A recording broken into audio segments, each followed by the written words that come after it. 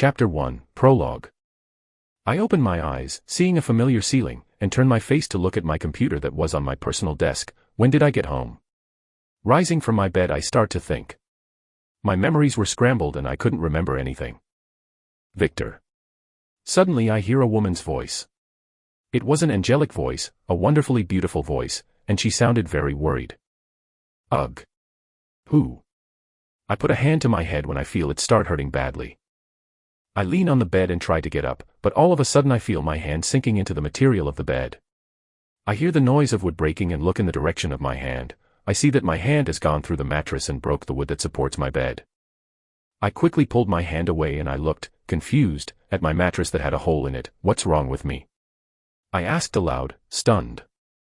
I don't remember being so strong. Did something happen to me? I start to question myself, and I try to search my memory. But, even though I try to search my memory, I can't find it. It's like something is blocking my memories. I try to form a coherent train of thought as if I'm putting together a puzzle. Let's start at the beginning. I went to the grocery store to buy the food my mom ordered, but I try to continue to form a timeline with my memories, but I don't have time for that when I feel unbearable thirst in my throat.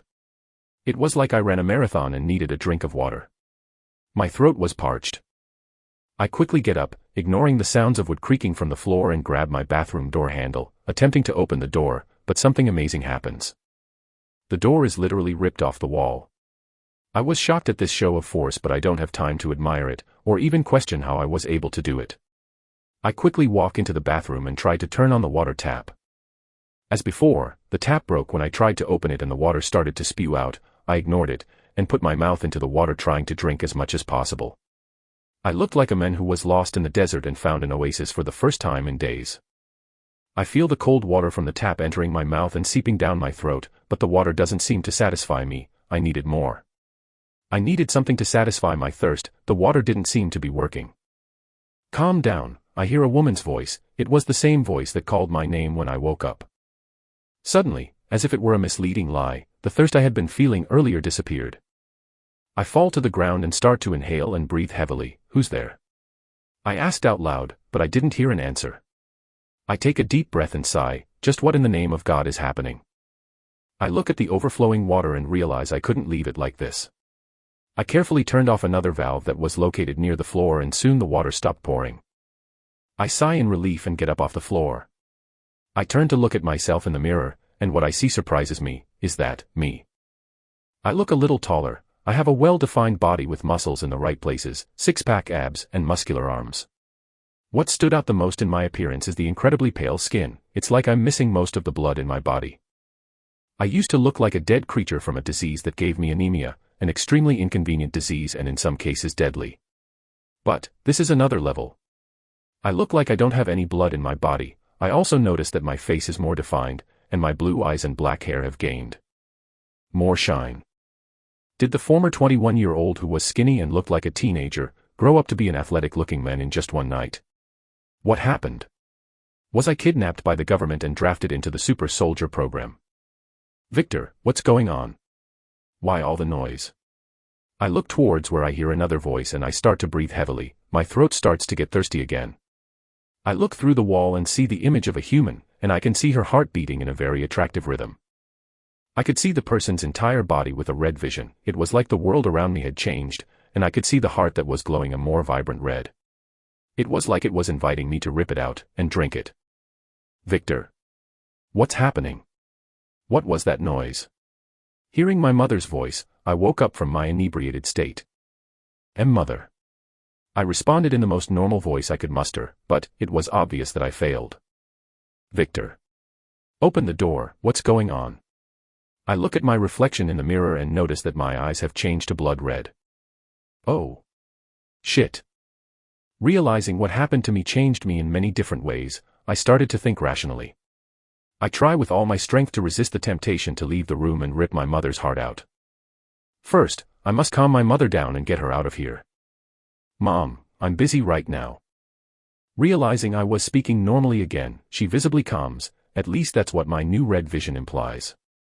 I can't see her expression, but I can see her heart beating at a slower pace. Can you open the door? I can't. I'm not wearing clothes right now, I said in an uncomfortable voice. Oh, she suddenly turns and starts heading towards the stairs. I was confused for a moment. Why did she give up so easily? Make sure you take out your trash. I don't want to clean your fluids, that's your girlfriend's job. If you have one, of course. Oof, I feel an arrow in my chest for some reason, but, strangely, it helped me calm down. I grow a little smile. My mother has no mercy and speaks her mind. She's very honest. That's the quality I like most about her. Though, I won't deny that I am often irritated with her honesty, but living 21 years of my life under her roof, you get used to it. Anyway, I look at the clock and see that it's morning. I need to go to college, but I don't think I'm able to go out on the street right now, Anne. I look at my room and see the mess I made. The floor was broken, the door was ripped out, the bathroom was flooded. I need to organize this mess. 2 hours later. When tidying my room, I found out several things about my new self. I had more strength, much more strength than I had previously. Because of this change, I'm having trouble controlling myself. Before I used X-Force and I could open my bedroom door without breaking anything, but if I use the same force now, the bedroom door will literally be ripped off the wall. My senses like hearing, smelling, sight, etc. They're much more sensitive. My hearing isn't on the level of the comic book scout friend who wears blue and red and has the S symbol on his chest. That guy could hear the entire planet. As far as I've tested, I can hear everything that's going on in my house and in the surrounding neighborhood. It's annoying. I hear multiple voices at the same time and I can't discern who's who. Because of that, I tried something. I focused all my attention on a porn video that I opened on my computer called The Hardest Game in the World. Do I look stupid? Yes, but it worked. Men are easy creatures to grab attention from. My sense of smell has also improved, but the only thing I can smell from several kilometers away is blood. I can't differentiate the scents either. Another thing I learned is that I have another kind of vision. When I switch to this vision, the world turns red and I can see everything around as if there were no walls. And, in this world, I can see human silhouettes. When I focus on these beings, I can see their hearts glowing bright red. I just tested this for a few seconds. I don't want to risk getting thirsty again. And yes, I know shit happened to me. I became a vampire, or something like a vampire. The features are very obvious: pale skin, red eyes, better physical conditioning, and an insatiable thirst. Knowing this, I have a starting line in my reasoning. First, let's see what weaknesses I have. The most obvious weaknesses from vampire books are garlic, the cross of Jesus, or something related to God, sunlight, and I can't enter someone's house uninvited. Also, running water. Some weaknesses may seem stupid, but I need to test them all. First, the cross of Jesus. I look at a necklace that is hanging on my computer screen. On that necklace there is a cross. I slowly touch the necklace and I feel nothing. Next. Running water. Well, I drank tap water. I guess that counts as a no. I don't know. I need to go to a pool or river that has running water and test. Let's leave this weakness for another time. Next on the list is garlic. I remember I bought garlic pizza 2 days ago. I walk towards the small fridge in my room and pick up the garlic pizza I had bought. Smelling the pizza with my nose, I feel like throwing up, but I also don't feel anything else, like a sudden weakness or something. I think the urge to vomit was because my appetite changed. I try to put the pizza in my mouth and as expected, my body instantly rejects the food. I ran towards the bathroom and spit the pizza into the toilet. How disgusting, I said with a nauseous face. Why do I feel like I've eaten an out-of-date fish? My stomach churns, and I feel like throwing up. I quickly started to inhale and take deep breaths. A few minutes later, repeating this process, the urge to vomit passed. In the future, I must test whether whole garlic has any effect on me. Thinking about it now, that was stupid. What kind of vampire would have weakness to garlic pizza? Anyway, the next weakness is the sun. I walk towards my bedroom window, which is located on the wall where my bed is positioned. I climb onto my bed and open a small gap in the curtain for the sunlight to enter. I swallow my saliva. I am a little scared of disappearing. After all, the biggest weakness of vampires is sunlight, but I need to know, and I think just putting my finger in the sun shouldn't cause any problems, right? Slowly, I bring my finger closer to the sunlight. When there was only 1 cm left until sunlight touched my finger, I stopped. No, I need to know. Don't be a chicken, Victor. I put my finger in the sunlight and nothing happens. I don't feel my finger disappear, and I don't feel that intense pain that I expected. I sigh in relief. I look at my window curtain and open it. As soon as the sunlight enters my room, I feel the sun bathing me in warmth and touching my entire body, yet, I feel nothing. For some reason, I felt like I should praise the sun right now, but I'm not going to do that. What if someone saw me? I lie down on the bed and look up at the ceiling. With no other obvious vampire weaknesses, I don't want to try to decapitate myself or rip my heart out. I'm not crazy enough for that. What am I? I say to myself out loud. This morning was weird. For some reason, I don't remember what happened yesterday and I woke up with the characteristics of a vampire. But, I also didn't have the obvious weaknesses of a vampire. Am I reading too many books? But, hey, at least I don't glow in the sunlight. I laugh at my own lame joke. I close my eyes, and slowly, I drift off to sleep. Chapter 2, Awakening. Night. I open my eyes and get up from my bed. I hold my throat, feeling an unbearable thirst. This time I felt like I couldn't control myself. I feared for my family's life, that I would do something myself, an action I would regret forever. I open the window, position myself at the edge, and jump. I don't know how much force I put in, but I felt the window frame crack a little, and soon I was in heaven. At night, I felt stronger, my senses increased. Before, I could hear my whole neighborhood, but now I don't know what the limit is. I also had no control over my feelings. I actually tried to control myself, but the bloodlust was holding me back. It was like I tried to drive a car, but I was too drunk to achieve any control. I was freaking out from the smell of blood. I need blood. I need blood. Without me realizing it, sharp fangs started to grow in my mouth. I fell on top of a building, and felt the crash of concrete breaking, but I ignored it and ran towards the stronger smell of blood. I don't know how long it took, my consciousness was almost fading, but I did my best to keep my consciousness active. I refused to become an animal overpowered by thirst. Soon, I was in a dark alley. Slowly, my world starts to change to the color of blood, and soon I see 4 silhouettes. 3 men, and 1 woman. 2 men are holding the woman's arms, and another man is holding a knife to the woman's neck. I looked at the hearts of the 3 men as if watching prey. They looked just like my mother's, with the only difference being that the light of their hearts was weaker. "Hey, who are you? Get out of here." They said something, but I didn't care. I looked at the woman, and realized she was weird. She didn't have a red light in her heart. Did she have a red light in her neck? For some reason, women attracted me more than men. One of the men walks towards me with a knife in his hand. He approaches me but stops walking when I look at him. Without my noticing, a predatory smile appeared on my face, and in that smile, they could see that my teeth looked sharper than a normal human. My teeth looked like a shark's, teeth that could easily tear through flesh and bones, and that sight startled the 3 bandits. The bad guys' faces started to change. They looked like they saw their worst nightmare manifested in front of them. Monster, the thug who was holding the woman, spoke. He tried to run away, but he couldn't. He was paralyzed. My smile grows abnormally when I feel the fear of the bad guys. I walked calmly towards them. They couldn't get away. By the time they looked into my eyes, they were already trapped like pigs being brought to the slaughter. With a display of supernatural speed, I appear in front of the bad guy with the knife.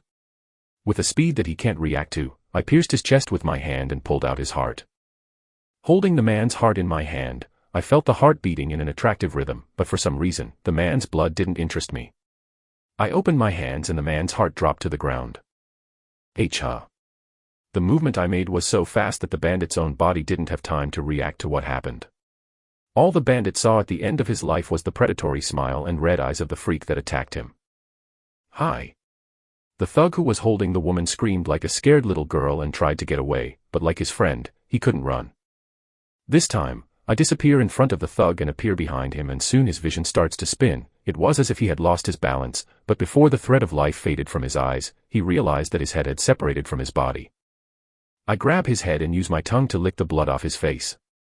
After all, I was curious about the taste, though I didn't feel like drinking his blood, but soon my expression distorted in disgust. Disgusting. I spit on the floor in disgust. It feels like I've eaten a bad hamburger. Now, I understood why I wasn't interested in these men's blood.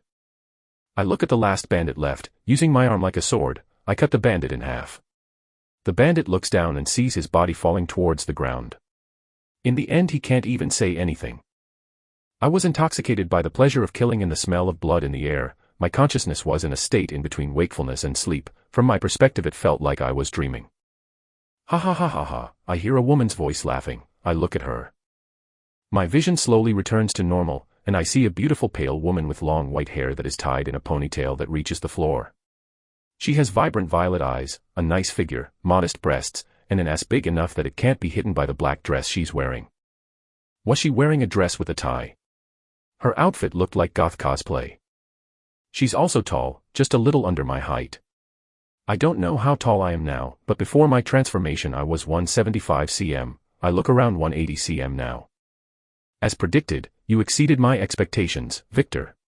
Hearing her voice again, I suddenly remembered the voice from when I woke up this morning. When I was going to question her about the doubts I had, she put her finger to my lips. Show. You must quench your thirst first, my blood will tell you everything you need to know, darling. Suddenly, she reached for the buttons of the dress she was wearing and started to undress. Slowly she showed some of her neck. Seeing the pale skin and smelling her a lot stronger than before, I swallow hard.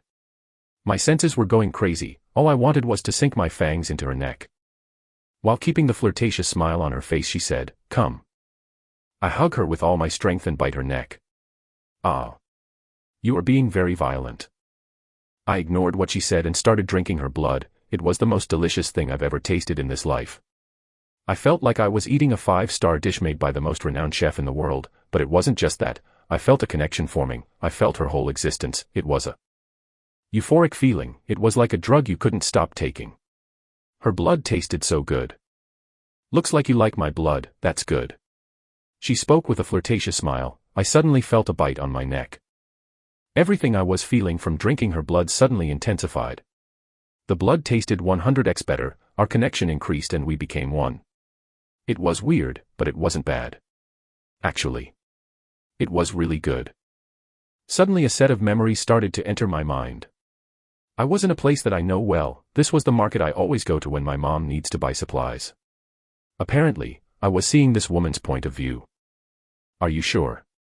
A woman's voice asked. She sounded quite unsure.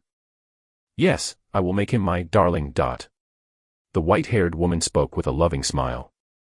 Suddenly the vision changed and I was in an abandoned building. Looks like the woman took me to some abandoned place. She bites her finger with her thong, and soon the blood starts to drip. When the blood falls to the ground something like a magic circle forms.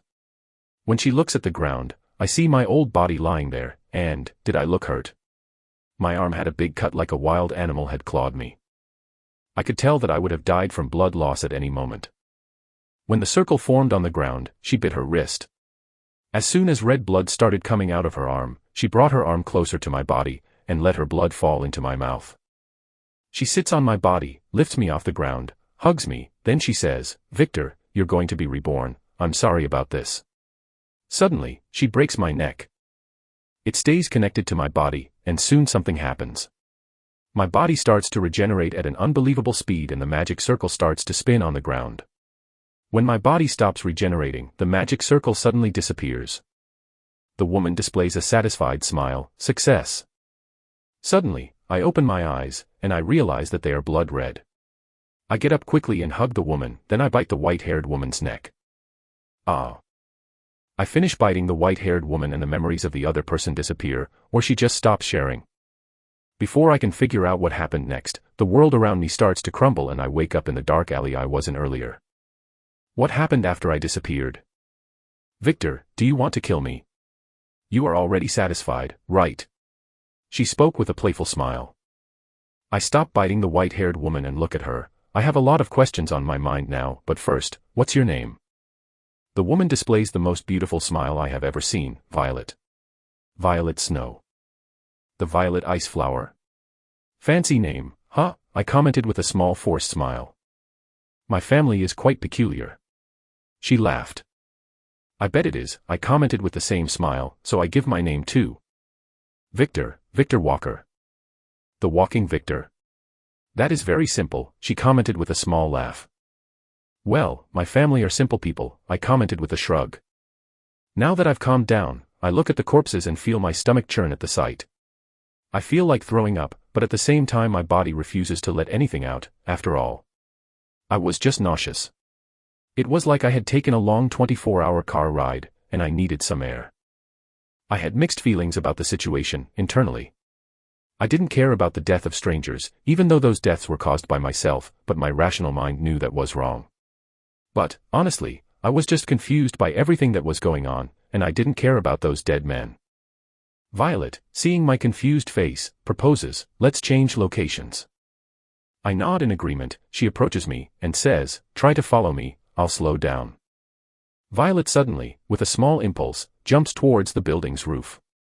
I try to do the same, but the ground around me ends up breaking. Looking at this, I realize how I have no control of my strength. Leaving it aside for now, I start following Violet. I know she was the woman who made me what I am now. I should be suspicious of her, but for some reason, I can't do it. It's just a feeling, but I feel like I've met this woman once in the past. I just don't remember when. Well, baby steps, one baby step at a time. I know absolutely nothing right now to make a decision. For now, let's follow this beautiful vampire. Info. The sociopath is a term used to describe someone who has an antisocial personality disorder. People with this disorder, also called sociopathy, lack empathy. They cannot understand the feelings of others. The functional sociopath designates a person who, despite suffering from sociopathy, has this situation under control, i.e., the effects of sociopathy do not greatly affect their interaction with other people. Chapter 3, Violet Snow. I accompanied Violet to a mansion similar to those you would only see in movies. The place was absurdly huge. How many rooms does this place have? Just from the size of the garden and the statue of a woman in the middle of the garden, I realized this place must have cost a lot of money. The moment I tried to enter Violet's house, I was prevented from entering. Soon I remember the weakness of vampires who can't enter other people's houses without being invited. It seems I have that weakness too.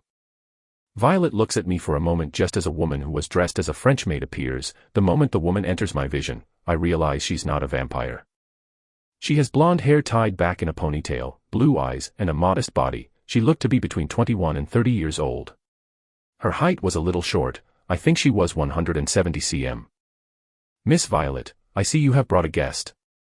The maid spoke in a neutral tone that held no feeling. "Natalia, can you invite him in?" Violet spoke in a friendly tone. "Yes, Miss Violet," she said while looking at Violet. "You can enter." When the maid spoke these words, I felt as if a force that was preventing me from entering had disappeared. "Come on, Victor. You must have a lot of questions, right?" Violet spoke with a gentle little smile. I nod in agreement. I walk towards Violet and start to follow her. While I was walking towards Violet, I felt the maid look at me like she was sizing me up or something. Passing the maid, Violet and I walk towards a living room. She points to a plush-looking sofa and asks me to sit down.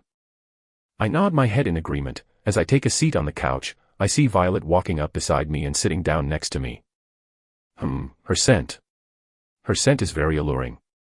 I shake my head several times in an attempt to control my impulses. "Hey, you are controlling yourself very well despite being a newborn," she commented with a small surprised smile. "I was thinking you would jump on me and ravage me on this couch for all the servants in this mansion to see. Too bad." This woman. I feel my eyes twitch a little when I hear what she says. Although I find that offer attractive, I'm not an exhibitionist, and I want answers. "You're honest, huh?" She blinked a few times as she responded with a pretty smile. Try to live with a woman who only speaks her mind for 21 years of your life, you will inevitably pick up on some of her traits. I spoke with a shrug. For some reason I felt the temperature around Violet start to warm up. "Heh, I wonder who this woman is," she spoke as her eyes were hidden by her hair. "She is my mother, of course." Suddenly the temperature around her started to return to normal, and Violet looked up smiling. "Oh, she's your mother, of course, she's your mother. I forgot you had a mother."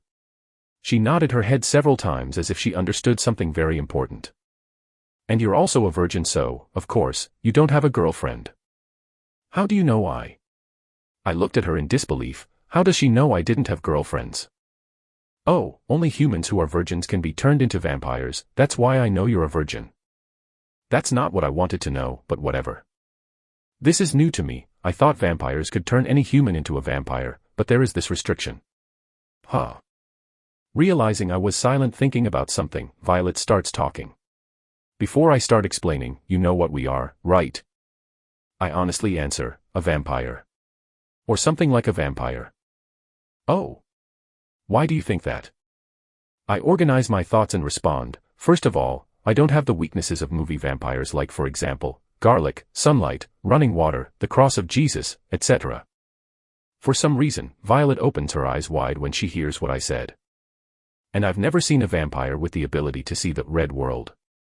Of course I was talking about the movies I've watched, but Violet seems to ignore that. Red world?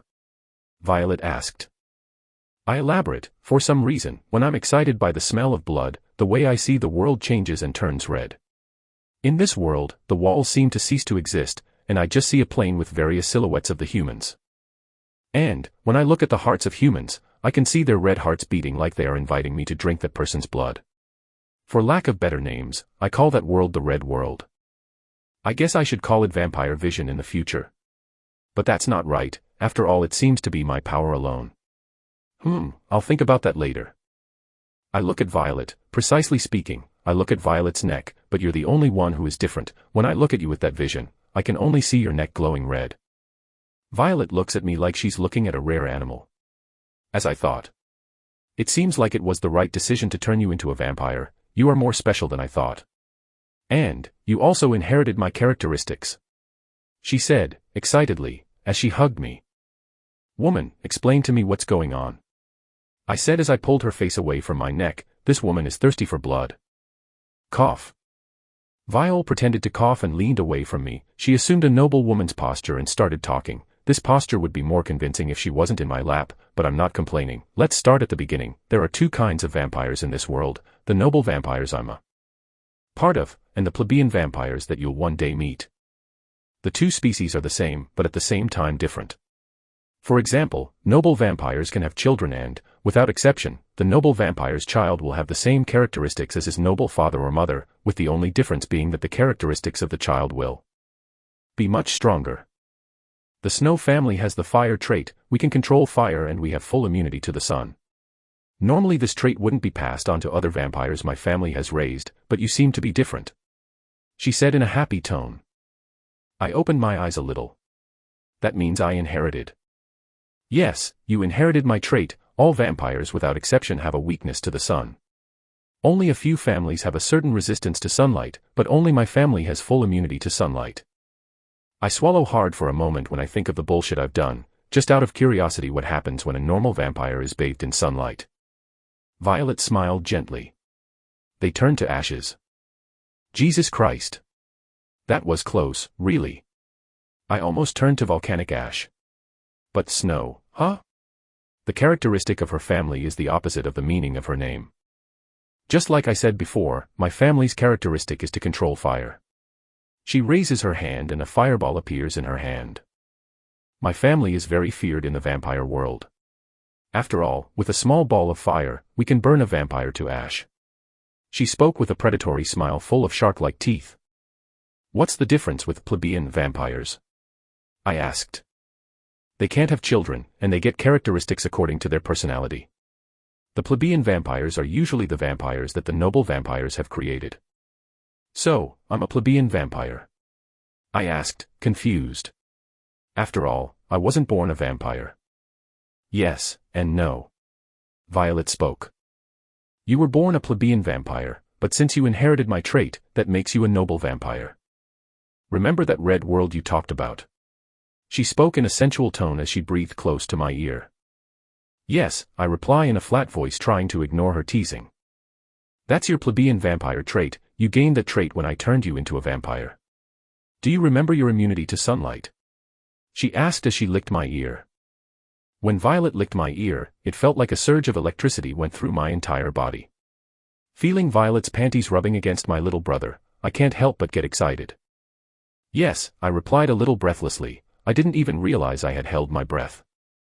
You inherited this trait from me. Normally that's not possible, but you're special. Your blood is special. She licked my neck. Just because you have full immunity to sunlight, that makes you a noble vampire of House Snow. Am I special? Is my blood special? What the hell is this woman talking about? Despite being aroused and my urges freaking out telling me to bite Violet, I could still think somewhat clearly. Let's save the boring explanation for later. Violet pulls away from me. I look at her face and see that it was a little red and she was breathing heavily. She was clearly turned on and felt bloodlust. She put her hand on my shirt and rips. She opens her mouth and I can see her teeth transforming. They got sharper, just like mine. Her teeth seemed capable of tearing flesh easily. She bites me with those teeth that look like those of a shark. I only feel the pain for a moment, but soon a wave of pleasure spreads through my body and I grab Violet's ass. I get up from the couch holding us and throw her back onto the couch. While doing all these moves, she hasn't stopped sucking my blood. I rip off her goth dress and soon an elegant black bra appears. I open my mouth and I feel my teeth change and my vision shift to blood red. As I look around the mansion with my eyes, I see all the people hiding behind the mansion wall. It made me lose the urge to bite Violet, and a wave of annoyance began to spread through my body. Doing the math, I see 4 female silhouettes and 2 male silhouettes. Only one silhouette had their heart glowing red. I assume this is the maid I saw when I entered the mansion. The rest must be vampires. For some inexplicable reason, I was annoyed. I was extremely annoyed. I know I'm not an exhibitionist, but these emotions don't make sense to me. It's like a little problem is going up 500x because of my emotions. I look at a silhouette that has a red glowing mark on its neck. I see that person's silhouette shiver for a moment. A bloody atmosphere began to leave my body, and I spoke with an irritated growl, "Leave." I've seen the silhouette shake several times, but the male silhouette clenches his fists tightly and remains in place. Is it that annoying because he didn't leave? Annoying, irritating.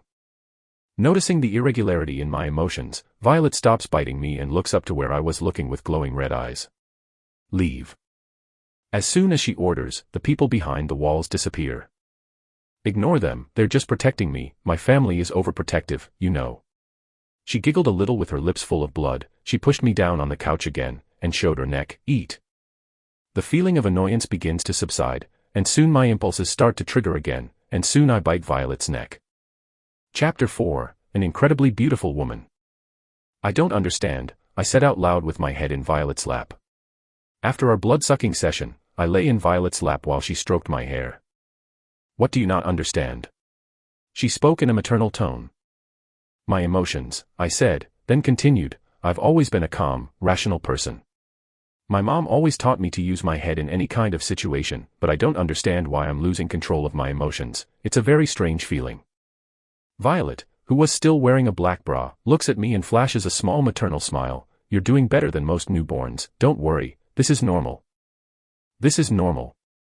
I questioned confusedly.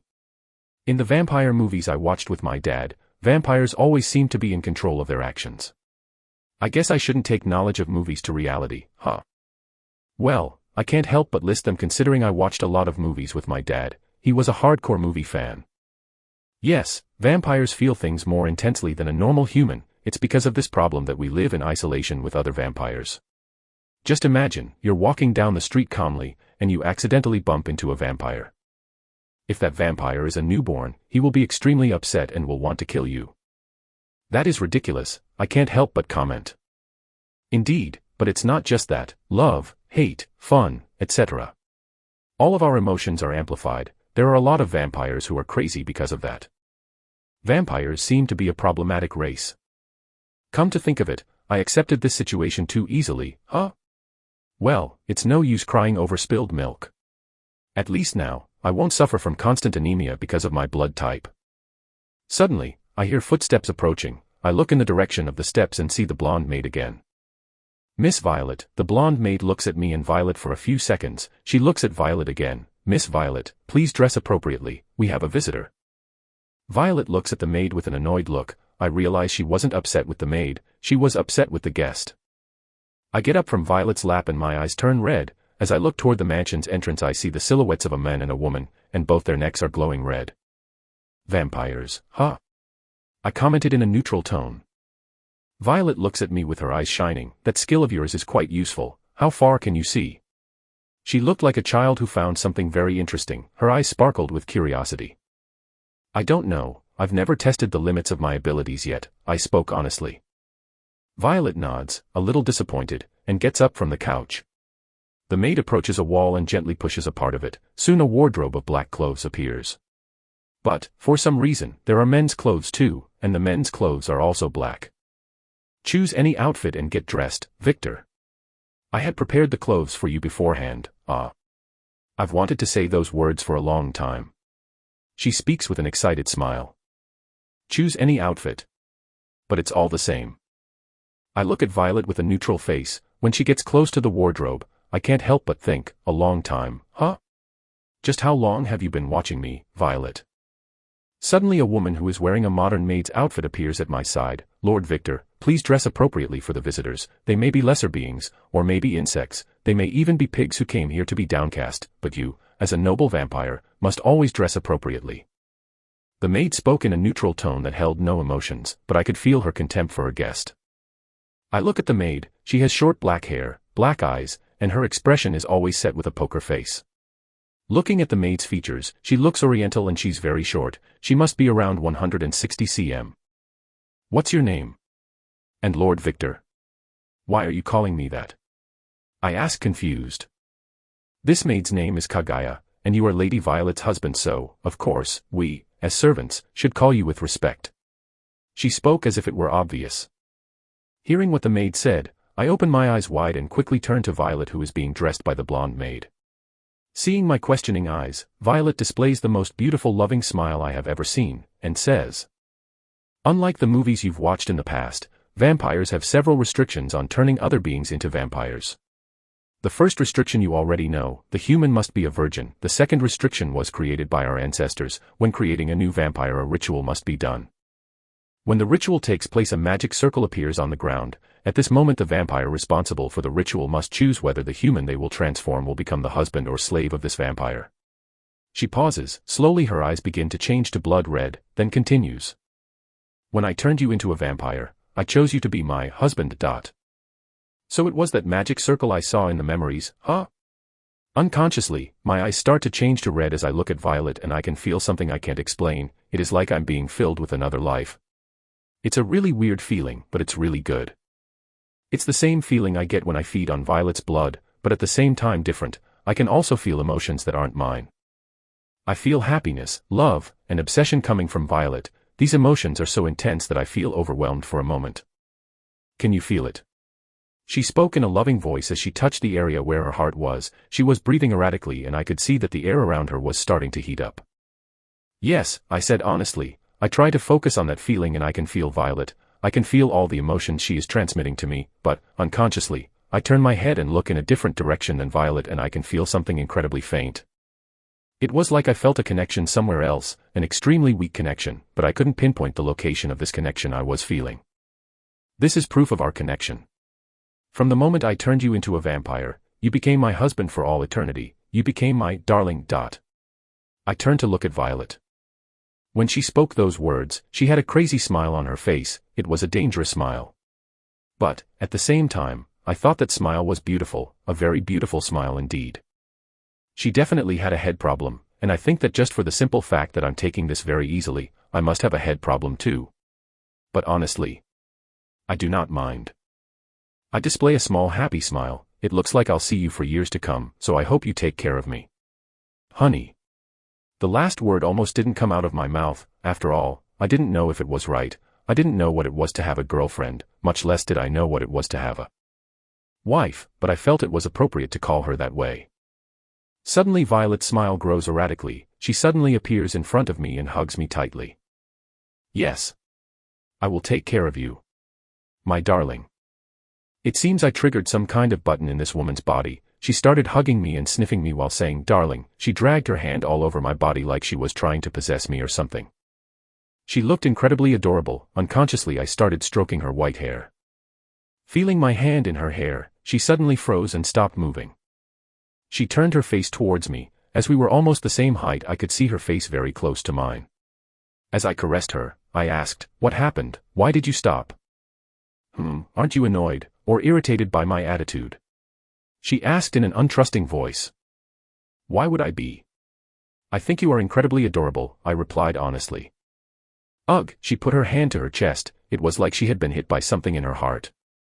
Yes, indeed. Lady Violet is definitely at a point of no return. Kaguya spoke as the blonde-haired maid approached Natalia. Shoo, Natalia made a silent gesture to Kaguya. Kaguya just nods. I look at myself and realize I was wearing a black suit. I looked, shocked, at my appearance and at Kagaya's hands holding my old clothes. Wait. That's my underwear. How could I not feel her undressing me?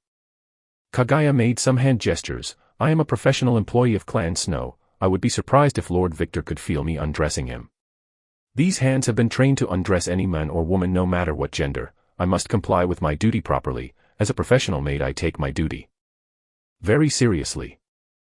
She spoke in a flat, unemotional tone, but I could feel an unshakable confidence in that maid's tone. Okay, I didn't know what to say. Actually, what am I supposed to say? I just thought that and turned to Violet, who was still in a state like she was dreaming. She was giggling in low tones as she spoke quickly. She seemed to be delirious. She's definitely in a state of no return. I think I should notify Lady Violet's parents. Natalia said as she walked towards the door. Well, isn't that interesting? A very dedicated maid, a blonde maid who doesn't seem to care about her master, and a quirky master. I think vampires are weird beings, huh? Although the blonde maid is not a vampire. It took a while for Violet to wake up from her state of illusion, or I don't think she's fully awake yet. We were in a different room. I was sitting on the couch and Violet was sitting next to me as she hugged my arms with a little smile on her face. She looked like a very respected noblewoman. It seems like her attitude I saw a few minutes ago was all an illusion. I look around and can't help but wonder how many rooms does this mansion have. This room looks incredibly similar to the one I was in, but I feel this room is different. For some reason I feel uneasy in this place. It's like I'm being watched. I use my vision that changes my world to blood red, and I could see why I felt that way. This room was surrounded by vampires. I did a brief count and there were 20 vampires. And they were all over the mansion. It looks like this place is bigger than I thought.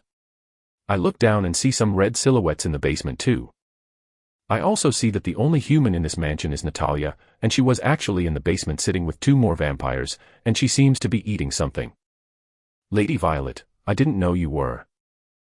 Dating Dash, the vampire who was sitting across from me started to speak, but he was interrupted by Violet. He is my husband, she spoke in a neutral tone that carried a lot of happiness. I didn't know you were married, the man spoke. I look at the man who is accompanied by a woman. He is a tall man of 190 cm, with short black hair slicked back. He was wearing a white suit and glasses. Overall he looked like a successful lawyer. The woman, who was looking at me like she was looking at prey, has short black hair, her haircut looks like a Karen's and she was wearing a normal work suit. She's shorter than the man and must be around 170 centimeters tall. Coincidentally, her name was also Karen. Violet displays a small smile and speaks while her eyes are closed. Lucy, I don't think you should know something about my life. Why don't you go back to your mommy who gave you that feminine name? She spoke in disdain. Damn, woman. That was wild. Is it okay to talk like that to a guest? Not that I care. Lucy gently adjusts his glasses as his hands shake a little. Cough. He pretended to cough and looked at Violet. Lady Violet, you're right. He leans back on the couch and says, I came here for one reason only. I want permission to bring a lot of vampires to this town. Oh. I start watching the men. Violet opened her eyes and they were glowing red. Lucy, this is my territory, and I don't accept other vampires in my territory that aren't connected to my family. You know that, and yet you come to ask me about it. Are you looking for war? I wouldn't dare. I intend to live for a few thousand years yet. I don't intend to offend Clan Snow for something small like this. He spoke with a small smile. Violet remains silent and waits for Lucy to continue his words. You know, Lady Violet, I'm a very scared man. I'm very scared of dying and, because of that, I need to defend myself. I don't want to die from a bullet in my head. He spoke while making exaggerated gestures. Violet opens her eyes a little. She seems to understand what he was trying to convey. Then she continued in a bored tone, the Inquisition. Chapter 5, The Inquisition. The Inquisition. I speak to myself out loud. Oh. Lucy claps his hands in a startled gesture. Lord husband doesn't know what that is. How long have you been a vampire? Don't tell me you're a newborn. He spoke in a neutral tone, but it was pretty clear he was trying to tease me. I didn't expect the princess of Clan Snow to have a plebeian husband. I think hell must be frozen by now. The woman next to Lucy said. They're really trying to piss me off, but unexpectedly, I don't feel a thing about them. The feelings I have are something like this: do you care what a bug thinks of you? I don't care, and I think that's why I don't feel anything. Is this your attempt to provoke me? Childish. I speak honestly. Huh. Lucy exclaimed, a little surprised. I realized the woman was surprised too, but I ignored her. I think they thought I would be angry since, according to Violet, newborns are very likely to lose control of their emotions. I would understand if you were a newborn who was talking to me, but you're an older vampire, right? Why are you being so aggressive? Are you menstruating? Or do you have a dick in your ass all the time? Is this woman not satisfying you? I think I should call little Timmy for you. Timmy? Lucy asked, confused. Oh, you don't know the legendary Timmy. I spoke with an unbelieving expression. It was like I was looking at two rare animals. I guess that living for so long does not mean that you are a man knowledgeable in modern affairs. I spoke in disdain. Let me enlighten you, my little lamb. Timmy is a church boy. He's 2 meters tall, muscular, and he loves to purge vampires with his holy wand. I think he would love to bond with you. I said with a small smile. But Violet inadvertently let out a small laugh for a few seconds, but soon she returned to her noble expression as she kept a small smile on her face. Lucy's smile slowly began to break. Slowly, and as if it were a lie, Lucy's mask began to fall apart. Do you want to die, boy? He spoke with an angry and aggressive tone. In front of me is just an older vampire who is sadistic and likes to kill. Oh. As expected from an older vampire, you're definitely getting senile. I sneered as I ignored Lucy. Lucy, where do you think you are right now? Violet spoke with a small smile on her face that showed all her sharp teeth. The air was suddenly heavy. Lucy could feel killing intent all over the mansion, and small beads of sweat began to appear on his face. Realizing the stupid thing he did, Lucy's expression does a 360-degree turn, and soon he starts to smile gently. Cough. He pretended to cough, and spoke in an apologetic tone. I'm sorry about that slip, Lady Violet. The killing intent disappears as if it never existed, but the atmosphere of surveillance still lingers in the air. Something tells me that if Lucy tries to do something, he won't stay alive for long. Well, I must surely praise how quick he is at controlling his emotions, as expected of an older vampire, I guess. Violet, what is the Inquisition? I ignored Lucy, and spoke directly to Violet. The Inquisition is an organization made by the Vatican Church. They train humans to hunt down the vampires that are causing trouble in the human world. They use blessed holy water weapons, and chant Bible verses to cause permanent damage to vampire mind. Oh, so they are vampire hunters, I said carefree. Why was I calm? Well, it's simple. There's no point thinking about a problem that hasn't happened yet. You'll just get stressed out trying to control the things you don't have control over. And, at the end of the day, you become a paranoid and stressed person. The only thing I have to do right now is to learn more about this world and about the changes in myself. After all, I'm still a newborn, a little fish that has just been born in a new lake. Yes, Violet agreed. I reach up to Violet's ear and say, I tested in my room that the cross of Jesus doesn't affect me, so am I immune. You are not immune to church attacks. What you have in your room is just a normal item. The items used by the church are blessed by the Pope himself, the closest figure to God we have in this world. So does God exist? I asked curiously. I don't know, but I think so. After all, those weapons affect us. Violet replies, a little confused. Church, huh? I can't help but think out of curiosity. The church has been active for millennia, so this organization that works for the church must have a lot of influence in the world. Lady Violet, will you accept my request? Lucy asked. Violet looks at Lucy and replies, no, this is my territory and I don't accept other vampires. Even if the Inquisition is here, I and my family can handle it. I think this decision is wrong. I don't have much knowledge of the overall situation, but one thing I can say is, I shouldn't trust Lucy. I get a tingling feeling every time I look at him. Oh, I already know. Honey, why don't you give our friend permission? Darling. Violet looks at me with questioning eyes. I just smile at her. She looks at me confused, but she nods, like she's telling me to do whatever I want. Isn't she cute? Lucy, how many vampires do you intend to bring into my wife's territory? I look at Lucy. He evaluates me for a few seconds and responds, 50 vampires. Oh, that's too much. Are they all your offspring? Yes, they are my slaves. I see, you want to protect yourself from the Inquisition, right? We accept your request, you can bring the vampires, but, I look at Kaguya who was behind the sofa, and say a few words, then Kaguya nods and disappears. A few seconds later Kaguya comes back with the city map in hand. I place the map on the table in front of me, and with the pencil Kaguya also brought, I make a big circle on the map. Keep your minions out of this circle, I said while showing a circle on the region map. This circle surrounds Violet's mansion and my house, which for some reason was quite close to this mansion. Lucy looks at the circle on the map and nods his head. He looks at Violet for a few seconds as if asking permission. Violet nods her head in agreement. Soon, he got up from the couch and extended his hand. Thank you very much, Lord Victor.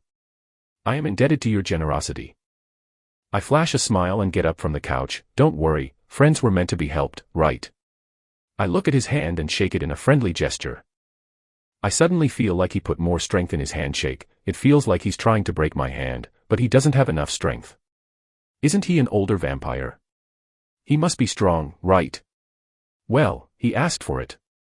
My smile grows unevenly, my sharp teeth start to show, and soon I just put a little more strength in my grip. Crack! His hand is shattered, but everyone ignores it except Violet, who was looking at Lucy as if she were looking at a dead man walking. Lucy looks at his hand for a moment, then he looks at Violet. Until another day, Lady Violet. Violet didn't say anything, she just nodded her head softly. Soon Kaguya escorts the two guests out of the mansion. I sit down on the couch again, and Violet climbs into my lap. What are you planning? She asked as she wrapped her arms around my neck. Bait, Lucy is my worm that will attract the big fish. Violet opens her eyes a little and then she flashes a smile. Aren't you getting used to this vampire thing a little too quickly? Meh, vampires are no different from humans, after all, they were once human. I reply, then I continue, when I went to my mother's work in the past, I learned a few things from the politicians my mother defended in court. Lies and truth are a fine line, politicians have to live telling lies to get the jobs they have today. Lucy, he's a lot like these politicians, he's a scared fox, he wants to take advantage of every situation, you should know him better than me. Violet nods. Lucy is a vampire who specializes in bringing food to noble vampires, he has good ties to noble families. By food, you mean? Humans, Violet spoke mercilessly. So that's why the Inquisition is here, they are after Lucy. It seems that using Lucy as bait was a good idea. I need to know the capabilities of this human organization, and though I can ask Violet to tell me, that would be useless. There is a big difference between seeing one person's capabilities in person, and someone else telling you about it. I just nodded my head in agreement with Violet's words, but I felt a weird incongruity in my chest. Common sense is that I should care about this, after all, they're human beings, right? But why don't I feel anything? It's the same feeling as when I see a newspaper or television, you know people are hurting but you don't care. I think seeing and experiencing tragedy is very different from just knowing it through someone else's mouth, huh? Normally, noble vampires don't need human blood. Huh. I don't understand now, isn't that against everything being a vampire is? Violet looks at me, you can suck blood from humans if you want, but that won't quench your thirst. The noble species are a very strong type of vampire and, because of that, we need more blood than normal vampires. To avoid of us having to cause a mass genocide, we ask the witches to do a ritual where when we get married so we will quench our thirst with our partner. Oh, that's why when I went crazy, I'd rather drink Violet's blood than those men. But there are vampires who get bored drinking their wife's blood all the time. Because of that, vampires like Lucy exist, they kidnap humans and take them to the noble vampires who want to taste new flavors. Got it, vampires are treating humans like cattle, huh? Witches. For some reason, I smell trouble a mile away when it comes to witches. Witches. I question Violet, I really know next to nothing about this world, huh? Although some things are similar to movies. Witches are human women who, for some reason, acquire an energy called magic. They use that magic to alter some things related to nature. Do you remember the magic circle you saw in my memories? I nod in agreement. They were also created by the witches at the request of the ancient vampires. They'll do anything for money, they're mercenaries, if you pay the right price, they'll do anything for you. Heh, mercenary witches. Interesting, I flashed a small smile as I started to stroke Violet's hair. I feel Violet squirm in my arms, but I keep stroking her hair. Violet's hair is my favorite type of hair for women, long hair so I can stroke it as many times as I want. I feel like I will never get bored doing this. Soon, Kaguya returns accompanied by Natalia, the blonde-haired maid. I also see that the vampires that were hiding in the fake walls were all in the basement now. Lord Victor, I think that is enough. If you continue, I think Lady Violet will die. Kaguya spoke in a neutral, emotionless tone, but for some reason, I could feel she was joking. I look at Violet and see that she was a flushed mess, her breathing was ragged and she was looking at me with obsessive eyes. But I did not do anything. I just caressed her. Looking out the window, I saw it was dawn. I have to go to college. Looks like I have to go back. I said out loud. Hearing my voice, Violet quickly wakes up from her drunken state, and looks at me. You want to go back? But what's the point of studying now? You're my husband, and everything mine is yours, you just have to live here with me. I look at Violet. Calm down, I don't want to be a parasite that depends on my wife. I mean, it would be nice to let you be my sugar mama, but I'm a vampire, not a degenerate. Why are you going back to college then? Violet asked a little calmer. Honestly, I was studying economics in order to get a degree and somehow help my family. After all, my family situation is not the same as when I was 15. I answer honestly, then I continue. I even got a job at McDonald's that pays me $15 an hour. I used that money to pay for my college, but I look at my hand, I focus my feelings on my pale hand. Now that's not necessary, there are several ways to make money with my current condition. And I'm not willing to abandon my family. If I'm not close to my mom, she'll get bored. After all, with her personality she wouldn't make many friends. I laughed a little when I thought of my mom. Though I became a vampire, I don't intend to abandon my family and friends. I'm not going to act like an emo, and say that I'm going to put my family in danger, and because of that, I need to abandon them. I may have changed my race, but I'm me, I make my own decisions. And, since I know there's a way I can't go crazy from bloodlust, the worry of hurting my family is practically non-existent. So you go to college just because you want to? Violet asked me confused. Yes, I'm going to quit my job and go to college to enjoy school life a little. Because of my illness, I've always lived in fear of trying too hard. Because of my illness, I couldn't enjoy much of my life, but that's not an obstacle anymore. I said honestly. I always wanted to play sports, I always wanted to swim, to play basketball, but because of my illness I couldn't do that kind of activity. I look at Violet. Don't you want to come with me? Huh. Well, I want to introduce you to my family. You are my wife, right? You have to meet my family and friends. I plan to invite her to live with me since, if Violet comes to live with me, there will be few things that threaten my family's life. After all, these vampires seem to obey Violet's every word. If she is living with me, that will ensure that my family is protected. Violet displays a happy smile and starts hugging me again. I laugh and start stroking her head. She looks so happy. Yes. I'll go with you. In fact, I'm going to live with you.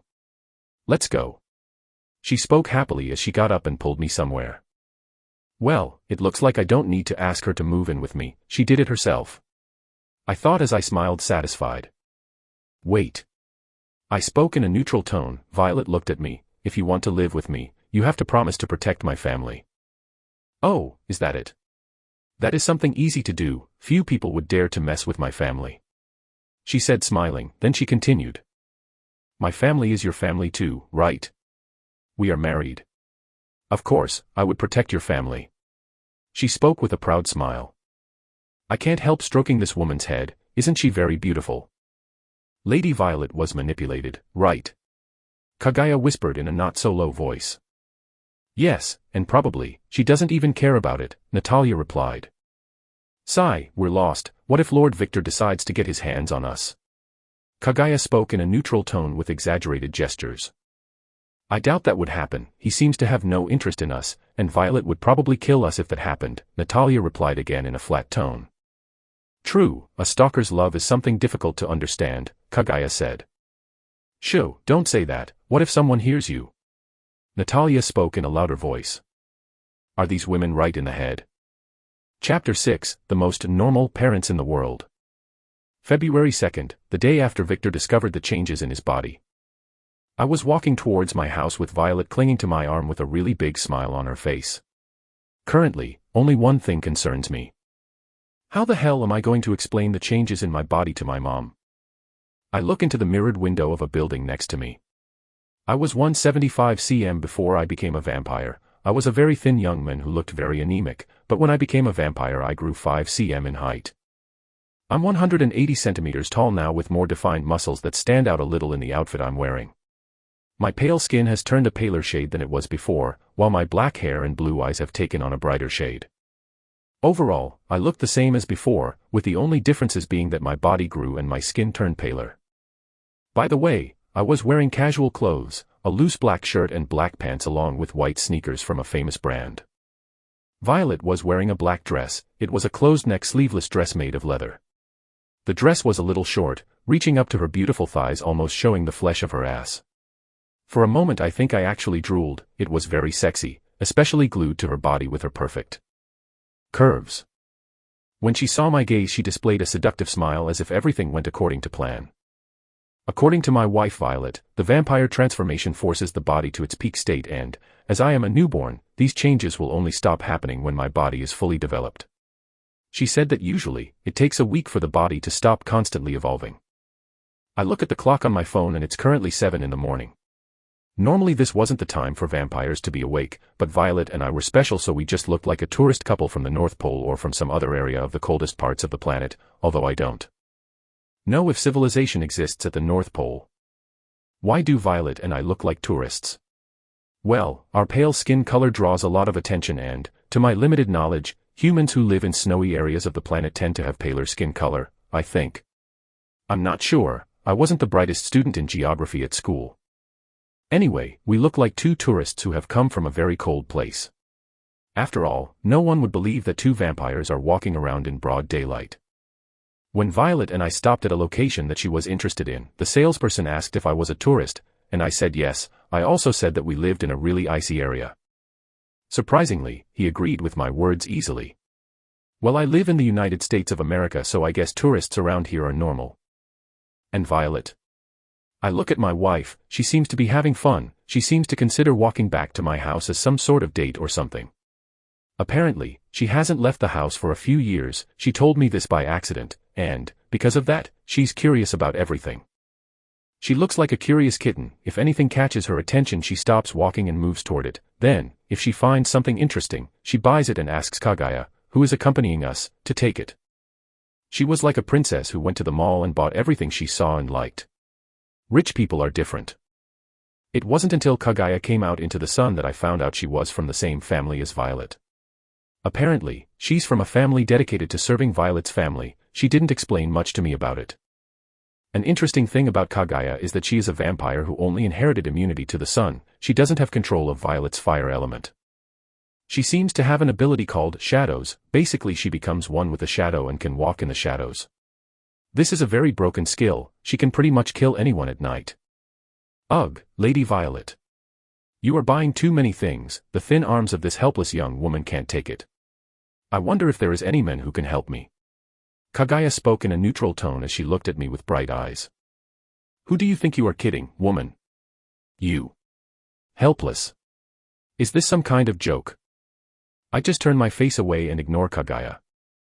Tisk. Did I hear a TSK just now? Shouldn't this woman be calm and cool or something? Is her mask falling off? Ha ha ha, I'm glad you're getting along with Kagaya, but, Violet looks at Kagaya, don't get too close, okay? She spoke with an emotionless face. I could see it was just a simple warning, but that it contained many meanings I didn't understand. Yes.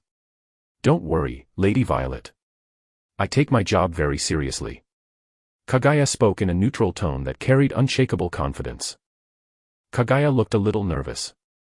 I stroked Violet's hair. Let's keep walking, help me think of a way to fool my mom.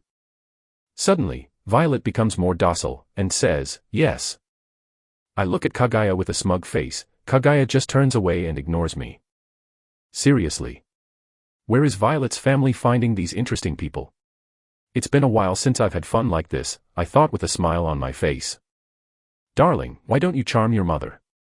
Violet spoke suddenly. Oh, are you talking about that skill from the movies? Do I look at someone and tell them to do whatever I want? Yes, Violet nods her head as she continues walking with me. You don't need to do a very difficult one, just something like, ignore the changes in my appearance. To be honest, I was inclined to do that, but I feel it would give me a bad taste in my mouth to charm my family. I look to the side and see police cars speeding past. Vroom. Vroom.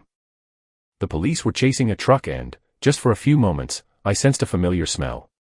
I decided this was a good opportunity to test my new senses. I take the cheap black glasses I bought and put them on my face. The glasses only cost $5, they were very big and unfashionable glasses and the lenses appeared to be very dark too. I bought these glasses for one reason only. When I use my red vision my eyes change to blood red. To avoid drawing attention, I bought some big black glasses. After all, even though I'm wearing glasses, I can still see with this special vision. I switch to my red vision, and soon my world turns red. I focus my vision on the truck and realize there are 20 vampires inside the vehicle. 20 vampires, huh? I spoke in a low voice. Can you see that far? Violet asked, a little shocked. She could do the same, she could look at things far away like she was looking very close, but my vision was more stable, and it wasn't affected by visible obstacles like buildings, houses, metal walls, etc. This was a good skill for reconnaissance. Yes. I think those are Lucy's subordinates. I spoke in a disinterested tone. I said it because I smelled the old vampire stench from those vampires that were in the truck. I only smelled it for a few seconds, but it was enough to recognize them. He's getting a lot of attention. If he's not killed by the Inquisition, he'll die by the claws of noble vampires. Violet spoke in a non-caring tone. She probably has some of her people looking into this matter. Suddenly Violet stops walking and looks at a big bear that was being sold in a children's store. Just out of curiosity, I looked at the price of the bear, and it cost $25,000. What the fuck? Isn't that just a bear? How is it so expensive? Violet suddenly starts running at the speed of a normal human girl, and enters the store. Seeing Violet buying the bear and hugging it, I can't help but say, she's adorable, damn. Kaguya, why are the nobles going to kill Lucy? Kaguya, who was carrying Violet's bags, spoke in the same neutral tone. It's because he broke the rules. Kaguya looks at me and says, rule number 4 of being a vampire, never reveal that you are a vampire to humans. Matters involving the vampire world should not be mixed with human affairs. This rule can be ignored if the vampire is contacting a human with the intention of turning the same human into a vampire. If he breaks this rule, he'll be hunted by the nobles and killed. After all, we don't like to draw too much attention. Said the woman who was dressed as a maid while carrying several purchases. If that's not attracting attention, what is? But I understood what she was saying. This rule was basically a warning to younger vampires, don't make too much of a fuss about vampires, or we'll go after you. They were basically saying that. Soon Violet comes back carrying a big bear and with a happy face. I can't help but pat her head when I see her like this. Feeling my caresses, she shows a happy smile, then I say, come on, we're almost there. The two women nod in agreement. Arriving at my house, I open the door. Mom, I'm home. I spoke out loud. Victor. Son, why didn't you answer the phone? I was getting, she trails off as she looks at me standing in the doorway along with two women. Victor. She approaches me suspiciously. I look at my mom. She's going to be 40 this year, she has a little belly fat but, overall, her appearance is well preserved, long black hair, blue eyes and a curvy body. She keeps saying that lawyers who look good have a better chance of getting rich clients. My mother's clients in the past were politicians with questionable resumes. They called these politicians fat lambs and she defended these politicians in exchange for large amounts of money. She not only defended politicians, she defended normal people and even companies that had suffered because of fraud, etc. She's a good lawyer, even if she defended corrupt politicians. In the end, it doesn't matter. After all, work is work. Does she defend corrupt politicians? Yes, but the money is good, and she's not doing anything illegal. Even though she stopped doing it a long time ago, it was getting dangerous to work in that world. Because of that decision she made in the past, she doesn't win as much money as she had before. Strange, she spoke with a confused face, then she continued, I feel that you are my son, but at the same time, I feel that you have changed too much to be my son. She is still honest as always. She was standing in front of me looking at me with a face that said, you can't fool me. Sigh, when I was 13, you and I went out to a restaurant. We met your ex-friend, that woman you called Thought. I started to speak.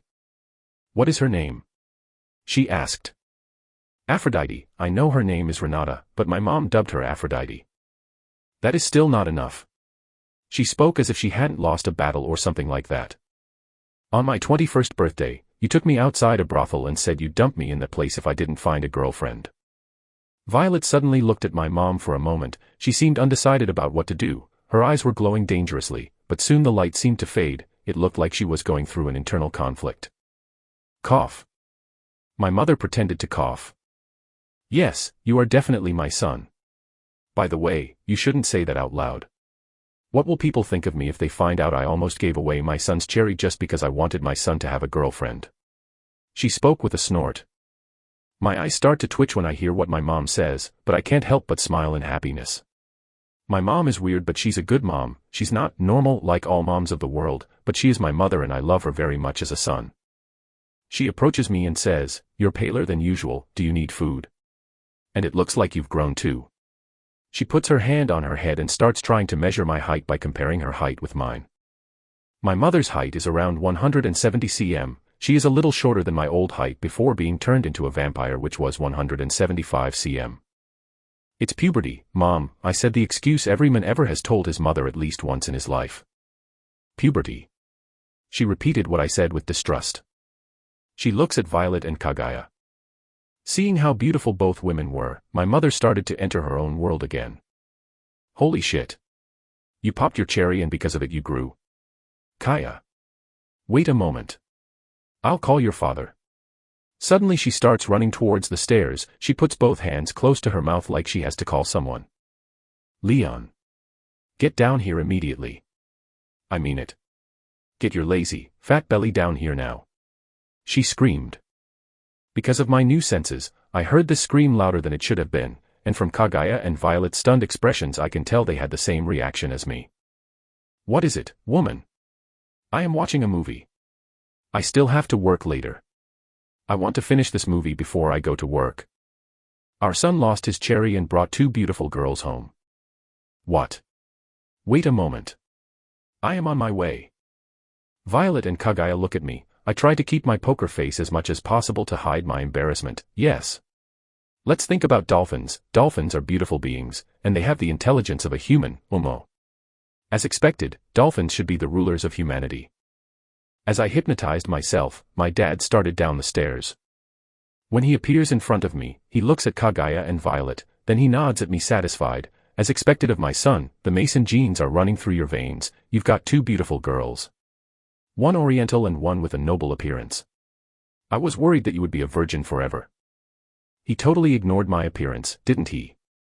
Ugh, for some reason I have a headache, although I shouldn't have a headache, since I'm a vampire and vampires have regenerative bullshit or something. I look at my dad. He's turning 50 this year. He has brown hair and black eyes. He is 183 cm tall with a beer belly and muscular arms. He was wearing shorts and a white t-shirt. He's a bricklayer. He works in construction. Nowadays he's retired, but he still goes to where he works to give advice or something. I don't really know for sure. I just know he's retired, but for some reason he says he's going to work. I guess old habits don't change, huh? Cough. I give a fake cough and go, Violet, this is my dad Leon Walker, and this is my mom Anna Walker, I say as I introduce my parents. Nice to meet you, Violet says while performing in her noblewoman's mask. Mom and Dad, this beautiful white-haired woman is Violet, she is my wife, and this black-haired woman is her personal maid. Huh. Chapter 7, Daughter-in-Law. At this point, I was in my house sitting on a relatively large and cheap couch, not that I care about anything like that, and Violet was sitting next to me while Kaguya was behind me holding the bear Violet had bought while she put away everything else that was Violet's behind the couch. Right now I was thinking about the decisions I made about my family and, seeing the result, I think I made the right decision. My family is strange, but I love my parents very much and, if possible, I don't want to hide anything from them. I know the vampire world isn't something ordinary humans can handle and, because of that, I made a deal with Violet to just keep the vampire world a secret, but that's only temporary. After all, I know this kind of secret will bite my ass in the future. I learned a lot from reading hero comics. They always had this bullshit attitude of hiding things and, in the end, someone important to the hero died, but I need to learn more about the world of vampires. When I'm ready, I will talk to my parents about this world then. After all, I want to give them this gift too, immortality. It's something everyone wants, and my parents are no exception, I guess. And I don't want to be alone forever. I know I would have my wife, but I can't imagine living without my bundle of joy that I call Mom. I would miss my father too, and his company when I watch movies. Well, no use thinking about it now, this is something for the future. So, you're saying you've been in contact with Violet for several years and, just recently, you guys met and started dating. My mother, Anna, asked in disbelief. Wrong, we became husband and wife. Violet spoke with a noble smile. You skipped the boyfriend stage and went straight to the wedding, are you sure about that, son? My dad asked, and I knew what he was thinking when he asked that question. He was probably thinking something like, you're so young. You've got a lot of fish in your net to catch, are you sure you want to commit now? Marriage is not a good thing, you know. I'm pretty sure he was thinking about it since we've had this kind of conversation in the past. Although I'm absolutely sure he said it just for the sake of it. After all, his happy smile has never left his face. Yes, we have been dating online for about 3 years now and, when we first met, it was like love at first sight. I'm sure I want to be with her forever. I say with a small smile as I confirm the story Violet and I created. Violet's noble mask starts to break into pieces and she starts to smile happily. As soon as she hugs me tighter, my mother looks at Violet and shakes her head several times as if she has understood something. I've taught you many times not to be a simp, and you've been chasing this cute girl for 3 years. My son, if you liked her, you should talk on the first day. You shouldn't wait for 3 years. My smile starts to crack and my eyes start to twitch. Woman, I said forget about those topics.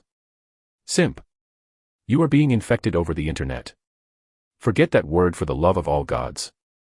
I practically yelled, my mom is always up to date with useless stuff, seriously. Should I cancel this house's internet? It's better that I not, if I do that maybe my mother will die. My mom just looks at me and sticks out her tongue, she looks like a kid. It's because of that jovial attitude that she doesn't have older friends. Wait, I think Travis' mom is her friend. Travis is my childhood friend who lives 2 houses away from where I live. My dad was dead serious, he looked like a politician who was about to make an important decision. Of course, that politician's important decision was probably about stealing income from a children's school, or stealing from another politician.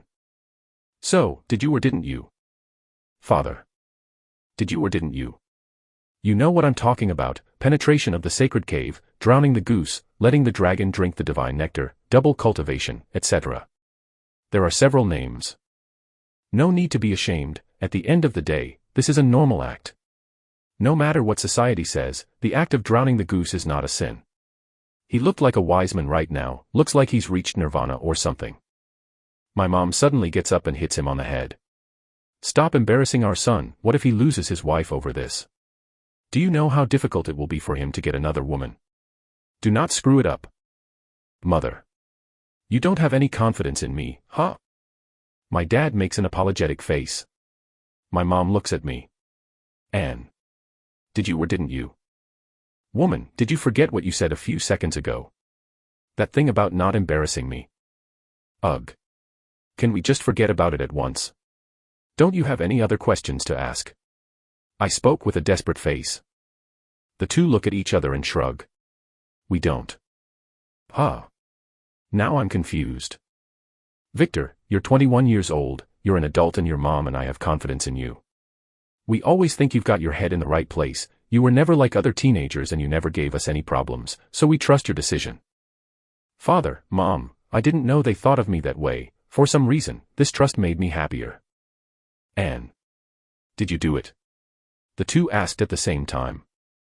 My smile threatened to break now. Yes, we did. Violet replied with an amused smile. Violet. Looking at her embarrassed face, I understood that she was confusing the act of sucking blood with sex. They both look at me in disbelief, then they flash the biggest smile I've ever seen in my life. Did you hear that, honey? They did it. We have to buy fireworks. Let's go out now. My mom suddenly ran upstairs. Hey, wait for me. I have to buy the biggest fireworks I can, let's celebrate. This is a happy occasion. Damn, I wish it was Saturday, I could have a barbecue. My dad got up and ran after my mom. Soon the two come down with clothes and with the car keys in hand. We'll be back soon, take care. And don't do anything your dad and I wouldn't. My mom said and winked at me. It was pretty obvious that she was hinting at me to do something. I just looked at it all in disbelief. When my mom and my dad left in the car, I looked at the door for a few seconds and started laughing. I really love my family. Lord Victor's family is, Kaguya spoke. Weird. I would say amusing, but the gentleman is the one who said that. Kaguya replied. This made. Somehow, it makes me a little jealous. My mom and dad would never talk to each other like that. Violet spoke with a sad little smile. They've spent so much time together they can't stand to see each other's faces. I touch Violet's head and start stroking her head. We won't be like that, right? She spoke looking at me. She touched my other hand, and I could feel she was shaking a little. I don't know, I answered honestly while stroking Violet's hair. Then I continued, I may not be very experienced, but I can say something. Relationships are a two-way street. If we strive to make it right, I believe that it will work. I don't think I'll ever regret turning you into a vampire, Victor. But there's one thing I'll always regret. What is it? I asked, curious. She squeezes my other hand tighter. I should have stopped those two bitches from being close to the ritual. She spoke in a poisonous tone that carried a lot of hate. Two bitches? Is she talking about those voices? Why didn't she want them both close to the ritual? I look at Kaguya, and she shakes her head in a gesture that says she won't say anything. I look at Violet and see her with a murderous expression. I don't know what's going on, but one thing I'm sure of, if a woman is insecure, you must show confidence that everything will be fine. Advice from my mother. Don't worry, Violet. She looks at me confused. I move closer to her face, and then I kiss her. She is surprised for a moment, but soon she kisses me back. But, since we're both inexperienced, our teeth bump into each other. We both stopped kissing and looked at each other, and soon started to laugh a little. Don't worry about things you can't control, it will cause you stress. I recommend you enter the school of Stoicism, it will help you a lot. Stoicism? What is it? Violet asked. It's a philosophical doctrine that emerged in Greece in the 4th century. Some of its teachings are quite useful. I said, a little joking and a little serious. Violet looks at Kaguya. Kaguya nods and then she disappears. For a moment I saw her running towards the door. She probably went to buy a book or something. I'm slowly getting used to Kaguya's speed, but I still can't follow her with my eyes. But two bitches, huh? As I expected, more things happened after I bit Violet. I can think of two things that happened. I bit the other two female voices like I did with Violet, which I think is very unlikely. After all, Violet said the ritual can only be done by one person. Or those two voices did something to me. I'm inclined to believe this one since Violet is quite protective of me, and I don't remember what happened in the ritual either. Well, it's no use thinking about it too much now. I'll just keep this in mind until I find out more. I have to sort out more important things now. Currently, I am at the university. Before going to the university, I passed my job and resigned from McDonald's. I plan to earn money in a more practical way. I will rob thieves. Think about it, if you have the power of a superhuman, what will you work for? Be a good law-abiding citizen. PFF, the politicians themselves are the ones who steal the most, and they're the people who run this town. They just don't get caught, because they know how to hide their tracks. So if I steal from a thief who stole from someone else, am I not a good person? Of course the money would be mine, and I wouldn't pay that money back or anything like that. But, before that, I need 3 things. First, I need a fake SSN, a fake ID, and a fake bank account. As I don't know about this, I will ask Violet or Kaguya, they must know something. Second, I need a black mask. Third, I need a black uniform as cringe as possible, those clothes that could only exist in anime like Tokyo Vampire or something like that. I need to make a persona, a thief who steals from other thieves. Fourth, this is optional, I need some music, imagine from John Lennon Vo. Why do I need this song? No reason, and the sound of the piano soothes me too. I plan to listen to it while I'm at college. First, I will rob thieves and make easy money, then I will put this money in a bank in a tax haven. By doing this several times, I can solve my money problems. I could make it easier, I could just charm all the corrupt politicians and thieves etc. But I will avoid doing that for now. After all, I believe the Inquisition has something that can track vampires. That's not too hard to deduce assuming they hunt vampires. Honestly, this organization would be flawed from the start if they had no means of tracking down vampires. For now, I just need money. When I get money, I will think about what to do next. I'm at college alone, Violet is at my house, she said something about renovation or something. Before she left, I had to unfortunately. I almost cry blood when I think about it again. Cough. Unfortunately, I had to delete my hardest game ever folder, more than 2 terabytes of videos were deleted. I cried blood when I hit the delete key on my computer, but it's all for the greater good. Yes, it's all for the greater good. I keep repeating that sentence in my head like it's a mantra. I can't have Violet finding out about that folder. Goodbye bachelor life, goodbye my porn. As I walked around the university, I noticed that people were looking at me differently. Before, they just looked at me and ignored me, but now, they're looking at me with a shocked face, and sometimes they let out a sigh of disbelief. Hey, do you know him? A woman spoke in a low voice to her friend. He looks familiar, but at the same time he doesn't look familiar. The friend replied. He looks hot, I heard it from somewhere. I still think the captain of the basketball team is better. A woman says. Well, I've changed a lot. Anyway, I walk towards my classroom but suddenly stop when I hear the sound of a basketball. Is our team playing today? I was curious. I am thinking about what to do now, but, as I had decided that I just wanted to have fun at college, I decided to go to the basketball court. I was always interested in playing basketball, before I couldn't because of my disease, but now. I clench my fist and the sound of bursting air is heard all around. What is that? Several people started to question. Did it look like something broke? A man said. Let's check the lab. Another man spoke. While ignoring the little chaos I caused, I wore a predatory smile. Now I can play basketball. I walk to the basketball court and, upon arriving at the basketball court, I see the university team playing a friendly match with the reserve players from the same university. They must be training. I pull my black sunglasses out of my pocket and put them on my face and, as soon as I activate my vision, my world turns red. I don't know why I do it, but it's kind of become a habit when I smell some weird smell, and when I walked into this court I could smell something. I don't know why my sense of smell is more developed than normal vampires, but Violet just said I was special. Specifically speaking, my blood was special. The RH null blood. Who would have thought that the blood that gave me so much trouble would benefit me in the future? Life is ironic for sure. Suddenly my vision focused on a silhouette that had a red glowing mark on its neck. Yes, it looks like there's a vampire inside. I undo my red eyesight and take off my glasses, and it turns out that the person who is the vampire is the captain of the basketball team. Good, just the person I hate the most. Chapter 8, Grudges from the Past. Luan Davis, the captain of my high school basketball team. If you asked me which person I hate the most, I would name this man. Because of my illness, I was always in an anemic state, but that doesn't mean I couldn't do physical activities. In the past, when I was 20 years old, I was supervised by a physical educator who was my friend and, with his help, I could do light exercise. I've always had a craving since I was a teenager. I wanted to play sports. Do you know what it feels like to want to swim, play basketball, run, exercise, and not be able to? Because of my illness, I couldn't exert myself too much because if I tried too hard, I would pass out. In some of the worst cases, if I tried too hard, I would spend a week in bed at the hospital.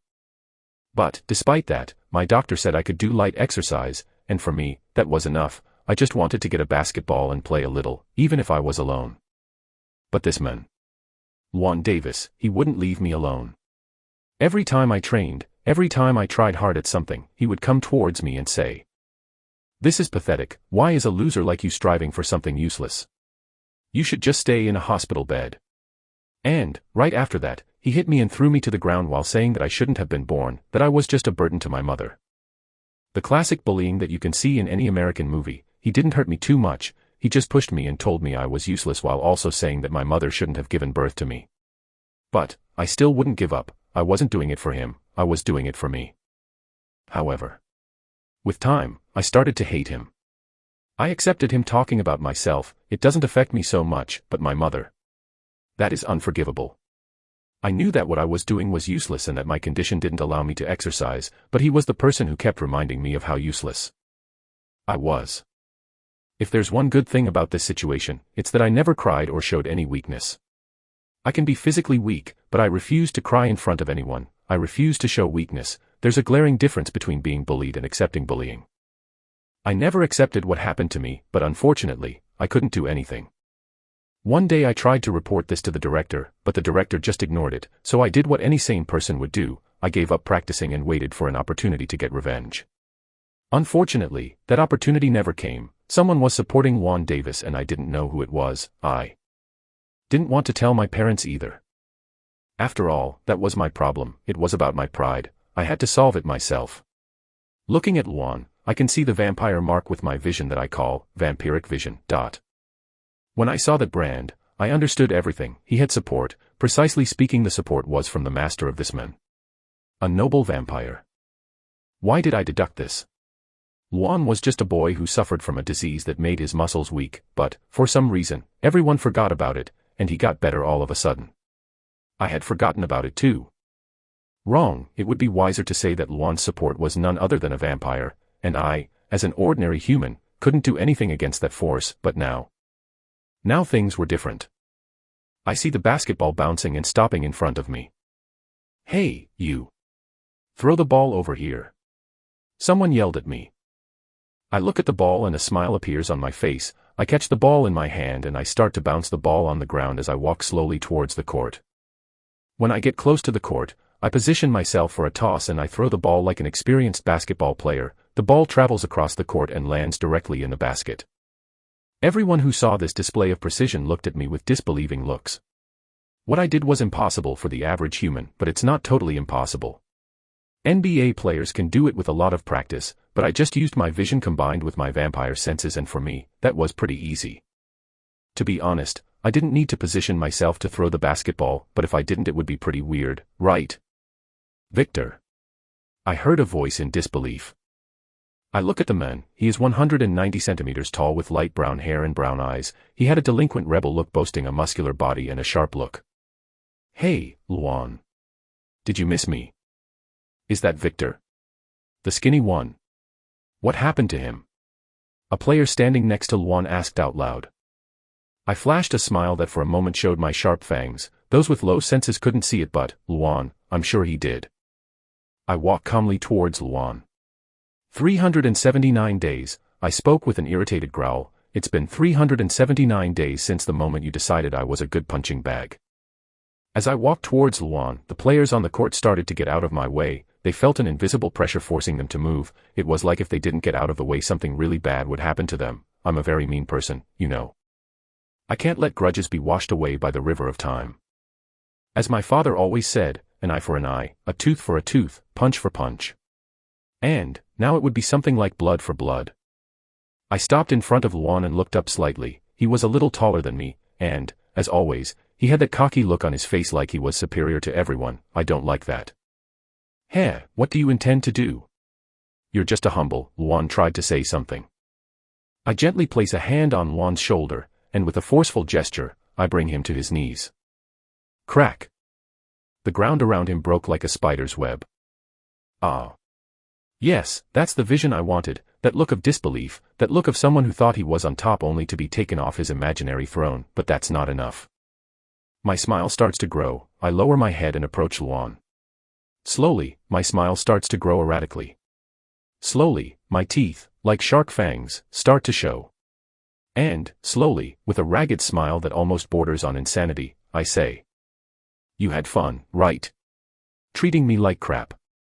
Hitting me, saying I was useless. Bad-mouthing my mom. It was fun, right? I bet it was. After all, you always had a smile while doing it, right? It was like you were playing with an insect that could break at any moment, right? I put some strength in my hand and I felt his shoulder break, but I ask you, now what? I must give Luan credit, he didn't show any expression when he felt his shoulder being broken. Looking at my fangs and my bloodshot eyes, he understood that I was just like him, and soon an angry growl came out of him. You're just a newborn. He tried to get up but he just stayed where he was. He didn't expect me to have that much strength. Who gave you permission to get up? He looked at me with a shocked face that made my smile grow wider and wider. Luan, is everything okay there? Someone asked. Why yes, we're just talking. Hearing the student's murmurs, I click my tongue, annoyed, and release Luan. My expression is back to normal, my teeth back to normal, and my eyes back to their bright blue. Now that I am calmer, I thought, this place has a lot of people. I walk over to the basketball and pick it up. Let's settle this the old-fashioned way, after all, we're not barbarians, right? I commented with a small smile. I notice his shoulder has already healed, as expected from vampire regeneration. I threw the ball to Luan. When Luan caught it, the force of the ball made him slide away from where he was. It just demonstrated once again how much stronger I was, even for a vampire who has been transformed for more than 1 year like Luan. I think my blood has given me some unexpected benefits, huh? 1-on-1, I said while holding up my finger. Whoever scores 7 points wins. Each ball in the basket is worth 1 point. In case of a tie, we continue to play until a player has 2 points more than the opponent. Simple, right? I spoke with a small innocent smile.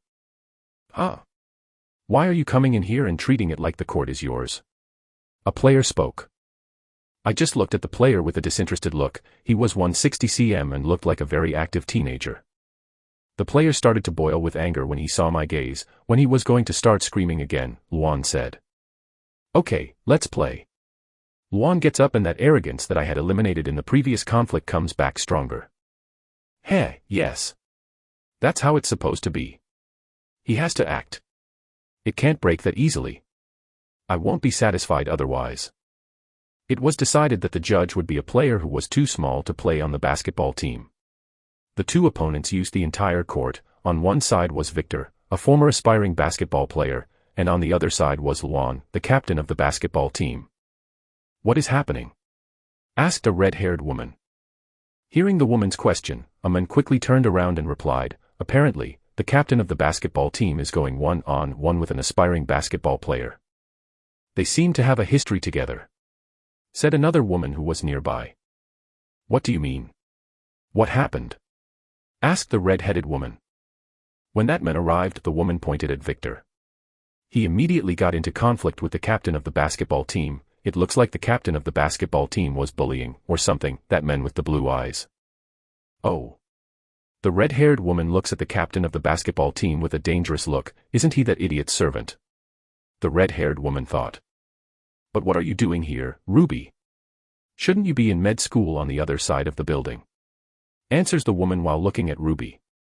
Ruby is a red-headed woman. She has long red hair that reaches her waist, green eyes, and pale skin like she's running out of blood. She's wearing a red sweatshirt with black jeans and athletic sneakers. She is a little shorter than the girl who was talking to her, around 175 cm tall. Ruby has a curvy body that can't be hidden by the baggy clothes she was wearing, and what's most impressive about Ruby's appearance is her breasts, which appear to be too big. This is also one of the reasons why she wears baggy clothes. She doesn't like people looking at her breasts. "Oh, I heard a commotion and I came here to see what was going on," Ruby said as she went up the bleachers. She looked at Victor for a long time until she unconsciously grabbed her neck. "Who do you think will win?" the woman next to Ruby asked. Ruby lets go of her neck and sits down calmly. "I don't know." She spoke honestly.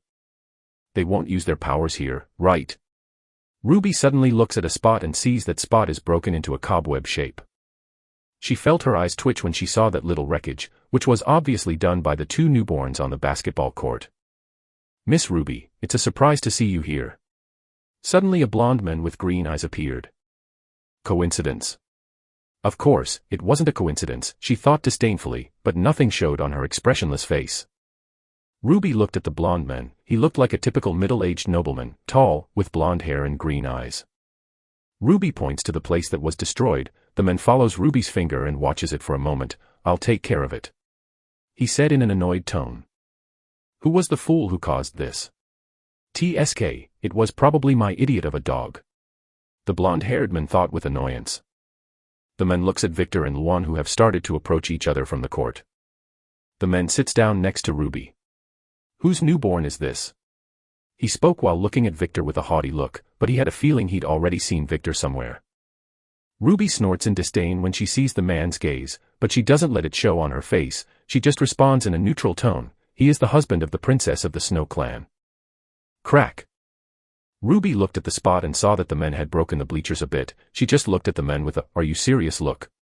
She had just suggested not to attract attention and he did. "I guess the apple doesn't fall far from the rotten tree, huh?" Ruby thought as she associated the destruction on the court with the blonde man's subordinate. "Ha ha ha ha, you have got to be kidding, right? A plebeian with the princess of Clan Snow. Has hell frozen over and I didn't know about it? Ha ha ha ha. Ruby was tempted to further tease this man by saying that the Snow Clan princess wasn't the only one, but she was silent. Corneliu, I hope you punish your subordinate after this event, you know we don't like attention. Yes, of course. He will definitely be punished. The now known man Corneliu spoke up. Ruby looked at Corneliu and saw that the expression was distorted with hatred. Hey, did just learning that Violet has a husband cause him to go crazy like that? Men and their inflated egos, ridiculous. Ruby thought in disdain. As soon as the whistle blows, Ruby loses interest in Corneliu and looks at the court with neutral eyes. Chapter 9, The only one who forgives is God, I don't. The match was about to start. On one side was a pale man with bright blue eyes and dark black hair. He was wearing a red and white uniform with the number 69, it was a standard basketball player's uniform. While this man warmed up, women couldn't help but stare at the defined muscles of that man with a little lust in their eyes. Catching the girl's eyes, Victor looked around and thought, when did this become a show? Well, let's have fun. Victor displayed a toothy grin, but, unlike before, those teeth weren't changing into shark-like teeth, it was just a normal smile that showed all of his white teeth. Suddenly Victor looks towards the bleachers. He could feel something in the bleachers calling to him, but he couldn't identify what it was. What are you doing, Lady Ruby? Corneliu asked Ruby, confused when he saw her suddenly duck. I am just picking up something that fell, Ruby replied neutrally, as she wondered, why did I hide? Why did I hide? You fool. Losing interest, Victor focused on his opponent. A tall man with brown hair and brown eyes, he looked like a delinquent. He was the man who made Victor's life hell for a year. The two men had unresolved issues and Victor wasn't planning on leaving the waters of times to wash away his grudge. He's not such a saint that he could forgive this man easily, he's a vindictive man. As the saying goes, an eye for an eye, a tooth for a tooth, blood for blood. Luan just looked at Victor with a cocky smile, but he couldn't help but think about the things he did to Victor, seeing how it came back to bite his ass in the future. He was wondering if the attitude he had in the past was right. I think I should have killed him when I had the chance. After all, at the time his blood smelled really good, he thought contemptuously. But despite thinking about it, he knew he couldn't kill someone. He wasn't prepared to take this step forward. For Luan, his master's blood is enough. When the judge throws the ball up, Luan, who was close to Victor, whispered in a low voice, "Don't use your gifts." Victor snorted disdainfully and said in a low voice, "Tell that to yourself." The two jumped at the same time, then hit the ball simultaneously. An intense exchange took place for a few seconds in the air, but soon the winner was decided. Victor throws the ball to the ground and it bounces in his favor. When he fell to the ground, the noise was very loud. It was like a very heavy man fell on the court, but strangely, the ground did not break. The moment Victor falls to the ground, he runs at human speed towards the basketball, and as he catches the basketball in his hands, he turns and sees that Luan is already beside him. Victor smiles and starts dribbling the ball. He makes some gestures with his hands to try to trick the opponent, but Luan is an experienced captain, he wouldn't fall into that trap, and Victor knew that. Suddenly Victor brings the ball to Luan's face and drops the ball to the ground. In making this sudden action, Luan's attention was completely focused on the ball slowly falling to the ground, but, before the ball could land on the ground, a pale hand suddenly appeared and caught the ball. My God, did he fake out the team captain? Wow, I can't believe he fell for such a simple trick. Someone from the stand spoke up. When Luan hears this, he grits his teeth in frustration and turns to chase after Victor. Victor runs while dribbling the ball to the middle of the court, and when he entered the circle of the court, he suddenly jumped. Everyone just stared in shock as they watched a human jump from the middle of the court and slowly reach the basketball hoop and bury the ball. Oh, hi. The crowd roared excitedly. That was a slam dunk. I can't believe I'm seeing a 21-year-old boy dunking. Damn, that was amazing. How is that possible? Is this humanly possible? Hey, what's his name? Victor, who was hanging from the rim of the basketball hoop, slowly broke free and fell to the ground. When he fell to the ground and turned around, he looked at Luan and saw that the man's expression was distorted with hate. It was too ugly to look at, but that expression filled Victor with satisfaction. Slowly a predatory smile began to form on his face. Humph, this newborn thinks highly of himself. Any vampire can do what he did. Ruby just looked at the blonde man like she was watching a rare creature. He totally forgot he was in a crowd of people. Huh? Ruby looks at the girl who was next to her and, for a moment, her eyes turn blood red. Ignore everything that man says, okay?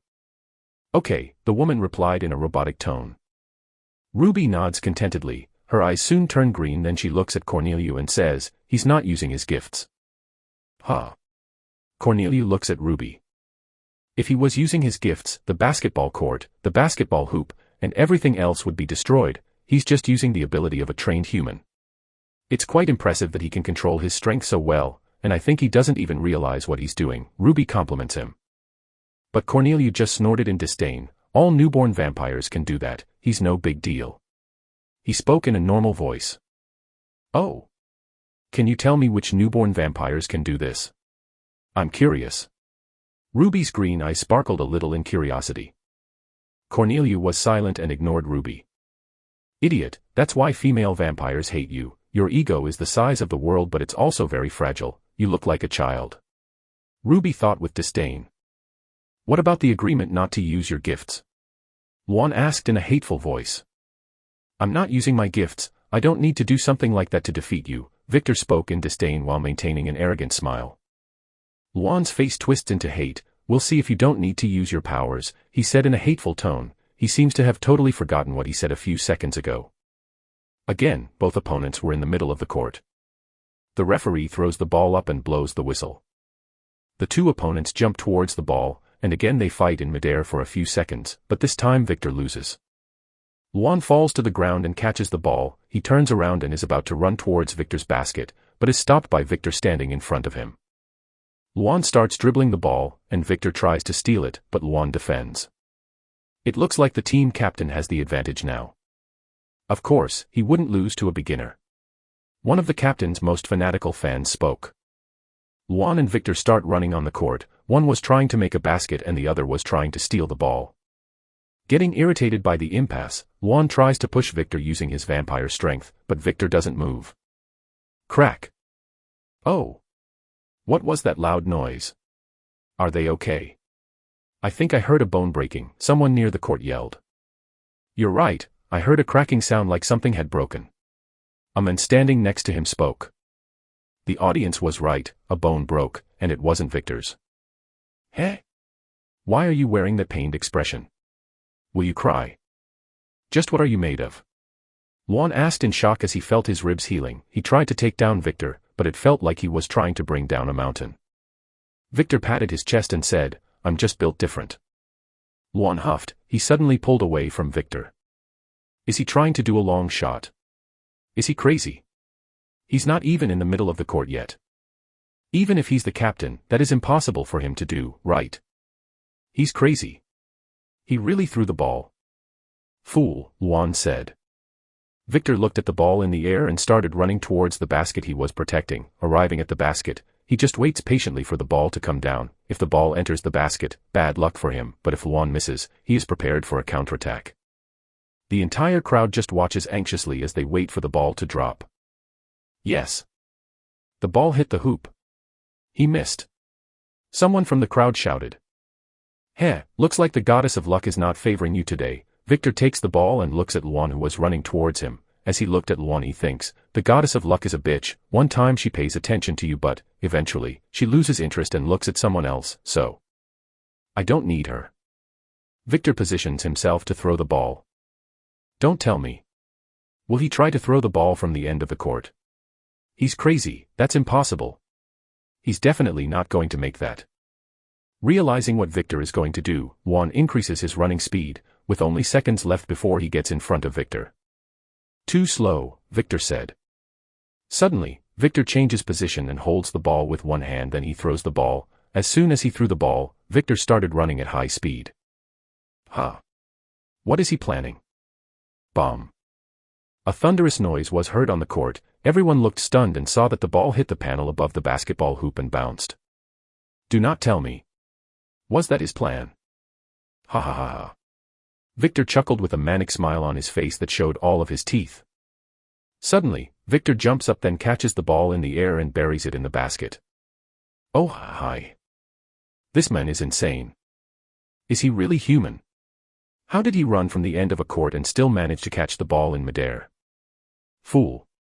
He planned it, and you didn't see he ran before he threw the ball. If we calculate right, this feat is possible to do, it's just extremely difficult. A man with black glasses spoke as he lifted his glasses. For some reason, the people standing nearby could see the man's glasses glowing. Victor lets go of the basket's hoop and falls to the ground. Then he looks at Luan with the same smile that shows all of his teeth. Is this all you can do? He teased him again. Luan's expression starts to distort again. His expression was something to behold. He was extremely angry. Who does this newborn think he is? He comes to my territory and challenges me. Who does he think he is? He's just trash. I do not accept this. Seeing Luan's expression constantly changing, Victor just smiled, then smiled even more. He looked like a child who found a fun toy to break. Oh, right, Luan spoke in a smug tone as if he realized something. I think I shouldn't hold back anymore. Victor stops smiling and looks at Luan, noticing that his atmosphere has changed. He says in disdain, "Heh, and what happened to the agreement not to use powers? You've been using your powers from the start, don't expect me to follow that rule." TSK, it looks like your brain is smaller than a dog. Actually, saying you have a dog's brain is very offensive for the dog itself. After all, at least dogs are loyal, Victor said while pointing to a local. Luan followed Victor's finger, and the moment Luan saw a man with blonde hair and green eyes standing in the stands, he froze.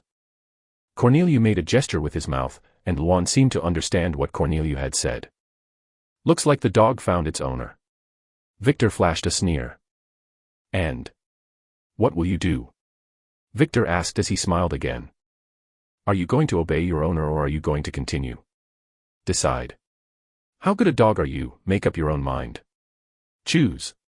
His smile grew with every word he spoke. He wanted Luan to continue. He wanted Luan to show that he wasn't a dog and challenge him. Seeing the gestures his master was making, Luan bites his lip and says, I give up. He spoke out loud. His voice seemed to be heard across the court, and everyone was looking at the basketball team captain in shock. Suddenly Victor's smile died, and he lost interest. Is that it? In the end, you're just a dog. Referee, you heard him, right?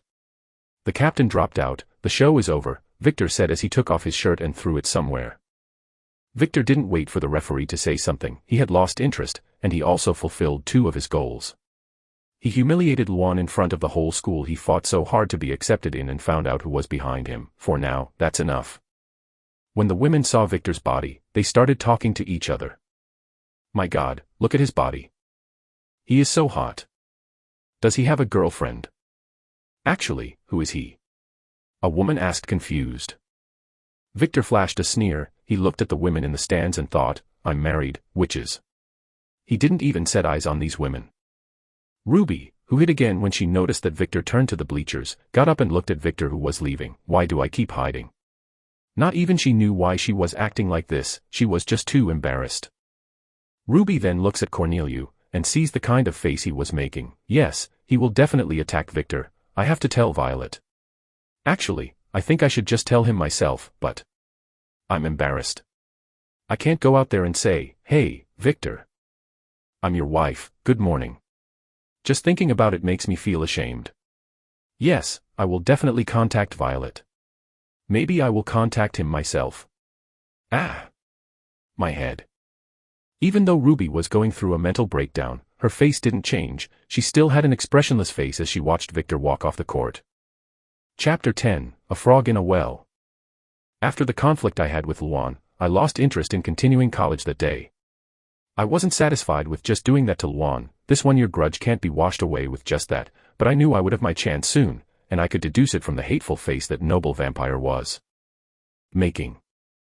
He wasn't even trying to hide his hatred for me, and honestly, I didn't understand why he hated me so much. After all, I only hit his dog, right? Noble vampires seem to be beings with egos the size of the world. I doubt he would be enraged by just that, right? Before returning home I purposely waited for the noble vampire in an open dark place. I know vampires can't walk in sunlight, but if he was in college at that time then he must have ways to walk while the sun is shining in the sky, right? He might have some car that doesn't let sunlight in, or he might wear those clothes that cover his entire body. I waited for a few minutes, but when I realized he wasn't going to come, I lost interest. Before leaving the place where I was standing, I used my vampire vision to look around, and I didn't see any vampire souls. I only saw humans for several km. Realizing that everything was fine, I returned home. You fool. What were you thinking showing off in the middle of the entire university? Corneliu Funer yelled angrily as he hit the desk in the office he was at. Because of his supernatural strength, the desk he hit had his handprint carved into the wood. A few seconds before hitting the table, he managed to regain enough control to not destroy his table again. Corneliu was acting as a coach at this college. Despite being a coach, he didn't teach the students anything. He was only in charge of managing the basketball team, but that was just on paper. The reality was he wasn't doing anything. He was abusing his vampiric charm to stay in this school in an attempt to win the heart of Ruby, one of the 4 flowers of the vampire world. Luan at this point was very scared. He might act like a king in college, but he knows that in front of the vampire who gave him his gifts, he was nothing more than a slave. Luan knows that noble vampires are arrogant beings. They think the world revolves around them and they have a planet-sized egos, but that ego is as fragile as glass. At least, that's what Luan thinks of noble vampires. After all, he's only been in contact with a single noble vampire since he became a newborn. Luan looks at his master, Corneliu Funer, Airhouse Funer, a spoiled vampire who thinks he's the center of the world. Luan still remembers the day he was in a hospital bed and a young man who looked like a fairy tale prince showed up to help him. He felt he was chosen to be that prince's knight. But the reality was much more difficult than he imagined. This prince was nothing more than a spoiled vampire, but as he helped him out of that deplorable condition, he still feels gratitude to his master. "You have nothing to say?" Corneliu yelled angrily. Luan remained silent. He knows that no matter what he says, he will suffer the punishment anyway. After suffering from it for a year, he's already used to it. Torture is something very light when you get used to it. As long as my master is not touching my family, for me, a little torture is nothing. Tisk, Corneliu ignores Luan and starts biting his fingers as he starts to think. This was a habit he had had since he was a child. A few minutes later, Corneliu thought of something. He looked at Luan. "I'll save your punishment for later, but first, we must kill that newborn." Corneliu changed his aim. He thought that if he killed Victor he would be free to court Violet. Now that he knew Violet was in this town, he thought of it as an opportunity. Luan opens his eyes wide. Why? Why should we kill him? He stuttered. Despite being a vampire for over a year, Luan still hadn't killed a soul. He always drank his master's blood after all. "Are you questioning me? If I say do something, you do it. Don't forget your position here." Corneliu spoke with a distorted face. "Why yes, master," Luan stammered. Corneliu nodded in satisfaction. He sits down in the chair and starts to get annoyed when he thinks a newborn has stolen one of the flowers of the vampire world. Violet had always been an object of desire for all young noble vampires, a beautiful vampire with one of the rarest bloodlines in the vampire world. He couldn't accept that a humble newborn had decided to steal his most prized possession. "Just wait, you little slave, I'm going to make you dog food," Corneliu spoke in a vicious tone. February 3rd. I'll be honest, I didn't expect Violet to make a huge basement in my house. I mean, I live in a normal American house, and I also have a small basement, but what I'm seeing right now is just bullshit. My old normal basement that you can see in many American houses now looks like a cave that has lots of tunnels and rooms. What did she transform this basement into? This looks like an underground base that came out of some movie. Don't tell me she installed an artificial intelligence named Blue. Queen 2. A better question, how did she do it so fast? Is it okay to make a basement this size here at home? Yes, why not? Violet asked me, curious. She was wearing casual clothes this time, a simple white sweatshirt and black denim shorts. She was also wearing purple sports shoes with the symbol of a famous sports brand. I was a little surprised by the outfits she picked out. I thought she only had black-colored outfits or something, or cosplay-like outfits. Well, she looks beautiful in those clothes, and I'm not complaining. Seeing me watching her, she displays a small satisfied smile. I mean, isn't my house going to fall down or something with a hole this size? I'm not very knowledgeable in physics, but I think if I create a hole this big under the house, won't the house fall down? I think that is how it works. Oh, don't worry about it. Violet claps her hands lightly, and soon I feel someone approaching. I use my vampire vision and see that person is a human. The characteristics of a vampire are very easy to identify, but I always use my vampiric vision to make sure. After all, some humans look like vampires when they're afflicted by some kind of illness, like the one I had. This woman was human, but she looked a little different from the normal humans I've seen. I could see her heart glowing as if inviting me to feed on her, but the blue aura that surrounded the woman and the heart that she seemed to glow brighter than an ordinary human I saw told me she wasn't a normal human.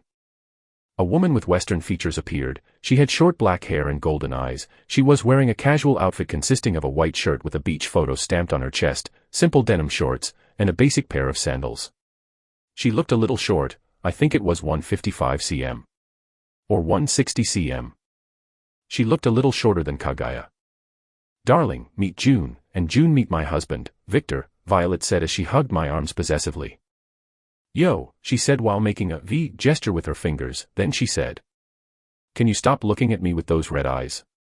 I'm feeling a little threatened." She spoke with a happy smile on her face. By her excited tone of voice, an expression that looked like she was having fun, I honestly didn't believe she felt threatened at all. I close my eyes for a moment, and soon my vision returns to normal. I look at her with my sapphire blue eyes, and say, "Sorry about that, it's a bad habit of mine," I said. Don't worry," she said while smiling. "Lady Violet, I did my job and I want my payment. You can deposit it in my account with the same amount as always." "I know, $1 million, right?" Violet spoke casually.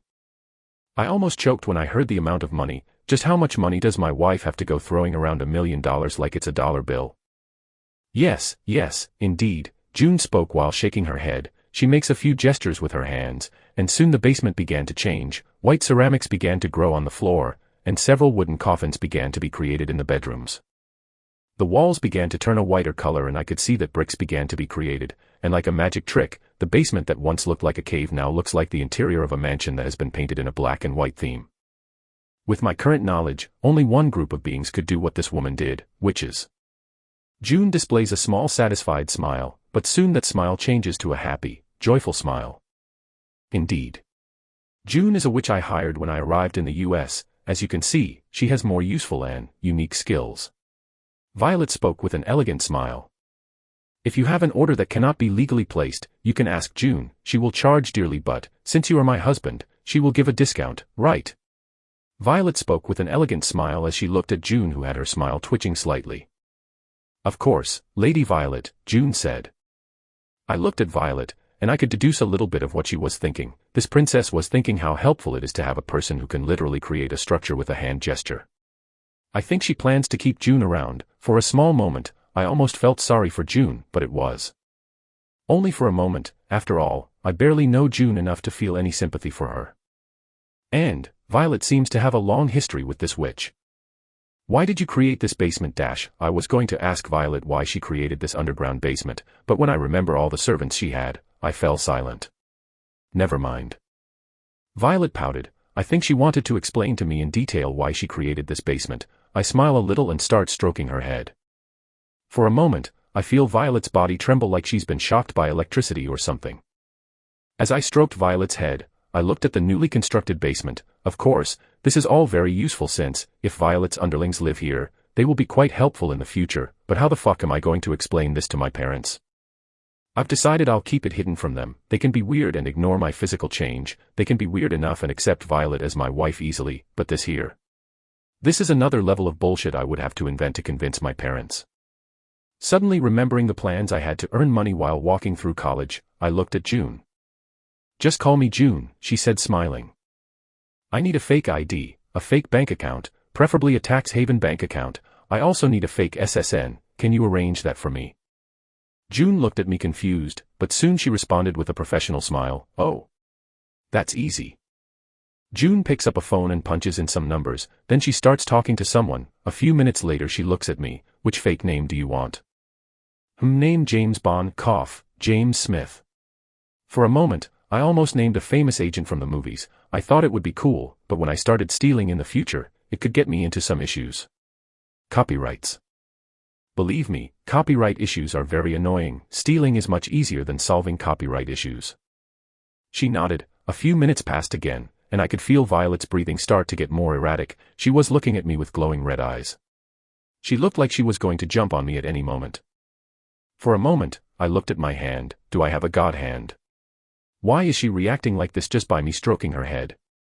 As I looked at my hand as if it were Midas' right hand. June just spoke on the phone, and soon she summons 2 documents. The first document is a fake ID card that has my fake SSN on it, and the other is my bank account. I look at the bank account document and I see the document is from a bank account in a tax-free country. The wonders of a tax haven. You are very efficient. Are all witches like this? I asked, genuinely surprised. This information is going to cost a little more. Do you really want to know? June spoke as her golden eyes sparkled a little. If this were an anime, I'm sure her eyes would turn into the dollar sign by now. Forget what I said, I reply. TSK, too bad, she pouted. She's really greedy, huh? Well, at least she's honest. Violet suddenly looks at June with her blood-red eyes. Leave, she spoke as the teeth began to change into sharp teeth that could tear flesh easily. June felt a shiver run down her spine as she looked into Violet's eyes. Cough, I remembered that I had to feed my cat in Hawaii. Take care. Lord husband, soon I will be back to collect money for my services. See ya. June makes a few gestures with her hands, and suddenly a magic circle appears on the ground, and she disappears. When June leaves, I suddenly feel an explosion of bloodlust coming from Violet. I display a small smile and I also let my desire out. I wanted her. I wanted her blood. Let's have fun, darling, Violet spoke with a huge smile that showed all of her teeth. Chapter 11, Obsession. And the perfect maid. Violet suddenly jumps on top of me. I quickly caught her in my arms, she wraps her legs around my waist, and I hold her by her soft ass. I look up a little bit and stare into her blood-red eyes. Darling. Darling. Darling. She looked like she was going crazy. She had a huge smile on her face, the skin on her cheeks was a little red and she was breathing erratically as she hugged me. Feeling the bloodlust that is emanating from Violet's body, I too start to loosen the shackles that keep me under control, my teeth start to shift and a predatory smile appears on my face. Seeing my smile and realizing that I was accepting her advances, Violet's smile grows erratically.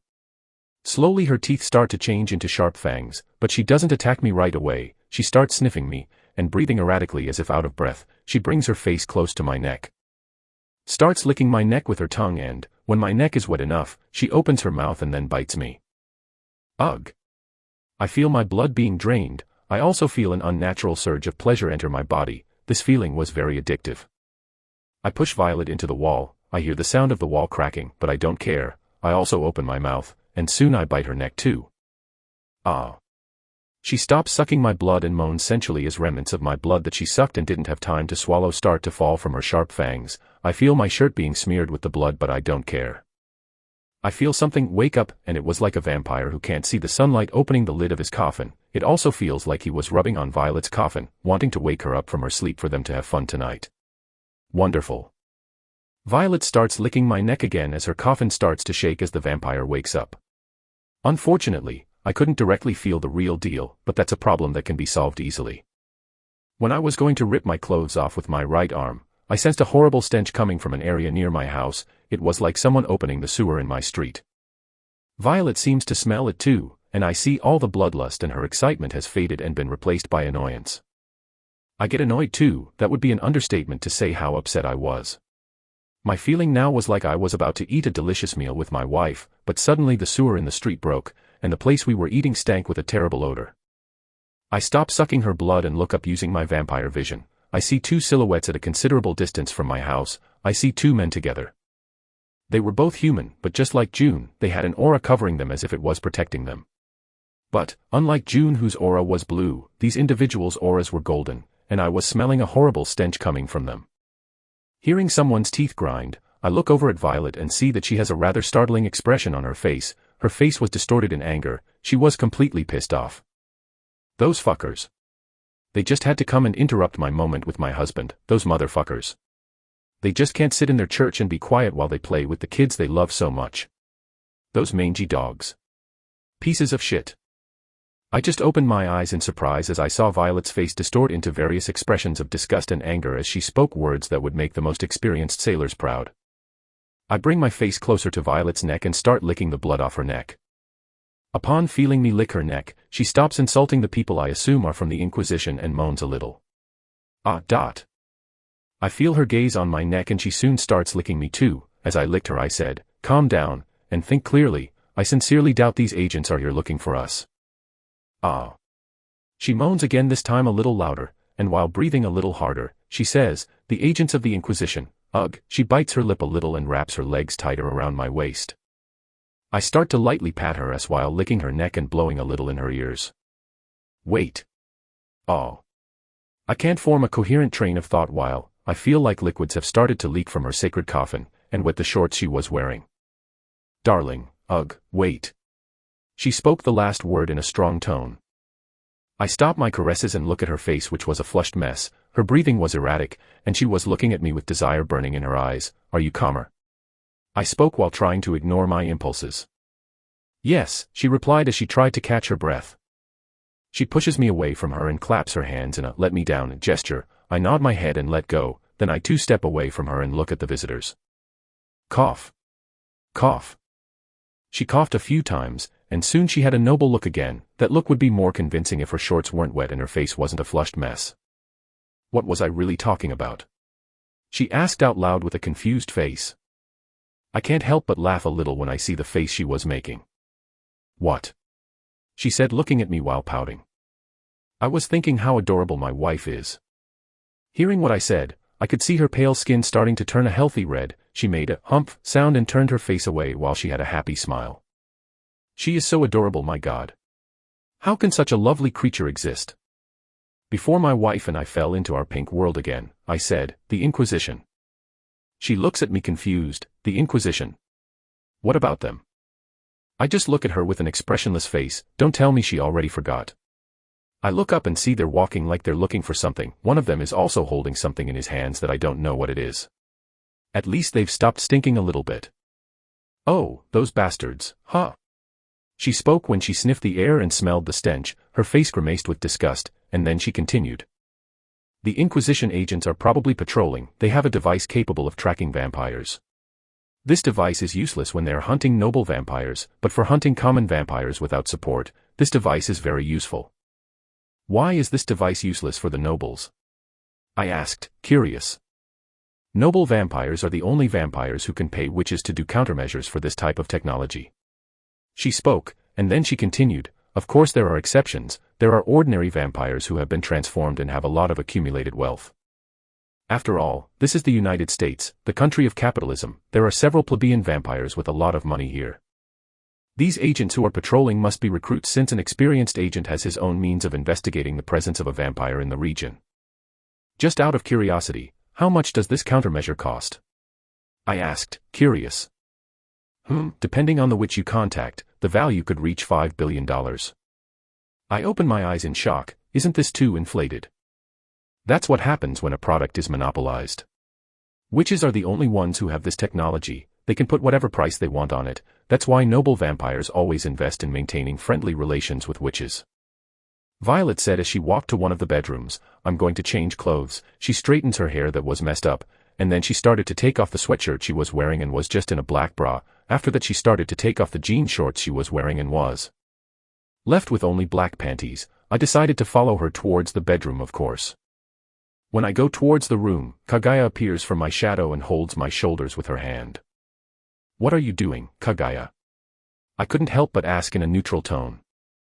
Lord Victor, please don't be a degenerate now. You have all eternity to feast on each other's lusts. You have all the time in the world to practice the act of reproduction. You might even decide to make 11 babies in the future to compete in the World Cup, but now is not the time for that. I feel my eyes twitch a little when I hear Kaguya's words. Can't this woman speak in a better way? And why the hell does she think I would make 11 babies just to play in the World Cup? Shouldn't vampires be hard to get pregnant or something? Please join me, Lord Victor, Kaguya said as she pointed to the room beside Violet.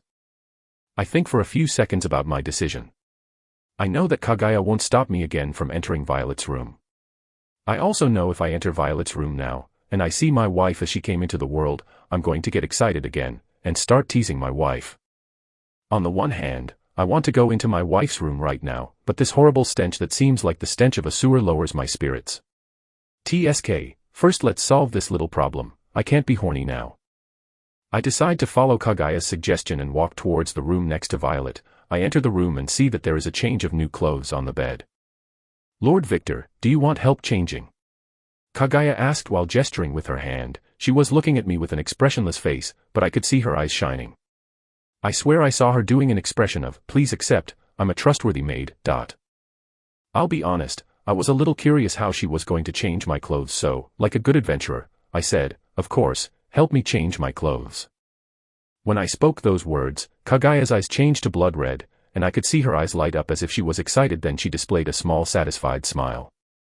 As expected from Lord Victor, Lady Violet has chosen a good husband.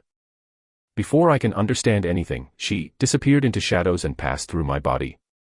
I noticed that the clothes that were on the bed disappeared and, without me understanding anything that happened, Kagaya was standing in front of me again holding the clothes I was wearing. The clothes I was wearing were even folded. It all happened so fast I could barely understand what happened. I looked down at my chest and realized I was already dressed. This is impressive, I comment surprised. I was talking about her speed, and how she changed my clothes without me feeling her touch on my body. She holds her hand to her chest as a gesture of respect and speaks with an expressionless face, but I can tell she was proud. I am the strongest and most perfect maid. Of course, this would be a natural result. Heh, I display a small smile. Somehow I find her adorable. I approach her and start stroking her head.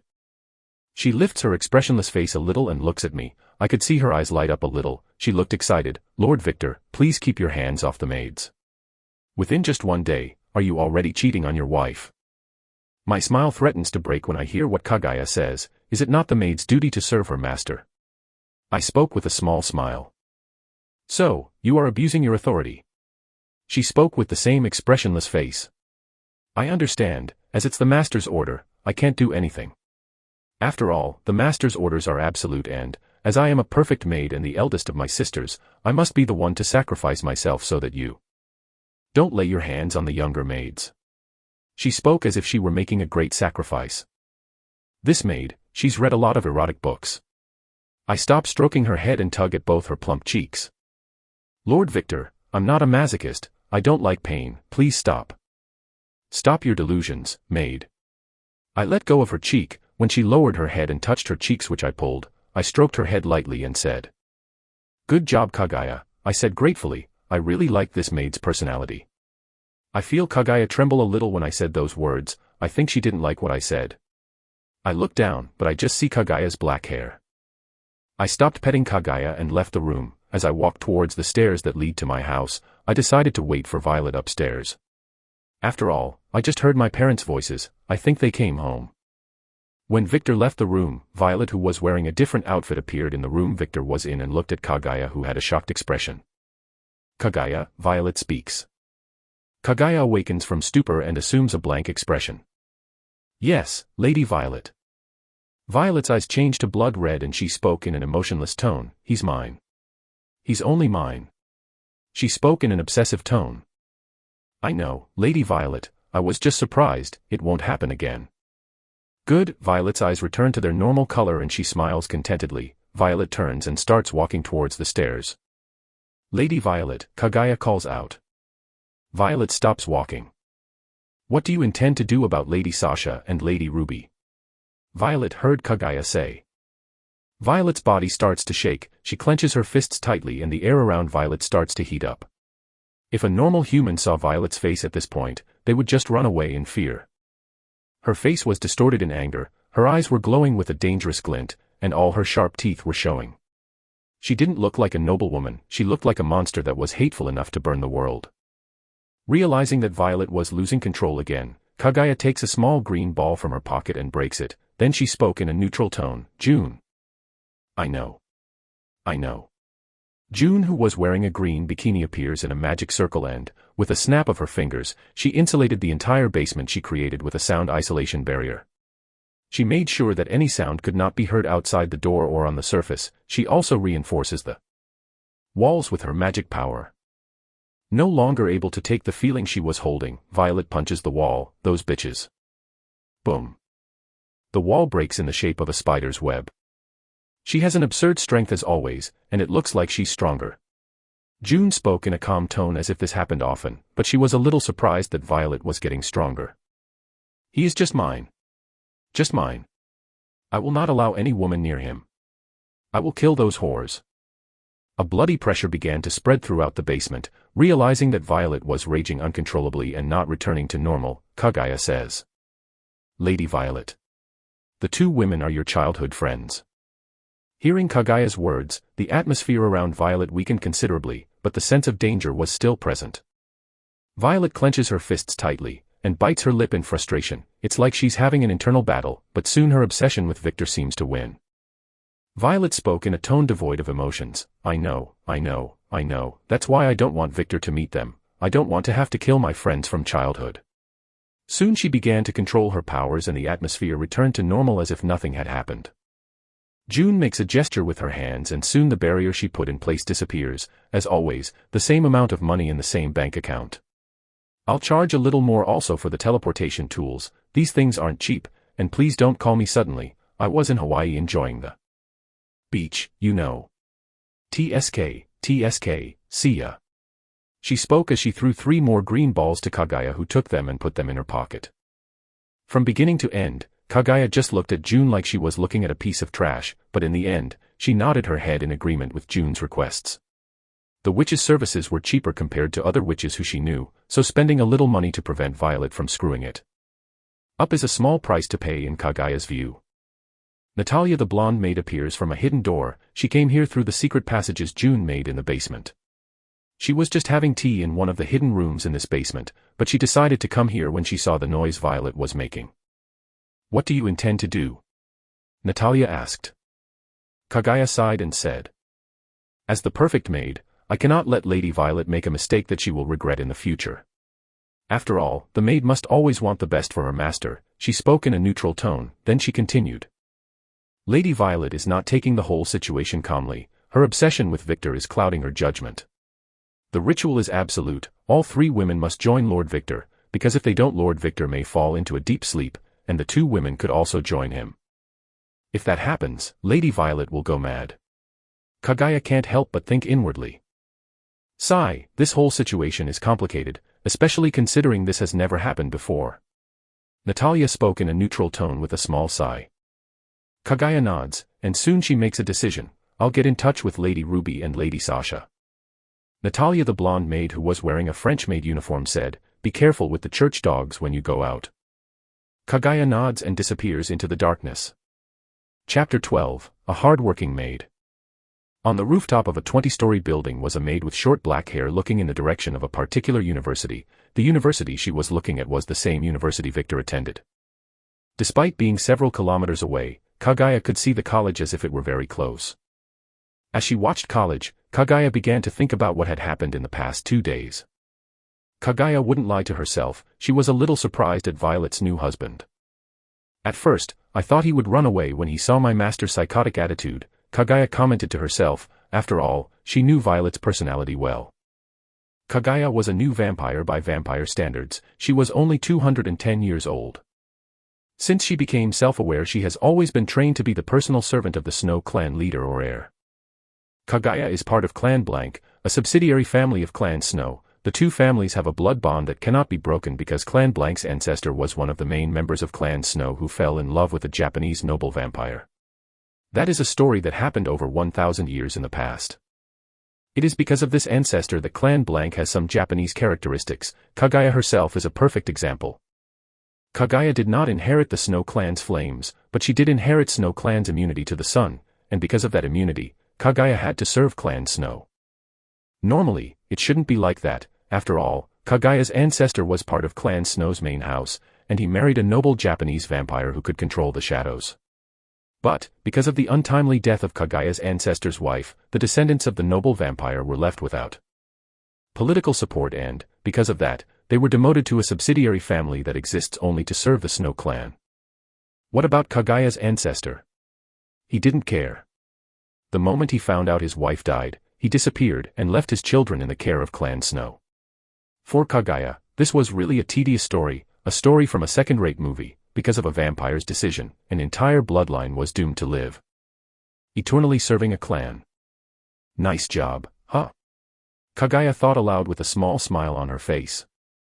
Kaguya had always wanted to be the perfect maid since she was a little girl. In a way, she was just doing it to be praised. It was like a child who was trying to get the attention of her parents, but her efforts were never recognized. When Victor said, "Good job," for a moment, she remembered her childhood. Just for a moment, she felt happy. But it's not all flowers. Reality soon hit her when Violet called out to her. Kaguya exhibited a small disdainful smile. I think, in the end, the stalker found a good man. Maybe I should work a little harder. Kaguya had a secret of her own. At first, she didn't like Violet. Wrong, she didn't like the Snow Clan's heir. She didn't like to feel trapped by the duty that was placed on her from birth. She liked being a servant, but she didn't like to feel attached to someone. The perfect maid can freely choose the master she wants to serve. Unfortunately, I'm far from being the perfect maid. Kaguya spoke with a shrug as she made a bored gesture as if she had no choices. But soon she assumes her blank expression, but as Lady Violet's personal maid I can't let her make a mistake she'll regret in the future. After all, I can't be a perfect maid, but at least I am a hard-working one. She chuckled a little to herself, and soon she jumped in the opposite direction to the university that Victor studied. You guys really went to buy. I thought you were kidding, I said, surprised and a little disbelieving what I was seeing in front of me. I was looking at my mom and dad who bought several boxes of fireworks. Why do you have that dead fish face? She asked me, and then she still doesn't give me time to answer anything. Oh, you always have that look on your face, I'm sorry. Anyway. We have to celebrate. You have no idea how much I wanted a daughter-in-law so I could cuddle and cuddle. My mother spoke with a smug face. Why are you treating my wife like she's your daughter? I can't help but comment internally. Suddenly my mother ran towards the kitchen, and started looking for someone. She looked like a child who acquired a new friend and wanted to play. When she saw Violet who was looking into the kitchen like she was looking at her archenemy, she ignored Violet's expression and hugged her. Violet makes a surprised expression, but soon she smiles softly and turned to look at my mom. Lady Anna, what are you doing? Wrong, wrong. Wrong, wrong. She spoke the same word over and over while shaking her head. You are my son's wife, so you must call me Mom. Violet looked shocked at my mother. Violet was a tall woman. She was 180 cm tall, compared to my mom who was 170 cm tall, so from my perspective seeing my mom hugging Violet was a bit comical. She looked more like a younger sister to Violet than my mother. Mother. Violet spoke with a difficult expression. It was like a person who had never spoken those words before in her life. Umo, my mom breaks away from Violet and nods with a satisfied expression. That still wasn't enough, but I realize you're uncomfortable, so I won't force you into anything. It's not that. It's just, Violet was going to say something, but she was silent. It seems she must have some family issues. Shoo, don't worry, everyone on this planet has secrets, even my son and his wife. My mom spoke with a meaningful smile. Violet smiled a little with a grateful expression. But anyway, why were you looking at the kitchen like it was your archenemy? My mom asked curiously and, as always, she was brutally honest. Violet's expression takes on several shades of red. She ducks her head in embarrassment and pouts. I was never good in the kitchen, and I wanted to make Victor something to eat. Mom and I looked at Violet in shock. Suddenly my mom starts hugging Violet tighter. Kaya. You are so beautiful, my God. My son hit jackpot. Violet's face is completely red and she looks to me for help, but I just shrug like it has nothing to do with me. She suddenly takes on an expression of someone who has been left to survive alone in the wild. Sorry my wife, but I want you to be my sacrifice to my mother. And, looking at the small smile on Violet's face, I can see that she's not disliking my mom's attitude. She's just a woman who isn't honest with her feelings, although she's surprisingly honest when it comes to me. I decided. My mom suddenly stops hugging Violet and yells, then she continues, I'm going to teach you how to cook. When I heard my mom's words I couldn't help but wonder about the doubt I had when I heard Violet was bad at cooking. Can vampires eat regular food? Really? Violet asked with bright eyes. Of course, let's go. Suddenly my mother pulls Violet by the arm and leads her into the kitchen. Soon the two women start talking. You found a good wife, my dad said as he was leaning against the wall with his arms crossed. I look at him, and see him smiling at me with a satisfied face. I display a small smile. You're wrong, Dad. My dad looks at me confused.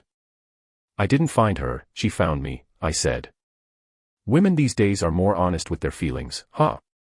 He spoke with a small smile, then he crouches down and tries to pick up the boxes full of fireworks. Leave it to me, Dad, I said as I walked over and placed all the boxes piled on my shoulder. In total they bought 3 boxes the size of a normal microwave. My father, seeing me putting all the boxes on my shoulder, couldn't help but smile at me satisfied. Now you can work as a bricklayer, you used to be very weak. Oof, I felt like someone had stabbed my heart with a stake.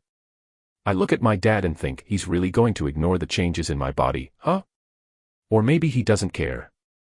Anyway, I appreciate that he's not asking anything. As I carried the boxes into the living room, I asked my father, by the way, what took you so long? After all, it's already turned into night. I seem to speak loud enough for my mom to hear because she stops talking to Violet and looks at me. We wanted to give you guys privacy. After all, you guys are supposed to be horny with each other, right? Mother. I looked at her in shock. Woman, control your mouth. I know this is normal, you two are young, etc. My mom spoke in a bored tone like it was no big deal. Indeed, we enjoyed last night. Violet spoke with a smile on her face. She was saying that last night we sucked each other's blood, but that only increased the misunderstanding. My mom looks at Violet with shining eyes. Looks like I'm going to like you even more than I already do. I found a partner. Partner? Violet questions, confused. Yes, do you know how difficult it is to be the only honest person in this house? My son is an antisocial man that if it weren't for my teachings, would have become a simp to some successful streamer. Woman, why do you know these useless things? I thought as I placed the boxes in the room. Oh. Violet looks at me and I turn away, ignoring her. After all, there are some truths to my mom's words. I wouldn't become a simp because I didn't have money, and I wasn't foolish enough to believe that if I gave these streamers some money, I could get in their pants. Besides, I didn't even have time to think about it because I was worried about my health and, in the past, I looked like a thin undead. I doubt any woman would be interested in me. And my husband, well, he's my husband. She spoke in a flat tone. It was like she didn't have much to say about my father. Well, in general, my father is a good father. He never missed anything at home and he was always there when we needed him. Hey, woman. Don't dirty my image in front of my daughter-in-law. My father yelled. My mom just sticks her tongue out to my dad. Suddenly I smell the sewer stink again. Those agents must have returned. Honestly, I didn't have a problem with these agents. They were just doing their job, but, for some reason, they stank like a sewer and that annoyed me. I'm just annoyed by the fact that I was having a good, normal conversation with my family and suddenly someone seems to have opened the sewer in the middle of our house. It was just an irritating feeling. Honey, should we get your things? I spoke out loud when I noticed Violet was starting to show her gentle face. I didn't want her to show this face to my parents. Although I think it's adorable, I don't know if my parents would like it, and that was a gamble I didn't want to make, and I'm self-conscious enough to realize that her face is scary for normal people, even though that expression is so adorable. Hearing my voice, Violet controls her expression and smiles gently. You're right, darling. My mom makes a sad expression, But we were having fun, she spoke while pouting.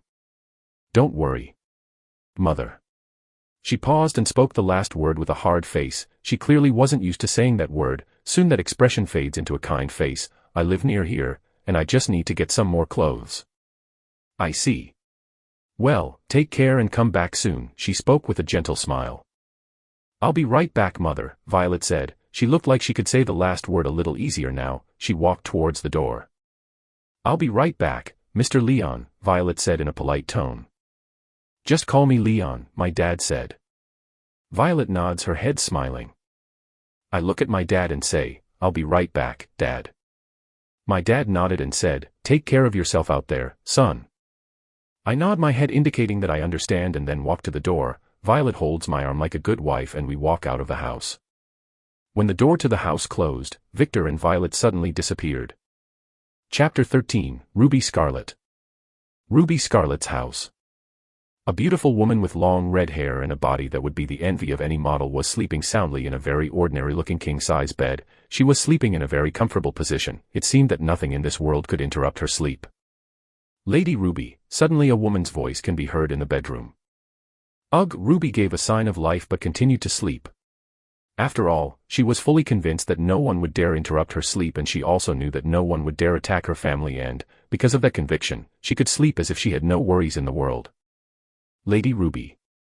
This time Ruby heard the woman's voice, but she was too lazy to get up. Though, for a moment, she thought this woman's voice was all too familiar. Well, she was too lazy to think, so she decided to continue to sleep. Kaguya, you're doing it wrong. Suddenly Ruby hears her personal maid's voice. Oh. How do you wake up your master, Luna? Kaguya asked in a neutral tone. Luna flashes a sadistic smile and approaches Ruby, then she says, Ruby, I ripped up your entire personal anime collection. Ruby suddenly opens her eyes and looks coldly at Luna, her personal maid. You won't fool me again, Luna, Ruby said in a cold tone. Eh? TSK, looks like I have to find another way to provoke Lady Ruby. The maid spoke aloud with a pout. Kaguya just looks at Luna with emotionless eyes. Luna was wearing a maid's uniform similar to Kaguya's. She has shoulder-length white hair, pale skin like all vampires, and pink eyes. She was a Russian woman with a height of 180 cm. Kaguya looks at a specific part of Luna, huge as always, she thought disdainfully. Luna's most outstanding feature was her huge breasts, just like Ruby who had the biggest breasts Kaguya has ever seen. Luna didn't seem to lose in this competition. Now that I've stopped to think about it, all the women of Lady Ruby's clan have huge breasts, Kaguya commented to herself. Ugh, I wanted to sleep, Ruby complained. She sat up in bed. When Kaguya sees Ruby's breasts dangle in the red nightgown she was wearing, she can't help but think, maybe I should just let Lady Violet kill this woman. Ruby looks at the guest and says, Oh, Kaguya. How long has it been since we have last seen each other, she said with a gentle smile. Seeing Ruby's gentle smile, Kaguya stops thinking about random bullshit. She knows that of the three women who are childhood friends, Ruby is the kindest, calmest, and the smartest person she knows. She also has nothing against this woman. Boing. Boing. Yes, she has nothing against. Seeing Ruby's breasts bouncing as she stretches on the bed, Kaguya pulls back everything she thinks and decides it's a good idea to let this woman die. Kaguya. Ruby spoke as she stretched. Tisk, Kaguya didn't hide her annoyance, but soon her expression goes blank and she says, I came here to talk about Lady Violet. Ruby opens her eyes, a little surprised, but doesn't react too much. She expected something like this to happen. You came at a good time, I have something to tell you too. Oh. Kaguya looks at Ruby with curious eyes. Soon Ruby starts explaining to Kaguya about the noble vampire Cornelia Funer. When Ruby finishes recounting the events that happened at the university to Kaguya, the black-haired maid only speaks in disdain. A young noble vampire who thinks he's the center of the world and has an ego more fragile than glass. What is new? Ruby nodded in agreement with Kaguya's words, but that's not the problem. What if Cornelia attacks him? Oh. Oh. Suddenly Luna, who was silent, started to smile. Lady Ruby won't call that man darling like Lady Violet. Ruby turns to face Luna and says in a cold tone, silence. Luna's body suddenly stops moving and she says, yes, Lady Ruby. She spoke in a neutral tone like a robot. She doesn't learn, huh? Kaguya spoke in a bored tone. Since the moment she met Luna, this woman has always liked to tease Ruby. Ruby is a kind person and doesn't like to use master status to force Luna to do things, but Luna knows no limits. She likes to tease Ruby in any situation. That's inappropriate behavior for a servant. After all, the servant cannot tarnish her master's reputation. Yes, I don't like to do that, but she doesn't know how to control her mouth. Ruby sighed. Kaguya nods in agreement, but then she says, about Cornelia, Lady Ruby, no need to worry. Why don't I need to worry? Ruby asked confused. Because Lord Victor can handle it, Kaguya spoke in a neutral tone, but Ruby could see she was confident Victor could handle it. Ah. But, he's a newborn, and a newborn can't fight a noble vampire who's been roaming the world for over 50 years. Even though Cornelia is weak by noble vampire standards, he's still a noble vampire. A newborn vampire can't handle him. Ruby explained her reasoning. Kaguya ignores Ruby's reasoning and asks, Lady Ruby, have you forgotten what we are? Ruby opens her eyes for a moment when she understands what Kaguya means. Kaguya flashes a cold smile, we are vampires. We are not like wolves that take care of each other. If Victor dies fighting Cornelia, that means he wasn't as special as Lady Violet always said. Indeed, Ruby said with a cold smile, but soon she continues with a gentle smile, but I don't intend to become a widow before meeting my husband. And as a perfect maid I can't let my master be sad. After all, a maid must always prioritize the best for her master, Kaguya commented with a small smile on her face. Looks like we've agreed on something, Ruby said with the same smile. Indeed, Kaguya agreed. But I didn't come here to talk about it. Kaguya suddenly changes the subject. I came here to say that Lady Violet's possessive attitude has been getting out of hand since the moment she met Victor. And she will probably try to kill you without worrying about the consequences. I know, Ruby commented with a sad smile. I've known her since she was little. I know how crazy she can be when someone takes something that belongs to her, and honestly, I guess Sasha and I shouldn't have been there when Victor was turned. After all, he was someone Violet had always been watching since she was a child. Ruby puts her hand on her neck and suddenly her eyes change to blood red. A bloody atmosphere started coming out of Ruby's body, and slowly, it felt like Ruby's room was getting colder. It was like the temperature suddenly dropped into the negatives. But I don't intend to give up either. What happened in the ritual can't be undone and I can't go into hibernation because of a little mistake like that. I have a lot of things I want to do in the future yet. If Victor does become my darling, and when he becomes my darling, he'll have my full support for whatever he wants to do in the future. Ruby's smile grew unnaturally, and her sharp teeth started to show.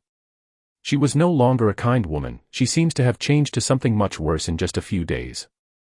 And Kaguya noticed this change. Outside, Kaguya had the same blank expression, but inside she couldn't help thinking, for God's sake, another one. Does Lord Victor's blood have properties that turn female vampires into stalkers? I understand, I'm leaving, Kaguya said when she turned around. She had fulfilled her goal.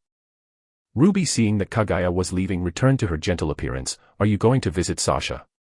She asked curiously. Yes, Kaguya said. Be careful with Sasha's new maid, she's special, Ruby warned her. What happened to the former maid? Kaguya asked as she turned and looked at Ruby and, seeing Ruby's sad look, she said, she died. Yes. She was murdered by the dogs of the church. Ruby spoke in an angry and at the same time sad tone. She knew Sasha's maid, Julia. She always talked a lot to Julia when she went to visit Sasha. I see, Kaguya spoke in a neutral tone, but Ruby could hear some sadness in her voice. Soon the shadows started to engulf Kaguya, and she disappeared. Seeing that Kaguya is gone, Ruby looks at Luna, then her eyes change to blood red for a moment, and soon Luna starts acting normally. Sorry about that again, Luna. It's okay, I know I go overboard sometimes, Luna commented with a small smile on her face. Sometimes. Ruby raised an eyebrow. Luna used her right to remain silent. Ruby sighs and looks at her watch. Seeing it was 8 o'clock in the morning, she thinks, it's still too early. My university starts in the afternoon and I'm too lazy to make arrangements to avoid sunlight when I go out. I think I'll just sleep again. Ruby lays on the bed and pulls her sheet to cover her body. The moment she lays down she feels thirsty. When she feels this craving for blood that can't be satiated by ordinary blood, she can't help cursing Violet, that bitch. She's got her thirst quenched but she doesn't think about the consequences. Does she want my darling to go into a coma? Ruby's eyes kept changing red and green. She was trying to resist the bloodlust. Lady Ruby, Luna spoke worriedly. It's okay, Luna. Soon this problem will cease to exist, Ruby spoke while still lying down. As soon as she covers the sheet up to her head she closes her eyes. She was trying to sleep while ignoring her bloodlust, which seems to be increasing with each passing day. Luna looks at Ruby worriedly. She can't help but think inwardly, that's bad. If it goes on like this, Lady Ruby could lose control or go into a sleep state. I need to do something. Luna was thinking about what she could do to help Ruby, but she couldn't find any ideas in her head when, suddenly, she has a brilliant idea. I'm going to get in touch with Ruby's mom. Two tall men were walking down the street as they were looking around. They were wearing two full black priest's robes, but unlike normal priest's clothes, these men's clothes were designed for combat and easy movement. Around these men's necks, a small white crucifix can be seen. The two men appeared to have Western features. One had dark black hair and brown eyes, the other had light brown hair and black eyes. While the black-haired man had a simple cut, the brown-haired man had a bowl-shaped haircut. Thomas, what are we doing? We've been down this street about 500 times. For the love of our Father, let's get out of here. The brown-haired man spoke impatiently. Shut up, dickhead. I feel those evil creatures around here. I smell the stink. Thomas, the black-haired man, spoke with conviction. When the brown-haired man hears what Thomas said, he is furious. Don't call me dickhead. I have a name that God gave me. My name is Dash. Yes, whatever. Come on, dickhead, the equipment is feeling something over there, Thomas said as he pointed to a street. Hey. Do not ignore me. And we've been down this street before. Dickhead spoke. Strange, this is state-of-the-art equipment, is it defective? Thomas spoke as he looked at the device in his hand. The device was shaped like a wooden crucifix. Dickhead approaches Thomas and looks at the equipment. He suddenly gets angrier. This is not state-of-the-art equipment. This equipment was used during the hunting of vampires in the 18th century. For the love of God. Where did you get this? Huh. I got it from the church warehouse. It said equipment for tracking vampires. Did you look at which version of the equipment? Thomas turns his face away. Yes. Veins start popping in Dickhead's head. You're an idiot. Are these the famous hunters from the Inquisition? Victor, who was watching these two hunters on top of a house, asked as he looked at Violet, who was standing next to him. Violet turns her face away, and replies, yes. Are you sure? Victor looked at the two priests again and then looked at Violet, who was ignoring him. Yes, I guess, Violet replied uncertainly. Victor looked at the two priests again, and seeing them argue again, are you absolutely sure they aren't two comedians dressed as priests? Violet looks at the priests again, seeing how she had no way to explain the attitude of those priests. She uses her right to remain silent, but internally she was thinking, I evacuated the humans from the surrounding area thinking there might be conflict, but it looks like I've done a useless job. These two hunters are still inexperienced. Does it look like they're on their first mission? She thought. Victor looks at Violet for a moment and ignores her, then he uses his vampire vision and looks at the priests. Seeing the golden energy covering those priests, and feeling a little stink of sewage emanating from them, he confirms for the 10th time they are vampire hunters. Sigh. Victor couldn't help but sigh. No need to be disappointed, darling. There are experienced hunters. Maybe in the future, you'll find other hunters better. Violet starts talking quickly as if trying to cheer him up. Victor looks at Violet confused. I'm not disappointed by that, I'm just disappointed that these two agents messed up our moment along with this stink of sewage. I was hoping they would be more competent. He explained. Oh. On second thought. They messed up our moment together, huh? Remembering that she was about to finally catch up with Victor and those two hampered him with their stink, the anger she'd previously felt returned explosively. Violet suddenly starts to emit a bloody pressure. Victor, seeing Violet's bloodthirsty expression, thought she was very beautiful, but he also thought, fuck, she's going to kill them. When Violet disappears, Victor also disappears. While watching her, he was thinking, I can't let her kill those agents, I need to know their goals in this town. Chapter 14, Thomas and Jimmy. Thomas and his friend also sense Violet's killing intent. They stop arguing and assume a serious expression. Jimmy. Dickhead, now known as Jimmy, said, you only call my name in this kind of situation, asshole. Jimmy takes a Bible from the little bag he was carrying, then he opens it and puts his hand on the pages of the Bible, and begins to speak, Oh my Lord, please forgive these corrupt souls, and bless your lost lambs in this battle to come. A golden light descends on Jimmy and Thomas. At that moment Thomas grabs the crucifix that was around his neck and yells out, I am the man chosen by God to be his messenger. Suddenly Thomas's crucifix changes its appearance and, slowly, a western sword forms in his hand. This sword had a normal appearance, but the blade was strange. The edge of the blade seemed to be covered by some kind of golden light. Violet appears beside Thomas and, just as she was about to kick him, she is stopped by a golden barrier. Violet pulls away and looks at her feet that were a little bruised, but soon are cured by the vampire's abnormal regeneration. Then she looks at Jimmy with a murderous glare. When Thomas sees Violet's red eyes and her pale complexion, he yells with a hateful smile. Vampire. We've actually found a vampire. And it's still morning. Jimmy opens his eyes wide as he realizes that only one coven of vampires could walk in the sun without worrying. Thomas, we must run quickly, we need to get away. Ah. Why? We have a vampire here, let's kill her. Thomas yelled. Fool. Look at the situation calmly, she is a vampire but she is walking around in broad daylight. Only one dash. Suddenly Violet appears at Jimmy's side again and attacks him, intending to rip his head off. She's trying to eliminate me. Jimmy jumps back in an attempt to dodge, then pulls holy water from his bag and throws it to the ground. He holds up certain pages of the Bible and shouts, Michael.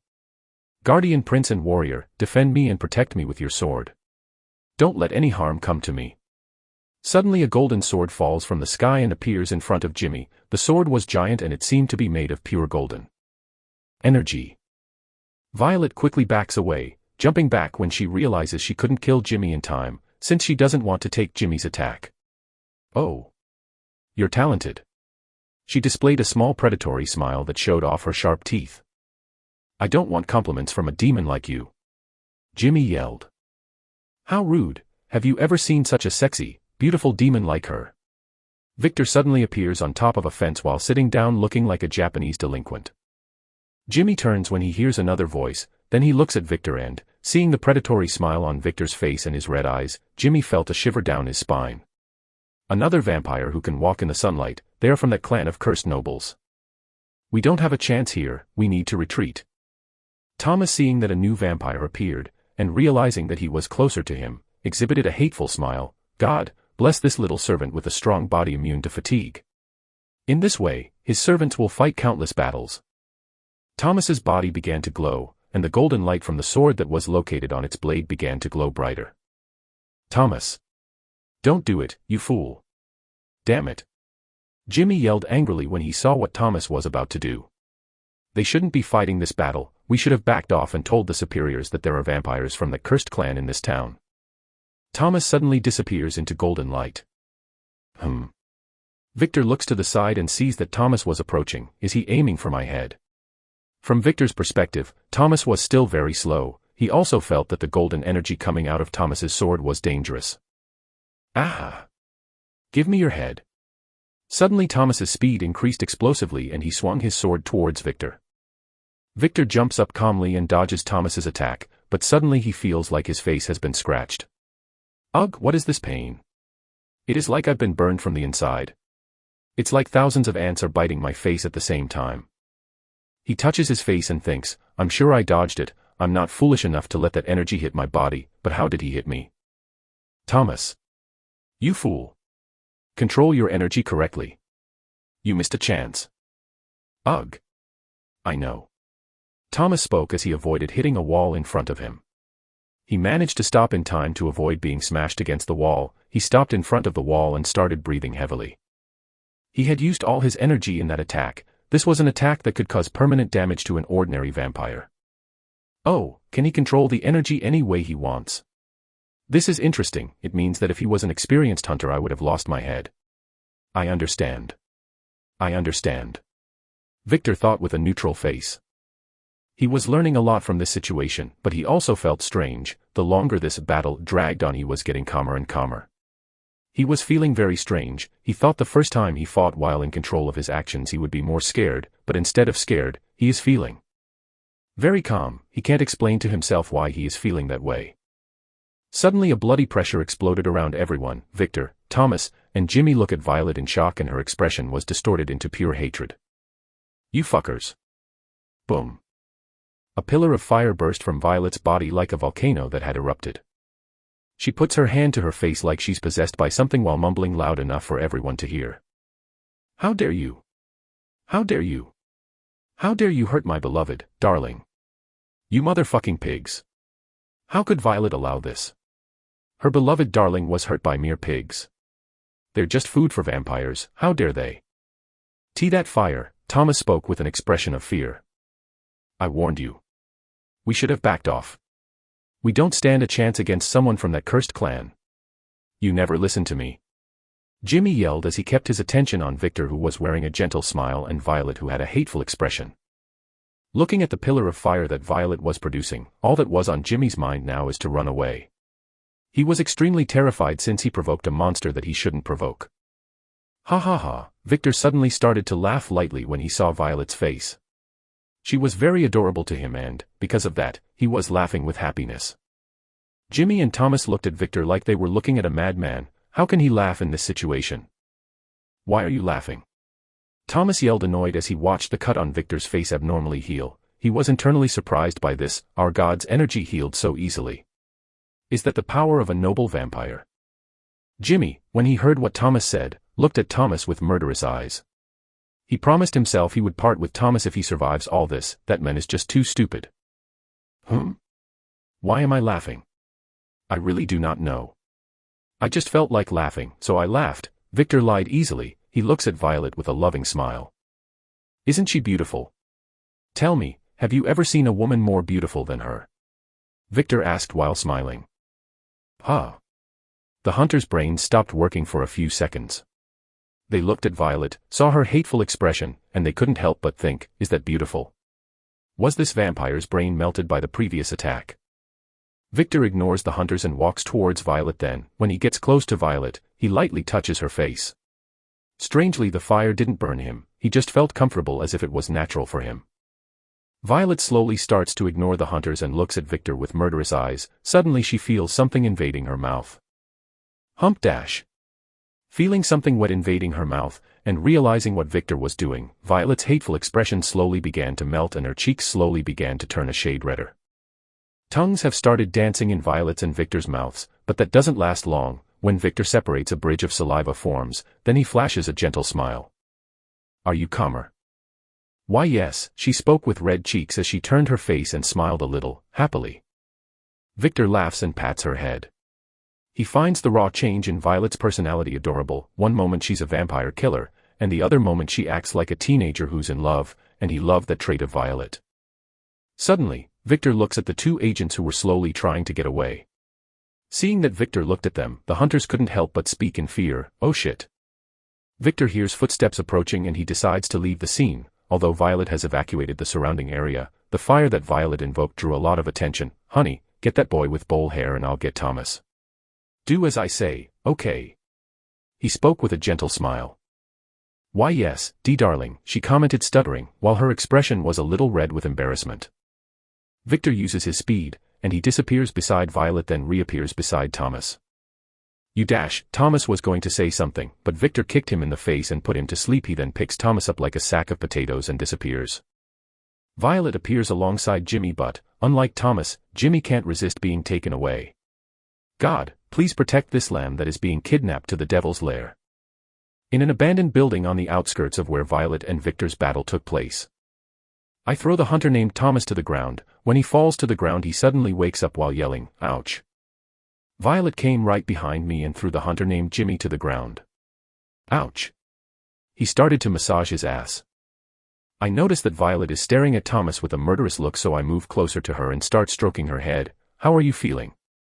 Her expression softens and she bites her lip in frustration. I'm angry, I want to kill him. He hurt my darling. I nod my head several times as if I'm agreeing with what she said, but actually I was thinking it's a good thing she's letting off steam. After all, if you hold too many emotions bottled up in your body, you can go crazy. Venting is a good thing, especially for vampires who feel emotions more strongly than humans. Did she get that way for just a little cut? I can't help but hug her in happiness. Humph. Violet made a weird sound as I hugged her and put her head on my chest. When she realized what I did, the rest of her turned bright red and it seems like smoke started to come out of her head, a phenomenon that happened due to her powers, I think. I realized she was breathing heavily. She was embarrassed but she seemed to like my scent. I like when you are mad for me, but you can't lose control like that. I drop her head from my chest and gently take her face in my hands, then I make her look at me. Thanks for being mad for me, but don't lose control of your emotions in battle. I spoke in a definite tone, not allowing refusal. I may not be battle savvy, but one thing I'm sure of, losing control of emotions in a battle with hunters who were bred to exterminate vampires is foolish. I will try not to lose control, she replied while breathing heavily. I could see her face was very red. I laughed a little. I'll also try not to lose control of my emotions. Wow, I sound like a hypocrite now. I tell her not to lose control of emotions, but I also don't know if I can control my emotions in the middle of battle. I say this for the simple reason that I don't know my current self. Sometimes my emotions seem out of control like in the one incident, and sometimes my emotions are calm as a lake. This is just incomprehensible to me. Normally, I would be able to control my emotions. That was something I learned from my mother. But, since I became a vampire, I don't recognize myself anymore. Easy things that I could do before like controlling emotions are no longer easy and became more difficult. This was a very strange situation for me. But I realized something. I'm only forced to demonstrate my true self when I have personal grudges with the enemy, or when I think the opponent is strong enough to face me. I didn't know I was a battle maniac. Actually, what am I? Let's think about possible situations so I can form a coherent train of thought. The first situation, Luan. I had a grudge against him, and because of that, I felt great when I humiliated him. The second situation, the Inquisition. The moment I realized the hunters couldn't give me a challenge, I lost interest, and I calmed down. Hey. I'm changing. I'm changing too fast and I don't know what's going to happen when my evolution stops. What am I going to become? I can't help but display a predatory smile that shows off all my sharp teeth as I imagine what I'll become when I stop evolving. Seeing my smile, I can feel Violet shivering, and I can smell her scent that is leaking from her secret garden. She seemed to be excited. Cough. Can we leave? Hunter Jimmy asked in a shy tone. Violet stops looking at me and looks at Jimmy with an annoyed look. I lightly patted Violet's head and pulled away from her. Come to think of it now, these two men are no longer reeking like sewage. What's going on? Was it the effect of that device they were using? I smell the air a little bit and they don't stink at all. Stopping to think about it now, during the previous fight I felt their stink getting stronger. I think it's the energy they use that makes them stink like sewage for me and Violet. I look at Jimmy and see that he has a red face, embarrassed at Violet and I show of affection. I flash a small smile. Not yet, I say. Oh, I see, he spoke in a dismayed tone. I laughed lightly. Don't worry, as long as you say everything you know you can get out of here alive. After all, your goal here isn't us, right? Jimmy looks at me with an excited face. Yes. We came here to hunt a vampire named Lucy. He is wreaking havoc in the human world and some time ago he kidnapped several men and women. Jimmy, what are you doing? Thomas interrupts Jimmy. Something happens that surprises Violet and me. Jimmy turns and looks at Thomas with an annoyed look. Shut fuck up, you fucking muscle brain. Huh. Thomas didn't understand. Chapter 15, Jimmy is a smart guy. Something happens that surprises Violet and me. Jimmy turns and looks at Thomas with an annoyed look. Shut fuck up, you fucking muscle brain. Huh. Thomas didn't understand why his friend reacted so strongly to his words. He was going to say something again, but he decided to keep quiet because he saw the look Jimmy was giving him. It was a look that said, shut up and let me figure this out. Well, this is interesting. Jimmy seems to be a smarter man than Thomas, who only acts out of emotion, I thought as I looked at the two hunters standing in front of me. Like I was saying, Jimmy looks at me and flashes a gentle smile, then he continues with bright eyes, Sir Vampire, we're just here to hunt down the vampire named Lucy. I had already deduced that. Oh. Who is participating in this hunt? I asked curiously. Jimmy seemed to be very willing to cooperate. Me, this idiot here, and 3 more veteran hunters. A man named Carlos Rice, he's an American vampire hunter, and a woman named Mizuki, she doesn't have a last name that I know, she's a Japanese hunter. Jimmy spilled everything as if he were confessing his sins to a priest. When Mizuki's name was mentioned I felt a slight tensing from Violet, so I looked at her. When she saw my look, she opened her mouth and began to speak. Mizuki is a veteran hunter, she is one of the new generals of the Inquisition, she spoke in a neutral tone. Then she continues, she can fight a vampire who is over 500 years old easily. The last report I heard about Mizuki was from Japan, where she had single-handedly eliminated 10 clans of noble vampires. Japan's noble vampires aren't as strong as those in the Romanian community, but even so, that's an impressive feat. How many generals are there? I asked curious. I was surprised by the fact that it seems like humans have strong people on their side. 4. Each general is an exceptional force that can fight 1,000-plus-year-old vampires easily. They are the strongest humans alive. Violet seemed to praise them for a moment, then she continued. I don't know how they do it, but it looks like the Inquisition is getting stronger as time goes on. Historically speaking, humans always adapt against the threats they faced, so it's no surprise they're getting stronger, but I'm pretty sure the methods they're using to get stronger aren't nice for the people involved. After all, humans can commit the greatest atrocities for the greater good. Jimmy suddenly began to speak out loud. It is clear. The generals are God's chosen warriors. They have eternal youth and many God-given abilities. Our Father bless this lost lamb. He spoke like a fanatic as he looked up at the roof of the abandoned building and clasped both hands together in a gesture of prayer. Chosen by God, huh? I thought with a little skepticism. Does the God he talks about so much exist? Why didn't he eliminate vampires? After all, he was supposed to be a powerful being, right? I think someone is using the name of God to bring people together to fight for their organizations. Goals. Well, this wouldn't be the first time in history that someone has used the name of God to do something like that. And the last hunter, what's his name? I asked Jimmy. Jimmy stopped praying and looked at me. It's not him, it's her. Then he continues, her name is Maria, she is an American woman and also Carlos' partner, but she is missing. Maria, Carlos, and Mizuki. 3 strong hunters and 2 beginners. They are putting a lot of effort into hunting Lucy, as I believe that just Mizuki's presence alone would be enough to eliminate Lucy. He didn't look like a strong vampire. I start to reflect on the information I obtained and I can't help but think of something. The situation has changed. This is becoming a dangerous game, and interesting. I can't help but smile a little when I think about it. But then I put my hand to my face and think, when did I start having suicidal tendencies? And why I'm having fun with this situation? I'm a newborn vampire. If I were to confront these hunters, I would just die like a pig being slaughtered. I need to control myself. I start thinking about what I should do next, then I look at Violet, who's been staring at me for a long time, and she says, "We can't let them go anymore." I nod in agreement with my wife's words. It looks like she had the same thought as me. Hey. Why, but we told you everything we know. Please do not kill me. Jimmy spoke in despair. I look at Jimmy and I can't help but think he's very cowardly and at the same time very smart. He prioritizes his life and doesn't mind selling out his allies to live on. He's the perfect example of a soldier that you wouldn't want around in your organization. By comparison, Thomas is a loyal man and hot-headed. He is a perfect pawn. Just out of curiosity, did you choose Thomas as your partner? I asked with genuine curiosity as I pointed at Thomas. I didn't choose him. God chose us to be each other's companions. Jimmy said, annoyed. He seemed to have spent a lot of time with Thomas. Oh. Now, I get it.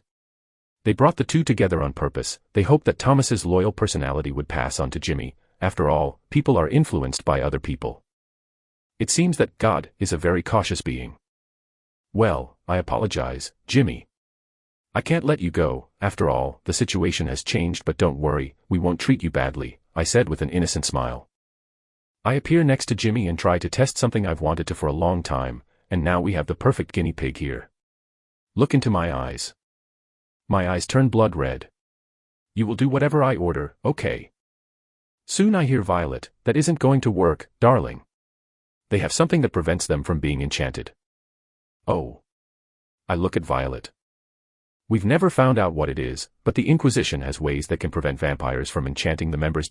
She suddenly stops talking when she hears Jimmy say. Yes, I will, Jimmy spoke with blood-red eyes. Huh. Darling. What did you do? Violet asked excitedly. I was about to answer Violet, but Thomas, who was just silently looking at us with hate, yelled. I'm going to kill you, bastard. What did you do to Jimmy? He looked at me like I was his mortal enemy. This man has a very big hatred, huh? Looks like something happened in the past. I can guess what happened just from the look of hatred he has for me. Looks like he's a victim of vampires. Oh my God, please. As he was about to start speaking the incantation, I appeared in front of him and, grabbing him by the neck with my right hand, held him in the air. Just shut up, and obey me for now, okay? He looked into my red eyes, and soon his eyes turned red. Yes, he spoke in a mechanical tone as if he had no life. I drop him gently to the ground. Looking at the two hunters, I display a small smile. I was still curious about some things, especially about the spells they did in the last fight. I'll make them tell me everything I want to know. Let's get them to your mansion. I don't want potential enemies in my parents' house, I say. I was thinking the same thing, darling. Sasha house. I heard what happens, Lady Sasha. Kaguya spoke in a neutral tone with a little sympathy as she looked at Sasha.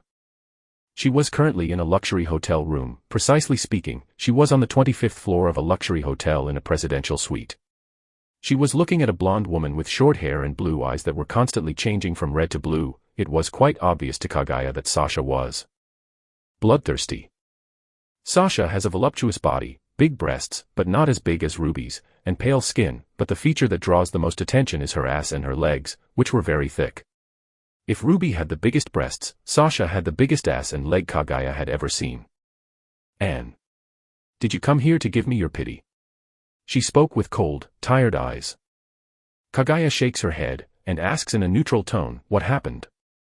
This is not your problem, Sasha spoke coldly. Wrong, Kaguya said coldly as her eyes changed to blood red.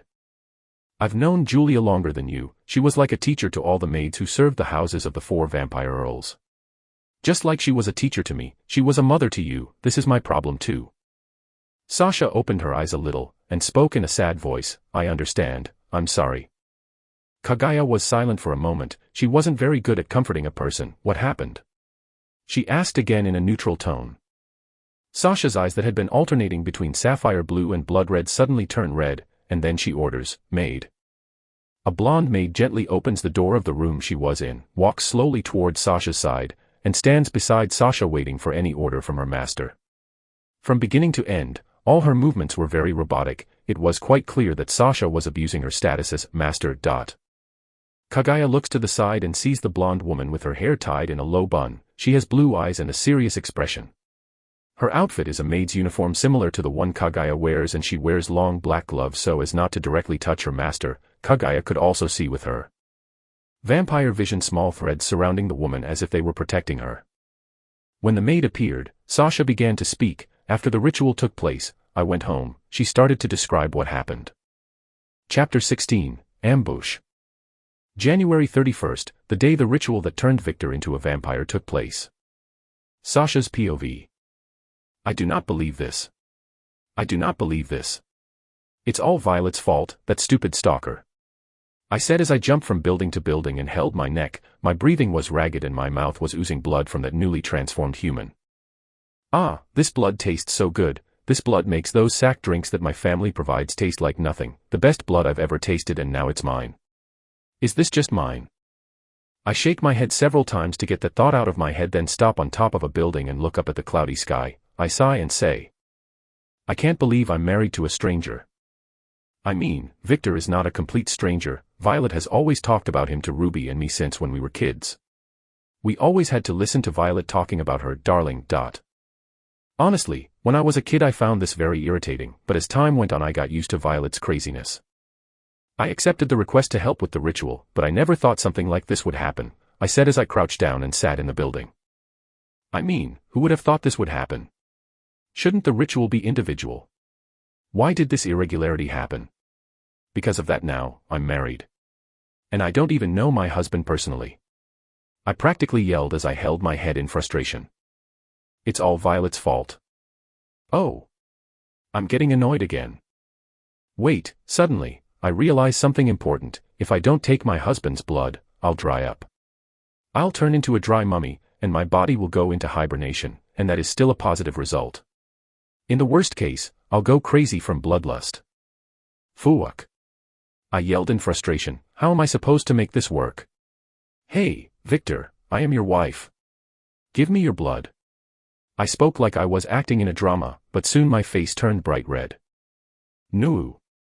This is shameful. I never met him in person. I shake my head several times to get that thought out of my head. Anyway. I must go home. I get up and jump towards a mansion I bought. Arriving at the mansion, I open the door and the first thing I see made me freeze in disbelief. My maid Julia's headless body was sprawled on the couch. The room was messed up. It was like a fight had happened, and it wasn't just Julia's body that was scattered. And no, Julia. I spoke in disbelief. I couldn't form coherent thoughts when I saw the body of the maid who practically raised me since I was little. I could see the bodies of all my servants, vampires, and humans. A massacre took place here while I was gone. I didn't have time to be in mourning because I felt someone approaching at high speed. I covered my body with my lightning and dodged the attack. The attack passes by me and I can see the door to my mansion breaking into pieces. Oh. The ambush failed. That's too bad. I hear a man's voice. Looking at the man I see he's a tall bald white man and he's wearing a priest's robes, but it looks like it's been adapted to look like a black suit. Church dogs, I growled in anger, but soon I swallow that anger and try to stay calm. Now is not the time to lose control, but I can't control my anger. Seeing the body of my headless mother, a burning fury I can't control escapes my body. You fuckers. Boom. Lightning started to cover my entire body. The man ignores me and pulls tight the black glove he was wearing in a gesture as if the glove was loose. He stands like a martial artist and says, God bless the servant's fist so he can punish sinners. When the man said this, his fist began to glow with a faint golden glow.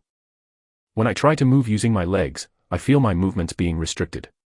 Success, good job Carlos. Suddenly, a woman who was wearing a nun's dress appears, same as the men. It looks like her uniform was tailored to look like a tight-fitting suit. I could see in her hands she held several strands spread all over the mansion. They suspend me in the air in a way that I look like I'm on a crucifix. Nice job Maria, Carlos spoke in a neutral tone. Honestly, I don't want to deal with the heiress of Clan Fulger. Those rays are quite incompatible with my fighting style. Indeed, you're lucky to have me as your partner, or you could never capture her alive, Maria said. You are my lucky charm, Carlos praised her with visible feelings. They seem to have something together. My anger reached the boiling point when these dogs treated me like I was easy prey to hunt. They invade my house. They killed a woman who was like a mother to me, they kill my servants and still despise me. Unforgivable. Church dogs. I screamed angrily, my teeth started to change and got sharper than a bloody pressure started to leak out of my body. I'm going to kill them. Sigh, I knew it wouldn't be that easy, Carlos grumbled as if it were troublesome. Indeed, she wouldn't be the heiress of a Count clan if she was weak. Maria supports him, she gestures with her hands, and the wires that were holding me start to get tighter, but I also felt my skin burning. Ah! I cry out in pain, I look at the strands and realize they have a slight golden glow. Realizing I was at a disadvantage while fighting indoors with this woman, I made a decision. A decision that hurt my pride. I need to run away, I can't fight alone now, I needed to run away. I needed to run away, I know I needed to, but... I look at Julia's headless body and seeing that the rage that was running rampant started to rise again. I was angry, I want revenge. I focused my gaze on Maria. With the previous demonstration, it's pretty obvious that the bald guy has feelings for Maria. I flash a smile almost on the verge of insanity and decide to use a technique my real mother taught me. Covering my body with golden lightning, I start to force my body to go beyond the possible limits of a noble vampire. I feel the rays entering my body and affecting it with small jolts of electricity. This is a self-destructive technique that only can be used by me. This technique expands my speed above the limit of sound. I kick the air with my legs, and suddenly they both hear a sonic boom. Boom. I feel the woman's strands snapping and releasing me. When I'm released, I use my speed and appear behind Maria. I was tempted to finish Carlos now, but when I saw his body being covered by dense golden energy as I ran, I changed my mind. And this decision to kill Carlos here wouldn't satisfy me. He needs to suffer, he needs to see his mate become something he hunts. I bite Maria on the neck, and when she realizes what's about to happen, she screams. No. I hear Church Hound's desperate cry and it made me bite her neck even harder and make her scream even more. Maria. Carlos ran towards us, but the moment he wanted to act to help Maria, I disappeared. Cursed be the vampires. The Church Hound's scream was ironically like a devil's scream, and I don't know why, but I start to laugh out loud and with tears in my eyes. Fuck you, shitty dog. I yelled as I fled. A few km away from Sasha's mansion. Sasha throws Maria on the ground and tears off the crucifix that was around Maria's neck, then she bites her finger and a drop of blood falls to the ground. When this drop falls to the ground, a magic circle is formed. I didn't prepare the proper materials for you to become my full-fledged servant, but who cares? With this you'll become what you hate the most, a vampire, and worse than a normal vampire, you'll become a defective vampire. She spoke with a smile that showed all of her sharp teeth as tiny tears fell from her face. The last vision before Maria fell into unconsciousness was the image of Sasha smiling at her with a crazy smile as tears fell from her face. Kaguya listened to the whole story from Sasha's mouth in silence. From beginning to end, Kaguya's expression didn't change, but Kaguya's indifferent atmosphere suddenly exploded with killing intent when she heard the state of Julia's body. Kaguya looked at Maria, the former vampire slayer who has now turned into what she swore to kill. Kaguya's expression remained indifferent, but her atmosphere said everything she needed to know. She's furious. Maria, Sasha's new maid, just looked at Kaguya with serious eyes. It was like she wasn't affected by Kaguya's pure intention to kill, but if we looked with sharper eyes, we would all be able to see small beads of sweat falling from Maria's face. Maria's instincts were screaming for her to do something, but unfortunately, the master's order was absolute. She couldn't do anything. Since the moment she became Sasha's servant, the noble vampire always had her on a tight leash. She always ordered her to stay close. A trap. The church dogs are more active than I thought. Something is going on behind the scenes. Kaguya spoke in a neutral tone as she looked at Sasha. Her killing intent suddenly disappeared, but Sasha could see by the look in Kaguya's eyes that her anger has not yet ceased. Yes, according to my maid, a man named Lucy stole something very valuable from the church. Unfortunately, I couldn't get information on what that something is. My maid didn't know anything. Sasha spoke neutrally while showing disdain for the word my maid. Are you sure about that? Kaguya questioned her. Sasha decides to demonstrate with actions. She looks at Maria, then Sasha's eyes start to sparkle. Tell me what you were planning to do with your lover. We were planning to get married and have kids next year. Maria spoke in a robotic tone as her eyes glowed red. Sasha's smile grew into a hateful smile when she heard these words. She seemed to be planning something and Kaguya noticed this smile. When you killed my former head maid, what did you feel? And what was your purpose in making that trap? Nothing, I feel nothing. After all, this is just a job. Carlos attacked the mansion head-on and killed all the servants, while I ripped the vampire maid's head off and set a trap with my wires. Our goal was to capture the heiress of the Fulger clan. Stop, I get your point. Kaguya spoke in a neutral tone. She understood why Sasha was demonstrating this to her. Sasha wanted to tell Kaguya with these actions that the new maid was in her control. Oh. But now it was getting to the good part. Sasha spoke like this was all a big joke. She obviously wasn't right in her head. Continue, why did you want to capture me?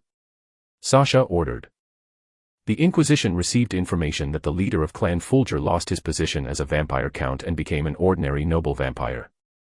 The Inquisition decided it would be a good opportunity to further weaken this clan by capturing their heiress, who was located in the United States of America. Kaguya opened her eyes wide when she heard what Maria said. Seeing the shocked expression on her always stoic face, Sasha can't help commenting in a broken tone as her eyes constantly change from blood red to green. Yes, funny, right? My parents will lose the Earl title, my mother probably must have done the stupid things she always does, and in the end, I think she bet our title on some stupid game made by the nobles. And because of that, these idiots here thought it would be a good idea to capture me and use me as a bargaining chip so they can further diminish the strength of my clan, and you know what's funny? Sasha spoke. If these church dogs had been successful, my parents wouldn't care about my existence. They would say I was weak or something and that I should die. A very funny situation, right? The only people who cared about me died because of those idiots who call me daughter. Sasha spoke dismissively. Lady Sasha, Kaguya didn't know what to say. I don't want your pity dash. Sasha was about to say something, but suddenly she realized that Kaguya was standing beside her while her body was hidden by the darkness. I'm sorry, Lady Sasha. Dash.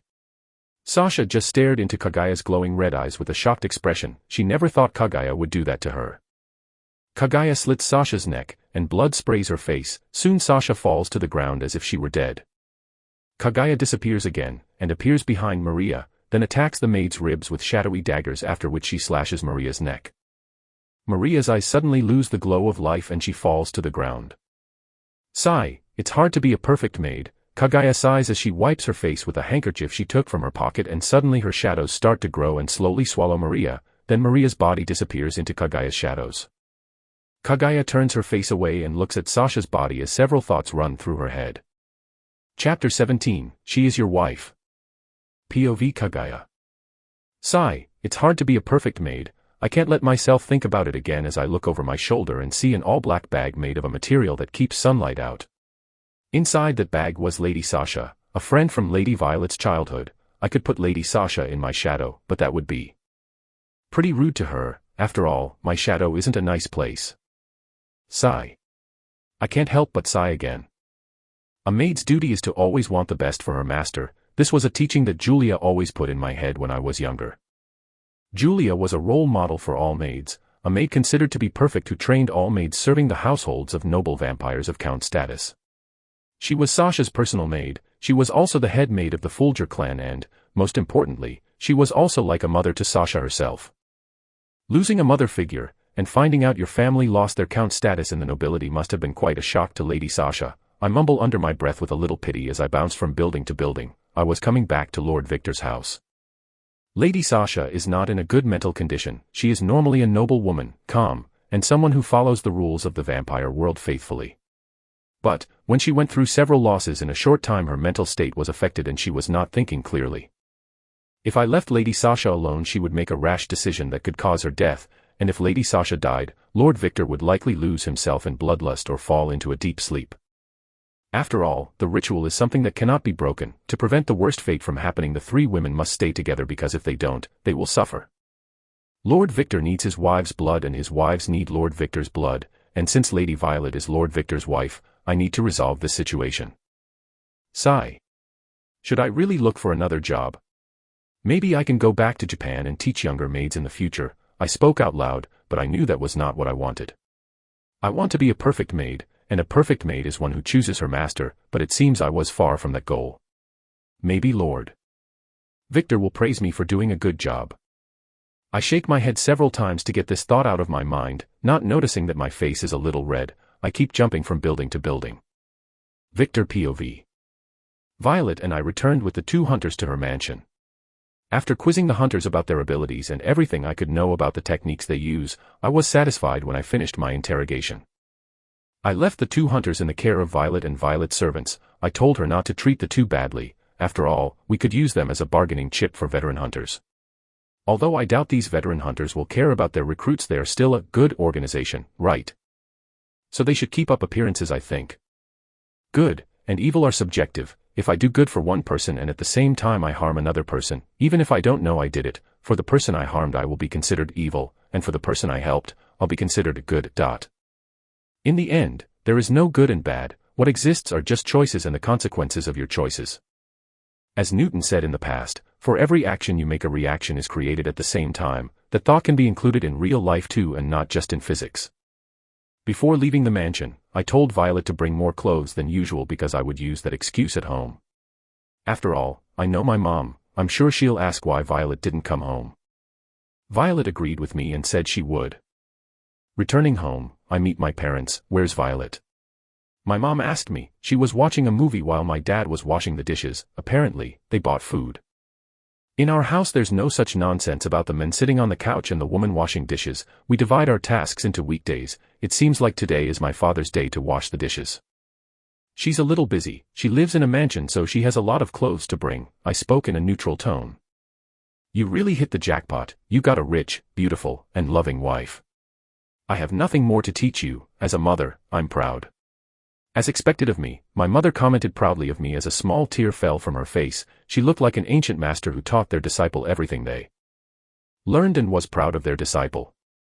Mother, I was speechless as I looked at my mother. I mean, if it were up to your father, you would work as a bricklayer and you would whistle to women passing by on the street. You would be a caveman. I don't want my son to be like that. She spoke with a serious face as if she were teaching me something important. Oof. I saw my dad react like a knife had gone into his chest. Woman, why did you agree to date me back then if I was a caveman? My dad practically yelled as he stopped washing the dishes. My mom turns her face and looks at my dad, and responds with the same honesty she always has. Well, you were tall, muscular, and knew how to treat a woman well. And your dragon warrior was a great warrior too. Anna. Leon. The two looked like two teenagers in love. Okay, stop. I don't want to hear about that, I said while making a stop gesture. I was used to this casual exchange from my parents, but even though I am used to it, I don't want to see it. Suddenly, Kaguya walks through the door of the house and, when she closes the door, she calls my parents' attention. Mr. Leon, and Mistress Anna, I came back, sorry for the delay. Oh, Kaguya, right. Where were you? I haven't seen you all morning. My mom asked. I was solving some problems that Lady Violet forgot to deal with. Kaguya spoke in a neutral tone. Oh, good job. As expected of a professional maid, you guys are different. My mom praised her honestly. It seems that my mother's compliment seemed to work because Kaguya flashed a small satisfied smile and spoke in her usual neutral tone as she seemed to puff out her chest. This is easy for me. Umo. Get in the house, let's talk. My mom spoke with a big smile as she invited Kaguya to her side. Unfortunately, I can't do that right now, I'm working, Kaguya said as she grabs my arms. I'm a little surprised by Kaguya's attitude. Oh. My mother displays a meaningful smile. I look at her smile and immediately understand what she's thinking. Are you after another girl? What if Violet finds out about this? Be careful, I won't meddle in your personal life, but I don't want a child killed by their wife. How do I know she specifically said that?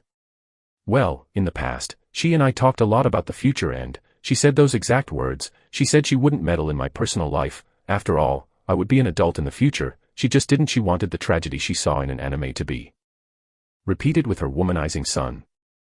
I felt a lot of damage that day when she said the word womanizing. At the time I couldn't even catch a fly, let alone catch a woman.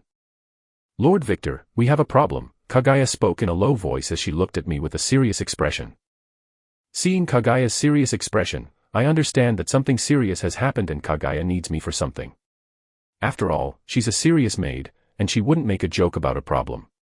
I nod my head indicating that I understand, and I tell my parents, I'll work something out with Kaguya. I'll be back soon. Take care, my mom spoke as she waved at me. but suddenly she makes an expression like she remembers something and she yells, "Victor! You should go get Zach from the vet, he must be missing you." Oh! I had completely forgotten about my cat. I smack my hand over my head. Now that I've stopped to think about it, I've been missing stroking that fluffy fur. Deciding that I would pick up Zach from the vet later, I went out with Kagaya. When Victor left his house with Kagaya, they entered a secret passage that was close to a wall, and soon they slowly descended into the basement of the house. "Do you think Victor is doing things with Kagaya?" Leon asked curiously when he saw the house door close. "I doubt it. I know my son, I raised him to be a loyal man, he won't run after another woman if he's married to a woman as beautiful as Violet. Something probably happened." Anna, Victor's mother, spoke with an unconcerned expression. "I see," Leon said and then continued washing the dishes. "Wait, they're married, right? But why was there no wedding ceremony?" He spoke as he washed the dishes, but when he realized what he was saying, he looked at Anna. Suddenly Anna looks like she's been struck by lightning. She freezes and looks at Leon with shining eyes. It was like she had something interesting to do. Leon, seeing this, just thought, "Oh shit, I'm sorry, son. I didn't know maid work included kidnapping beautiful women. Is that a new kind of fetish?" I asked Kagaya, who ignored what I said while looking at the two blonde women who were sleeping in two separate beds. The first blonde woman was wearing a modern maid dress that looked like Kagaya's. And the other woman? She was beautiful. Unlike Violet, she had short blonde hair that reached her neck, very pale skin, thick thighs, and big breasts. She was wearing a long-sleeved black silk shirt with a two-button collar that goes to the middle of the neck. Between her breasts there was a white square-shaped tile embroidered on the edges in gold. It looks very tight and, since it is silk, and you could completely see her round breasts and her very slim waist. What was even more surprising was the white sailor-like coat with a bow tie tied just above her breasts, just leaving the white coat over her shoulder without actually wearing it. She wore a white skirt with two belts, one at the waist and one falling more diagonally on the right side. It was cut like those Cheongsam dresses and showed off a sexy black garter belt that covered her long, perfect legs. I noticed she was also wearing white 2-inch high heels, but the heels were leaning against the side of the bed. This woman was very attractive. I feel my vision changing, and I look at her and feel the same thing as when I saw Violet for the first time. It was an inexplicable attraction. It was like I needed to suck her blood. Ugh. I put a hand to my throat and walk away quickly. Looking at my reaction to seeing the blonde woman for a long time, Kagaya spoke in a neutral tone. "You're reacting to her, huh? Who is she?" I asked as I held my heart. I thought I had quenched my bloodlust with Violet, but why was I reacting so strongly? Kagaya doesn't answer me. She looks at the woman who's been lying in bed for a long time and I see her hesitate as if she's making an important decision. In the end, she seems to make up her mind, then looks at me and speaks in a serious tone of voice. "She's your wife." Huh. I look at Kagaya in shock with my mouth agape. Chapter 18, Sasha Fulger. "She is your wife." Kagaya repeated what she said in the same tone of voice that I heard. I said in a surprised tone. I took a deep breath and asked in a neutral tone. What I meant was, "What do you mean she's my wife?" "Well, she is your wife." She spoke with a confused face. "Kagaya," I stared at her with a look telling her to explain what was going on. Kagaya sighed. "Normally, as a servant of Lady Violet, I shouldn't be telling you this information, but," she bit her lip and it looked like she was having some difficulty speaking. I start to think of Kagaya's personality. She is a loyal maid who claims to want to be the perfect maid, a maid who does everything for her master's sake. Oh, I get it, she's thinking she's committing a betrayal by talking about something Violet probably forbade. I move closer to her as I try to ignore the temptation to bite the blonde woman's neck who was lying asleep on the bed. I swallowed hard and bit my lip a little. I patted Kagaya's head and said, "Don't worry, just tell me what happened. If Violet says something, you have my support." When I started stroking Kagaya's head I felt her body tremble a little, and then she shows a small smile on her face. She seems happy about something, then she says, "I will trust Lord Victor." She spoke in a neutral tone while keeping the smile on her face. Realizing she was going to tell me what's going on I stop stroking her head. I feel her shiver a little, and suddenly Kagaya's hand moves at inhuman speed and takes my hand and places it on her head again. She then lifted her face and looked into my red eyes with a blank look. Question marks started appearing around me. I didn't understand what was going on, but when I looked where she was holding my hand, I understood something. She wanted me to stroke her head. Soon, I start stroking her head again and she displays a satisfied smile. I can't help shaking my head to myself when I see this maid's attitude. she claims to be a perfect and serious maid, but she is surprisingly cute sometimes. Somehow, seeing Kagaya's expression, I managed to calm down. My bloodlust was still screaming like crazy, but now it was on a more manageable scale. Explain what happened, I told Kagaya. Kagaya nods and says, this woman's name is Sasha. Sasha Fulger, just like Lady Violet. She is your wife. Soon she starts telling me all the events that Sasha suffered. I listened to everything with a neutral expression as I stroked Kagaya's head.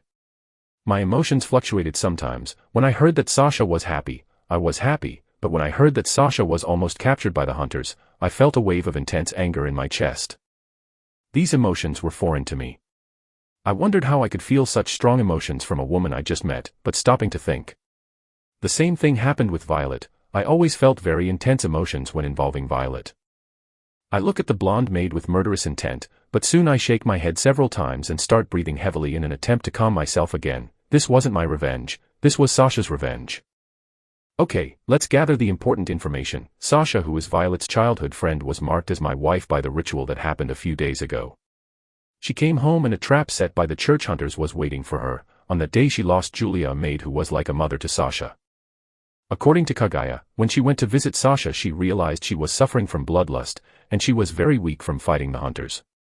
Realizing that Sasha might make rash decisions because of her desire for revenge, Kagaya kidnapped Sasha and brought her to me. I understand the general situation. I look at Kagaya, who is my other wife. Kagaya bites her lip, but she soon sighs again and says, Ruby. Ruby Scarlet, she's Lady Violet's other childhood friend. Ruby. Ruby. Isn't she the most popular student in med school? Let me remember, red hair, green eyes, and with an always listless expression on her face, she was called a genius because she always came first in everything she did. She was very popular with the college men. She was called the untouchable red flower.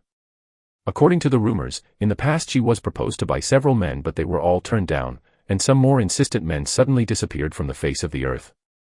For some reason an irritating feeling grew in me when I realized that several men were after her. It was like an obsessive desire. Those fuckers dash. Lord Victor. Suddenly I hear Kagaya's voice. I wake up from my thoughts and look at Kagaya, realizing that I was falling into the seas of emotions again. I smile a little and say, thank you, Kagaya. I stroke her head harder. I see she was breathing more erratically, and she had a small smile on her face. She wasn't breathing like Violet, it was something quieter. Nice job, Kagaya. I felt Kagaya's whole body tremble as I said those words, and soon she turns her face away and is looking at the wall as if she found something interesting.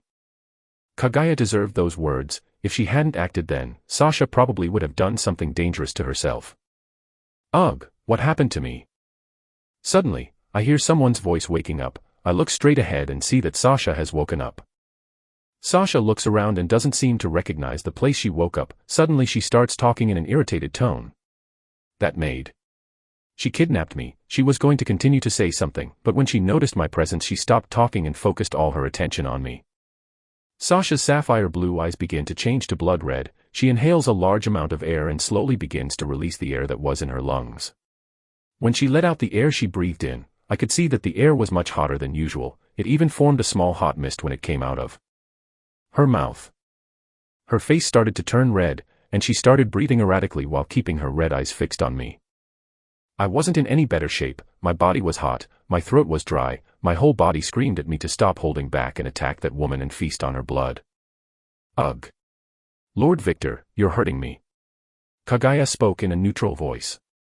When Sasha and I heard Kagaya's voice, we both woke up from our stupor. I looked down and realized I was squeezing Kagaya too hard. I also noticed that Kagaya lied by saying she was hurt. I think she told me and Sasha that to wake up from our world. Sasha, right? I said, stuttering a little. Why yes, I'm Sasha. She suddenly spoke out loud as she raised her hand like she was in elementary school and the teacher had asked her something. Realizing what she had just done she turns her face to the side and ignores me. I noticed that her whole face was glowing red, and seeing that expression of hers, something seems to pierce my heart and I can't help commenting in an honest tone. Beautiful. I hear a poof sound, and I see little yellow lightning flashing from Sasha's head, and her face is redder than before. Stop. Don't look at me. She screamed when she spoke the last sentence. Lady Sasha, please calm down, Kaguya said when she willingly walked away from me and approached Sasha.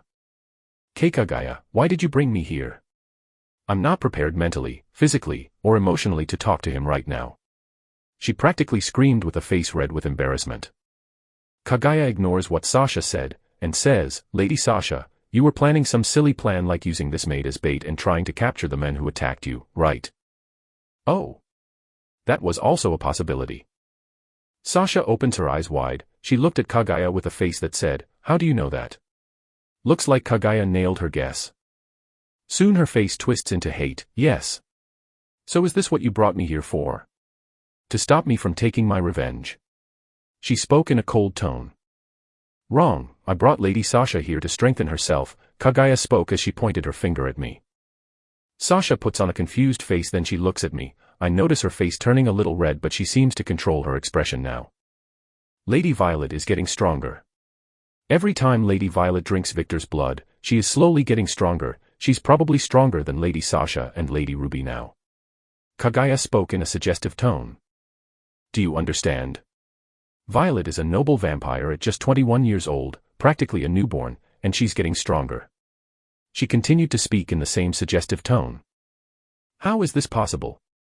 Vampires only get stronger the older they are, or if they train their skills to the fullest, just like Lady Scathatch. Sasha spoke with a shocked face as she mentioned a woman I didn't know. Suddenly Kaguya's face changes to an expression of disdain, and she sighs, sigh. Woman, are you deaf? I'm saying Violet is getting stronger by drinking Victor's blood.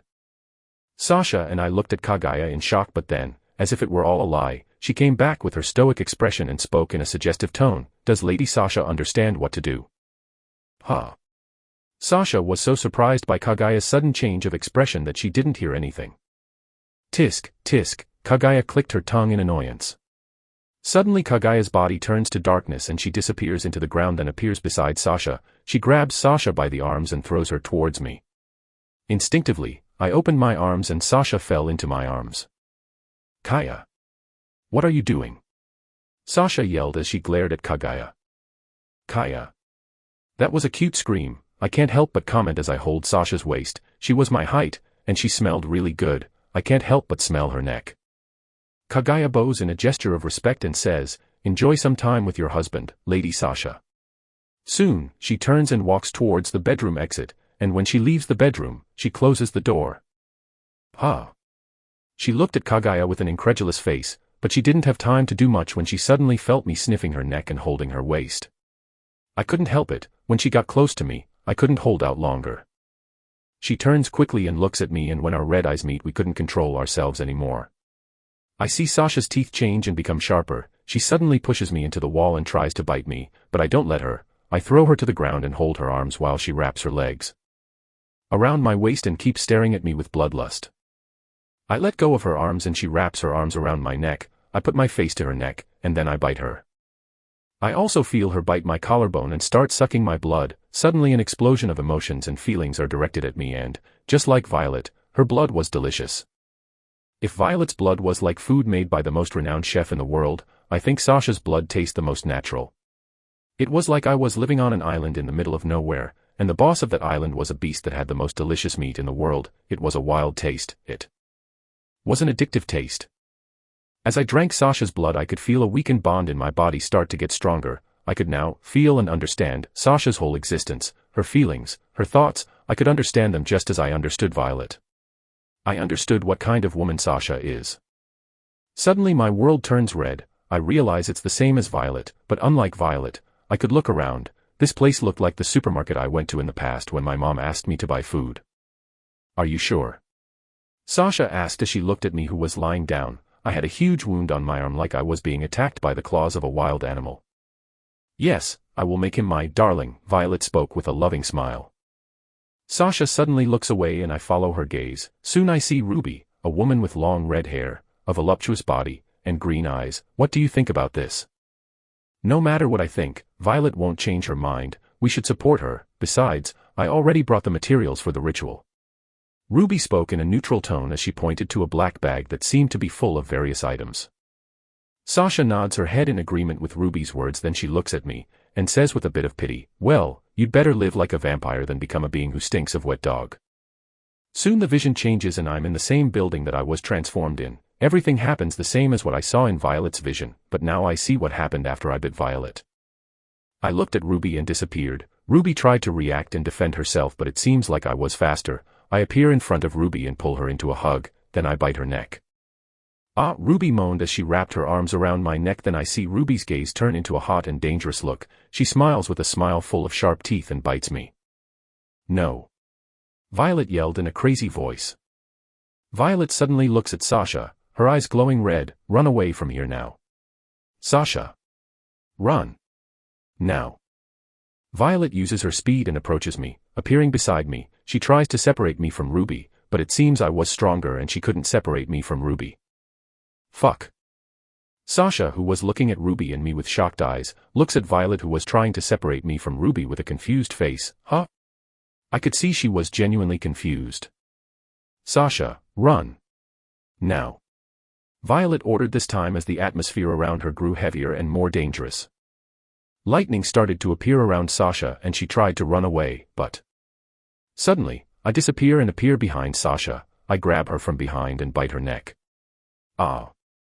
Sasha moans while holding my head. Suddenly Sasha's eyes turn blood red. I stop biting Sasha and she turns to me with a distorted smile showing her sharp teeth. She licks my neck with a sensual gesture to clean the blood, and then bit me. I also bite her while hugging her tightly. Bitches.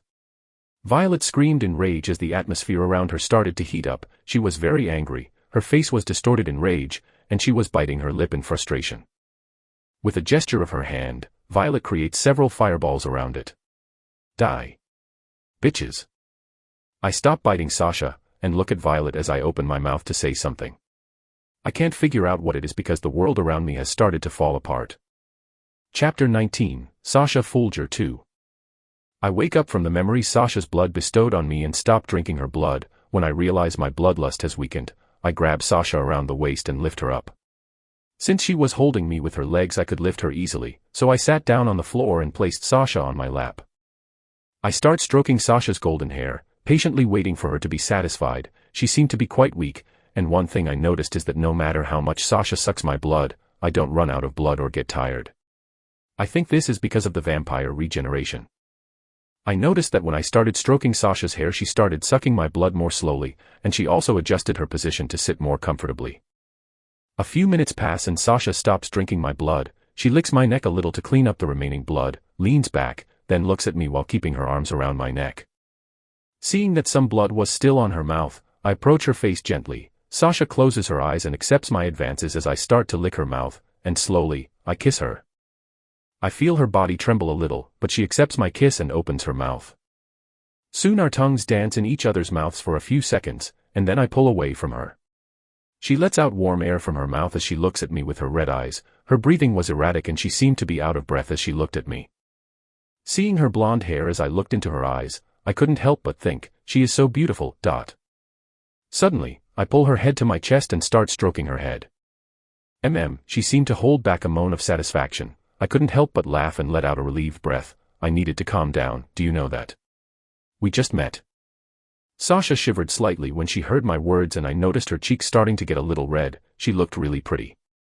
I picked up her hair that fell in her face and put it behind her ear. I am not usually like that. It's because of the ritual, yes. This is because of the ritual and because I was thirsty. She sat up and spoke to me with a serious face. Her expression would be convincing if her face weren't so red. I flashed a small smile and I pulled her head to my chest again, then continued to pet her. A few minutes passed and we were just enjoying each other's presence. I didn't have to say anything. After all, just like me, she knew everything from my blood. Even though we just meet each other now, we seem to have known each other for a long time. Sigh. Sasha sighed a little, then she pulled away from me and slowly straightened her position. Then she lay down with her head in my lap and looked up at me with her blood-red eyes. When I saw this scene, I had a sense of déjà vu. I remember doing the same thing with Violet, I thought. Although with Violet, I was lying on her lap. You know. Vampires bond really fast, Sasha said. Oh. I got curious and soon I started stroking Sasha's hair again. In our society, when a female vampire takes an interest in a male vampire, the woman will chase the male trying to tie him up in marriage. it's the same with a male vampire who likes a female vampire, Sasha said. A stalker society, huh? I couldn't help but think. Then she continues, the same thing happened to my mother. She was the heiress of the Folger family at the time. One fine day she saw my father, a blonde vampire with blue eyes, and she became obsessed with him. The next day she kidnapped him and married him. Sasha spoke with a neutral face as she closes her eyes and enjoys my caresses. My father's family had a much lower status than my mother, and vampires by nature are greedy. Because of that, my father didn't complain much when he was kidnapped. Jesus Christ. Wait, isn't this situation somehow familiar? I couldn't help but think to myself. Fortunately my father was a noble vampire who had a stamina trait far above normal, and when the two of them had a child, I was born. I got my mother's lightning bolt and my father's stamina. Because of that, I can use my skills easily. If I only had my mother's lightning ability every time I used that power, I would be extremely debilitated. After all, the technique of my clan that uses lightning requires the vampire to have a strong body. I didn't understand why she was telling me this, but I decided to listen in silence. She seemed to be venting her emotions. Just because I was born with better lightning resistance, my mom and dad treated me like a fun object to quench their boredom. They did a lot of experiments for me to improve lightning control. Sasha spoke as if telling the story of someone else. She didn't seem to mind the story, but I could tell by her tone of voice that she's sad. I went through a lot of training. They put me in an electric chair and they tested my resistance to electricity. They threw me under the sea and asked me to use lightning skills to see if I would come out alive. They used the excuse of training to experiment on me to satiate their boredom. After all, I, as a noble vampire, have a much higher regeneration than normal. I went through a lot of training and I almost died several times. She spoke the last phrase with a little pain. But I held on until these two lost interest in me, and they were bored again. Suddenly, a wave of emotion started to flood my heart. These emotions weren't mine.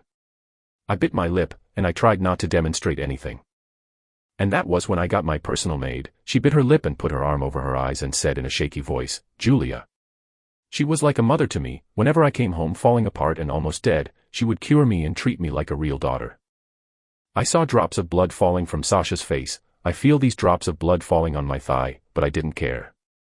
I bit my lip and tried to remain neutral. I was feeling my heart sink and I felt like crying. It was a strange feeling. I seemed to be feeling all her emotions. She taught me everything I know today: etiquette, education, the rules of the noble world, arithmetic, geography, vampire history. She even played with me using games created by humans. I really enjoyed playing chess with her. She was a mother to me, a mother like my real mother never was. I miss her. I felt all the pain and sadness of Sasha when she spoke those words. Her body was visibly shaking and she looked very fragile. I miss her. I miss my mom. I miss playing with her. I miss talking to her. She bites her lip and can't speak anymore. I feel her body shaking. Now, she didn't look like a dangerous vampire. She just looked like a child who lost her mother.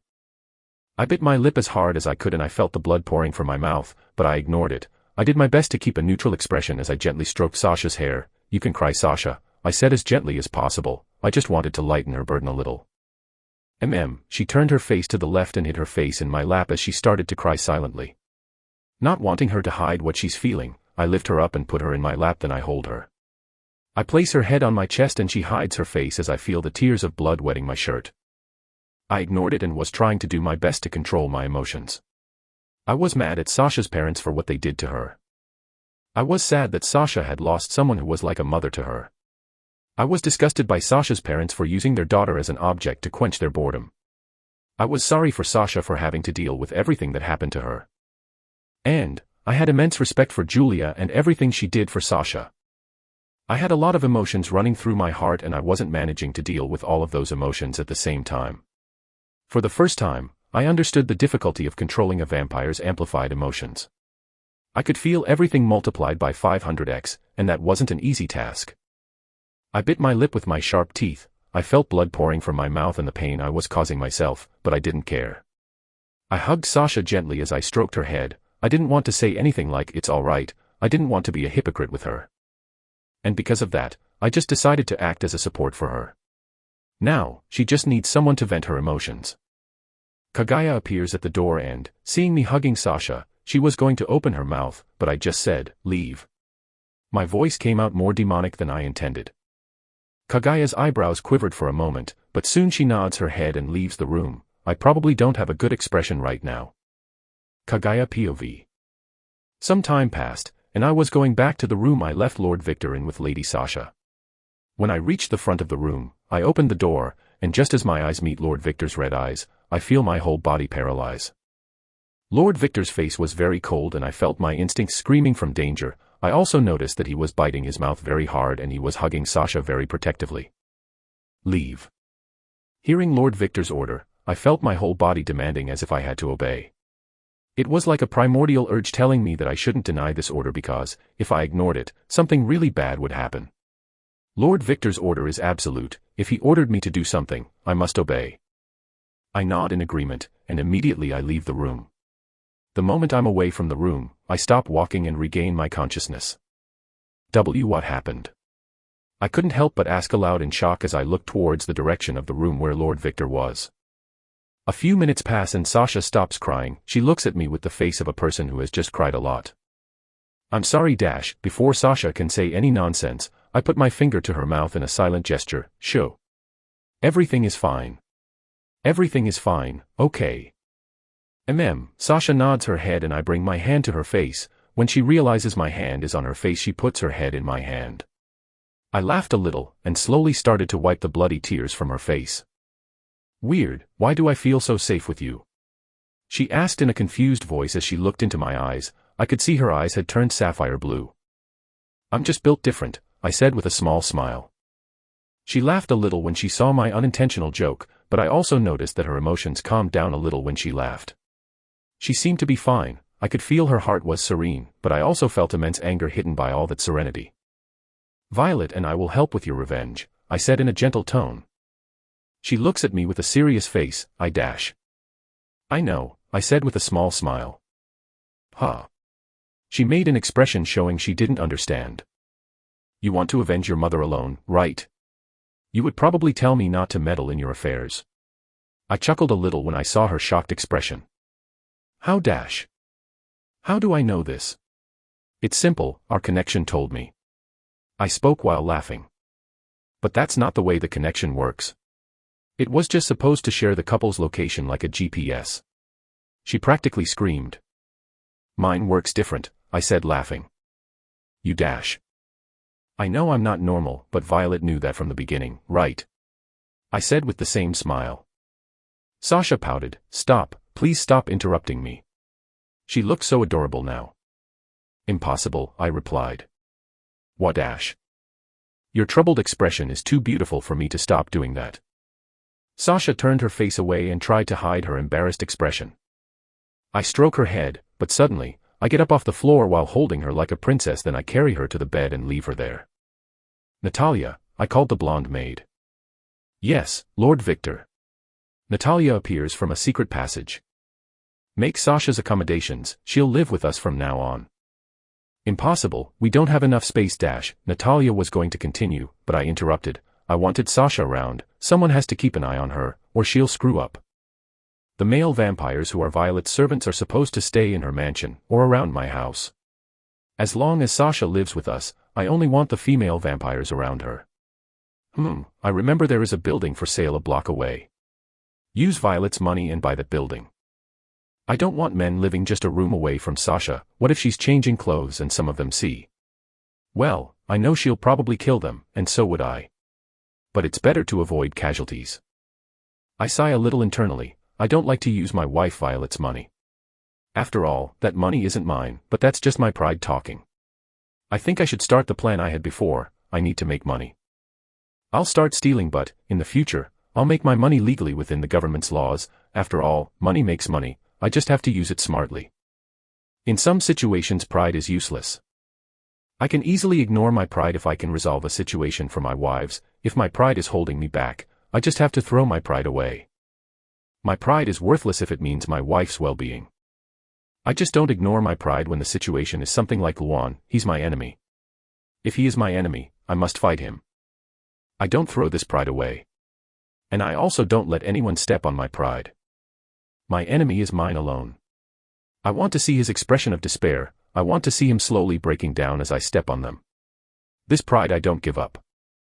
That's possible. The building is much cheaper than the defenses made by the witch June. Natalia spoke with a slightly surprised expression. Hearing Natalia's words, I wake up from my stupor. I can't help but sigh internally. I lose control of my emotions too easily. Is it because I'm still evolving? Normally, I don't let this sadistic side of me go. I stop thinking about bullshit and I say, let Violet know that Sasha is moving in with us. I will also need to talk with my wife. She will be very angry. Tell her to meet me. I think she won't do that, Natalia spoke with uncertainty. Oh, she will, I say with a small smile, then continue as I walk towards the exit of the room. My wife is a jealous woman, and obsessed with me. She always puts my safety first and forgets of her own safety. She has the best qualities of a woman. Soon I continued, she is also a loving person, she is a kind woman, and she is very fond of Sasha, who is her childhood friend, but her jealousy and obsession for me cloud her judgment. Lord Victor, I thought you didn't know about Lady Violet's personality, Natalia spoke a little surprised. Oh, I know her personality after all. She has the same personality as me. I commented with a small smile that Natalia couldn't see. When Victor left the room, Sasha looked at Natalia and asked, what happened? Lord Victor is taking care of you, Natalia spoke in a neutral tone with a stoic expression, and she also thought internally. Upon contacting Sasha, Lord Victor let his real personality show a little. This took much longer than expected. Normally newborns show their true selves the moment they turn into vampires. I think Victor has great self-control and I'm a little curious what he's going to become when he can't hold back. Is he taking care of me? Sasha spoke with a strange expression, but soon after, she flashes a big, distorted smile. I see, he's taken care of me. She put both hands on her face to hide her expression like a teenager in love and started laughing in a low voice. She lays down on the bed and hides her face in the pillow. Natalia just looked at Sasha with a stoic expression. It was like she was used to seeing this kind of demonstration before. Her too, huh? Lady Violet's friends are very similar to her. Chapter 20, Childhood Friends. As I was walking towards the vet to pick up my beloved cat Zack, I was thinking about what happened a few minutes ago. I was still a little in shock to find that I have 2 more wives, but for some reason, I'm very happy. I mean, what man wouldn't want to have a harem? Violet is interesting, I love her personality and she is very affectionate with me. And, even though I've just met Sasha now, I feel she was really cute and I really like seeing the way she changes when she gets embarrassed. And Ruby. I haven't contacted her yet to get an opinion on her, but seeing her personality from the memories I got from Sasha, I think she must also have an interesting personality too. I also know that having 3 wives with exotic personalities can be a very stressful thing. After all, I'm pretty sure problems will arise over time, although I don't mind those problems. I think about how sad Sasha looked and can't help but clench my fist tightly. Seeing Sasha like that made me so angry, and at the same time baffled at myself. I only met her a few minutes ago and started liking her. That's impossible. But, when I remember the taste of her blood and the memories I got from drinking her blood, I can't help but feel close to her. I remember the same thing happening with Violet. The moment I drank Violet's blood, I understood who Violet was. It's a very difficult thing to explain that feeling, but I think vampire relationships work differently than humans. They are more aggressive with what they like and don't mind kidnapping the person they love to make them love them too. Although this is a very questionable attitude. But one thing I was sure of is that Violet, Sasha, Ruby, and I were connected by blood, and I mean it in the most literal sense possible. I thought about that moment when I could feel everything Sasha was feeling. I also knew her superficial thoughts for a moment. Sasha and Violet told me how the ritual of turning someone into a vampire worked, and from the memories I absorbed of Sasha and Violet, I can tell that something went wrong with the ritual. Violet said that my blood is special. Null blood, the blood that caused me so much trouble and ironically gave me so many benefits when I became a vampire. I could be wrong, but I think my blood influenced the ritual somehow because, except for my blood, I'm not a special human, I'm just an ordinary human that can be found everywhere. Because of that thought, I decided that I need to learn more about the very ritual that made me what I am today, and only 2 beings know a lot about this ritual. The older vampires, and the witches. Witches seem to be impossible to learn from about this. I'm sure with her greedy attitude they will ask me for something valuable, so I think I'll have to ask the older vampires. Sup, Victor. I hear a voice talking to me, but I ignore it and keep walking while in deep thoughts. I was slowly getting used to people looking at me and whispering things like, hey, isn't his skin too pale? Is he a foreigner? He is very handsome, his blue eyes are beautiful. I'll be honest, these compliments boost my ego a little. After all, I've never received those compliments from other people, and getting those compliments from your mother isn't very trustworthy since, for the mother, the child is beautiful no matter what look is he born with. Although I felt good. When my mother praised me, after all, she is very honest. If she thinks I'm beautiful, she'll say I'm beautiful, but if she thinks I'm ugly, she'll say I'm ugly as honestly as ever. Sometimes in the past, I received damage from my mom's honest words. I remember the day I wore a short green shirt and colorful pants and asked my mom if I looked good, and as always she was honest in saying, "You look like a clown who went to the circus to work and only wore the pants that were part of the uniform." Ugh, just remembering that I still suffered damage. Victor. I heard someone screaming really loud in my ear and, with my new vampire senses, it was like someone had put a speaker on full volume near my ear and had screamed my name. I quickly put a hand to my ear and looked at whoever did it angrily. Seeing that the man who did this to me was my childhood friend, I practically screamed. "You fucking idiot. Why did you do that? Bruh, I've been calling you since like 10 minutes ago and you weren't talking to me. Are you ignoring me?" He asked with his usual gentle smile. A man with spiky blonde hair and eyes like a green sapphire, he had an asymmetrical V-shaped face with a gentle smile and a body tone from sports. He was tall at 185 centimeters in height.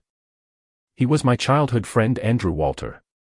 It's been a while since I've seen this idiot. Wasn't he traveling with his mother or something? Thinking about the appearance of Andrew's mother, I can't help but shake my head several times to get the thought out of my head. Don't think of your friend's mother that way. Don't break the brother's code of conduct. The brother's code of conduct was something my friends and I created, and the code was simple: don't date your friend's ex-girlfriends, don't date your friend's mother or sister, and most importantly don't date your friend's current girlfriend. Why did we create this? Well, I'm fully aware that my mom is beautiful. I know that with her personality it's almost impossible for her to cheat on my dad, but it's good to guarantee, right? Andrew's mother is also a very beautiful woman, and my other friend Edward's sister was very beautiful too. So to prevent our friendship from falling apart because of reasons like dating a friend's mother or sister, we made this code. He starts looking at me with questioning eyes. He looks me up and down as if he's sizing me up, then he nods to himself as if he understands what happened. Did you take any kind of medicine those athletes use? What's the name again? He puts a hand to his chin as if he's thinking. Anabolics. I spoke while looking at him. Yes. That's right. Did you take that? Dude, don't do this. I know you were bothered with your body, but those meds only make your health worse. I'll tell your mother. He said with that last part sounding like a child who caught his friend doing something wrong and said he was going to tell their mother. I didn't take those. I practically screamed. It's okay, you can be honest with your friend. He spoke as he touched my shoulder with a look that would understand me. This man really makes me angry sometimes. I didn't take anything, this is just puberty. I used the same excuse I used for my mom. He looked at me like I was an idiot and said, "Bullshit." Of course, he wouldn't believe it. I also know this excuse is ridiculous. Puberty doesn't make a human grow taller, build toned muscle, and make you look the same as Captain America. Well, he's right. If puberty did that, the world would be full of people with superhuman physiques. Stop the bullshit and tell me the truth. Ugh. I think of an excuse to change the subject. Soon something comes to mind. I have a wife now. He looks at me with a shocked face. I don't believe you. He spoke in a dry, honest tone. I just looked at him with a dead stare. He knows I'm like my mother and I'm very honest with close people. Living 21 years with a mother who speaks all she thinks can influence you in some way. It's a lie, right? Right. He looked at me with eyes begging that it was a lie. Dude, I'm married now, I said honestly. I do not believe it. After all, you're not wearing a wedding ring. What kind of man marries and doesn't wear a wedding ring? Are you already cheating on your wife? Bruh. Decide whether you believe me or not. Sigh, what a troubled man. It's true, I'm married, but things happened too quickly and I couldn't prepare a wedding ring or anything. Anyway, see ya.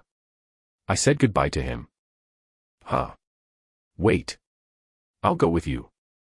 I stopped walking and looked at him. You don't even know where I'm going and you're going to follow me. What if I'm going somewhere illegal? That matters. If you're going somewhere illegal, I'll go with you. It must be fun there, right? I can't let you go alone in this place. Of course when this is all over, I'll tell your mother. This man is a good friend, but for some reason, he's always ratting on me to my mother. Wait. I look at him dead-eyed. If you chase after my mom, I'll go after your mom too. Are you listening to me? I threatened him.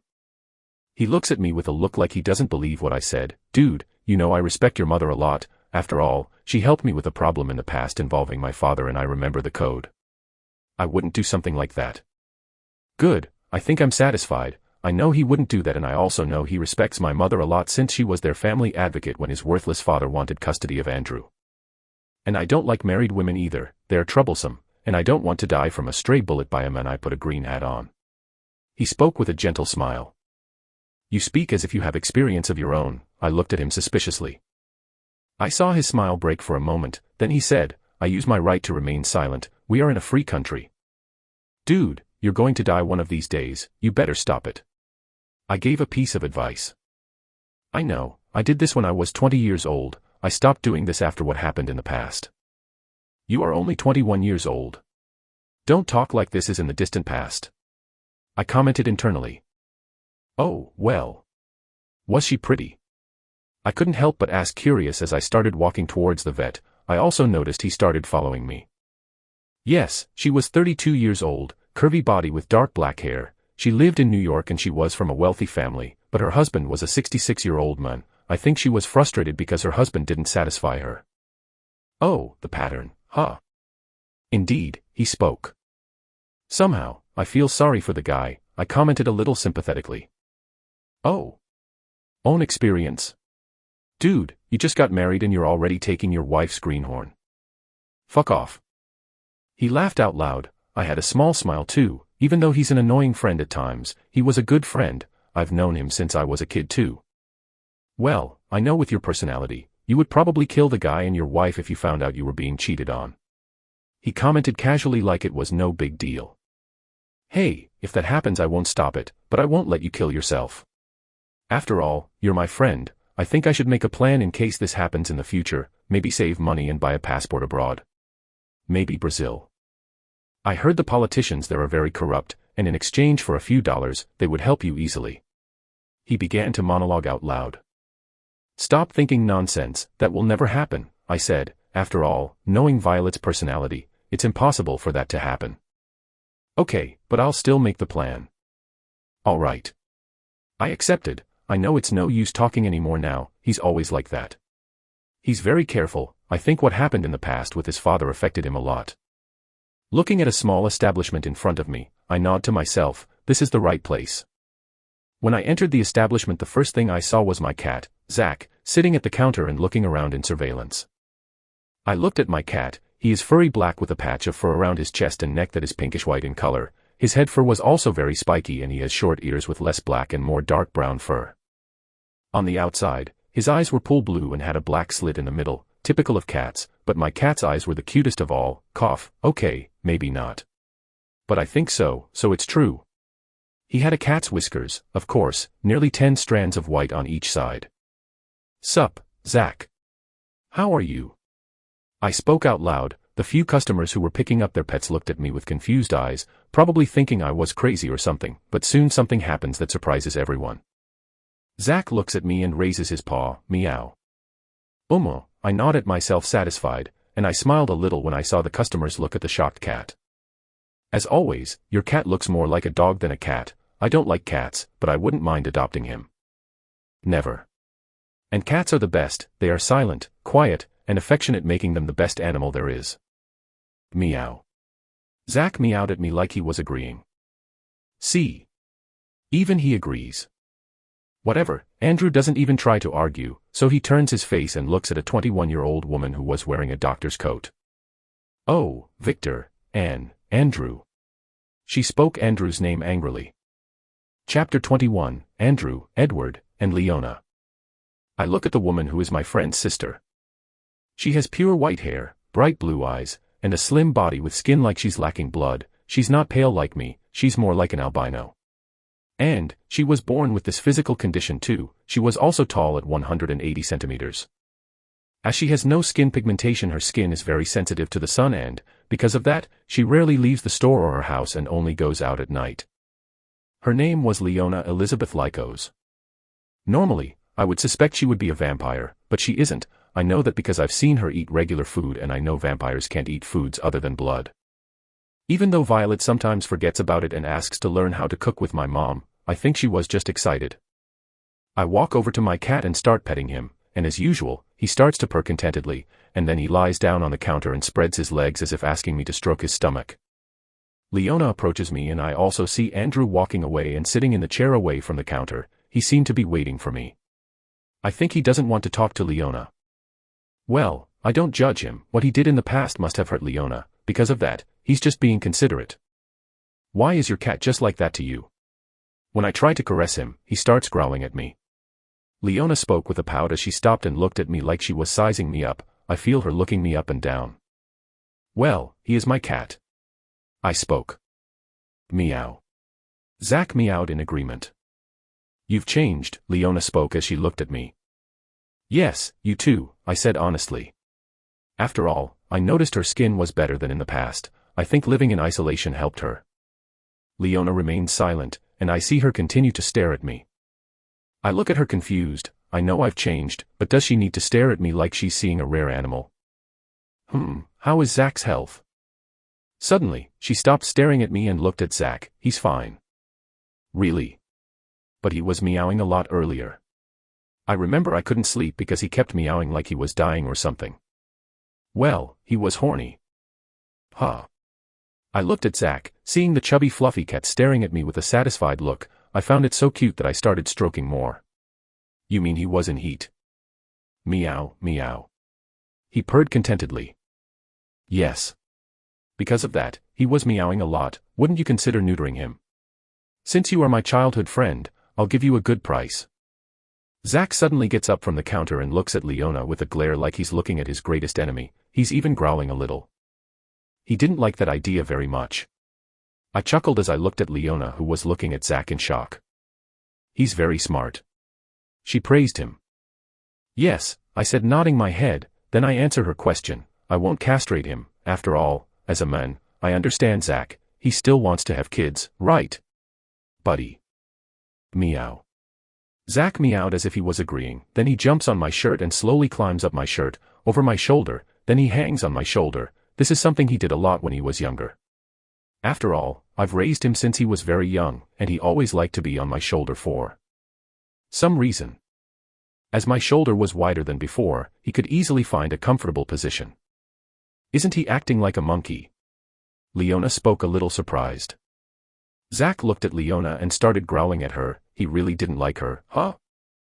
Ugh, I feel offended. All animals like me, and, because of this gift, I created this store. But, why doesn't he like me? He's so cute, I wanted to hug him. She spoke with a pout. I just laugh a little, and I found Leona's expression cute. When I was going to say something, I heard. Oh. Victor, long time no see. I look at the store entrance. And soon I see a tall man walking in. He is 195 centimeters tall, with a toned body, platinum blonde hair, and blue eyes like Leona. He was Leona's brother. Edward Jonathan Lycos. He was also my former personal trainer. In the past, he worked as a fitness trainer, but he suddenly decided to change jobs and now he owns a bar. He is also the man who trained me in martial arts in the past. Although I couldn't learn much because of my physical limitation, I just learned how to defend myself. Techniques like kicking a man's most precious organ, using a stun gun. Come to think of it, this was training for frail women, huh? Sup, Ed, do you still shine in the sun when you walk down the street? Ugh. Can you forget about this boring joke? Because of that vampire movie, every Edward on the planet is now suffering from that joke. He spoke in annoyance. I laughed a little and said, I'm kidding, how are things going? It's okay, I've finished building my bar's leisure area. You can go there if you want, remember I only open at night. He spoke as he closed the door and walked towards the counter. I see, I will visit sometime. Brother, did you finish the order I requested? Leona asked. Yes, that was an easy thing. Good, Leona nods satisfied, and goes to meet a customer who has entered the store. I see Andrew approaching, and then he says, Yo, Ed. How are you doing? I'm fine. Edward looks at Andrew. Is my sister still mad at you? Yes, honestly, I didn't know that woman was her only friend. If I knew, I wouldn't have approached her. Andrew spoke with an apologetic face. In the past, Leona was bullied because of her looks, and as she always hung around with Andrew, who was a cute boy, and my other friend Fred, she ended up earning free hate from the girls at school. She also hung around with me in the past, but I was pretty much a non-existent being to the girls at school. After all, I was thin and I looked really sick. I think I got along with Leona because of these similarities. Fortunately, her brother never let the bullying escalate, since he was a veteran at the time, and he protected his sister tooth and nail. He even beat up a student who hurt his sister. How can I say, I respect him a lot. He doesn't care if they're a woman or a man, his fists have true gender equality. Although this incident was a big problem in the past, he almost got arrested. Luckily he had the support of my mother, who was a renowned lawyer. If not for my mother, and his father, who was a teacher at the school in the past, he would be behind bars now. A good side of this story is that bullying stopped happening. After all, the girls were afraid of Edward. But it's not all flowers. Because of this incident, Leona couldn't make friends near the area where she lived, and the only friend she had used to date Andrew. And Andrew cheated on Leona's friend with an older woman. Because of that, Leona is angry with Andrew. You don't need to worry too much. One day she will forgive you. You are good friends after all. Edward spoke with a gentle smile. Ugh, stop lying. I know her as well as you do. I know she's spiteful, Andrew said. Indeed. Edward nodded his head in agreement. Meow. Zach meowed in agreement as well. Edward looks at Zach for a while, then he looks at me. Have you grown up? You just now that noticed, brother. Leona, who finished serving the customer, said, now that there were no customers in the store, she could participate in the conversation more actively. Ugh, how am I going to figure that out? He was always the shortest of the group. Oof, I made a gesture like I was being pierced by an arrow through the heart. Brother, you don't have to be rude. It's okay, I also know that I was short. I was even shorter than Leona, I commented, a little depressed. Your muscles are defined too. How did you get that muscle? He asked curiously. Well, I followed the training you went through and some videos on the internet. The lies are getting more absurd as time goes by. It's pretty obvious they're suspicious. They just don't ask too much because they respect my privacy. Oh, you're not on steroids, are you? Of course not. I know what it does to the body, I replied. I take Zach off my shoulder and place him on the counter, then stop stroking him. Zach meowed at me annoyed, but I ignored him. He seemed to snort for a few seconds and then started walking around the establishment. Suddenly, Edward puts his hand on his chin and looks at me. Are you still being bullied? He asked in a neutral tone. Leona and Andrew look at me. Leona looked worried, and Andrew looked angry. I'm not being bullied anymore. I resolved that situation yesterday. I spoke with a big smile on my face. I saw Leona's body shake a little, and Andrew just kept looking at me. I heard, you dealt with him using a basketball game, Edward said. I heard you jump from the middle of the court and made a dunk. He continued as he looked at me with suspicious eyes. I remained silent. After all, I wasn't making an effort to hide the changes in my body. I didn't want to hide them either. Well, no need to feel pressured. We all have secrets we want to hide. I'm just upset you didn't want us to get involved in this situation, Edward spoke with a gentle smile. Yes. I wanted to hit that bastard. Andrew spoke. Yes, bullying is unforgivable, Leona said. I look at Andrew. I appreciate you guys caring about me, but you know me, right?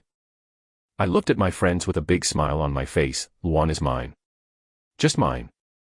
I will not allow anyone to get involved in this. He is someone who hurt me and insulted my mother. This grudge can only be washed away by me. This is my pride. Only I'm allowed to step on and break Luan. I won't be satisfied otherwise. My friends may call me a fool or an idiot, but I don't care. I will not allow my enemies to be destroyed by anyone other than me. Sai, I understand you. You have your pride as a man and I respect that, but don't go overboard, okay? I don't want to see you arrested, Edward said and advised me. Indeed, if you are arrested, please know that I have a plan for you to flee to Brazil, although that plan is still in progress, Andrew spoke. You are fools. Why don't you just help him? Leona practically screamed out loud. Andrew and Edward looked at Leona. Edward said, he didn't ask for help, and I respect his pride. As a man, I can understand his feelings. Andrew said, Victor is my friend, and he knows his limits. If he needs help, he knows he can count on us. If he didn't ask for help, I won't interfere. You guys are just idiots. Leona snorted. You wouldn't understand, Edward said, and Andrew nodded. Yes. I don't understand because I'm a woman, right? Leona spoke irritably. Wrong, you don't understand why because you never tried to fight people who bullied you, Edward spoke in a hard tone. I was weaker, and they Leona tried to say something, but Edward cut her off. You know I'm not talking about that. There is a big difference between accepting bullying and fighting it. The attitude of how you deal with bullying is what matters. You never decided to ask for help, and you never talked about it. You just put up with everything silently. Edward spoke, raising his voice a little. Leona looked shocked at her brother. He sighs and says, unlike you, Victor never accepted bullying and warned us what was happening to him, and he told us that he was going to solve it somehow. Indeed, Andrew continues, ignoring Leona's gaze. Although we trusted Victor, we were always on the lookout for something to get out of hand. We respected Victor's pride and decision, but that doesn't mean we stood still while our friend was beaten, he said, smiling. It seems they did something I didn't know. I really have good friends. I thought with a happy smile on my face, seeing Leona's sad look. I say, don't think about it too much, Leona. Everyone handles a situation differently. I'm different from you, and you're different from your brother. You don't need to push yourself so hard. I approached Leona and patted her head a little. You just need to do things your way, okay? And if you need help with something, you can count on me, your brother, Andrew, and Fred. Leona lowers her head, and I see her face turn a little red. As her skin was very white, her embarrassment became quite noticeable. Fuck, I wasn't supposed to do this. I need to control this hand of mine. I have become very used to stroking women's heads. I look at Edward and see his bloodthirsty look. He was warning me of the code. I quickly pull away from Leona. For a moment I see her pouting as she glares at her brother in annoyance. Victor was always good with words, Andrew chuckled, then he continued, oh, I hear he's married. Leona and Edward looked at me in shock. Chapter 22, Yanderas. Means problems. You're married, Victor? Edward spoke as he looked at me with a shocked face.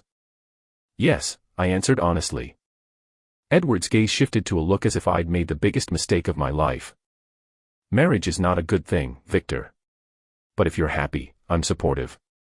He spoke while shaking a little. He seemed to remember bad things from the past. Buffed. Andrew started to laugh. I looked at Andrew, who was laughing. Stop laughing. And why did he react that way? I asked. He held back his laugh and said, oh, you didn't know, right? A few years ago, Andrew tried to marry a woman, but she was the jealous and stalking type, and, because of that, he has emotional scars from what happened. I see Edward shiver a little when he hears Andrew talk about what happened. But aren't they the best women? I replied without understanding. Meow. Even Zach, who was a little distant, meowed aloud. I looked confused at Andrew and Edward, who were looking at me as if they had seen an exotic creature. Edward puts his hand to his face like he has a headache, and asks me, do you have a head problem? Now I was the one who didn't understand. From the expression he's making, it's obvious that he really doesn't understand his problem. Andrew spoke as Edward nodded. Then Edward speaks, listen, Victor. Jealous and stalking women are the worst kind of women. Don't go near them, or you'll get killed. I don't understand what you're saying. If you accept her feelings, won't everything be okay? Why should I care? I asked, really confused. They were silently looking at me with their mouths open in shock. He's a lost cause. Come to think of it, he's always been like that, huh? He always picked the craziest women. Andrew spoke as if thinking of the past. Coming to think of it. That's true, Edward said, then he continued, has he never heard that he should never date a crazy woman? Wait. Leona suddenly screamed as she looked at Edward and Andrew. Are you just going to ignore that he just said he got married? She spoke as she knocked on the table. Oh, that's true, Edward said. Who is your wife? Do you have a picture of her? Andrew asked, and, hearing Andrew's question, Leona and Edward looked at me. I do, actually. I had pictures of Violet and Sasha. I didn't take these pictures. It seems like Natalia was making a photo album or something, so she took some pictures and sent me to my phone. I never understood this maid, she always seems to be hidden, but when I call her she always appears, she is like a ghost. I pull out my cell phone and show Violet's photo. Andrew whistled, she's hot dash. I looked at Andrew with an emotionless expression. Keep talking. And I promise you tomorrow you'll wake up in New York Bay, I bet the fish will love to eat you. I saw Andrew's body shake a little, he replied. It's just a joke, and you wouldn't do it, right? I keep looking at him with an emotionless gaze. Right. I saw Andrew's expression darken a little in fear. You know I always keep my promises, I said in a dry tone. To be honest, I wouldn't do that, he's a good friend and I wouldn't kill my friend just for that, but he would get hit a little. Edward touched Andrew's shoulder and said, remember the brothers' code? Yes, I know, Andrew said in a serious tone. Victor wouldn't dump you in New York Bay, but he would probably hit you, and I think he's more capable of defending himself with his current body, Edward continued. Suddenly, Leona appears in front of me and takes my cell phone. I look at her confused, then she flips the image to the side and sees Sasha's photo. Who is she? She asked in a neutral tone. Oh, she's my second wife. My three friends look at me with the most shocked face I've ever seen in my life. If this was an anime I bet their mouths would be on the ground by now. Hold the balls of the donkey. Andrew practically yelled. He approaches Leona and looks at the image of Sasha on the phone. I see Leona's eyebrow twitch a little in annoyance, but she's silent. I see Edward approaching, and he also sees Sasha's photo. I don't know how to react to that. When did you become a Chad? Edward spoke in a tired tone. I see my cat climbing on Edward's shoulder and looking at Sasha's picture, then he looks at me and meows as he raises his paw, meow. He seemed to be praising me or something. Wait, Leona looked quite shaken. She looks at me and asks, do they know about each other? Yes, of course, I replied. Damn, Victor. You made quite a catch. I never thought I would say that, but I'm proud of you. Edward spoke as he held back the tears from his eyes. Somehow I could tell he was jealous, but at the same time, he was scared. Ed, you don't understand. You know our friend here, right? Do you think he's a man to chase after another woman if he's married? He's not me. Andrew practically screamed. Bruh, you mustn't say that about yourself with pride. Coming to think about it, you're right, Edward said. Yes, Victor is a very loyal man, Leona said, and the three looked at me. Well, to be honest, they're the ones who came after me, I replied with a happy little smile. The three of them look at me with dead fish eyes, Leona said. You know you can't marry more than one person in this country, right? I know. I nod my head in agreement, but human law means nothing to vampires. Question. Andrew raised his hand like he was a child who wanted to ask the teacher a question. What? Do your wives get angry when other women approach you? Do they suddenly have tantrums? Are they very jealous? I look at Andrew shocked. How did you know that? Bruh, Andrew replied. He looked at Edward and Leona. Now everything makes sense. Edward nodded and he looks at me with a dead fish look. R.I.P., buddy. I think soon, we'll be going to your funeral. Huh. Brother, don't gamble on Victor. Leona spoke irritated, then she continued, what if he really dies? Why are you thinking I'm going to die? I asked as soon all my friends looked at me in shock, even my cat looked at me. You're dating two Yanderas, buddy, Andrew said. Yandera. I questioned the word I didn't know. Do you remember that pink-haired girl anime that we watched in our teens? Oh, I remember. I thought she was pretty at the time. What about her? I asked. I saw Edward, Leona, and Andrew's faces tremble as they heard my words. She is a Yandera. I see. And you're saying my wives are just like her? Yes. Isn't that a good thing? I blurted out. After all, I don't know what the word Yandera means, but Violet and Sasha are adorable, and that's all that matters. Sigh. Sigh. Sigh. The three sighed at the same time, and it looks like they've given up on something. Just don't die, okay? And don't cheat on your wives, or you'll die. I would never do that. Why should I cheat on my wives if I have such beautiful wives? Sigh, if you didn't have a screw loose in your head, you'd be a good man. Leona sighed. Edward looked at his sister with serious eyes. I won't allow it. Absolutely not. You'll never get married while I'm alive. Brother. Leona cried out in embarrassment. There's Edward Siskin, Andrew said laughing. Siskin? I asked confused. Leona, Andrew, and Edward looked at me as if I had done something wrong. Andrew says, "You're an uncultured man, buddy. We need to sort this out." Huh. Well, don't judge him too much, he's a movie man. I remember his dad likes watching movies, he must have been influenced. Leona helped me. Heretic, Edward said. Coming to think about it, he's only watched 2 animes in his life, huh? Andrew spoke. Unforgivable, Edward said. It was the one anime with the alien that gets stronger and his hair changes color, and the pink-haired Yandera's anime, Leona said. Yes, I remember you recommended it to him at the time, Andrew said. Indeed. Leona nodded. Suddenly, my cell phone started ringing. Leona looks at my cell phone and says, Kaguya.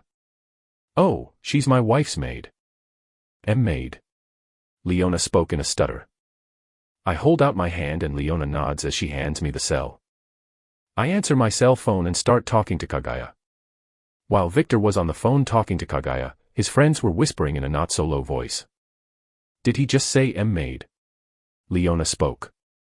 Why are you stuttering? Andrew asked curiously. Idiot, hiring a maid is expensive, did you know? Leona spoke. Oh, I didn't know, Andrew said. I think his wife is rich, Edward deduced. Isn't he very lucky? Andrew can't help but speak out loud. Leona and Edward look at Andrew confused. Andrew begins to explain, he married 2 wives, and one of those wives is rich, and both wives are beautiful. Oh, you're right, but it's not all flowers, they're Yanderas, you know. He could die at any time, Edward explained as he shivered a little. I think Victor will be fine, Leona said. Now that she was calmer, she could think better about the whole situation. What do you mean? Edward asked. Remember how Victor's personality is, he may not realize it, but he knows how to treat a woman well. I think his mother's teachings influenced him without him realizing it and he became a natural playboy. Leona would never say that the headpats Victor gave were good too, she would never speak it out loud. Never. And he doesn't refuse Yandera's advances, so I think he's safe. The protagonists only die in the anime because he refused women's advances. After all, most of these protagonists were beta men. Leona said. You're right, Andrew said.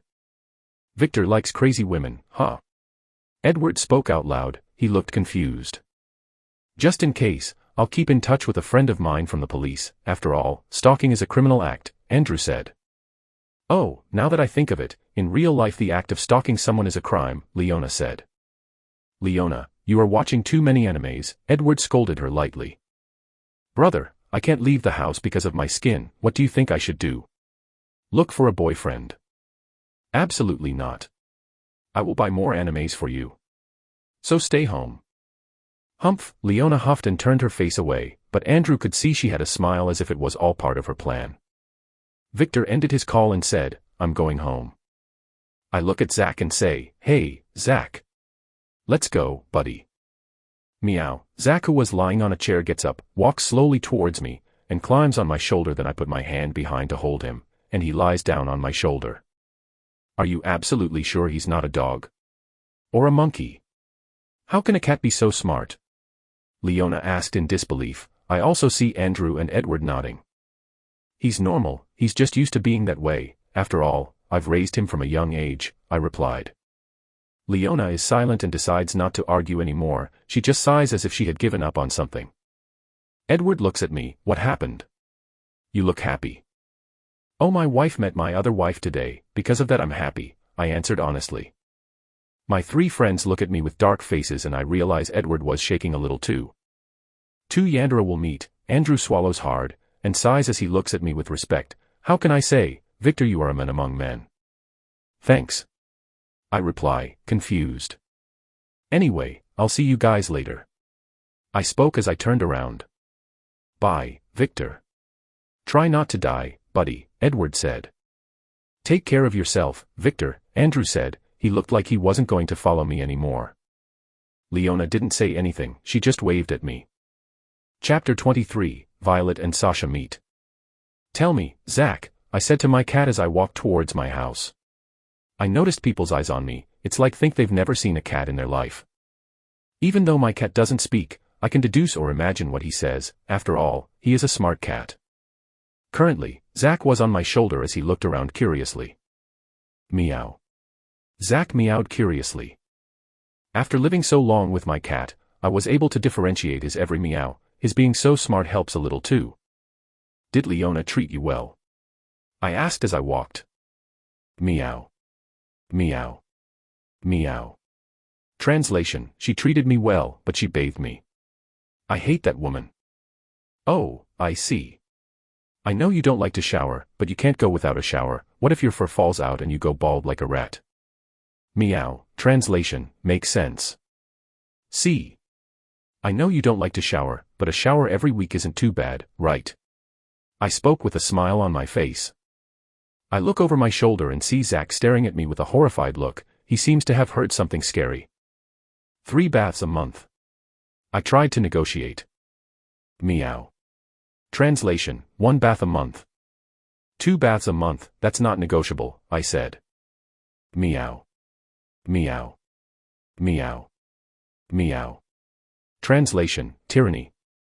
I demand democracy. We live in a free country. Even cats have rights.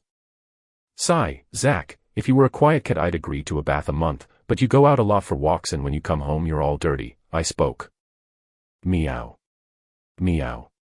Translation: But. You're right. Now that I stop to think, what do you do on your walks? I asked curiously while ignoring people looking at me open-mouthed or commenting if I was crazy or not. Meow. Meow, meow. Translation: I'm going after the female cats. They love me, even though there are other cats. Oh. Didn't you fight for dominance? I asked while raising an eyebrow. Meow, meow, meow, meow. Translation: Of course I fought. I used that technique called the T pose that you taught me. Using this technique, I asserted my dominance and now I have 4 wives. That's my boy. I said laughing as I took him off my shoulder and carried him like a baby while stroking his stomach. Meow, meow. Translation: Kimochi. You are very good at this. Huh. Why did the first word come out in Japanese? Am I imagining it wrong? Looking up into my cat's satisfied face, I shrug like I don't care, then put him on my shoulder again. Arriving at my house, I open the door and enter. I came back and brought Zack with me. I spoke out loud. Meow, meow, meow. Translation: Sup, bitches, I'm home. Zayak.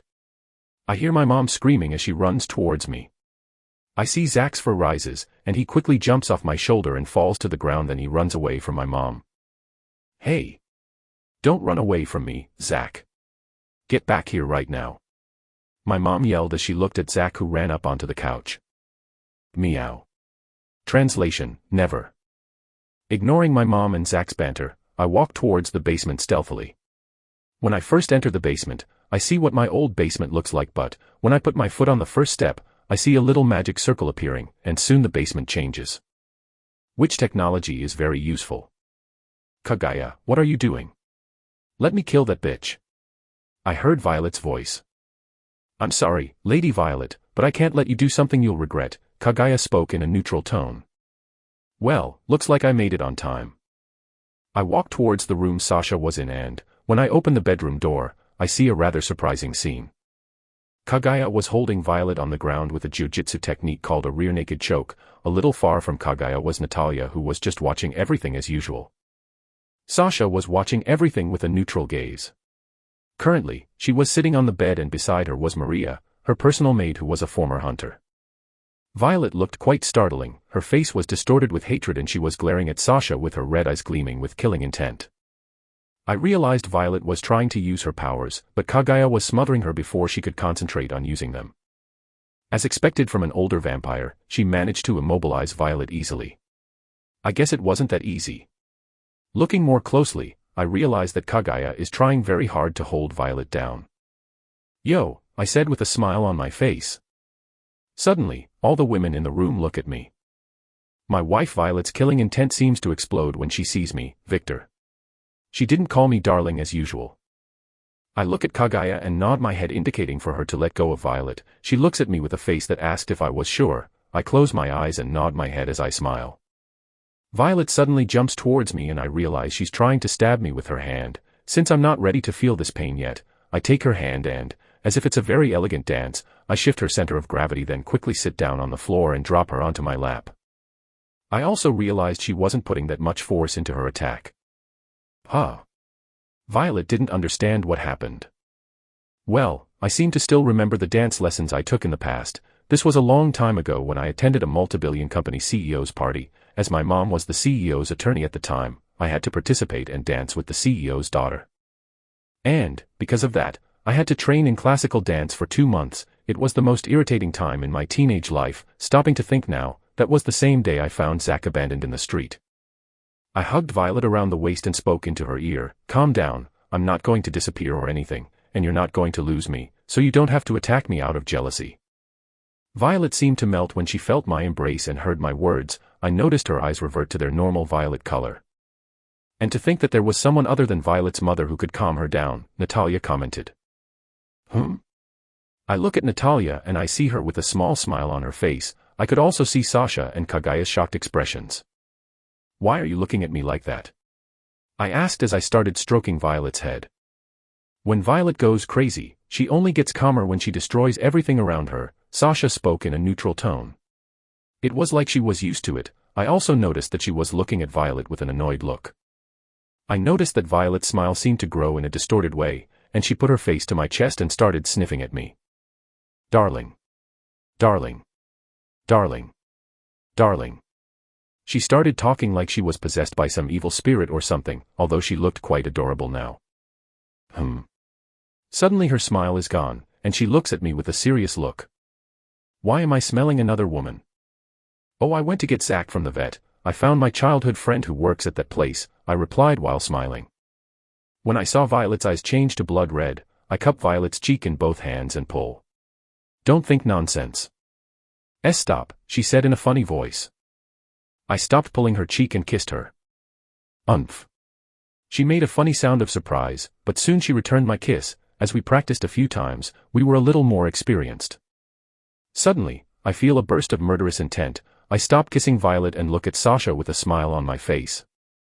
Humph, she turned her face away in annoyance. This seemed to make Violet satisfied. She smiled lovingly and hugged me possessively. You know I'll never run away from you, right? I commented as I stroked Violet's white hair down her back. Yes, but, she bit her lip. I made her look at me. I needed to say this. I don't know about Ruby yet, but Sasha is my wife. I want her close to me. Violet's face distorted in annoyance. I look at Sasha and see that she was a little embarrassed. What do you think about this? I asked her opinion. Me. She pointed to herself. She didn't seem used to showing affection. I do not know dash. Suddenly Kagaya appears beside Sasha and slams her elbow into Sasha's stomach. Ouch. What are you doing? Sasha yelled angrily. Don't be indecisive now, this is about your future, Kagaya spoke in a neutral tone. When Sasha heard Kagaya's words, she was speechless for a moment. I noticed Sasha's face has changed several times, embarrassed, curious, scared, and a little obsessive. It was quite interesting to see how her face constantly changed. Bitch, be gone. He's just mine, my darling, Violet spoke possessively as she hugged me, but she didn't look as pissed off as before. Suddenly Sasha's face changed, her eyes turned blood red, and as soon as she looked at Violet, she gets annoyed.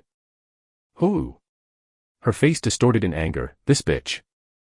Sasha gets up from the bed, then she uses her speed and appears beside me. She hugs me from behind in a possessive way and says, he's my husband, bitch. I feel the sensation of 2 mature Sasha bunnies on my back. Violet looked at Sasha annoyed, then she hugged me too. As she was sitting on my lap, I could feel Violet's 2 bunnies who weren't the same size as Sasha's bunnies, but they were a perfect size. They were neither too small nor too big, they were perfect. Ah, I was in heaven now. Well, that was somehow resolved by Lord Victor, Kagaya spoke with a small smile. Are you sure? They look like they could kill each other at any time, Natalia commented as she looked at Sasha and Violet, who were glaring at each other as the 2 women hugged me possessively. Well, they can't just hold hands and say they'll get along with each other. After all, you know Lady Violet's personality, right?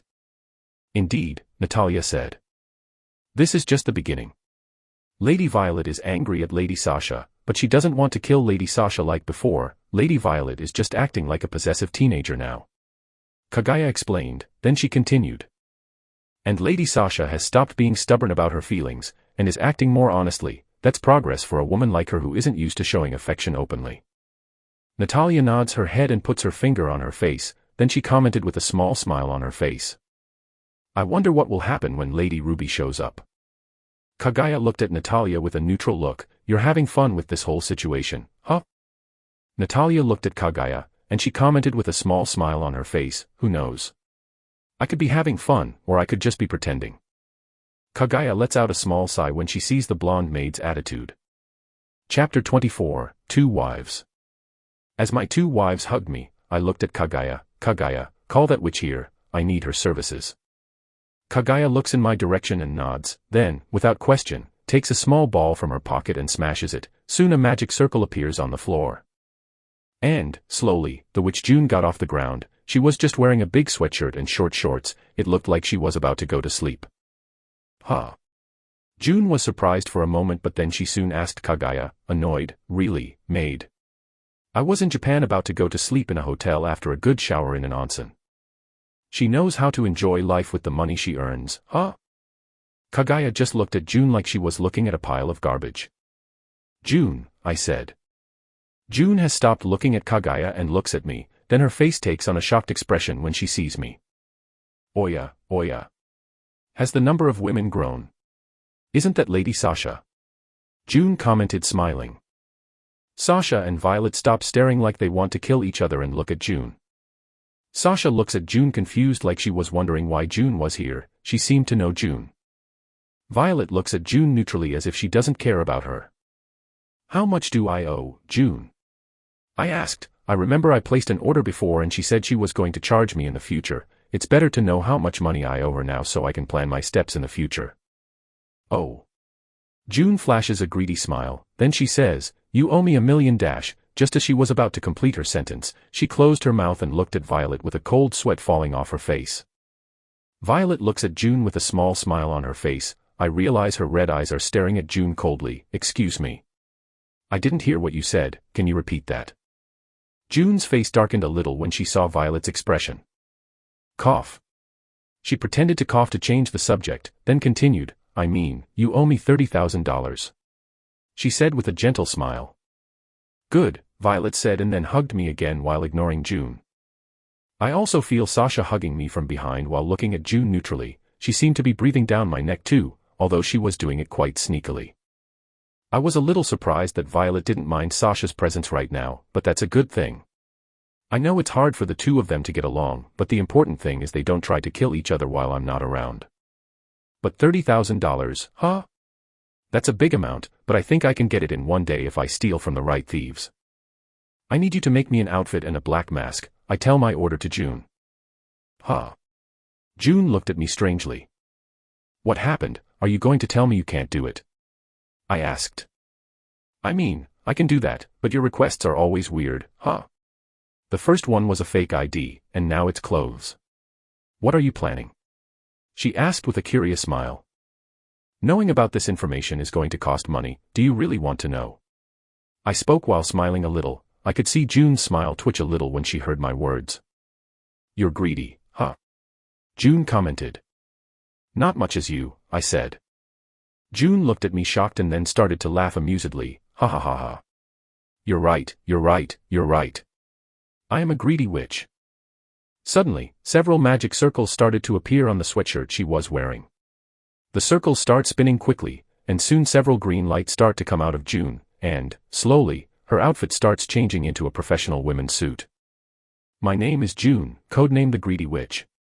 I am the witch who solves all the problems related to the modern world with a certain amount of money, of course. She spoke in a professional tone while showing a small smile in the last sentence. Oh, I said while clapping my hands a little for the light show. I also noticed that a card appeared in front of me, and when I took the card, I saw that it had a golden color and had the name June carved into the card. I think this card was made of pure gold. Thank you, she spoke gratefully while smiling satisfied. She seemed to be quite narcissistic too. I never thought this piece of garbage cough. I never thought June would give you her code name. Hey. I heard that. June looked at Kaguya irritably. Kaguya just ignored her as she looked at me. Codename? I asked curiously. Codenames are a title given by the Queen of Witches. For the Society of Witches, a codename is a form of status, but not only that, if a witch gives her codename to someone she judges as a customer, a golden card will appear. Sasha explained as she hugged me tighter. Using this card, you can contact the witch to request her services anytime you want. It seems like witches work 24 hours a day, they don't seem to get rest. Oh, thank you, Sasha, I said gratefully. I felt Sasha's body tremble a little. She made a cute sound and hid her face behind my back. Tisk, Violet clicked her tongue in annoyance, she looked agitated. I patted Violet's head, and soon her expression changed to a satisfied one as I look at the golden card in my hand and think, which society seems to be more interesting than I thought, a society built on a form of energy called magic, huh? But why did you give this to me? I don't have as much money as my wives do, and you know it. I told June. June looks at me and smiles. Yes, I know. You're poor now, but I smell money coming from you, and, in the future, you'll have a lot of money, I'm betting on that. She flashes a confident smile, and I never lose when I make a bet. She smiles like a teenager who has found something interesting and continues, not to mention that you seem to be very close to the two richest heiresses of the noble vampires. Oh. She doesn't know that Sasha's clan has lost its noble status. I feel Sasha's face moving a little behind my back, it seems she's noticed that too. Well, June could be lying, so there's no guarantee she doesn't know anything. Getting back to business. What do you need? June asked as her eyes sparkled with the US dollar symbol. Do you know that anime called Tokyo Vampire? I asked. I didn't watch the anime, but I saw the protagonist's image several times on the internet. The protagonist had white hair, different colored eyes, and was wearing a black outfit. He was transformed by a beautiful vampire with purple hair. Yes, I watched it when I was in Japan. I need an outfit similar to the protagonist's, but I want some changes to the outfit. The outfit should look like a straitjacket used to arrest criminals, the boot should be a little bigger, and the mask should just cover my mouth. Okay.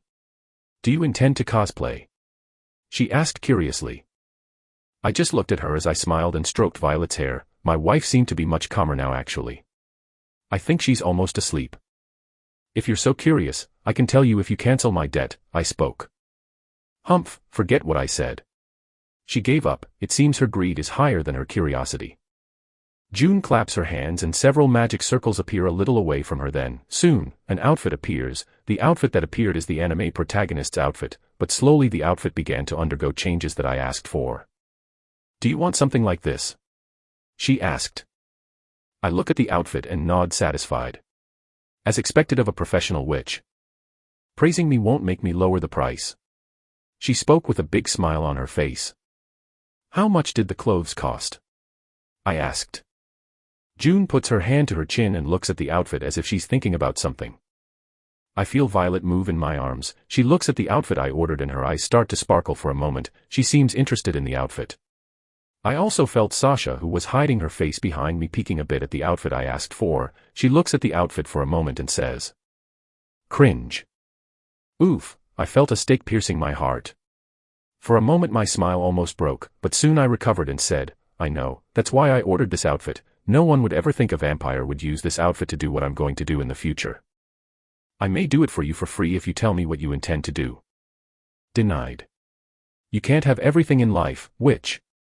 I spoke with a smile on my face, then I continued, choose, do you want money, or do you want to satisfy your curiosity? Ugh, she makes a difficult face, then she speaks screaming, I want both. As expected from a witch with the title of greedy, but unfortunately, that's impossible, I said laughing. June pouts, she looks very pretty now. I feel Violet and Sasha looking at me with a dangerous look, my smile growing. How do you know what I was thinking? Our connection told us. The two spoke in a neutral tone. Oh. Interesting. So they can feel my emotions and my surface thoughts too, huh? I start to think about what I'm going to do when Violet, Sasha, and I finally get alone. Suddenly, I hear two small explosions near me. I look down and see that Violet's face was very red and I could see that there was smoke coming out of her head like it had overheated. I turned slightly and looked at Sasha's red face. I could also see little yellow lightning flashing above her head. My smile grew even wider, and I couldn't help but honestly say, "You guys are so cute." Sasha suddenly wakes up from her stupor and screams, "Dee, do not look at me." She quickly hides her face behind my back. I could even hear her heart beating rapidly. Violet just hit her face in my chest while she had a huge smile on her face and, just like Sasha, I could hear Violet's heartbeat. And once again, I understood that they weren't like the vampires in the movies. After all, they weren't dead, although normally my wife's hearts beat very slowly. I looked at June and saw her face distorted. She looked like she had eaten something bad. I laughed when I saw her expression. How much did the clothes cost me? The clothes didn't cost anything.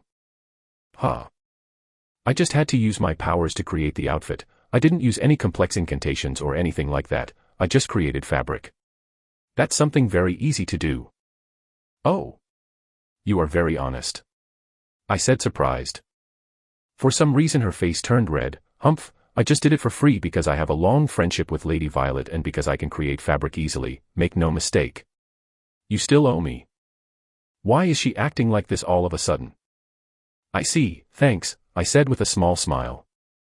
Humph, she turned her face away and started muttering something about how it wasn't fair and she should look for a boyfriend or something. Can you create another outfit for Violet? Of course, in a female version. Huh. Violet was surprised. June looks at me and nods, then she claps her hands again, and what happened before is repeated. Soon an outfit similar to mine except in a female version was next to my outfit. I looked at Violet. You looked interested, so I got you one. Darling. She suddenly climbs on top of me with a crazed smile on her face and bites me. I feel my blood draining down my neck. Bitch. Sasha got annoyed for some reason, and soon she bites my collarbone and starts sucking my blood. Feeling my wife's emotions and desires, slowly, my teeth start to change, and my eyes change to blood red, then I bite Violet's collarbone. Violet stopped sucking my blood and moaned a little as she hugged me tighter. Kaguya, Maria, June, and Natalia, who were seeing this, all react differently. For some reason, I feel like I should get a boyfriend, June commented. No man will want a gold digger like you, Kaguya spoke in an emotionless tone. Who? June's face distorted in anger. Are you frustrated that your master is being stolen from you, maid? Kaguya's eyes flutter a little, and she is silent. She didn't want to waste time talking to June. June, thinking she's guessed right, started to smile. I feel sorry for you, maid. Lady Violet will be stolen from you. Seeing that Kaguya didn't react to her words, June was confused. Then she thought, did I get my guess wrong? Lady June, I have a job for you, Natalia suddenly said. Oh. June loses interest in Kaguya and looks at Natalia with greedy eyes. I want you to investigate what is happening in this city, Natalia said. Kaguya, who listened to what Natalia said, began to pay attention to the conversation. According to Lady Sasha and Kaguya, a vampire named Lucy stole something from the church. I want to know what that something is. June makes a very serious expression. This is going to cost a lot of money, you know. I know, Natalia said smiling, then she continued, money is not a problem, just investigate it for me.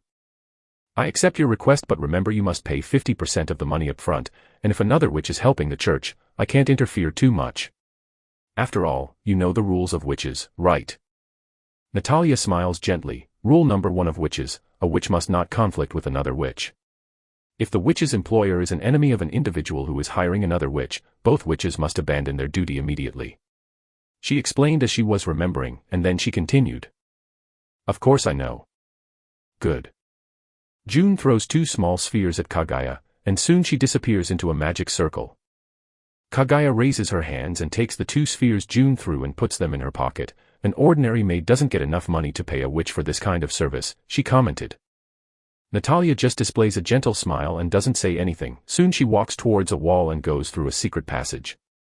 TSK, I don't like this, Kaguya said, annoyed, when she saw Natalia leaving without giving an explanation. Then she looked at Victor, who was biting his wife's neck, and several thoughts were going through Kaguya's head now. Chapter 25, Professor Adam. After solving the problems with my wives and getting an outfit to disguise myself as James Smith, I go to college. When I get to college, I notice the students looking at me differently. They seem to recognize me from the game that I played with Juan yesterday. I also noticed some female students staring at me as if they were looking at prey. Some male students were staring at me with explicit disdain on their faces. Seeing all this, I just ignored it all and walked towards my classroom. Isn't he that player who jumped off across court yesterday? Did you see the video? A man spoke. Yes, and to think that there was a player with those skills in this school. How did he never get recognized? Another asked. I think I overreacted. Meh, I didn't mean to hide my changes from the start. What's the point of gaining powers if you can't use them? I just have to avoid doing something humanly impossible, like jump to the height of a building or something. If things get out of hand, I just have to get out of college. After all, I decided to stay in college just to satisfy my desire to play sports. Arriving in the classroom, I realize I arrived too early. I look around and soon I see my economics teacher. He is a tall man. I think he is 200 centimeters tall. He has an amazing white mustache, white hair, and sapphire blue eyes. He was wearing a well-fitting suit and, despite being over 60 years old, he looked like a man who was in his 30s. In the past, when his family and I went for a walk, I could see that under those clothes he wears there is a man with a well-trained body. How did he manage to keep his body toned after being over 60 years of age? Oh, Victor. It's been a while since I've seen you in my class. He spoke with a small smile on his face as he turned and looked at me. Looking into Adam's sapphire blue eyes, I felt an instinctive danger in my body, but the moment I felt that danger, the feeling I got disappeared as if everything I felt was an illusion. But I knew this wasn't an illusion. I decided to keep this incident locked in my head. Professor Adam. You talk as if we haven't known each other for years. It's only been 3 days since I came to your class. He laughed a little with an amused smile and said, Indeed. I walk up to the teacher, and the closer I got to him, I couldn't help but look at his height with a bit of shock. He was the tallest man I've seen in person, and a 2-meter tall man can be very intimidating. He leans against his desk and folds his arms as he looks at me. Tell me the news. I hear you had a show yesterday on the basketball court. Do you know that too? I asked in mock surprise. Everyone at this college knows what happened, and you made a lot of enemies yesterday. After all, there are a lot of people who worship the captain of the basketball team. He commented casually. Oh. I display a small smile on my face. He looked at my smile and soon he exhibited a smile of his own as if he understood something. But you don't mind, right? How do you know? I asked with mock shock as if he had discovered a big secret, but, of course, I was still smiling. Hey kid, how long do you think I've known you? I've watched you grow up with my kids. I know your personality very well. He chuckled. He and I laughed together in fun. This teacher is an old acquaintance of mine. He is the father of 2 of my childhood friends, Leona and Edward. This man's name is Adam William Lycos. But don't cause too much trouble. The dean of this college is supporting Juan, and he might try to do something with you. Is he going to try to kick me out of college or something? I spoke in disdain. If it was before I would be worried, but now, I don't care anymore. Probably yes, but seeing as how you don't care, I think it's okay with you. Just don't cause too much trouble, since that might make your parents sad. He warned me. I appreciate the concern, but don't worry about my family. I'm sure my parents won't be upset about something like that. After all, knowing my mother, if she finds out about every incident from beginning to end, she is going to try to sue the school. What about my dad? He'll just nod at me satisfied. After all, he was the kind of man who works things out with his fist in the past. Well, if you're saying so, Adam said as if it didn't really matter to him. You look paler than before. Are you eating well? He asked curiously. Yes, with the food my mom gave me, I even gained muscle. Look, I said while pointing to my arm. Ha ha ha, he laughed like he thought of something very funny. He and I both know I was lying, but, as expected from my childhood friend's father, he's a man who doesn't care much about things that don't involve his kids directly. From what I understand of Adam's personality, he's the kind of man who can see the world burn and he won't care. He would only care about something if his kids were in the crossfire. He's very protective of his family, and that's why he and I get along. After all, we are alike. You tell good jokes, Victor. He spoke with a small smile. I didn't try to joke. As always, your sense of humor is weird, I commented. Try to live as long as I do. I'm sure you'll have a few screws loose in your head. He looks into my eyes and speaks in a deep voice like he's inducing me to do something. I even noticed that his blue eyes sparkled for a few seconds. What do you think, Victor? Why don't you loosen up a little? What are you talking about, teacher? I asked, confused. He closes his eyes and sighs a little relieved, then he smiled. I was asking how long will you hide behind this mask that you created yourself? Adam, you know that all beings with intelligence in this world who live in society hide their true self, right? I spoke with a cold little smile. Indeed, after all, we weird beings have to adapt to society. He spoke in a neutral tone, then looked at his watch. Victor, class is starting. Are you going to participate, or are you going somewhere? He asked. I'm going to the swim club, I said. I need to experiment to see if I have weakness in the water. Oh, I see. As I've known you for a long time, I'm going to put that you were present in today's class, he said. Thank you, Professor Adam. He didn't need to do this, but, as it's a kind gesture, I just have to thank him. Soon I leave the classroom and walk towards the swim club. When Victor left the classroom, Adam walked towards the window and, with a simple gesture of strength, he jumps towards a tree. Then, soon after, he jumps towards a building away from the college. All his actions were very soft. It was like he hadn't made any noise at all. On top of a tall building away from the college, Adam sighed to himself in relief. Then he picks up a phone and searches the list for the contact named My Princess. Adam coughed a little to disguise that he was relieved about something and clicked to call his daughter. The phone rings a little, and soon his daughter answers. Father, Leona spoke into the phone. Oh, my little princess, he spoke with a satisfied smile on his face. Have you discovered something? Leona asked impatiently. Adam's smile breaks a little, but he replies, yes. Unfortunately, he's not from your family. He didn't react to my pressure like a newborn wolf would, and I also didn't feel the connection indicating he was from my pack. Oh. Hearing his daughter's disappointed reaction, Adam quickly speaks, but don't worry. The wolf's transformation may be dormant. After all, just like you, he could just wake up on a night with a full moon. He tried to cheer her up. You're wrong, Dad. Leona sighed. Adam pretended not to understand. He won't become a member of my pack. The wolf's venom has been neutralized by the vampire's venom. Victor is a vampire now. Of course, Adam knew this, but he still reacted in surprise. Oh. Is he a vampire? Why do you think that? Well, the changes are obvious, and he's married to the Snow Clan's heiress, and Clan Folgers. Oh. I didn't know that. Adam was really surprised this time, and he started to think, wolf's venom wouldn't be an easy thing to neutralize, especially my daughter's venom.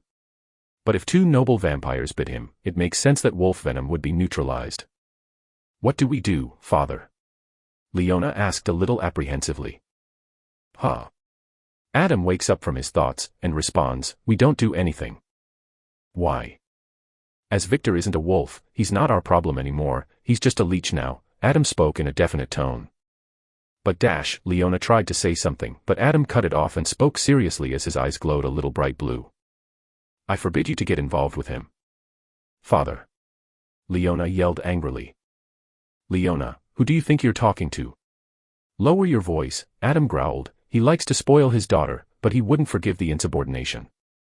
You understand, I will Leona stops talking, and Adam can hear that she was sobbing and crying a little. His eyes slowly began to lose their intensity, and he sighed, you fool, I don't forbid you from treating him like normal friends. What I forbid is that you get involved in leech affairs. That's not our problem.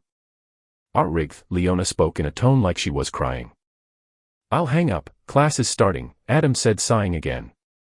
When Adam hangs up, Leona wipes her tears away with the toilet paper, and sighs. She was currently in the service area where she usually works taking care of animals. You're good at acting, Edward spoke in a neutral tone. He heard and saw everything Leona did. He even saw her start to sob and cry out of nowhere. Shut up, Leona said, then she snorted proudly, I learned acting watching K-drama. Only our dad would fall for this horrible act, Edward said as he rolled his eyes. Leona pouted, and looked at her brother. What do we do? Nothing. Edward spoke, then he continued, Victor turned into a vampire, so what? I've known him since he was little, I know he won't act like an emo and say we're enemies or some shit like that, just treat him normally. You're right, Leona spoke a little unsurely. Did you want him as a member of the family? Edward asked. Leona's face turned a little red when she heard her brother's question. I understand. He nods his head several times as if he understands something. You've known each other since you were a child, and you had a similar situation. After all, you and he were sick. He was always kind to you and, because of that, you're in love with him. You expected him to become a wolf southwest you could get close to him, and develop this relationship, right? This is the basic plot of any romance anime. Slowly, Leona's face began to turn completely red with embarrassment.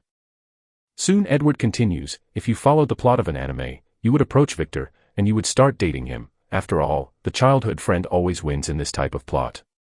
Edward makes a serious face and an exaggerated gesture, but you didn't expect a Yandere to show up and steal the man you were in love with. He points to Leona who had a completely red face. And if one Yandere wasn't enough, he got two Yandere. And, when we talk about Yandere, there's only one thing we can expect. Trouble. And since he has two Yanderes, he has double problems.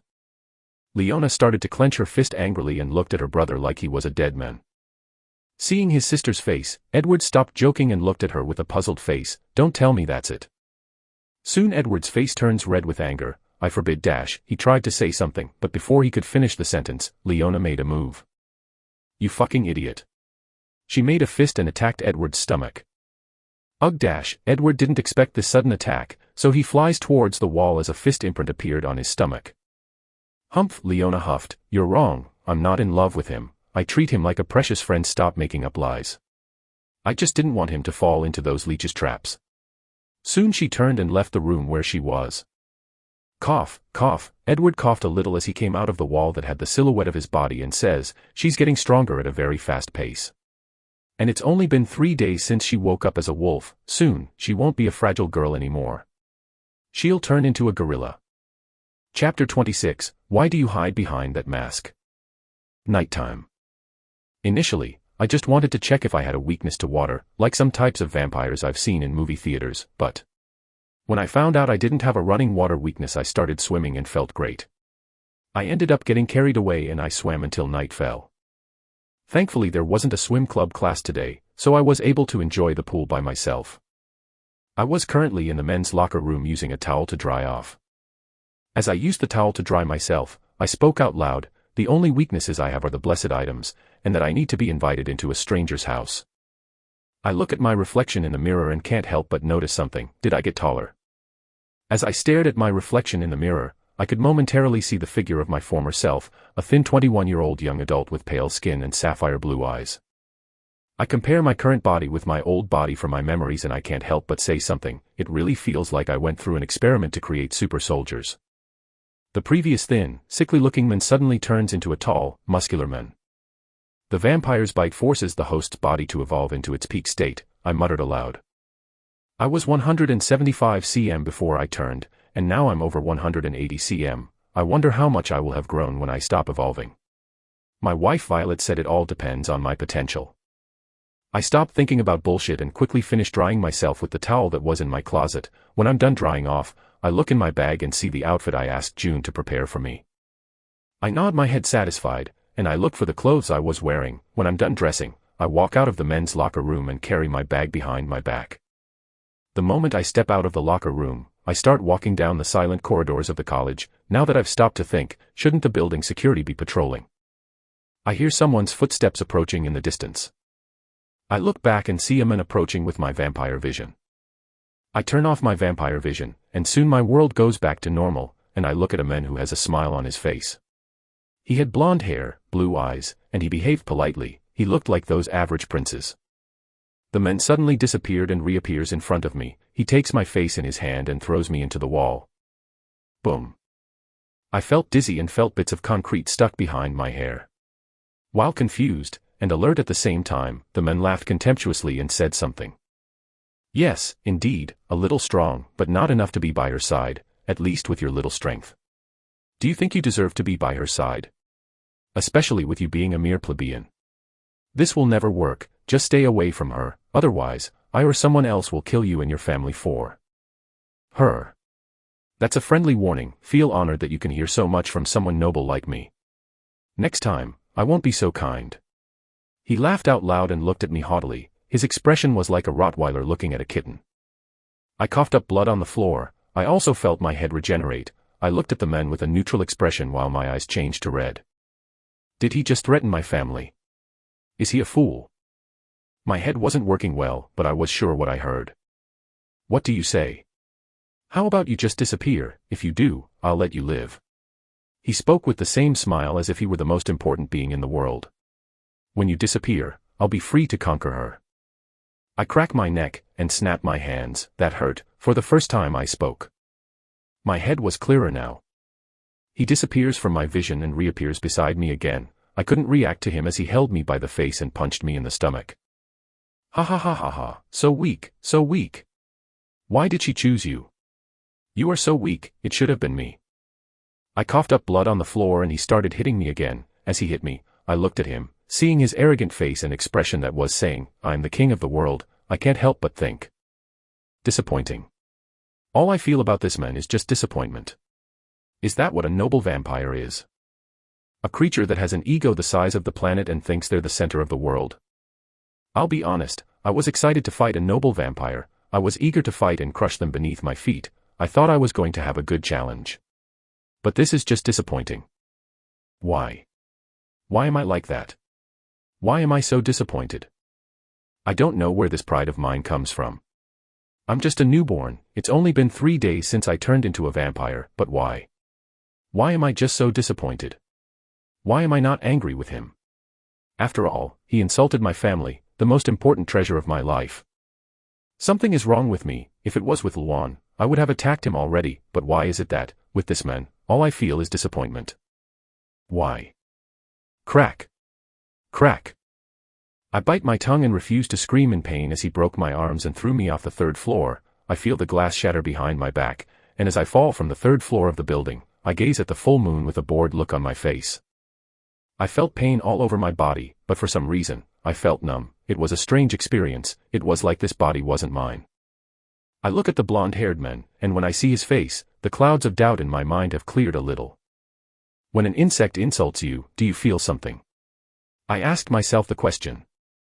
The blonde-haired man comes down from the 3rd floor and walks towards me. Soon my smile grows. No, you don't feel anything. In my mind, even though he is stronger than me, he didn't deserve my attention. I don't know where my pride comes from, but I've felt that way since when I turned into a vampire. Same with Luan. I thought he was a worthy opponent, but the moment he lowered his head and backed away like a dog, I lost interest. I hate him, but that's just my sadistic side and ego speaking. I wanted to see him humiliate himself one more time and, in doing so, I would feel satisfied, but I had also lost interest in him when he proved to be just an unwilling servant. I had understood something new about myself, but I still had questions on my mind. I don't understand. Why am I like this?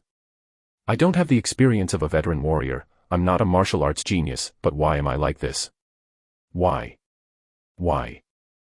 I questioned myself several times in my mind while looking at the full moon. I felt strange. It was like this body wasn't mine. It was like these emotions weren't mine. I felt trapped. I felt like a wild animal that was trapped and tamed. I don't understand. Maybe I'm just freaking out. Yes, since I was turned into a vampire, my emotions are very chaotic. I get angry a lot easier. I get attached a lot easier. I hate easier. I feel sadistic pleasure in defeating my enemies, and I feel happy when I step on them with my feet like insects. Yes, maybe something is wrong with my head. As I looked at the full moon, I heard the vampire's footsteps approaching me. He looks at me. Today, you're going to die, and I'm going after what belongs to me. I ignored this man's words. What was his name again? He looked strong, but what was his name? Well, I guess he's not important after all. Suddenly, I remember the words of my teacher Adam. What do you think, Victor? Why don't you loosen up a little? How long are you going to hide behind this mask that you created yourself? When I remembered those words, I felt like all the doubts I'd had the moment I faced this man were cleared up. Ha. I felt like laughing out loud. Ha ha ha ha ha. I laughed madly as I placed my left hand, which at some point regenerated, on my forehead and lifted my hair up. It was the first time I had laughed with all my being, and I finally understood why I was feeling weird. All this time, I was holding back. All this time, I wore this mask because it's the right thing to do. After all, everything that's weird is excluded from society. I wore a mask to hide the real me. When did I start using this mask? I asked myself confused. What are you laughing at? Shut up and die. Oh, I remember now. It was that incident when I was a kid and I got lost in the woods. Hey, Vic. Can I call you at $%? I heard a child's voice in my ears. The voice sounded like static, and I couldn't remember who it was. I suddenly feel a warm feeling coming from my stomach. It was such intense heat, and it was furiously asking me to let go. I flash a smile full of sharp teeth and let that heat run wild. Boom. A pillar of flame suddenly came out of Victor's body. Oh. Violet, who was lying in one of the underground rooms she had asked to build, moaned aloud. Sasha, Natalia, and Maria, who were in the same room watching television, just looked at Violet confused. Violet twitched her legs and lay down on the bed. Her eyes were blood red, her breathing was ragged, and she was mumbling. Darling. Darling. Darling. She looked like a broken record that kept saying the same word as she twitched her legs. Lady Violet. What's going on? Oh my God, Natalia said as she approached Violet, but the moment she saw the erotic face Violet was making, she was surprised. Sasha approaches Violet, looks at her friend, and when she sees the liquids that were leaking from Violet, she can't help asking, with her cheeks a little red with embarrassment, what is happening? She stuttered a little. Darling, darling, I can feel it inside me. She responded as she squirmed. Huh? Sasha didn't understand. Natalia, do you know something? Sasha asked.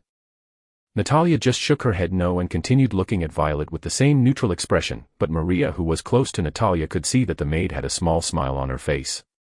Where is Kaguya? Sasha asked as she looked around. She is in the shadow of Lord Victor, Natalia replied, and continued, she is protecting him. When Sasha was about to say something, she is suddenly surprised when Violet gets up from the bed. I need to see my darling. She spoke with a slightly red face. First, you should change your clothes, Sasha spoke in a tone that didn't allow refusal. Violet looks down and sees the mess that was her dress. She nods her head and then disappears towards the bathroom. I'll go ahead, something must have happened to my husband. Sasha spoke with her cheeks showing a little embarrassment. She wasn't used to saying the word husband. Soon, she too disappears. The only thing normal people could notice was a silhouette of a woman. Sasha's maid Maria also disappears and follows Sasha. Chapter 27, Priorities. What is this? What is it? I asked myself as I looked at the pillar of flames coming out of that newborn's body. This should have been an easy job. I eliminate the arrogant newborn and take the woman I so want, but what is this? Wasn't he just another newborn who was lucky enough to gain Violet's attention? I understand Violet, she must have gotten bored and found a human to treat as her toy. This happened many times in the past and female vampires have always done that. Wasn't he just that? Wasn't he just a toy? But why does he have this power? Why does he have these flames? How can a newborn have the power of the Snow Clan? Who is this man? Suddenly Corneliu heard the roar of a beast. Ruar. Hi. Corneliu fell to the ground as he stared at Victor in fear. Victor's appearance had changed, his clothes had disappeared because of the heat and he was practically naked, but that was not noticeable because of the flames that were covering his body. Victor's entire body was covered with fire, his ears became sharper looking like an elf, the scare of his eyes that was once white changed to a dark black, his iris turned blood red, and the pupil of his eyes looked like the pupil of a dragon. His smile grew abnormally, and Corneliu could see all of Victor's sharp teeth. He could see that Victor's teeth had also undergone a change. Victor's old teeth that looked like small sharp teeth, grew and seemed to have changed into the teeth of a demonic beast. Hey Chow. How do you have that power? Only vampire counts have this power. Who are you? It's hot, but I feel good. I feel released, but I feel angry. A growing fury was building inside my body, and I couldn't control that fury. All my senses were improved. I could see, feel, and hear everything around me. It was an uncomfortable feeling. I look at the blonde-haired vampire. When he looks at me, I see he started pissing himself in fear and, when I saw that, my sadistic smile grew on my face. I wanted to humiliate him. I wanted to see him in more despair. I wanted to hear his screams. I took a step forward, and I noticed that when I did, the ground I stepped on started to catch on fire, and I also noticed that the moment I took a step forward, the vampire's entire body shook with fear. With a little thrust from my legs, I appear in front of the blonde vampire and grab him by the neck. Ah! He started screaming in pain, and hearing those screams filled me with sadistic satisfaction. I realized that my hand hurt him a lot. I squeezed his neck more, and I saw his neck burning with fire. Let me go. Let me go. I did what he wanted. I released him, gently. Of course, he probably didn't like my gentle side very much. I held his throat in my hand and pulled. Ah! Those were his last screams, and, soon, he couldn't speak anymore. When I saw that noble vampire kneeling with his throat destroyed, when I saw him look in fear, I felt my whole body tremble in pleasure. I wanted more. I wanted to see him in despair.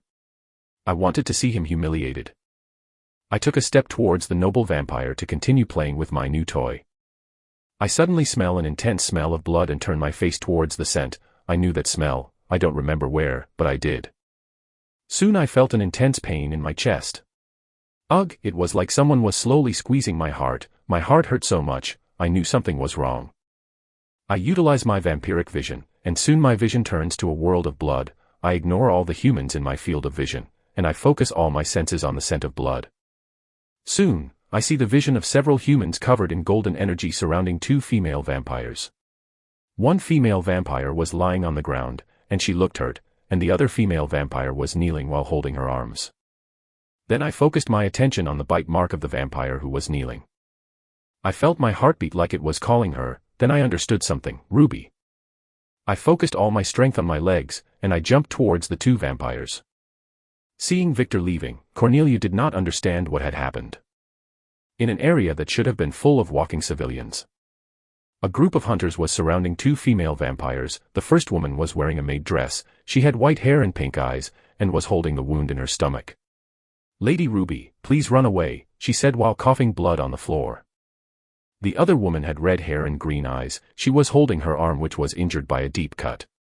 Hearing what the maid said, she looked at Luna with a neutral gaze, though anyone who knew Ruby well enough could tell she was worried about Luna. "Silence, maid," she ordered.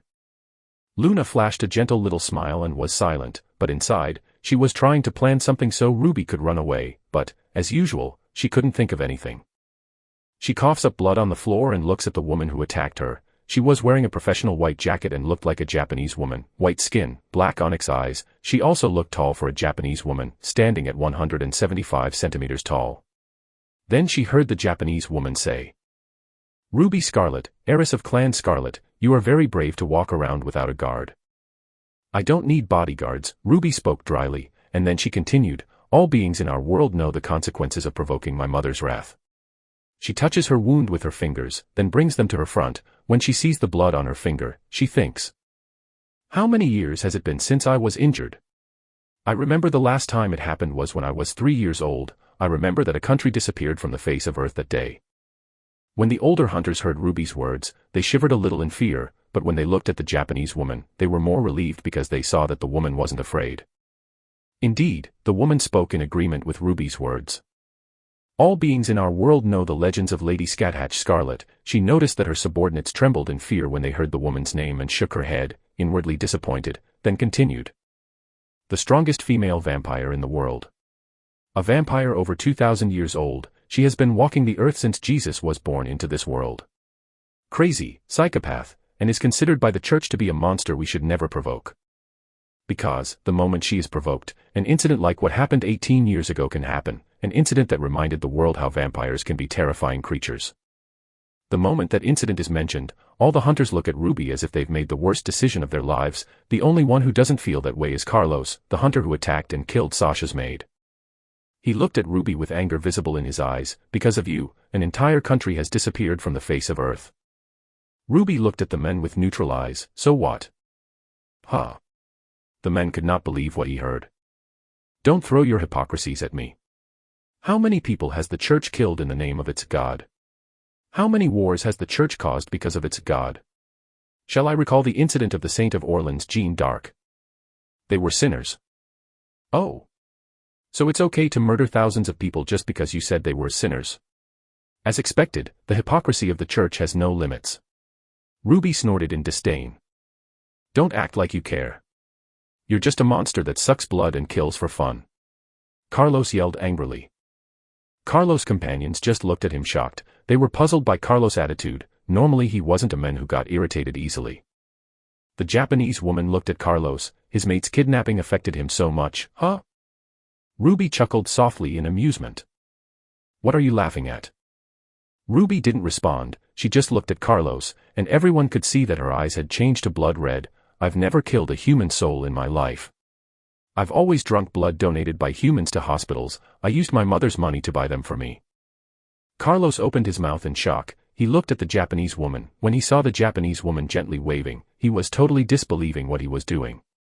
Did I attack someone innocent? Wrong. She is not innocent, she is a vampire. A vampire is not innocent. Ruby's smile grew unnaturally as her sharp teeth began to show. The hard truth to swallow is, you hunters just hunt me because I'm a vampire. I'm a different species. For us vampires, all humans are just cattle, and for humans, vampires are their natural predators. That's just it. That's the law of nature. We need blood, and because of that, some of my species actively hunt humans. And, to defend against this natural predator, you were created. This whole situation was created by decisions made in the past, and this is just the natural course of things. Although we have created the ritual to control our bloodlust, for the church it doesn't matter, they just seek to eliminate us. She snorted in disdain. God, motivations, explanations, and even why you attack me today are just excuses for this unchanging truth. We are the predators, and you are the prey, but unfortunately, over time, the situation has evened out, and it has become the contest of two predators. One that will only end when the vampires, or the humans, disappear from the face of the earth. And I can guarantee you, we will be the winners.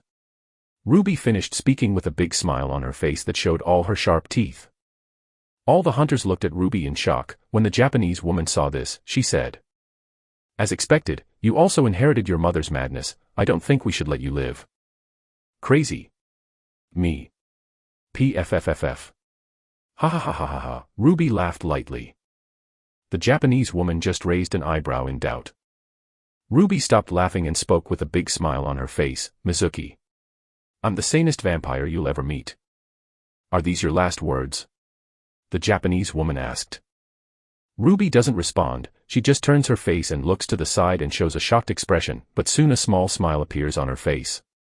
She turns and looks at the Japanese woman. You guys are so fucked. Huh. The woman didn't understand, but when she felt something approaching at high speed, and when she heard the noise of buildings being destroyed, her instinct screamed. Step back now. She ordered. And as experienced hunters, they quickly listened to the woman's orders. They didn't even dare to question. Soon a being covered in fire falls from the sky in front of Ruby. Chapter 28, The Woman Who Kills Oni. When Mizuki saw the monster's appearance in front of her, all her instincts screamed danger. She was on full alert. Seeing the monster's appearance, she remembered the information she'd received from the church's pope. Remember, Mizuki. Romanian vampires are on a completely different level than what you destroyed in Japan, especially the Count-class vampires. These vampires are like humanoid weapons of mass destruction, and, if that wasn't enough, they have a kind of transformation that taps into the true nature of these vampires' powers. If you meet a vampire like this on your quest, you must step back immediately. After all, you have not yet received the baptisms to become my general. Back. I'm sorry, but I won't carry out this order, Mizuki thought with a small disdainful smile. On guard. Use level 3 enchantments.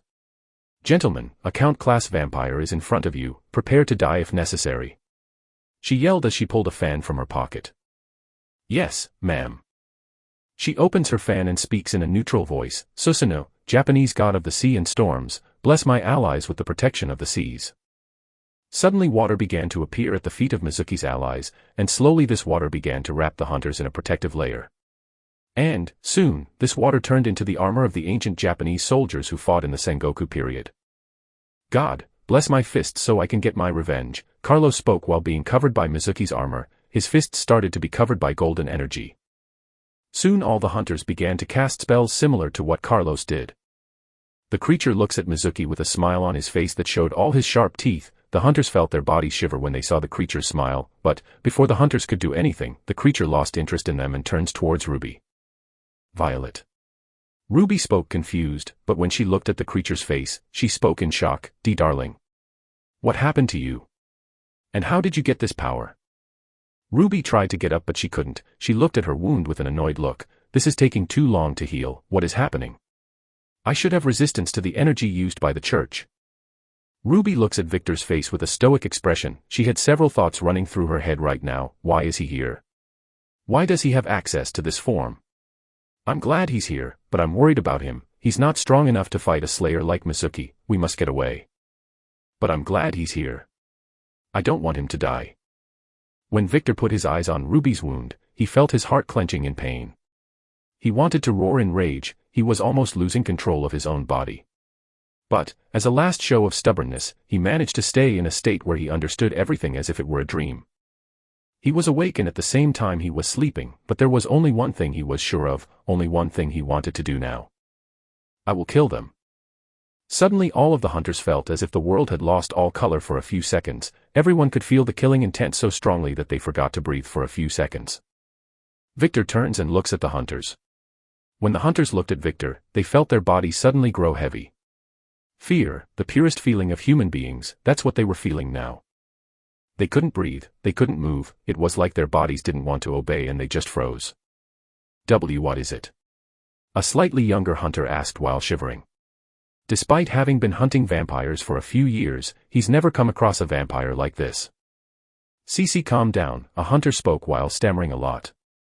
Victor's eyes started to look around. He seemed to be going crazy every moment. He looked at all the hunters as he opened and closed his fist several times. Mizuki looks at him neutrally and thinks, he is weaker than I imagined, so she puts the fan in front of her and spoke in a low voice. Tsukuyomi, give me the peace of the night in the moonlight. White energy focused on Mizuki's fan, and then she waves the fan, and this energy travels towards all of her subordinates. And, as if it were magic, everyone started to get calmer, everyone felt inner peace, and they didn't feel fear anymore. But, the enchantment didn't last long because Victor suddenly made a move and appeared in front of a hunter. He opens his mouth full of sharp teeth and bites the hunter's neck. Ah! Save me! Save me! The hunter couldn't scream anymore because soon he had turned into a dry mummy. It was like he lost all the blood in his body. Victor stops biting the hunter, and when he lets go of his head, the hunter's entire body disappears into ash. Even the hunter's blood that splashed on him disappeared without a trace. This demonstration made the hunters fearful. The only ones not affected were the more experienced hunters, all thanks to Mizuki's enchantment, and because they had seen something similar in the past. He destroyed my armor so easily, Mizuki couldn't help but comment in disbelief. Was I wrong in my judgment? She thought confused. Then she ordered, this monster's body is very hot, if you don't have high-level protection techniques, don't come close. Or you will turn to ashes. Carlos. Yes, ma'am. Carlos runs towards Victor and punches him in the face. Victor looks at the fist in his face, and soon he smiles like he's not impressed. Monster, don't laugh at me. Carlos attacks him again, but it wasn't working. He couldn't hurt Victor's body. Victor grabs Carlos' bald head. Carlos feels his flesh burn as Victor holds his head. Victor runs towards another hunter and holds them by the head. The friend who was next to this hunter tried to cut off Victor's hands, but the golden sword only scratched Victor's skin. Victor looks at the two heads he was holding as if they were watermelons. He flashes a big, distorted smile. Carlos, realizing what Victor intends to do, quickly uses a defensive spell. Victor hits the heads of the two men together. Crack! Sounds of broken bones were heard by all the hunters nearby. Carlos managed to survive the attack, but the hunter who was his subordinate had his brain blown out. Victor grabs Carlos by the neck and throws him at the other hunters with all his strength. Ugh! Catch me! Carlos screamed when he realized he couldn't organize his center of gravity. He started to speak an incantation, and soon his body was glowing golden. Carlos' subordinates nod their heads and catch Carlos's body. Before Carlos can do anything, he sees a giant ball of fire flying towards them. The fuck? Boom. Ah! Seeing those fireworks, and hearing the screams of the hunters, Victor's sadistic smile grew in satisfaction. We must flee, a hunter spoke in fear. He swallowed his saliva and yelled, we cannot fight this monster. Are you going to run away from these demons? We must kill them. A more fanatical hunter spoke. Fuck it, I'm not going to die over bullshit like that. When this hunter was about to flee, he hears Mizuki's voice. Is that the attitude of a hunter? If you're not prepared to die, you shouldn't be in this job.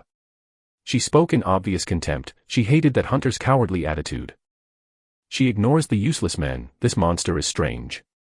He's strong, but he has the feeling of inexperience. He's just using his power directly. Let's try something. Bishamontan, give it to me, a weapon to destroy my enemies. She spoke in a neutral tone, and her fan began glowing red. Then, suddenly, her fan turns into a 2-meter-long odachi. Mizuki lifts the odachi with her right hand as if it were not heavy and puts it on her shoulder, and displays a predatory smile. Everyone could feel that the air around Mizuki changed. If before she looked like an elegant woman, now she looked like a wild beast. Mizuki takes a talisman from her pocket with her left hand, closes her eyes, and holds the talisman in front of her. Abe no Saimai, lend me your wisdom to defeat this Oni. The talisman disappeared in blue light, and soon that same light began to cover Mizuki's body. When she opened her eyes, a magic circle was carved in them. Mizuki crouches a little, and slowly the sword blade starts to be covered in blue energy. She bends her knees and with a thrust, and flies towards Victor like a missile. When she got close to Victor, she brandished the odachi diagonally. Realizing the threat, Victor suddenly disappears in front of Mizuki and appears beside her, then he attacks her, trying to rip her head off. It's useless, she said, smiling while blue energy glowed in her body. Victor didn't understand what happened, but he suddenly screamed from a pain he'd never felt in his life. Ah! He screamed like he was a beast being wounded. Victor! Ruby cried out in concern when she saw the cut on his chest. Victor holds his bleeding chest. Slowly, the fire that was covering his body began to weaken considerably. Realizing this was an opportunity, Mizuki flashed a maniacal smile and brandished odachi again. This time she wanted his head. But before her sword ripped off Victor's head, a huge wall of ice appeared in front of her. Mizuki's odachi cut through the ice wall easily, but soon she realized the monster was no longer in front of her. She also heard a woman's neutral voice. She turns her face and sees a woman wearing a maid outfit. She looked into the woman's blood-red eyes and realized she was a vampire. Sorry, but I can't let you kill my master. I haven't had enough head pats yet. Seeing the darkness covering the maid's feet, Mizuki spoke, the Kuroyami clan. Oh. It's been a while since I heard that name. Kaguya flashed a small smile. Mizuki looks around and sees that the monster was being hugged by Ruby. The monster had a much weaker fire than before, and she also saw that Ruby was using her ice ability to close the wound she caused the monster. When I destroyed the noble vampires of Japan, I looked in their records that talked about a clan of vampires who could control the shadows. They were the best assassins in Japan. A clan of vampire ninja controlled by a noble vampire who had friendly relations with Toyotomi Hideyoshi. She looked around a little further and noticed that Ruby's maid had disappeared. Where is she? They kept records about us. What a surprise, I thought they had forgotten us. Kaguya spoke in an emotionless tone. Mizuki was looking at the monster with dangerous eyes and with a big smile on her face. With the previous confrontation, she can understand that the monster was inexperienced in fighting. He had great power, that's a fact, but he didn't know how to control it.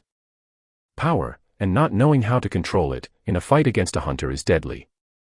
I need to eliminate him. A monster like him can't stay alive. I shouldn't miss this opportunity, she thought with determination. Cough. Victor coughed up black blood on the floor, and soon the fire that covered his body began to slowly die, and eventually, his transformation was undone. He was back to normal. The poison is taking effect. Good. But, this is only temporary. This poison is not strong enough to kill the noble vampires. I need to eliminate it. Mizuki thought. Darling. Are you okay? Darling. Ruby tried to talk to him, but Victor's eyes were unfocused as if he were lifeless. Seeing the black blood on the floor, Kaguya looked at Mizuki. What did you do? That is not something you need to know. Mizuki spoke as she positioned herself. She placed the odachi on her shoulder again, and flexed her knee. She then pulled a talisman from her pocket. The talisman began to glow, and soon she spoke as she threw the talisman at Kaguya. Ken, Zo, Fa, odor. A wave of flame erupted from the talisman and flew towards Kaguya. Kaguya looked at the fire neutrally approaching. On Myojutsu, this is something rare these days. Kaguya's body began to be covered by darkness, and soon 2 daggers appeared in her hands. She cuts the fire horizontally, and when the fire died out, she saw Mizuki running at high speed towards her. Kaguya's darkness began to grow. Slowly, the darkness began to leak towards the ground, and soon all the ground around her was covered with blackness. It was as if Kaguya had created a territory just for her. When Mizuki enters Kaguya's territory, suddenly thousands of black hands start coming out of the ground and heading towards Mizuki. Tisk, annoying, Mizuki's sword starts to be covered in thunder, and with a diagonal swing, she eliminates all of the shadow hands created by Kaguya. Where is she? Mizuki said as she looked around. You hurt my master, that is a serious crime. She heard a voice in her ear. Mizuki tried to run away, but she couldn't. As soon as she felt a dagger piercing her heart, her face took on an expression of disbelief. It was as if she didn't believe she would be eliminated so easily. Cough. She coughed up blood on the floor. Kaguya pulls the dagger out of Mizuki's heart, and when she goes to cut off her head, she hears an ancient and powerful voice. Enough. A blue power left Mizuki's body, and Kaguya quickly disappears into the shadows and returns to Victor's side. A guardian spirit, Kaguya stared in shock as she looked at the old man who was floating around Mizuki. The old man waves his fan in his hand, and soon the wound Kaguya inflicted on Mizuki began to regenerate at high speed. He nodded satisfied, and looked at Kaguya with a neutral look. Oni, you use very sneaky techniques. Chapter 29, The Three Wives Meet. Thank you, Master, Mizuki said gratefully. Foolish disciple, you come to these foreign lands, and the first thing you do is fight without knowing the enemy. I'm disappointed. Did you forget what I taught you? The old man ignored Mizuki's thanks and began to lecture her. Ugh, Mizuki put a hand to her ear and tried to ignore her master's words, but unfortunately, she could hear the master's sermon in her mind. Kaguya looked at the old man, trying to find some characteristic that would let her recognize him as a historical figure. She knows that spirits are heroes who have fought and fallen in the past, and through magic, they can be summoned. She also knows that this is a technique of invocation that was lost a long time ago. Seeing the pentagram symbol on the fan in the old man's hand, she understood and discovered who it was, Abe no Saimai. The old man hears Kaguya's words, stops lecturing his disciple, and looks at Kaguya, then he opens his eyes a little. When Kaguya saw the magic pentagram that was similar to the magic circle Mizuki had in her eyes, she understood that she had guessed right. Oh. Do you know me, Oni? And to think that my legends have spread to this foreign continent dash. When the old man was going to continue to say something, he heard the voices of two women. Darling. Violet, Sasha, and Maria arrived and looked at Ruby holding Victor, who had an unfocused look on his face as if he was lifeless. When Victor heard Violet and Sasha's voice, his blue eyes sparkled a little and he tried to move his hand, but he couldn't. He felt like his body was paralyzed and he couldn't move anything. He could understand and hear everything around but could not move. Violet jumps towards Victor and starts checking him out. Seeing that he was in a very bad state, her eyes started to darken in madness. She looks at Mizuki and says, "You did it." Mizuki was going to try to say something, but she was interrupted by Violet's angry outburst. You did it. Fire started to come out of Violet's body. The atmosphere around her started to get suffocating. Violet was slowly losing herself in anger. Calm down, Violet, we need to get away and heal our husband, Ruby spoke in a cold tone. As if by magic the fire around Violet disappeared, and her eyes sparkled with clarity. She looked at Victor and bit her lip in frustration. I should be by his side. I'm going to kill that bitch. Suddenly everyone heard an explosion as if lightning had hit the ground. Oni, what are you doing? The old man asked neutrally as he looked at Sasha, who attacked Mizuki, who defended herself with her odachi. Sasha didn't respond, she just looked at Mizuki with hate in her eyes. Lightning started to crackle around Sasha, and soon she disappeared in a flash and attacked Mizuki again. Ugh, Mizuki wasn't able to attack, Sasha was too fast, so she just assumed a defensive position with her odachi and protected the vital parts of her body. The spirit looked at everything with interest. He didn't seem to be interested in interfering in the fight and continued watching everything with curiosity shining in his eyes. Sasha took the dagger from her legs and started making small cuts on Mizuki's body. The dagger couldn't pierce Mizuki's body. Give up, Oni. You can't penetrate my disciple's defenses. You're quick, but you're not strong enough. The old man spoke in a neutral tone. Sasha's eyes flashed with more hate when she heard the old man's words. She hates the woman for leaving Victor in that state, and she hates the old man for underestimating her. Sasha's body began to glow yellow. Sasha, don't lose your cool. If you use this power for too long, you will be incapacitated. Ruby exclaimed. Sasha yelled angrily, I don't care. I'm going to kill this bitch. Boom. Lightning struck Sasha's body, and slowly her body began to change. Her ears began to grow and become elongated like an elf, her teeth began to grow and become sharper, she grew a little higher, and soon she turned into a female version of the transformation of Victor. The only differences were that her body was covered in yellow lightning and that her powers seemed to be concentrated in her legs. "Another Count-class vampire," Mizuki said as she walked away from Sasha. For a moment she looked at the spirit with a hateful look. She knows that sadistic old men will only help with something if she is about to die. General, i.e., Mary. Carlos, who had burns all over his body, screamed when he saw Maria from afar. Maria looked at Carlos for a moment, her eyes gleamed with the desire to go back to him, but the master's order was absolute, she couldn't do anything. Ruby looked around and noticed that the hunters Victor had fought and not killed were returning to recovered states. She looked at Mizuki and saw that the woman was being healed by some strange technique she was using. The hunters had the upper hand. Mizuki is a general with a focus on support and melee combat. As long as she's alive, we won't be able to eliminate them all, not to mention that old spirit is still around. We have to retreat. Ruby analyzed the situation calmly. Sasha, hearing Carlos' voice, loses interest in Mizuki and looks at Carlos with eyes longing for revenge. Ruby for the first time got angry and yelled, "Sasha! Get a grip, decide what's most important to you now. Your revenge or our husband?" Sasha turns to face Ruby. She looks at Victor lying on the floor like he's dead and bites her lip in frustration, but soon she makes a decision. She disappears from where she was and appears next to Victor. The only thing the hunters could see was a trail of lightning. What dash? I dash.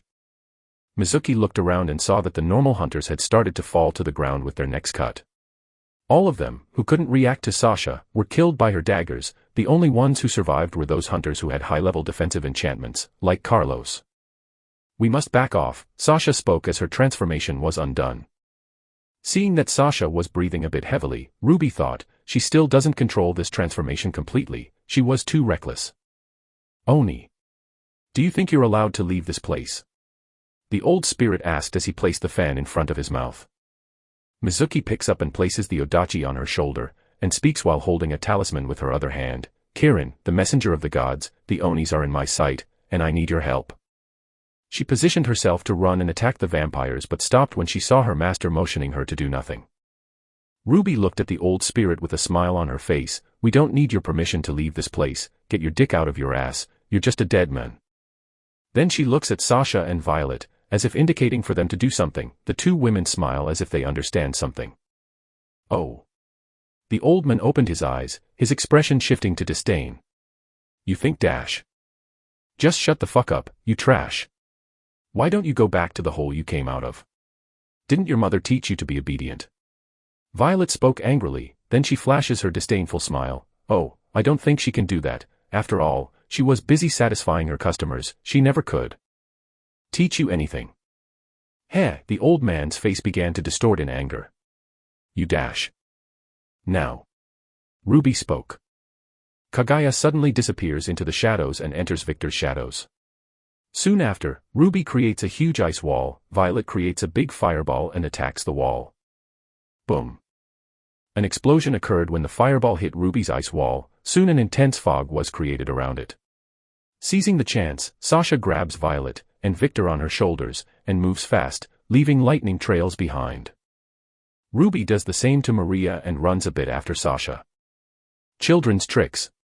Carlos screamed and punched the air, and with the pressure made by Carlos' fist, he cleared the entire area that was in the fog. When he looked around and saw that there was no one, he shouted angrily. They fled. Ignoring Carlos' anger, Mizuki looked at her master. "Because you stopped me, I couldn't kill them." Abe no Saimai just sighed in disappointment and looked at Mizuki. "Foolish disciple, you still need to train more." Mizuki didn't understand why her master reacted like that, but she didn't think too much, she was used to her master's weirdness. "What do we do, General?" a hunter who survived asked. Mizuki looks around and when she sees the mess they've created, she says, "We must retreat. Recover the bodies of the fallen hunters, and let's go back to our temporary base." "Good decision," her master praised. While the hunters recovered the bodies of fallen combatants, Mizuki's master was in deep thought.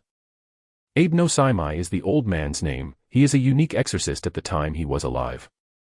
Even after he died he became a powerful spirit, but even this powerful exorcist who fought countless Oni when I was alive, he was afraid of someone. That Akuma is still alive, huh? And she had a daughter. I think the world will end in this era. The moment this old exorcist appeared to save his disciple, he could immediately feel the gaze of a beast watching him from afar, and, from that moment, he knew he could not interfere or severely hurt the red-haired woman. He didn't want to die permanently. After all, he had a lot of things he wanted to do. In a building several km away, 7 people could be seen. They were wearing a black suit that covers the entire body, and an all-black mask that hides the facial expression of these individuals. And in front of these individuals was a woman who was wearing black jeans, a black V-neck t-shirt showing a lot of her H-cup-size breasts under her shirt, without hiding much skin, especially in the region of her huge breasts. She also wore a short black suit jacket. "We need to eliminate that newborn," he broke the rules. One of the 7 beings who were wearing a mask spoke in an unrecognizable voice. They seemed to be using something to disguise their voice. "By using his power openly, he's exposed us. It must be eliminated." 3 masked men agreed to eliminate the newborn vampire, but the remaining 4 just remained silent and looking at the woman with a cautious look. After all, they knew very well the temperament of this red-haired woman. "Fufufu," the woman smiled in a gentle way while her gaze glowed madly. She seemed to be watching something from far away. The 3 masked ones stopped talking and looked at the woman apprehensively. They didn't want to provoke the woman. Slowly her gentle smile began to change into a crazy smile. "Ha ha ha ha ha, interesting. Interesting. My daughter. My beloved daughter, whom I carefully raised as a child, found a husband." Suddenly, she turns and looks at the 7 masked beings. "I heard that the first prince's son likes to travel the world. I wonder if I should pay him a visit." The 6 masked beings started to sweat with fear under the mask. They didn't know how to interpret the words of this crazy woman. Is she asking a question? Or is she threatening the life of the first prince's son? They didn't know. That's why they don't like dealing with this woman. The 7th masked man, who was calmer, said hurriedly, "We understand each other, we don't know anything, and we're not going to do anything." "Huh. But I asked a question." The woman spoke with a confused face, but her crazy smile never left her face. The masked man's body trembled in fear. We know. Lady Scathatch is always right. Don't worry, no one will know about what happened. We will leave all responsibility for this situation to Lady Scathatch. Are you going to leave the responsibility to me?" The woman's eyes began to glow dangerously. "Hi," the masked man screamed like a little girl, and said, "I mean, we were never here, so this incident never existed." The woman's eyes stopped shining, and soon she smiled in a gentle way. "Thanks for the hard work, you guys can go now." "Yes, ma'am." The masked man who shouted quickly responded as if he were a soldier who responded to the superior, and soon the masked man disappears. The remaining 6 masked men just looked at the whole situation without words. They didn't understand anything. "What are you waiting for?" "Shoo, shoo," she spoke as if she was talking to a dog. The masked 6 awaken from their stupor and quickly disappear. Seeing that the masked ones disappeared, she spoke with a gentle smile. I think I will visit my daughter." But soon her expression changed to a serious face. "But first I must sort some things out." Chapter 30, Scathatch Scarlet. February 5th. 2 days after Victor, Violet, Sasha, and Ruby clashed with the hunters. Night. Current location: the Vatican, headquarters of the Inquisition organization. In the skies over Vatican City, a red plane was flying at an altitude of over 30,000 feet. "Lady Scathatch, we've arrived," the pilot of the plane informed the woman who was lying lazily with a photo album on her face. The woman opens her eyes, takes the photo album from her face, and puts it on the table beside her. "I'll be back soon, Ruby," the woman spoke, smiling lovingly as she looked at the photo album, which started to freeze slowly, and soon it was in a pure ice chest that looked quite sturdy. The woman stretches a little and, when she does, her big breasts threaten to come out of the blouse she was wearing. But, even with that tempting sight, the pilot showed no reaction or looked at the woman's breasts. The woman smiled sensually and licked her lips teasingly when she realized the pilot showed no reaction to her beauty. This pilot attitude towards her was a good thing. She didn't want to change pilots again. The 101 previous pilots made the mistake of looking at her with lust, and today they are buried 6 feet underground. As a vampire who has been alive for over 2,000 years, she considers herself an old-fashioned woman. Looking is okay, but looking with lust is a big no. Because of that, she has killed many men in the past. Well, she admits she's a bit cruel. She likes to tease men and, when these men get lost in lust, she castrates the men and then kills them. In the end, this was all just a hobby for her, a sadistic joke for her to have fun when she was bored. Scarthach cracks her neck a little. Let's pay a visit to my friend. Her face took on a confused expression. What's his name again? Kratos something. I think it was Zeus. Well, it's not important. She shrugged as if it didn't matter. Tony, keep flying over Vatican airspace, the woman ordered. My name is Lucas, ma'am, the man sighed tiredly. When he saw the woman's red eyes glowing a little, he quickly nodded his head. Yes, Lady Scarthach, he accepted the order. Good, she smiled with a cold little smile. She opens the plane door, smiles a predatory smile, and, with a little kick of her feet, she jumps into the air. Let me get this straight, a man with long golden hair and golden eyes speaks with a tired face. He puts his hand on the brow of his face, and says, I gave the order to search and capture the vampire who stole the finger of Saint Mary, a sacred artifact, right? The man had the expression he said, I hope you're kidding. You're kidding, right? Please tell me you are kidding. Yes, Mizuki, who was called back to the Vatican, replied. She had just finished reporting everything that happened in the incident she was involved in 2 days ago. The man's expression crumbles, he looked depressed now. He sighs once more and presses a little button he has under the table. Then he leans back in his chair while waiting for the person he just called.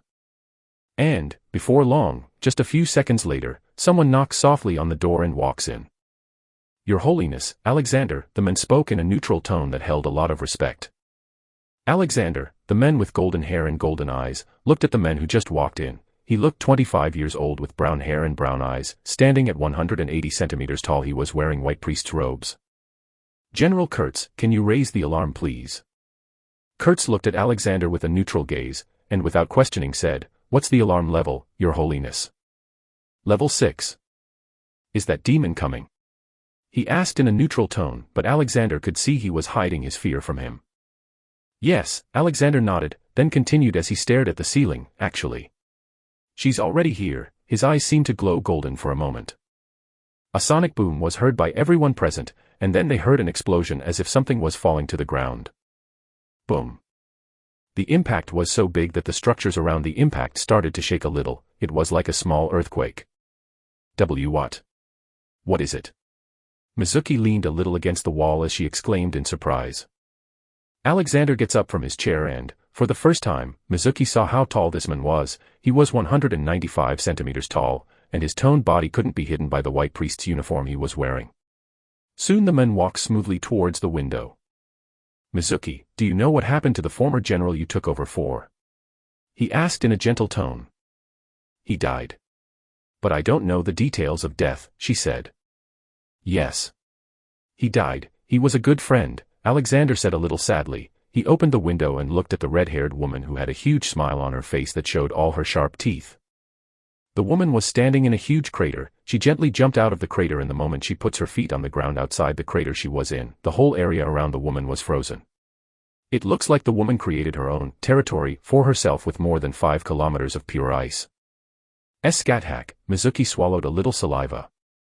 Indeed, Alexander nodded. This demon killed the former general. She was shopping at the Vatican, and when our former general tried to harass her, she killed him and left me a letter of complaint claiming that I needed to improve the policemen that protect the Vatican. Mizuki opened her mouth in shock. She even thought she heard Alexander's words wrong. Do you understand what I mean? Alexander asked as he looked at Mizuki. What? She stuttered. Alexander sighed, and explained, you hurt this demon's daughter. What do you think she came here for? Mizuki closed her mouth and said nothing. After all, she had thought it would be a good opportunity to kill Ruby, who could be a very dangerous vampire in the future. She had even thought that Scat-Hacka's strength was overestimated. After all, she wouldn't dare attack the Vatican alone, right? Destroying a third-world country is easy for any power in the world. After all, the country that Scat-Hatch destroyed in the past didn't have soldiers like the Vatican, but... Fuck. If she had known this information about the former general before, she wouldn't have tried to kill Ruby. Your Holiness. 2 voices were heard, and soon 2 men entered the room where the Golden Man was. General James, and General Leonardo. Prepare for battle, Alexander spoke in a gentle tone as he opened the window and jumped out of the room. General James, a dark-looking man with black hair and black eyes wearing black priest's robes, was a short man at only 170 centimeters tall. James looked out the window. When he saw the woman who had created an ice throne and sat on it while waiting patiently, he looked at Mizuki. "What did you do, woman?" "Apparently I provoked a monster," Mizuki spoke in a sarcastic tone as she walked towards the window. "Great, just great," James said in a sarcastic tone, then he jumped out the window and followed Alexander. "Don't interfere in the battle, young one," Kurt said neutrally. "Yes, I know," Mizuki didn't mind the way Kurt spoke. After all, she knew these men were older than they looked. Mizuki looked at the last man in the room. He had red hair and bright blue eyes, and like the three generals and the Pope himself, he looked like a 25-year-old adult. "Ha ha ha, she's as beautiful as ever. Too bad she's a demon," Leonardo spoke with an arrogant smile, then he followed the two generals. "Hello, Kratos, it's been a while since we've seen each other. I think the last time was 2 months ago." Scathatch asked the golden-haired man. The man sighs and says, "My name is Alexander." How many times has he repeated that same phrase over the years? "Oh, I'm sorry," she said, then she continued as she crossed her legs elegantly, "You know how being old is, you forget things as time goes by." "You don't look old to me," Leonardo said with a smile on his face, but soon his expression darkened to pure fear as he felt Scathatch's sheer killing intent. The moment she saw he was scared with just that, she loses interest. She looks at the man like she's looking at an insect. Scathatch likes talented people, and with just one look, she could tell this man had no potential. He stinks of garbage. To her, this man wasn't even qualified to breathe the same air as her. "Silence, dog. I'm talking to your owner."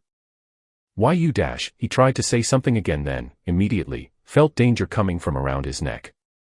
Boom. Just as the general tried to say something, Scathatch moved and tried to decapitate the man. "You're crazier than usual, demon," Alexander said as he held Scathatch's wrist. "I said silence, he must learn to listen to his elders," she spoke with a big smile on her face, then disappears again and sits on the ice throne she created. She crosses her legs elegantly again while keeping a sensual smile on her face. Leonardo just stayed silent while sweating a lot. He was just going to lose his life so without any effort. He looks at Scathatch and thinks, "Crazy bitch. You've gotten stronger." She complimented him with a smile that showed off her sharp teeth. "Indeed, I've had a lot of time to train," he spoke with the same gentle tone. He didn't seem annoyed that she was trying to kill his general. 1,900 years. Time passes quickly, huh? She spoke with a bit of nostalgia. She seemed to miss the past. Alexander was silent. He had the same feeling of nostalgia that the woman has. As a human who gained eternal youth, he too had to go through many difficult farewells. "I've always had a curiosity," Alexander said. "Which is? What is the story of your life?" Alexander asked something he always forgot to ask, and the moment he asked that question, all three generals looked at Scathatch with curiosity twinkling in their eyes. "Life story, huh?" She spoke as if thinking deeply, then she smiled and said, "I don't have anything interesting to tell about my life. But once, I met Jesus." "How was he?" After the initial shock, Alexander asked, showing more interest than usual. The three generals will open their eyes in shock. "He was a silly and boring man," she spoke with a smile on her face. The three generals clenched their fists in anger, but Alexander's expression remained the same. Soon Scathatch continues, "I met him once in the past. He wasn't the saint you believe. He was a normal human. He shits, pisses, and eats. He was a man with great potential. I wanted to train him in the past." The four men opened their eyes in profound shock. A vampire training Jesus? Is this some kind of prank? That's what the generals were thinking. "I even asked him to be my disciple, but he refused. He preferred to help people than to grow stronger. He was a good-hearted man. Unfortunately, his good heart was what led to his death." She spoke with a disappointed face. She still thinks that if Jesus trained enough, he could have given her a good fight. The four men remained silent. The three generals had various emotions running through their bodies. They didn't know how to react to this revelation. Although Scathatch didn't care about their existence. He didn't deserve that death, Alexander spoke in a melancholy tone. Indeed, Scathatch agreed. A moment of silence passed between Alexander and Scathatch. Soon Alexander sighs again. He doesn't know how many times he sighed that day. "I'm sorry for what my subordinate did. She will be punished. Please can you go back as if nothing had happened." Scathatch's smile grew and said, "It's impossible. I warned the world in the incident 18 years ago. The message was clear. touch my daughter and you felt my anger. You didn't give me any choice then, Alexander spoke as his eyes began to glow golden. Slowly a golden aura began to cover his body. My dear, she smiled sensually as she licked her lips, and soon her eyes began to glow blood red. You had no choice from the start. Chapter 31, The Third Wife. February 9th, 4 days after Countess Scathatch Scarlet attacked the headquarters of the Inquisition organization. Current location, underground of the house where Victor lives. Ugh, my head was hurting so bad, I put my hand on my head as I opened my eyes. I am at home. I spoke out loud, confused, and sit up in bed. Ugh, I place a hand on my head again as soon as I start to remember what happened. I fought that blonde man, then I went to save Ruby, and I was paralyzed by that woman's poison. I see. And to think that a vampire would be affected by something like poison, that woman must have used something special. Zzzzzzz, hearing someone's breathing in their sleep, I look to my right side and see a sight that surprised me a lot. A woman with long red hair, big breasts, and a curvaceous body was sleeping the same way she came into the world. Our Ruby. I stuttered a little, I was taken aback by this fantastic sight. Hearing my voice, she seems to have woken up from her sleep. She opens her eyes sleepily, looks at me with her green eyes, and says with a gentle smile, "Darling." Hearing her voice, my heart began to pound frantically, my throat went dry, and I felt an uncontrollable urge to bite her neck. I bite my lip and try to control myself. It seems my bloodlust was stronger than before. How long did I sleep? She flashes a seductive smile, stands up a little, and then starts to crawl towards me. When she started to crawl like that, I could see her 2 white rabbits that looked soft and fluffy. Even though they looked fierce, it was such a beautiful sight that it made you want to squeeze and pet those white rabbits. I look into Ruby's eyes and seeing her seductive expression, I couldn't help but be captivated by the sight. She was so beautiful. She looked like a succubus that was trying to seduce me. Slowly she climbs onto my lap, sits on my crotch and wraps her arms gently around my chest, and lays her head on my chest. When she did that, I could feel her 2 melons on my chest. She had the biggest ones I've seen so far. I could feel her steady breathing on my chest. As soon as she pulls back a little and looks at me, I could see her eyes were blood red. I bring my hand up to her face. She is surprised for a moment, but she accepts my advances, puts her face in my hand, and I soon start stroking her face. She looks at me with desire shining in her eyes. Darling, I can't wait any longer, she spoke as her breath started to come in short pants. She seemed to be wanting too much. Understanding what she's up to, I hold back my bloodlust and show my neck. The moment I showed my neck, she opens her mouth, and bites me. I feel my blood being sucked by her. Unable to take it anymore, I wrap my arms around her waist, and soon I open my mouth and bite her collarbone. Ah, she moaned as she stopped sucking my blood. As soon as she wrapped her legs around my waist, I also felt something wetting the shorts I was wearing. Her blood was so delicious. The taste was something like high-quality ice cream, the icy feeling that her blood gave me. It was an addictive feeling. Darling. Darling. Darling. She kept repeating the word like a broken record as she hugged me tighter, then she bit me again. Suddenly, my world starts to change, and I was in that abandoned building again. It all happened the same way I saw it in Sasha and Violet's vision, but now, I could see the sequel. I could see what happened the moment I bit Sasha. Violet created several fireballs around her. Die. Bitches. When I stop biting Sasha and look at Violet, I notice that I seem to be in a trance-like state. I don't seem to have control of my actions, so I speak in a neutral tone. All blood belongs to me. Suddenly, a dome of blood appeared in front of me and surrounded me and Sasha. Boom. An explosion happens when Violet's fireballs come in contact with my blood. Darling. Oh my God, what have I done? Violet started to despair, but when the smoke from the attack disappeared, she sighed in relief. I could see she was surprised too. Apparently, I managed to protect Sasha and myself with that blood dome. As soon as the blood dome disappears, I slowly start to close my eyes and gently fall towards the ground. I seem to have passed out. Darling. Violet squealed in concern. She approached me with supernatural speed and held me gently. I'm sorry, darling. She looked like she was about to cry. Calm down, Violet, Ruby said as she held her neck with a neutral expression, but I could see her face was a little troubled. It was like she didn't believe what just happened. Calm down. I almost killed my darling because of you bitches. Violet exploded again. Don't be unfair, Violet, Sasha said as she held her neck with a worried expression. Remember that you were the one who called us for help. Indeed, Ruby added, then she speaks in a cold voice, calm down, and tell us what happened, why are we marked as his wife? Violet's face takes on a guilty expression when she hears what Sasha says, but when she hears what Ruby says, she gets angry again. She takes a deep breath and seems to try to hold back her anger, so she sits down on the floor and puts my head in her lap. I think Darling's blood altered the ritual, Violet begins to explain. Darling, you have a rare blood type, Rh null blood. She said while stroking my hair. It seems that by doing that, she managed to calm down more. The golden blood. Ruby exclaimed in shock, but soon her expression changed to a stoic one. How is he still alive? This blood is considered a delicacy for vampires. Victor should look like a slice of very tasty meat with this blood type, but why don't I feel anything coming from him? She spoke as she put her hand to her lips. This blood type paints a gigantic target on the owner. People with this blood type rarely go beyond 15 years of age. After all, a vampire can smell this scent from kilometers away. After Sasha's initial shock because of Victor, she added. Violet has stopped stroking my hair and looks at the two women with lifeless eyes. I protected him. For 16 whole years of my life, I protected him from threats. I hired witches to hide his scent. I killed the vampires that went after him. I made this place my territory solely to protect him. When Sasha and Ruby looked into Violet's eyes, they felt shivers all over their bodies.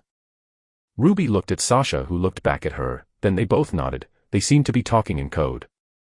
Violet looks back at me and continues, I protected him for 16 years, I protected him until the day he would become mine. My beloved darling, she spoke with loving eyes as she caressed me, but soon her expression distorts into hate.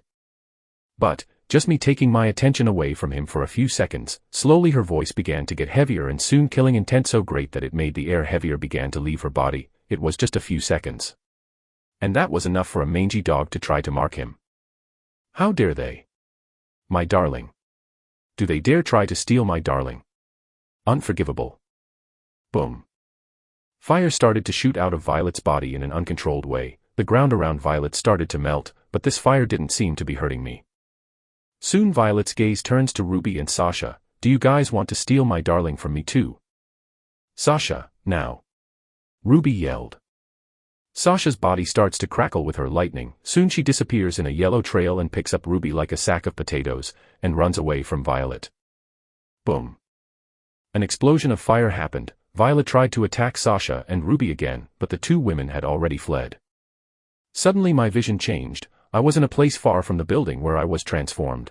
I look around and realize I was in a park. She's crazier than usual, Sasha commented in a neutral tone as she stared at a building that was on fire. Looking at the burning building, I wonder how my beloved wife managed to hide this incident from everyone. Ruby sighs, she's pissed at the whole situation. We should stay away for a few days, Violet should calm down now that she's with Victor, Sasha spoke. I'm worried about something, Ruby commented, then she added as she looked at Sasha. Do you think Victor will accept Violet? You know her personality. The two women fall into an uncomfortable silence. If Victor doesn't accept Violet, I think this time, she's really going to freak out, Sasha spoke with a worried face. Yes. Ruby sighed. Anyway, I'm going back home, Luna must be worried, Ruby said. Sasha nods, and says, see you later Ruby. Suddenly the world shatters like a crack in a glass. I open my eyes, and I realize as I come out of that memory, I feel a weight on my right arm. I look to my right side and see Ruby who was lying down while leaning on my arm. I seem to have fallen asleep for a few minutes again. Feeling my gaze, she opens her eyes, and looks at me with a seductive smile, welcome back darling. I look at Ruby, and I feel like I've known her for several years, just like Violet and Sasha, I could understand her completely. I knew what kind of person Ruby was. A gentle woman on the inside, but one who always has a cold mask on the outside. And, at the same time, she was very aggressive when she wanted something, though she is easily embarrassed when confronted directly with pure feelings. A simple woman who had to live hiding her feelings, sometimes she just wanted to let go, but she couldn't. When I go to try to say something, Ruby gets up on the bed, approaches me, then she kisses me. Our tongues play with each other for a few minutes, then she stops kissing me and licks her lips sensually. You're way more aggressive than Sasha, I commented with a small smile. She smiles gently, wrong, darling. I'm not an aggressive woman. I look at her curiously. I am a decisive woman. She places her hand on my chest and caresses the spot where I was injured by Mizuki, but thanks to vampire's regeneration, the spot that Mizuki cut me in is unscarred. You saved me, and in doing so, you awakened my desire to have you for myself. Her smile changes to a flirtatious smile, and I always run after what I want. Oh. And what do you want? I asked with a smile. She brings her face closer to mine, and speaks with a possessive face. For a moment I saw her eyes darken. I want you for myself. I want you to be my darling. I felt my entire body shudder in pleasure when I saw Ruby's expression. You already have me, I said smiling as I kissed her lightly. Then I get up from the bed and pick up Ruby like a princess. The moment I got out of bed I felt an incongruity. Things around me seemed to be lower than I was used to. Did I grow taller? I see Ruby pouting, and this sight made my heart melt. She was so cute. I put her on the bed, and kneeled down. I need to see Violet, I said while stroking her red hair. After what I saw in Ruby's memories, I have a huge desire to meet my wife. I see Ruby's face turn a little red. She nodded cutely. She was very cute. Just like Sasha and Violet, Ruby had a charm of her own that I loved a lot. Sasha was a strong woman, who was very weak with showing affection. She was easily embarrassed, although she has a possessive side that I love very much.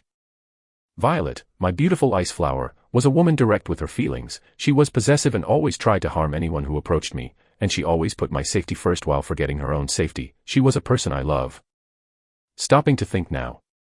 My 3 wives are beautiful vampires. I really am a very lucky man. I spoke in a low tone, but I realized that Ruby heard me, and her face turned a little red with embarrassment. I laugh a little as I do my best to ignore Ruby's 2 white rabbits. I walk to the wardrobe, but soon I remember my favorite maid. Kagaya, a Japanese woman-looking maid, stepped out of my shadow. Lord Victor, I'm glad you woke up, Kagaya spoke in a neutral, emotionless tone, but I was sure I could see her eyes shining for a moment. I look at Kagaya smiling. I open my arms, and say, do your magic. Her black eyes change to blood red, and she flashes a small smile. As expected, Lord Victor is the best master. Her body is covered in darkness, and soon she passes through my body and, a few seconds later, I've already changed my clothes. Thank you, Kagaya, I said as I stroked her head.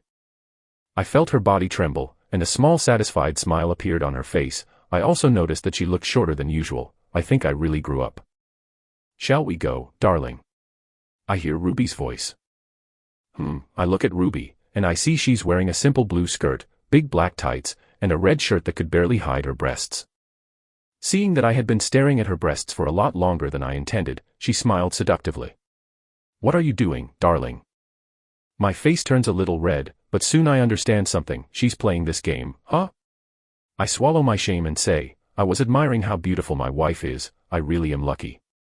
Suddenly, Ruby's face turned red with embarrassment. She turns her head away and hides her face with her hair. I display a small smile. Come on, honey. Ruby nodded. I walk to the door and, when I touch the door, I see several green magic symbols appearing. For a moment I was confused, but I just shrugged like I didn't care. When I walk through the door, I hear. Now with the latest news, in the Vatican, there was a serious explosion caused by terrorist attacks. The terrorists placed several new bombs created with liquid nitrogen throughout the Vatican.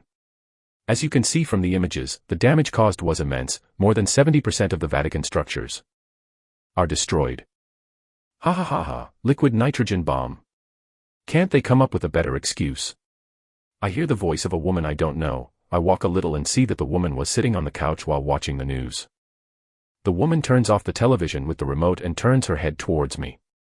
When our eyes meet, my body froze. I feel like I'm in Alaska. My whole body was cold and I felt like I was looking at a wild beast that could kill me at any moment. I couldn't move. She displays a wild smile that, at the same time, was seductive. Hey, you finally woke up, my son-in-law. A/N. This is the end of Volume 1. 75k words were written. I never thought I would do something like this with an original novel. Thanks for everyone's support.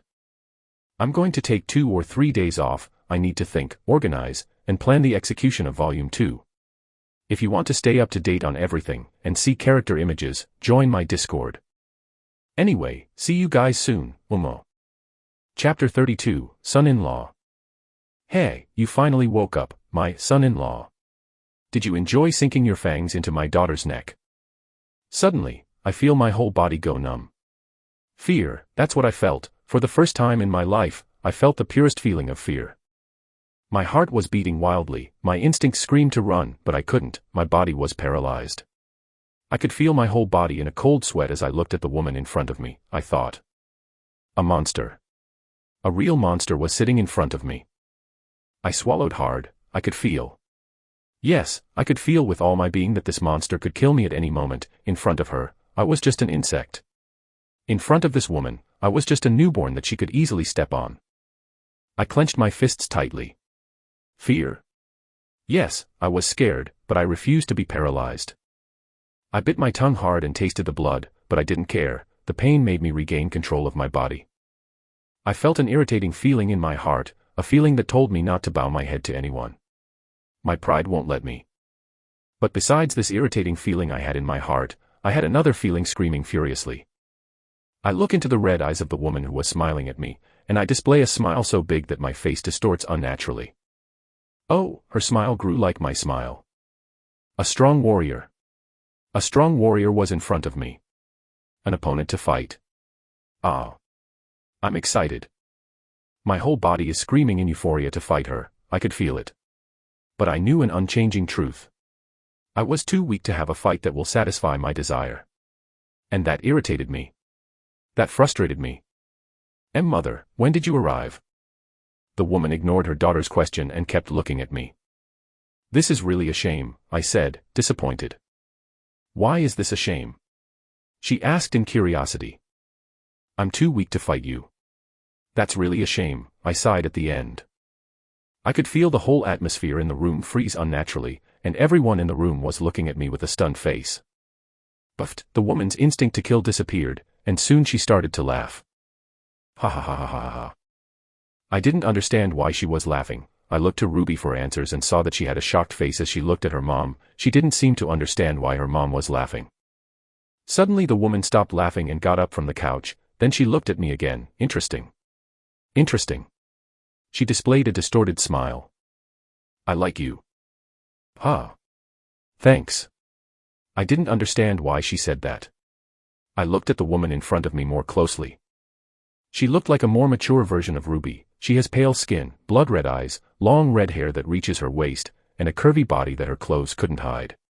She had the most enormous breasts I've ever seen. She seemed to have bigger breasts than Ruby. I think it was H-cup. She was shorter than me by a few inches. I don't know how tall I am now, but I seem to be bigger than before. She was beautiful. Beautiful would be a little enough compliment to describe all her beauty, a hot beauty, a crazy beauty, a woman who would make any man go crazy with just a simple gesture, but she wasn't just that. She was a warrior. A bloodthirsty warrior, a warrior who had some screws loose in her head just like me. That's the impression I had of her. She approaches me and starts looking me up and down. Oh. It looks like your evolution gave you more potential than I expected. Interesting. For a moment, I saw her eyes glow red. Ugh, I hear Violet's voice. This bitch. One day I'm going to kill her. I withdraw my attention from the woman, look at the couch, and see my beloved wife with an irritated face. I ignore the woman in front of me and walk over to Violet. Hey, her face distorted a little, but I didn't care. I stop in front of the couch and see Violet, who was wearing only a black nightgown. She was mumbling in a distorted tone about how she was going to kill that woman who was Ruby's mother. I sit down on the couch and pull Violet onto my lap. Kia. She squealed in surprise. Darling. She looked at me confused, but soon her face filled with genuine joy and hugged me possessively. Darling. Darling. Darling. I missed you, I said honestly as I hugged her.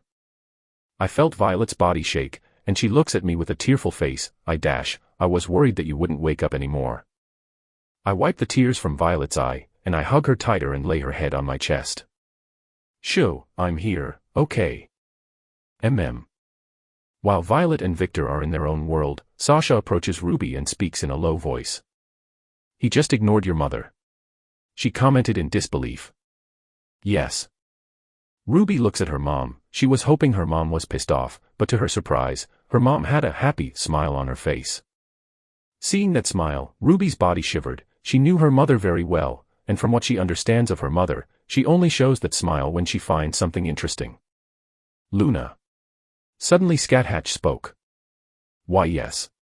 Luna squealed in surprise. Luna, who was silent along with Natalia, Maria, and Kagaya in the corner of the room, runs to Scat Hatch's side. Thanks for contacting me, you did a good job, but now I want you to do something for me. Scat Hatch whispered something in Luna's ear. Yes, ma'am. Luna responded, like a soldier responding to his superior, then she ran out of the room. When Ruby heard her mother's words, she looked at Luna with a look that said she would give her punishment for having a big mouth. Ha! Violet, who was in her world with Victor, suddenly looks at Scat Hatch, who yelled loudly. Bitch, begone, why are you still here? The room will stink of antiquity, shoo, shoo. Heh, looks like you want to get punished again, brat. Scat Hatch's eyes sparkled a little. Violet's body shuddered, and she hugged Victor tighter. Darling, I'm being bullied. She doesn't learn, huh? Doesn't she understand that your mother is vindictive? Sasha commented as she looked at Violet, a bit annoyed. She thought, she's taking advantage of the situation.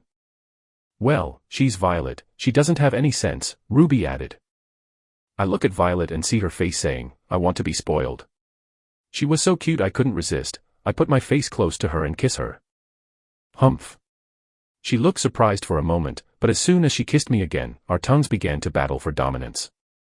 Slowly, my bloodlust exploded. I felt my teeth start to change and also felt my eyes shift to blood red. Ugh. I stop kissing Violet and look at the two voices. As soon as I see Ruby and Sasha with red faces, I could clearly feel what they wanted. I could feel it from our connection that got so much stronger than before. Eat, I spoke in a low voice, but strangely my voice resonated throughout the room. Oh. Scat Hatch displayed a curious smile.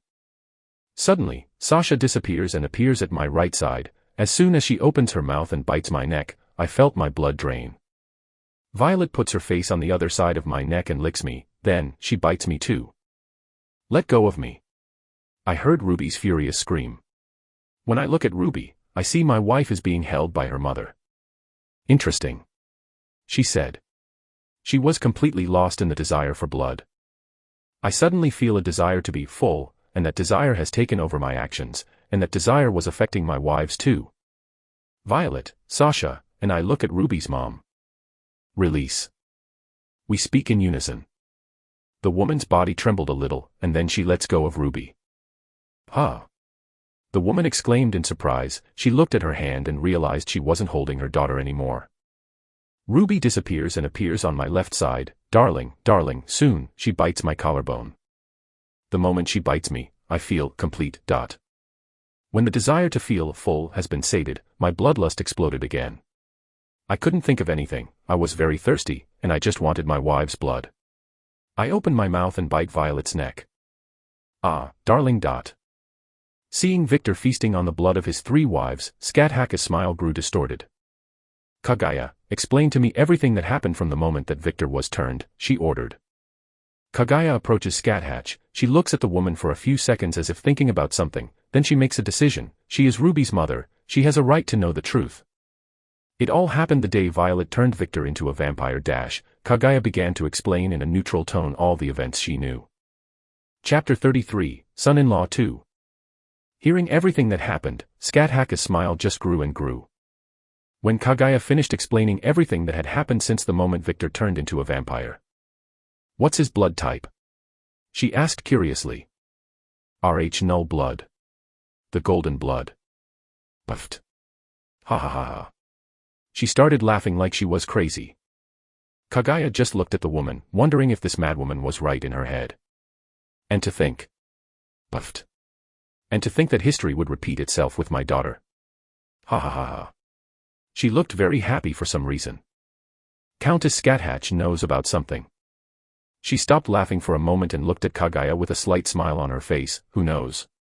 I'm quite old, maybe I'm just crazy. Kagaya's face twitched a little. She didn't expect her to respond like that.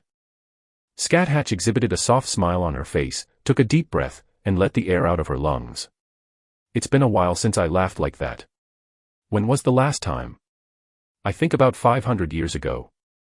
Kagaya, seeing the woman's H-cup breast sway as she made this simple gesture, just clicked her annoyed tongue.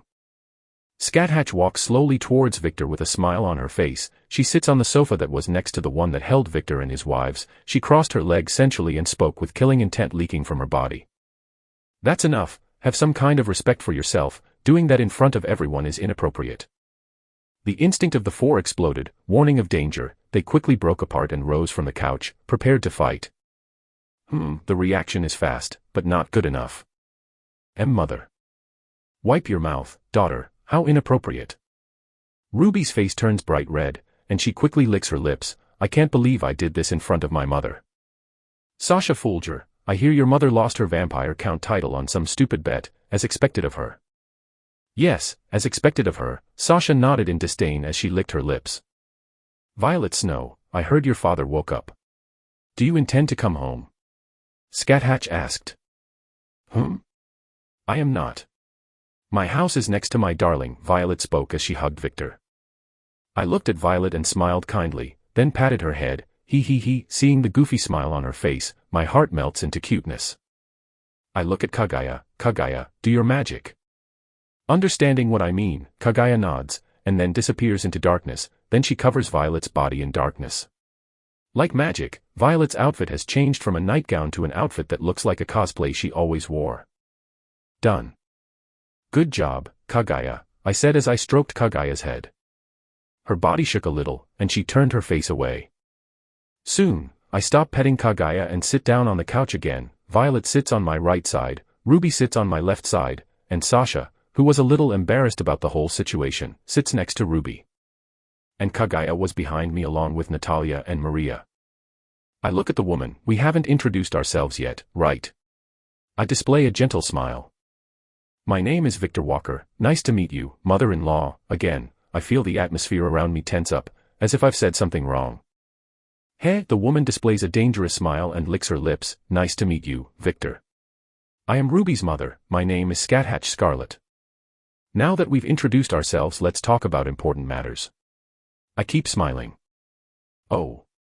She looks curious about what I'm going to say. I want to ask your permission to be with Ruby. The woman's smile suddenly disappears. Darling, this is too fast.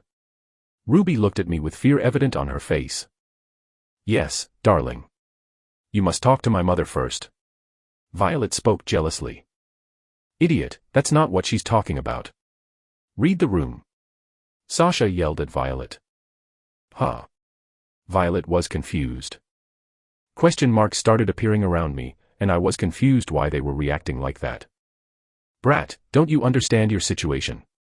Ruby's mother spoke in a neutral tone. I understand my situation, I said as I looked at her. I married your daughter, and I didn't ask your permission for that, right? Indeed. That's it. She looked at me with a stunned expression. Don't worry, I intended to do this with each of my wives, I commented with a small smile. Hey, she flashed a small smile. What are you going to do if I don't allow you to be with Ruby? Mother. Silence, Ruby. Her eyes glowed red for a moment. Why yes, Ruby recoiled. Answer me, she looked at me again. The answer to that question was simple, I don't intend to do anything. Ha. Ha. Ruby and her mother exclaimed in unison. I continue with a slight smile on my face. At the end of it all, your opinion on this matter doesn't matter much, I commented honestly. Brat dash. I interrupt, Ruby is already married to me, what I'm doing here is just a formality. Whether you allow it to happen or not, it doesn't matter anymore. I look at Ruby, all that matters is Ruby's willingness. If she wants to be with me, then I'll make it happen. Darling, Ruby spoke with a red face and a small happy smile on her face. It was pretty obvious she wasn't against it. Brat, you're talking too loud for someone who doesn't have the strength. Scathatch spoke in a venomous tone as her killing intent seeped from her body. She looked quite annoyed. I look at Scathatch, and I explain, yes. I'm weak now, but sometimes you can't solve some situations with brute force. Hey, she flashed a sneer, if I kill you now, you can never be with my daughter. I saw Sasha, Ruby, and Violet's faces distorted in anger for a few seconds. Think with me. If you kill me now, what will happen? I asked in a neutral tone. I would bring my daughter back home, that's all. What about her bloodlust? You know the ritual. She can handle it. After all, she is my daughter. If I can handle this bloodlust, she can too. Oh, she lost her husband. Come to think of it, I don't know much about my wives' families, the only one I know a little better is Sasha's family. Naive, I commented. Huh. Her face was distorted. You are naive, your way of thinking is very naive, I said, then I continue. Ruby isn't you. If I disappear, what guarantees she won't go crazy from bloodlust? She was silent as she looked at me. And even worse, what guarantees she won't hate you? I asked, smiling a little. Huh. She put on a confused face, she would hate me. Her own mother. That is impossible. Why is it impossible? You've already lived a long time, right? From the way you speak, I can say that. I said and added, then you must know how easily a child can hate their parents. She bites her lip, and I see her eyes glow blood red. That's why I said, it doesn't matter if you approve of Ruby and me. In the end, I'll still stick with Ruby. I spoke neutrally and added, smiling happily, I just became something irreplaceable for Ruby, and you can't do anything about it. Indeed, Scathatch lowered her head a little, her bangs hiding her eyes, and soon she started biting her nail. I could feel Ruby shaking a little as she held my hand. I looked away briefly and saw that Sasha was very alert. It looked like she was ready to do something if the situation called for it. Darling, this is dangerous, you've said too much, Violet spoke seriously in a low voice. I just smile and pat Violet's head. I look at Scathatch again. Scathatch Scarlet. She looks at me, and when I see her eye gleam, for a moment, I feel my whole body tremble with fear and excitement. But, then, I display a big smile that shows all my sharp teeth. Wouldn't killing me be a waste? Waste. The moment I saw you. Do you know what I felt? Finally, I decide to be honest. She kept looking at me. Afraid, I feel scared, but I also feel disappointed and frustrated. Oh. She displayed a big smile. I get up from the couch and walk slowly over to Scathatch.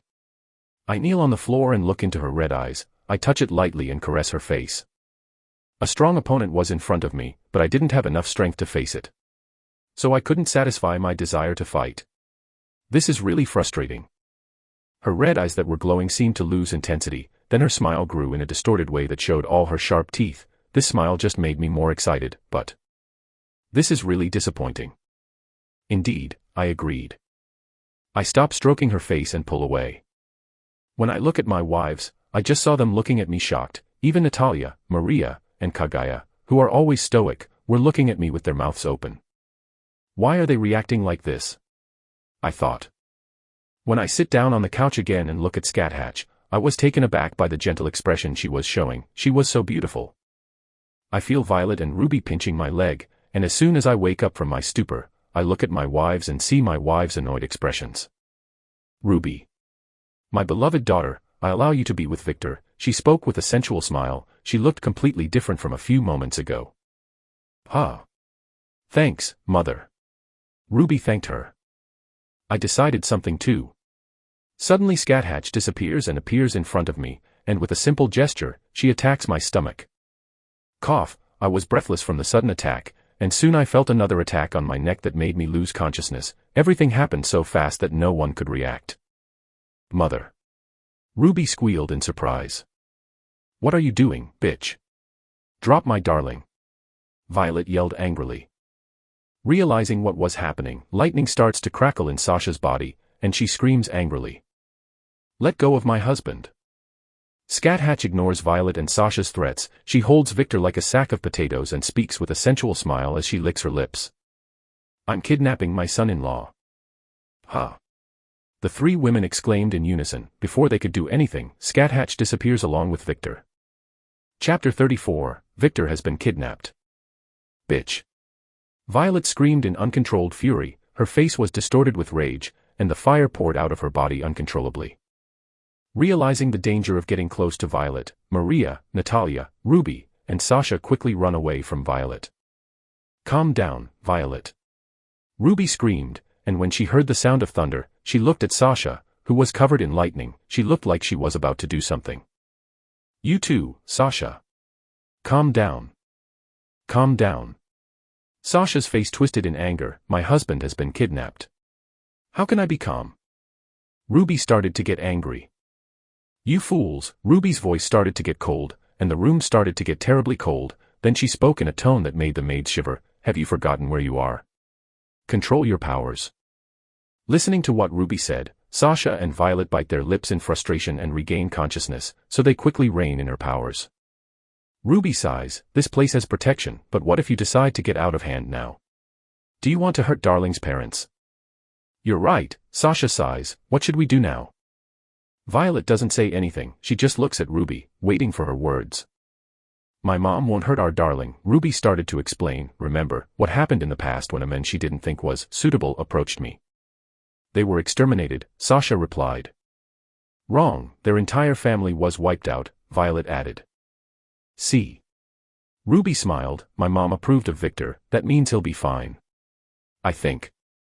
Huh. You're not sure? Violet raised her voice. Violet, you know my mother, she is very unpredictable. Violet bit her lip in frustration as she muttered various forms of torture she intended to do to anyone who touched Victor. I think she's going to train Victor. Sasha, who was a little calmer, spoke. You're right, she likes people who have potential, Ruby nodded. And my darling is a man with great potential, what do you think will happen to him? Violet asked as her eyes darkened. Ruby was silent, she didn't want to answer that question.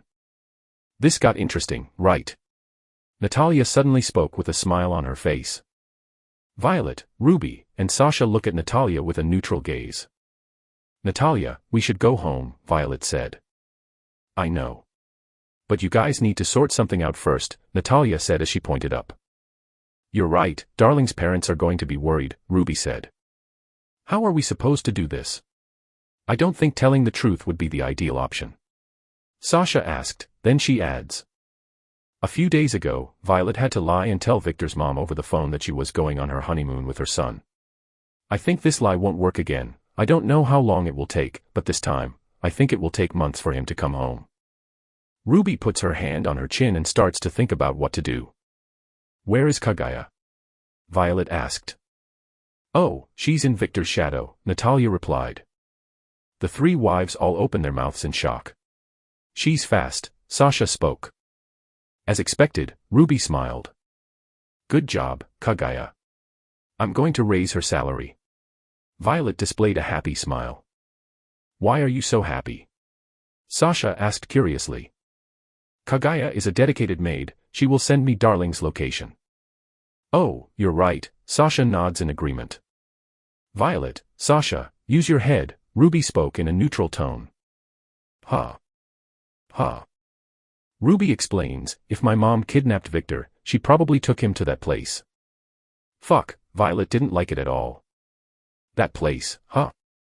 Sasha puts her hand on her chin, and she looks at Ruby. Sasha's eyes suddenly darken. Ruby, are your foster sisters in that place? Violet turns to face Ruby, she has the same face as Sasha. Ruby started to sweat a little when she saw Sasha and Violet's faces, but soon she replied, yes. They'll be in that place. Fuck. Violet's anger explodes again, and soon her body is covered in fire. She looks at Natalia. Open the portal. I'm going back home. I have to protect my darling.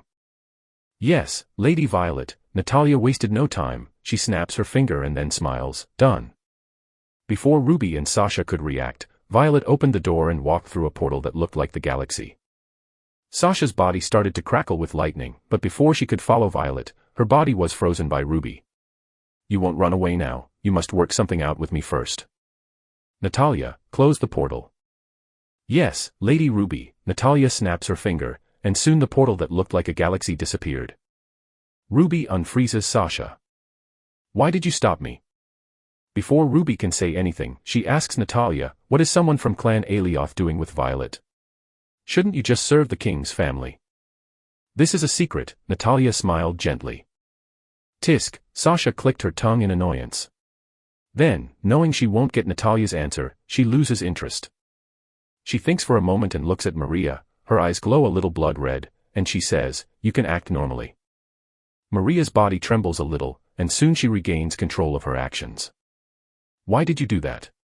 Maria asked in a cold, suspicious tone. I just don't want you to die for a random vampire when we get back home, Sasha spoke in an emotionless tone. Huh. Maria didn't understand why she did it. Ruby, who was watching all this, said, "Come on, Sasha, we have to go somewhere." Okay, Sasha agreed. Natalia, wait for us here, we're going to need your skill. And keep an eye on her. Ruby pointed at Maria. Natalia bowed a little. Your wish is my command, Lady Ruby. The evening that same day. I was trying to guess why you needed me to change my clothes into this simple outfit, Sasha spoke in disbelief as she stared at the door of Victor's parents' house. Sasha was wearing simple pants that looked too tight on her thighs. She was wearing a long brown shirt with a V neckline that showed a little bit of her F-cup breasts. Why, you are crazy. Sasha spoke in a stutter while her face was a little red with embarrassment. Ruby was wearing simple black pants. She was wearing a simple red shirt that could barely hide her G-cup breasts. Why yes, Ruby's face seemed to be frozen. Ruby. Sasha approached Ruby. Are you nervous? She asked as she looked at Ruby's face stoic. And nervous. She stuttered, seeing the smile on Sasha's face, she said, I'm fine. Shoo. Speak quietly. Sasha yelled. Ruby just looked at Sasha with a blank expression. Let's get this over with. She spoke in a neutral tone. Ruby clicked on Victor's doorbell. They heard the bell, and the two women wait anxiously for someone to open the door. I am going. Suddenly they hear a woman's voice. Both girls' hearts nearly came out of their mouth when they heard the voice of the woman who was clearly Victor's mother. When the door opens, and they see a beautiful woman with long black hair and sapphire blue eyes, they can't help but think that this woman is a lot like Victor. Who are you? The woman looked at the two women as if sizing them up, then she looked at Ruby's bust for a moment, and she thought, so big. Is she bigger than mine? The woman looked at Sasha's legs and thought, her legs are so thick.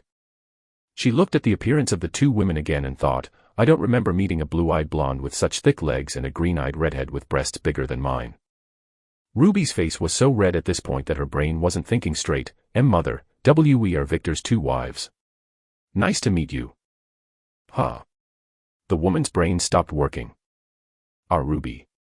Sasha's face turned red with embarrassment. She approaches Ruby's ear. What are you doing, idiot? Ruby looks at Sasha with red eyes, almost crying, and speaks, I don't know anymore. Ugh, fix the misunderstanding quick. She whispered, almost screaming. Why don't you help too? Ruby whispered. Don't ask for the impossible. The woman has come out of her stupor, and she looks at the two women again. What did you two say? Sasha was startled by the sudden question. Mother, we are Victor's wives. Nice to meet you. Idiot. Ruby yelled. Oh, my boy has two more wives. She didn't think it was a lie. As an experienced lawyer, she knew when someone was lying, and these two girls weren't. Suddenly the woman touched her head and looked sick, and slowly, she starts to fall. Mother. Ruby and Sasha yell in unison. They quickly grab the woman and see that she was unconscious. Ugh, my head is hurting. Where am I? I look around and see I was in a room I didn't know. The room looked old. I felt like I walked into those old movies. Hey, you finally woke up, stranger. Suddenly I heard a woman's voice. I look towards where I heard the woman's voice, and I see a girl with wild long red hair. She was on the ceiling of the room standing as if gravity didn't affect her. But then, the girl fell to the ground and stood up. She was very short. I think she must have been Kagaya's height. She was wearing a simple red dress. She looked at me with a big smile on her face. Suddenly, I remember what happened, and I get out of bed. Wow, you're big, I heard the girl's voice, but I ignored her. She seemed to be talking about my height. I look around and see a window. I walk towards the window, and when I see the world outside, I couldn't help asking out loud. Where in the seven hells am? Chapter 35, Vampire World. A dark city with architecture that reminded me of medieval times. A place where the sun never rises, a place where every corner is an unknown danger, a city that was built thinking about the nature of vampires. That was the impression I had when I first looked at this city. Welcome to Nightingale, the city of moonlight, stranger, I heard the girl's voice. I look at her and ask, who are you? And where am I? Me. My name is Lakis, she replied, but suddenly another voice added. Lord Victor, You are in the world of vampires, be careful when acting. Kaguya. I called confused. I look around, and I don't see her, but when I looked at my shadow, I saw Kaguya's shadow. She seemed to have a slight smile on her face. Kaguya. The girl looked confused. Never mind, I said, trying to change the subject. I looked down and see that I was in a nightgown. Where are my clothes? The girl didn't say anything, she just pointed to a spot. I look at the place and see a small dresser with black clothes on top. I walk over to the clothes and pick them up. Black suit, black shirt, and black gloves. I look at the woman. Why is everything black? Mother ordered it, she spoke in a neutral tone. Scathatch, I said with a smile on my face. The girl's red eyes suddenly glowed blood red. It's Countess Scathatch for you. Have respect, stranger. Heh, I smiled with a distorted face and said, where's Scathatch? Suddenly the woman's killing intent exploded. She opened her mouth, and I could see that her teeth were sharper. I just looked at her with a smile on my face as I thought, her killing intent is much weaker than Scathatch. Sigh, did Lord Victor acquire suicidal tendencies when his evolution ended? Why are you teasing her? I just didn't like the way she talked to me, that's it, I spoke out loud while ignoring the girl and putting on my clothes. After experiencing the pressure of my mother-in-law, I got numb. I think this girl is strong, but my instincts don't scream danger like when I faced my mother-in-law. Finishing dressing, I looked at the girl who was still staring at me. Won't you guide me? Finally, the girl's pressure disappeared, and she looked at me with a bit of shock on her face. What? I asked. Why aren't you being affected? Oh. I smiled a sharp toothy grin at the girl. After feeling the pressure of my mother-in-law, I got numb, and it doesn't seem to affect me anymore. And mother-in-law? She stuttered in shock. Yes, I'm Ruby's husband, didn't you know? And no. Mother just threw you in here and told me to keep an eye on you. She practically yelled red-faced. Why was she embarrassed? That's something she would do, now. Will you guide me? I asked. Yes. Ha ha ha ha, if I knew you were my sister's husband, I wouldn't treat you like that. Come on, I'll take you to my mother. The girl's attitude suddenly changed when she found out I was Ruby's husband. And why did she believe me so easily? Isn't she very innocent? Walking through the house, building. Mansion. I don't know anymore, this place is too big. I look around, I think this is a mansion. And, despite being a massive mansion, it was very empty. How many vampires live in this place? Me, Pepper, Sienna, Ruby, and our mom. There's Ruby's personal maid who is Luna, but she's doing something for my mom now. I see, I actually didn't understand why this place was so empty, but she didn't seem like she was going to explain anymore. Soon I hear Kaguya's voice. Unlike other count houses, Countess Scathatch doesn't have many subordinates. After all, just her alone is enough to sustain the title of vampire count. Strange, why aren't any count houses attacking her? I asked out loud as I ignored Lake's confused face. They are afraid of retaliation. Countess Scathatch is just too strong, and the count houses are prohibited from fighting each other on the orders of the king. But that doesn't apply to noble houses, huh? I spoke when I remembered that my wife Sasha's family lost the count title through a game. Yes. Any noble house can request a game with a count house, but they must be prepared for retaliation if they lose. Oh. Explain, I was interested. Are you crazy, brother-in-law? Why are you talking to yourself? Lakis asked. I like to talk to myself, I reply, smiling. Oh, she turned her face and kept walking, but I could hear, is Ruby right in her head to choose this madman as a husband? My smile almost broke when I heard her calling me crazy. I hear Kaguya's voice again. The rules are simple, houses with the title of counts cannot fight each other, nor can they request a match for the noble house. After all, this would be considered an abuse of power. Because typically vampire counts are vampires who have lived over 1,000 years and have already accumulated a lot of influence and strength. If the noble house loses the game with the count's house, they have to be prepared for retaliation. Vampire counts are prohibited from attacking the lowest nobles, but there is a rule where this does not apply when the noble house attacks the vampire count's house. As I understand it, it's a system that benefits the noble houses. The families that have the title of count cannot fight each other, and they can't ask for a game to fight the noble houses that have no title either. But the houses of nobles that have no title can ask for a game with the houses of counts at any time. What are the consequences of losing this game? If the game is betting a nobleman's title, and both parties agree, the consequences of losing this game are everything. Everything. Yes. They lose everything, all riches, all possessions, and even vampires become property of the loser. What did you say? An irritating feeling started to grow in my heart, and soon it spread through my entire body. Kaguya, I called. Oh. Lakis looked interested in what was going on. Kaguya steps out of my shadow, and I look at her. What do you mean by properties? Exactly what the word means. All vampires in that house become the loser's property. They become slaves. Kaguya spoke coldly. Heh, my smile distorts, but it's not from fun, it's from hate. My beloved wife's family lost a game recently. Just imagining my wife being owned by someone else, this hatred spreads throughout my body. It was like a fire that burned throughout my body. Ha ha ha. This can only be a bad joke. Is my beloved honey someone else's property? I lean against the wall as I put my hand on my chest. My heart was beating too fast, unforgivable. Crack. I heard the wall break with the force I put in, but I didn't care. Lord Victor, calm down. Kaguya approaches me and starts massaging my chest. We still don't know if that's what happened. You need to calm down and control your instincts. Crack. Crack. I tighten my grip on the wall, and soon the wall collapses. I take a deep breath and force a gentle smile onto my face. You're right, Kaguya, I need to learn more.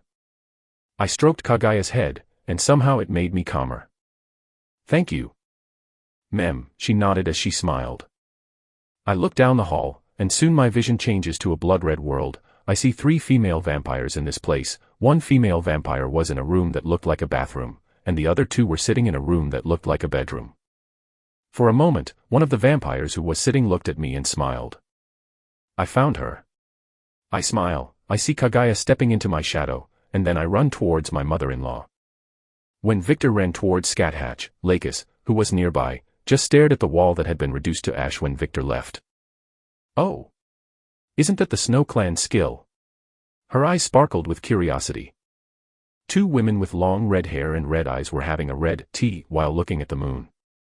So why did you kill your husband? Scathatch asked the woman beside her in a neutral voice. The woman next to Scathatch was wearing long black stockings, a short blue dress, and black high heels. He approached me just to be on good terms with you, mother, she explained. The usual. Indeed, the woman nodded. Sienna, my beloved eldest daughter, why don't you create a husband? I already made this suggestion. How long ago was it? 700 years ago. Yes, Scathatch smiled gently. My memory is a little bad because of my old age. She laughed seductively. Sienna just rolled her eyes when she saw her mother's attitude. I don't want to create a husband. After all, that isn't going to be something real like I'm looking for. Hey, despite being over 700 years old, you're still naive. I'm not naive, you know that I just want something real, and male vampires are just obsessed with things like titles. Why don't you turn a human then? Sienna's face twisted in disgust, turning cattle into a husband. No, thank you.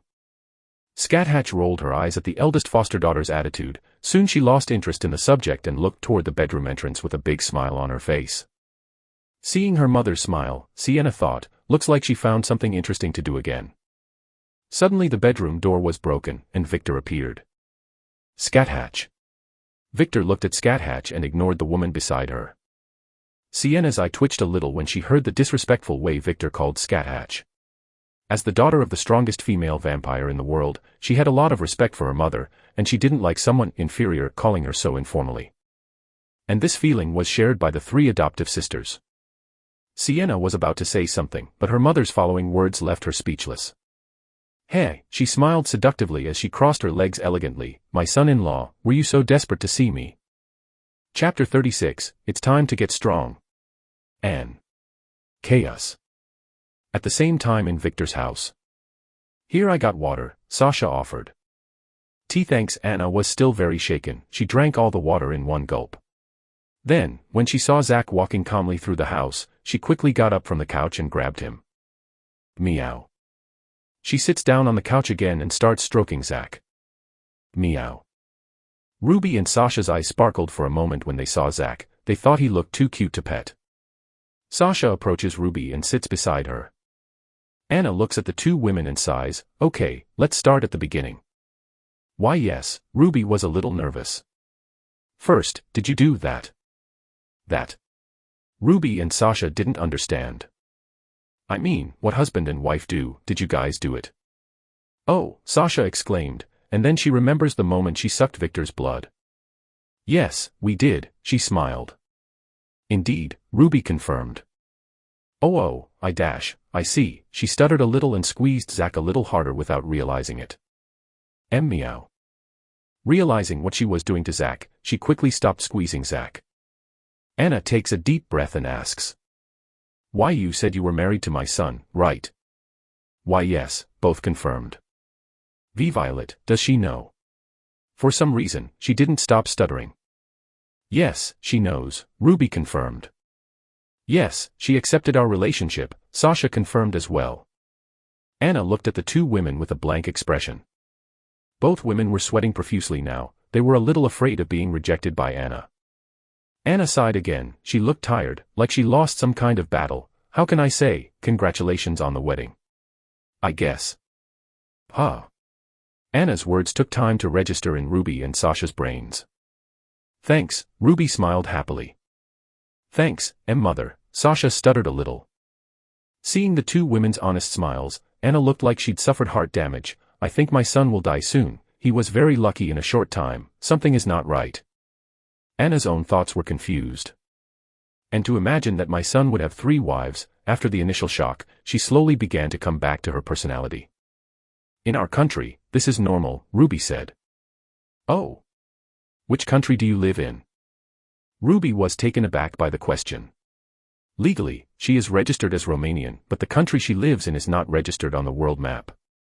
Sasha looks at Ruby with a talkative look, and then she continues, we live in a small community in Romania. Romania. But Romania doesn't have polygamy.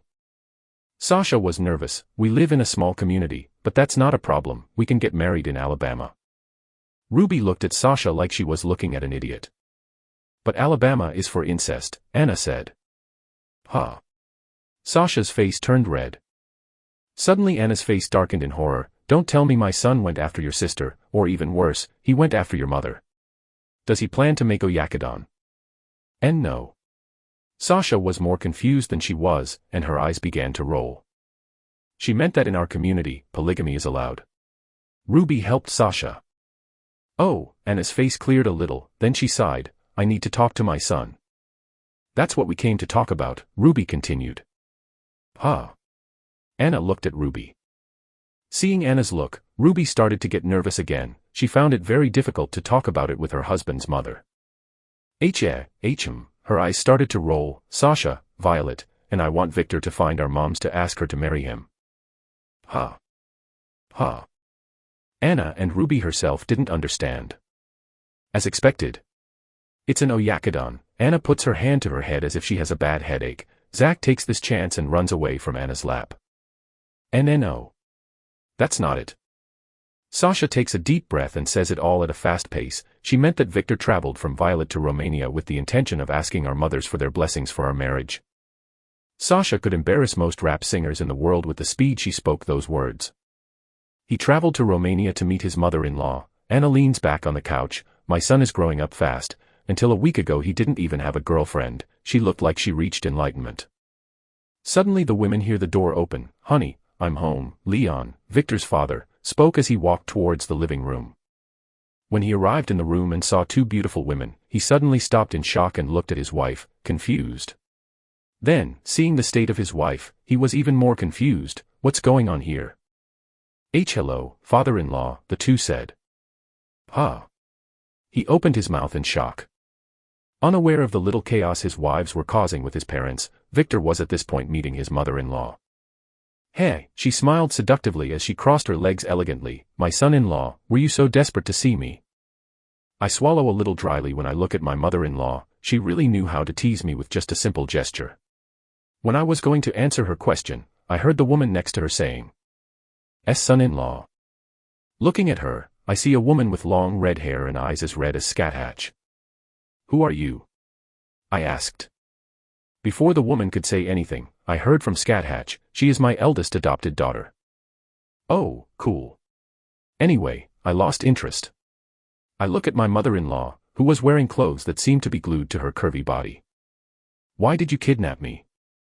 My mother-in-law's smile grew. She got up and walked towards me sensually. For a moment, I was mesmerized by those two mountains that looked unbearably soft. They were full, round, smooth, and perfectly shaped. She gently touched my face and spoke with the same sensual tone as if she were seducing me. "You said it was a shame you weren't strong enough to fight me, right?" Slowly, my smile grew, and I nodded, "Yes. We should fix that, right?" Her smile changed to a predator's smile that showed all her sharp teeth. "Oh, indeed," I smiled just like her. "Oh fuck." She found another madman. I heard Sienna speak, but I ignored her. Scathatch's smile changed to a satisfied smile. She took her hand away from my face and looked at a spot, then she yelled, "Pepper." Her voice seemed to resonate throughout the mansion. "Yesh." I heard an awkward voice answering. Suddenly, a girl with long red hair, a curvy body, and breasts that seemed to rival Scathatch appeared. She was just wearing a towel around her body. "I've arrived, mother." She put a hand to her head like a soldier. "Good." She looked at me, and for a moment, she seemed to study my reaction. But, seeing me not reacting much, she seemed pleased with something. "She is my youngest adopted daughter, as you may have heard. Her name is Pepper." "Nice to meet you." She flashed a goofy grin on her face. "Nice to meet you," I said in a neutral tone. For some reason, even though she was an attractive woman, I wasn't attracted to her. I felt that something was missing in her. "Your initial training is simple. You must identify and learn to use your powers dash." Before she can finish, I open my hand. Suddenly, a fireball appears. "Oh." She displayed a curious smile. "Huh." Sienna exclaimed in surprise. "Fway." Pepper looked surprised. The fire disappeared, and soon lightning began to crackle in my hand. Then the lightning disappeared, and soon a block of ice appeared in my hand. "Even my mother's powers," Sienna said, looking at me. "Ruby married someone interesting," I heard someone's voice. I looked to Sienna's side and saw Lakis smiling with a curious look. I point my hand in a direction that had no one and say, "All blood belongs to me." But nothing happens. "What are you trying to do?" I heard Scathatch asking, her voice sounding heavier than usual. "Give me a sec." What did I do? Remember the memory I got from Ruby. I close my eyes and try again, but I can't. TSK, I can't get the right feeling to use that power. Suddenly, I heard a voice in my ear that shivered through my whole body. "Victor, don't be in a hurry." I looked to the side and see Scathatch's distorted smile. Her eyes were glowing red, and she was staring at me with a possessive face. "You have all the time in the world to get better." She spoke with a seductive smile. You're right, seeing that smile made my body shiver. I needed to fight her. Train the basics with Pepper. She may be an airhead, but she's strong. I will. I nod and pull my attention away from my mother-in-law and look at Pepper. I walk over to the woman and pick her up like a sack of potatoes. "Kaya." She yelled in a thin voice, "What are you doing? You have to train me, right? I'm kidnapping you." "Great." He has the same attitude as my mom, Sienna said, but as usual, I ignored her. Huh. Before she can say anything, I put strength in my legs and run to an open spot that I saw with my eyes. When Victor left, Sienna asked her mother, "Is that all right?" Scathatch looked at her daughter. When Sienna saw Scathatch's smile, she felt her entire body tremble in fear. "Oh, about Pepper. It's all right. Victor is a good man, he won't do anything against Pepper." Sienna and Lakis opened their mouths looking like a fish who didn't know what to say. They were just too shocked. They had never seen their mother praise a man in their life before. "You look happy, Mom," Lakis commented. "Happy?" Scathatch spoke, confused, then she put her hand to her face. Maybe I am." Her smile changed to a seductive smile. "I have something to do, I'll see you guys later." Scathatch soon disappears. I think she's glad she found a man with potential. After all, she likes to fight, Lakis questioned. Is that what you think? Sienna asked as she looked at her sister. Yes, Lakis replied. She looked at her sister. What do you think?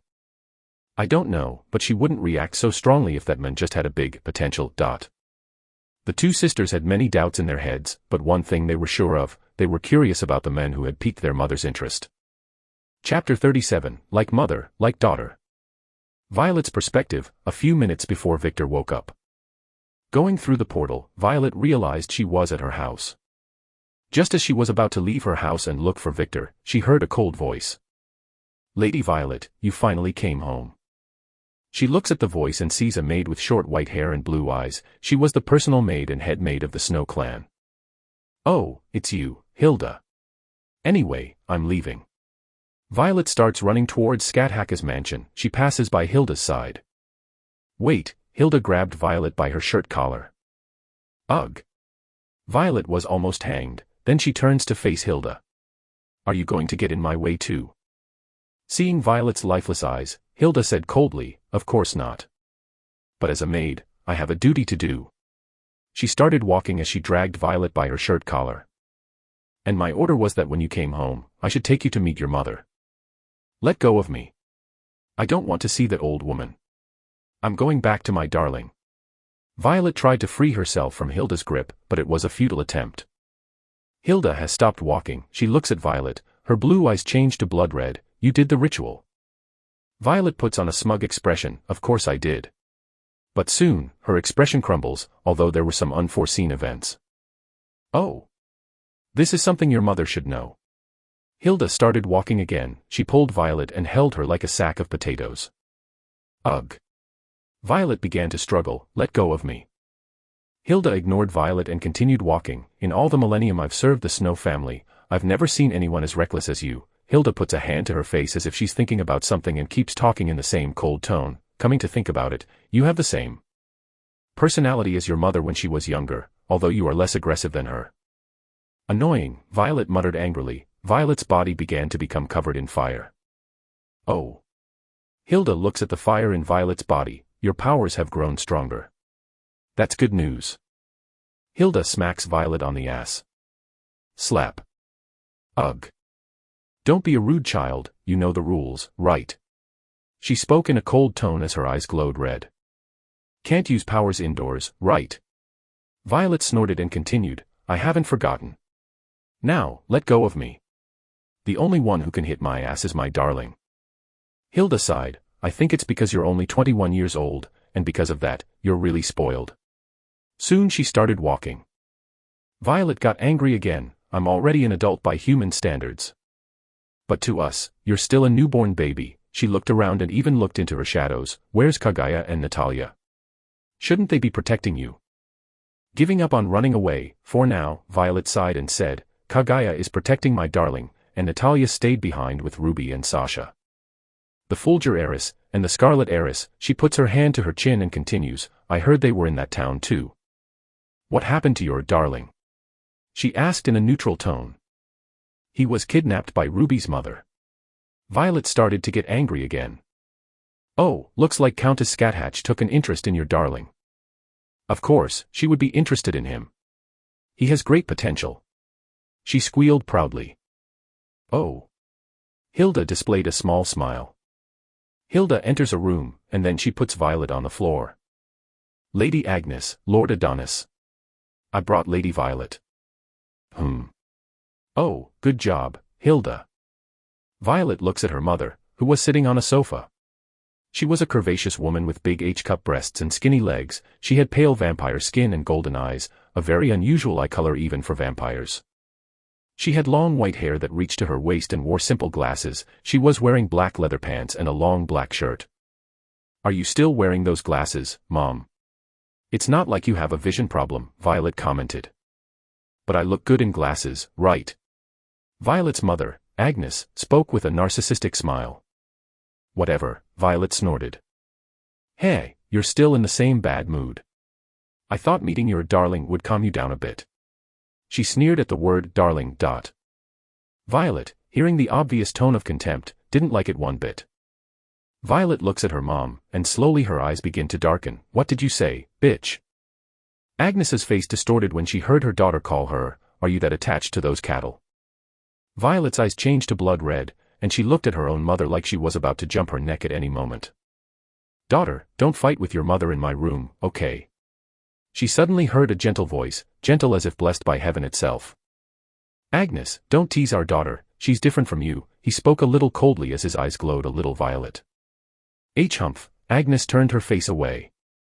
Violet ignores her mother, then looks at the bed and sees a pale, frail-looking man with short white hair and violet eyes. Despite looking like a frail man, he still displayed a supernatural beauty that was far superior to any woman and man Violet had encountered. Violet thought, "My dad is handsome, but my darling is prettier. But I'm a little jealous, I wish I had inherited just a little of that supernatural beauty." Violet looks at her mother's breast and thinks, "I should have inherited those breasts too. Why are genes unfair?" Violet was still a woman, she still had few insecurities, especially now that Ruby had become Victor's wife. Adonis had a gentle expression on his face as he looked at his daughter. "Come here, daughter," he called her. Violet nodded and walked towards the bed. When she got closer to her father and saw how weak he was, she said, "Are you okay?" Although she didn't show it when Scathatch asked in the past, she was still worried about her father. She was closer to him than her very narcissistic mother. He smiled gently. "Yes, I'm fine, I just need to drink blood, and I'll be brand new." "Liar," she whispered, "you always say that, but you never get better." "Ha ha ha," he laughed in a weak voice. He slapped the bed with a gesture for her to go up. "Come here, tell me about your darling." Violet bites her lip. She wanted to talk to her father, but she wanted to find Victor first. Seeing his daughter's expression, he asked, "Are you worried about something?" "I need to see my darling. He is in danger." "Oh. Tell me what happened." Violet started to explain what happened to Victor, and without realizing it, she started talking more about Victor to her father. She climbed into bed and sat up, and soon she looked like a child who came home and told her father everything about her day. A few minutes later, Adonis laughed with a gentle smile. "He seems to be an interesting man, I would like to meet him in the future." "I will bring him in the future so you can meet him?" Violet asked excitedly. Seeing how excited his daughter was, he laughed a gentle laugh and asked, "Just out of curiosity, you didn't kidnap him, right?" Violet thought for a moment and replied, "Of course not." Good, good. As expected, you are very different from your mother." He sighed, relieved for himself and for Victor. "Hey. Why are you so happy?" Agnes, who was silent, asked with a pout. Adonis looked at Agnes and spoke in a dry tone. "Well, the experience of being kidnapped, and raped for a whole month, can hardly be forgotten no matter how long I live. Ugh, she seems to have taken damage," but then she spoke angrily, "Just forget about it. That happened 1800 years ago. I'm not the same woman I was before." He flashed a gentle smile. "Indeed, you're no longer a crazy, psychopathic hedonist who did what you wanted." The woman's face just distorted several times, listening to what her husband was saying. He continued with the same gentle smile, "Now you're just a narcissistic woman, and because of that personality, our daughter doesn't like to talk to you." Agnes looks at Violet. "That's not true, right? You like me, right?" Violet just turned her face away and ignored her mother. Agnes looked like she could cry at any moment, but Violet and Adonis didn't care. Adonis sighed and looked at Violet, and speaks with a fatherly smile. "Even though your mother is the way she is, I've learned to love her over the years." He said that, but, inside, he was thinking, "I was beaten by Stockholm Syndrome and those breasts. Well, she's better than that bitch Aphrodite and Persephone. Sigh, my life is a disaster, it's a sin to be born." Beautiful. Adonis was a bit narcissistic too. "Darling," Agnes looked at Adonis with possessive eyes. Seeing Agnes's gaze, he smiled a helpless smile. He promised never to tell anyone he liked the look his wife gave him. Feeling a sudden pain in his chest, Adonis displays the best smile he can muster and says, "It's time, huh? I think you should find your darling. Violet's eyes flashed with possessiveness, and then she yelled, "Darling." Soon she ran towards the exit of the mansion. Puffed, he held back his laugh, but then he laughed gently, "Ha ha ha. I think she's a bit like you, Agnes." Humph, Agnes snorted, but Adonis could see she had a gentle smile on her face. "I still don't agree with my daughter relating to cattle," she said grumpily. Adonis exhibited a gentle smile and said, "Oh. So I am cattle too." I see. Agnes' body shook, and she quickly said, and no. You are different from those humans. Oh. How am I different? He asked curiously. Agnes' face glowed in possession. You're mine, darling. Adonis just displayed an ironic smile. Chapter 38, Pepper is an airhead girl. A few minutes later, in the personal garden of Skathaka's mansion, despite calling it a garden, this place looked more like a forest than a garden. Cough, the girl in front of me pretended to cough, she massaged her throat a little, she was trying to thicken her voice. AAB. Testing, 1, 2. She looks at me with a serious face and speaks, my name is Pepper, as per my mother's orders, I'm responsible dash. I interrupted her, aren't you going to change your clothes? Fway. She looked confused for a moment, she looked down and saw that she was still wearing a towel, oh. Suddenly I hear a small explosion, and I see her face turning bright red, then she disappears with surprising speed. At the same time that happens, my shadow expands, and soon Kaguya comes out of my shadow. Lord Victor. Oh, Kaguya, what happened? I asked as I stroked her head. Mem, she doesn't say anything and just stays silent. Feeling her black hair in my hand, I smile contentedly and say, while we wait for Pepper, do you have any training tips? Believe in yourself. She said. My smile threatened to break, is that supposed to help me in any way? Noble vampires instinctively know how to use their powers when they are born, the only problem we have is controlling the output of our power. After all, depending on the noble vampire's bloodline, their power can reach absurd levels. I see. So you are born geniuses, I continued stroking her head. You are wrong. Kaguya spoke, she thought for a moment and continued, it's like a baby who instinctively knows how to cry or ask their mother for food. With our species, it's the same. We instinctively know how to use our power, the only problem we have is to control, and improving that power to new levels. I see, I understood what she said, it's like moving your arm. You know instinctively how to move your body, right? It's basically something like that. Suddenly, I see a red silhouette, and soon I see that Pepper has returned wearing new clothes, she's wearing a red uniform and black tights. She looks at me with her face a little embarrassed. Let's continue. She intends to ignore everything that happened, huh? Okay, I said as I stopped stroking Kaguya's hair. Cough, she coughed again and explained in a cute voice, let's skip the basics, after all, you already know what your unique powers are. So what we're going to do today is learn to control the basic powers of a vampire.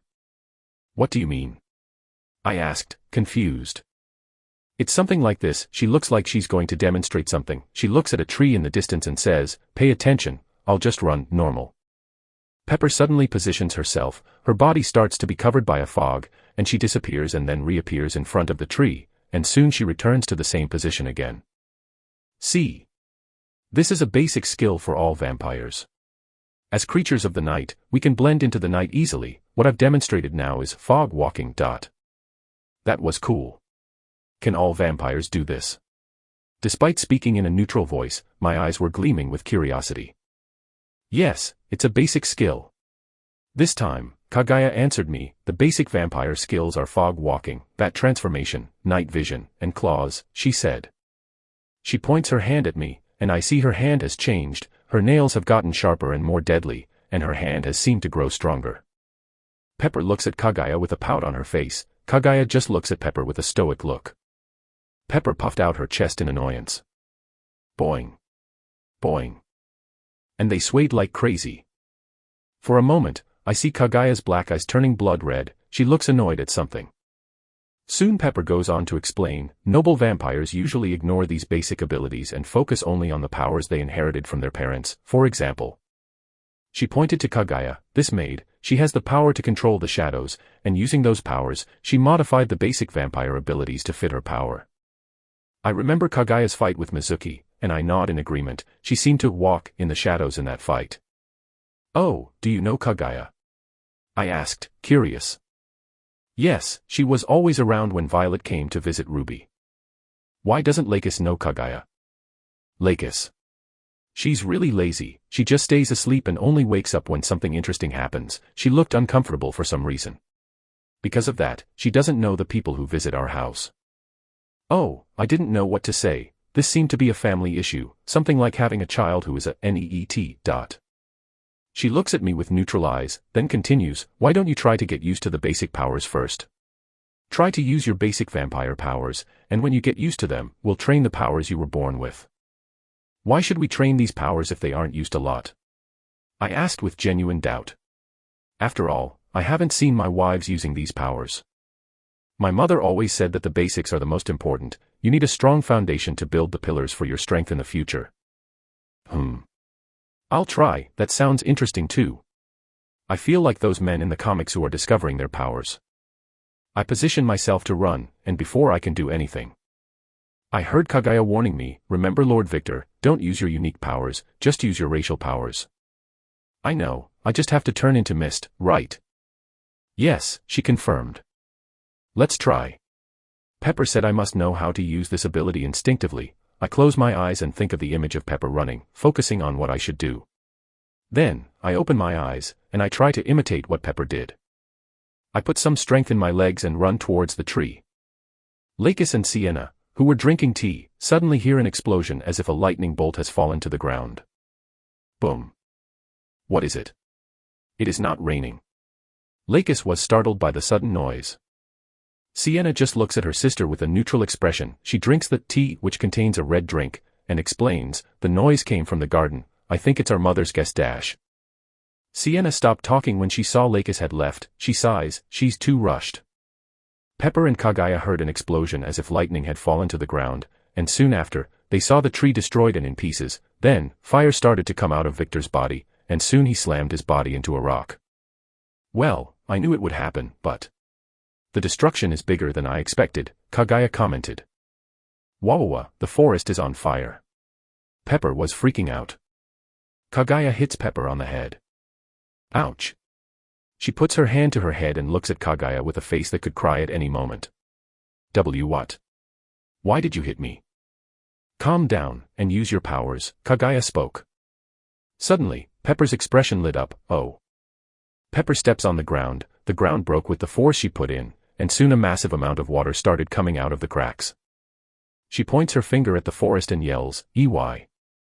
The water she was controlling rises to the skies and began to fall into the forest as if the place were raining. As a surprising display of control, Pepper just doused the spreading fire. Good job, Kaguya said.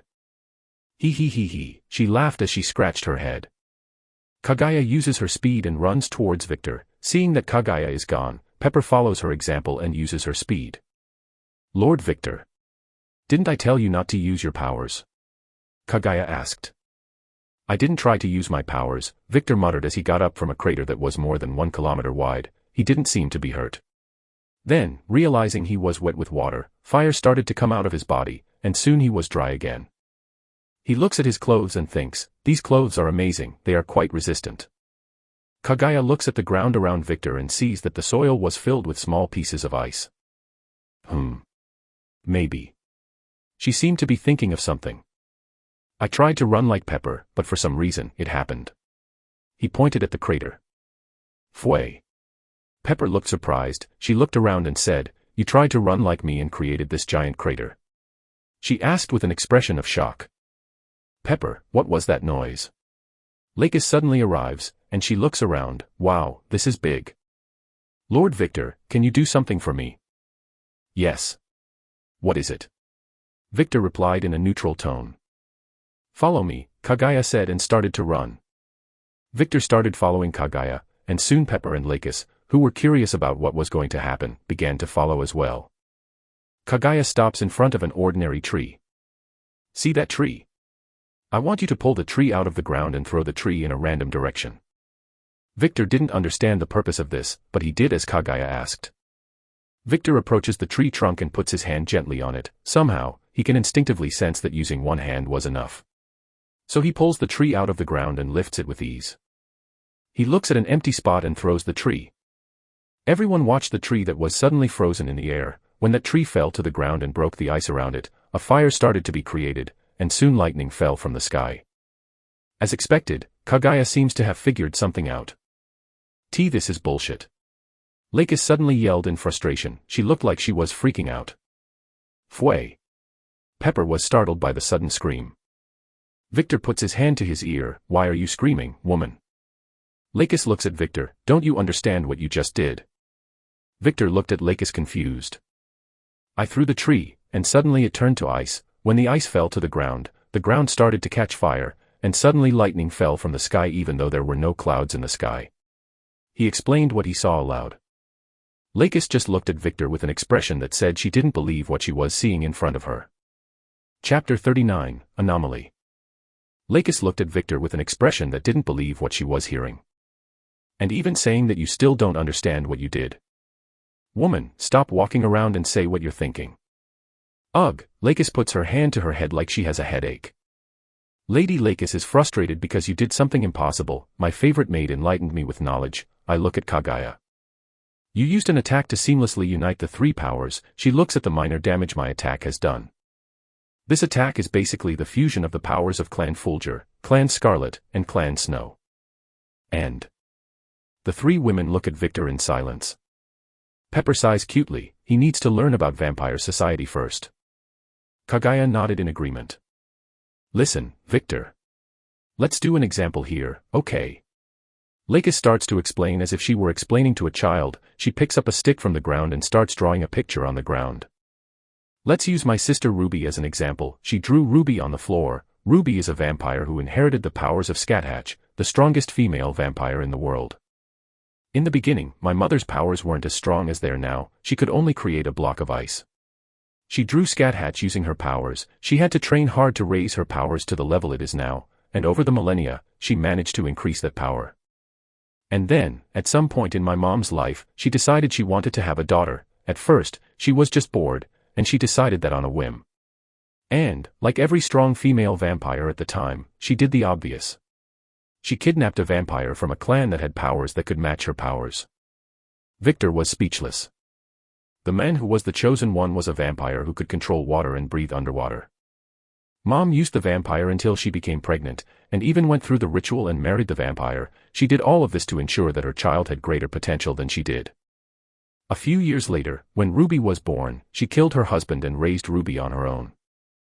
And Ruby inherited the powers of both parents perfectly. She drew Ruby using her powers. Ruby could control water and ice, and she could also breathe underwater. She could also combine the two powers like you did now. Because of this peculiarity of our race, vampires are feared. After all, with each passing generation, vampires have the potential to surpass their parents, but unfortunately, that potential is wasted. She sighed and continued. Since she was little, Ruby has always had great power because of what happened in the past. She has the potential to surpass Scathatch, but she needs to train a lot. She looks at Victor and says, what you've done now is literally impossible. You have the three powers of the strongest clans in the vampire world, and you've combined the powers perfectly. She looked at me. Do you understand? Yes. My mother-in-law is crazy. And you draw really bad. And my wife has better potential than my mother-in-law, and can surpass her in the future. And you draw really bad. Victor nodded with his head, indicating that he understood. That's not it. I mean. That's it, but it's not that. Oh. Lakis yelled in frustration as she held her head. She looked at Victor. And no need to say that I draw bad twice. Victor displayed a small smile when he saw Lakis' reaction. In the world of vampires, Kaguya started to explain, and I look at her. Then, realizing I was paying attention to her, she continued. All clans that hold the title of noble vampire these days have done something like that in the past. With each generation that passed, they'd make their children train to the limit, and then they'd find a partner who matched the clan's powers, and made their heirs have children. 2,000 years of selective breeding, just to create a vampire with stronger potential than the parents, although that kind of practice is quite limited because vampires have low fertility. Then she continues, and suddenly, boom. She made an exaggerated gesture with the same stoic expression on her face. You showed up and used the three powers of the clan of vampire counts, and you're neither a son nor an heir of those clans. You basically ignored the whole history of the clan of vampires when existing. Because of that, she said that what you did it's impossible. Lord Victor is an anomaly. His potential far surpasses most vampires out there. Victor opened his mouth in shock, and then he looked at his fists as he thought, so having these powers is considered abnormal. Victor was feeling weird. He didn't consider himself special or anything like that, but it wasn't a bad feeling. With this potential, if I train like crazy, maybe in less than a few years, can I get to my mother-in-law's level. I really want to fight her. I get it, thank you, Kaguya, I smiled gently and patted her head. Kaguya exhibited a small smile on her face. Selective breeding, huh? I put my hand on my chin, so my wives' families did that too. Huh? Pepper suddenly exclaimed in surprise. Why did you understand her confusing explanation and not mine? Lakis yelled. Victor ignored Lakis. Kaguya suddenly said, your wives' clan doesn't need to do this. Let's use Ruby as an example again. Countess Scathatch was already a powerful woman when she decided to have a daughter, and when she had a daughter, the daughter was born with the potential to surpass her own mother, in the end. It all depends on the parents themselves and the children's effort. After all, the children have a better start than the parents had. I see. I don't understand something. If vampires have this quirk as a race, why aren't they stronger than other factions? Well, there are noble vampires with the same personality as Corneliu, Kaguya explained. Who? Victor thought, confused. 80% of vampires worldwide are like that man, lazy, proud, and never train. I just looked at Kaguya with a blank expression. But don't despair. 19% of vampires are workers. And only 1% are crazy about training like Lady Scathatch. Vampires are fucked, 80% of the vampire population is just useless. Victor thought. Just out of curiosity, my wife Violet's mother, and my wife Sasha's mother, are they just like Scathatch? Victor's eyes gleamed for a moment. They're not the same. Lady Violet's mother is narcissistic and obsessed with her husband. She tried to find better words, but in the end, she just gave up. Lady Sasha's mother. She is obsessed with gambling, and rarely trains, but with the two women living over 1900 years, they are powerful. But they are not on the same level as Ruby's mother. Oh, Victor looked disappointed for a moment. Why this sudden curiosity with the two women? Lakis was about to ask something, but suddenly Pepper yelled in a cute voice. Are you ignoring what he just said? Huh? Lakis looked at her sister. Didn't you hear? He just said, my wives. She mimicked Victor's voice perfectly at the end. Oh, Lakis looked at Victor. Do you have any more wives? She asked curiously. Yes, I replied with a gentle smile. Who are they? Lakis asked with the same curiosity. Victor was going to answer the question, but... Didn't you hear? Pepper yelled again, he was talking about Violet and Sasha. Kaya. I need to tell my friends. The 3 flowers of the vampire world have been taken by a stranger. Lakis looked at her sister and said, why are you just smart for these things? Lady Pepper likes to gossip, Kaguya sighed. She's just bored, Lakis sighed too. Why don't we train? We've already talked too much, Victor suggested and started walking toward a more spacious place. Lord Victor is right, Kaguya started to follow Victor. The two sisters look at each other and nod, then, they follow Victor too. Some minutes later. As Victor walked through the forest, he suddenly felt his throat go dry. Ugh, he dropped to his knees on the ground, his eyes changed to blood red, and his teeth started to change and get sharper. All the symptoms that were quite common, Kaguya said. Bloodlust. This is a good time. Pepper yelled like she had a good idea, we should train bloodlust control. I disagree, Lord Victor's bloodlust is stronger than that of ordinary vampires.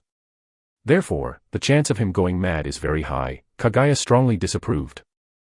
Why is his bloodlust is stronger? Pepper asked in curiosity. Something happened in the past that made him like this, Kaguya spoke ambiguously. Pepper looked at Kaguya with a cute look. So, what are we supposed to do?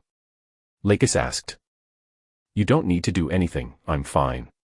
Victor stood up and forced a gentle smile on his face, but it failed miserably because his sharp teeth were showing. Kaguya looked at Victor with a stoic expression, Lord Victor, are you sure everything is all right? Hasn't your bloodlust gotten stronger compared to before? Yes, it got stronger, Victor kept walking, then he explained. Even if I wanted to quench my thirst. My wives aren't around now, and it's impossible for me to quench my thirst with common blood.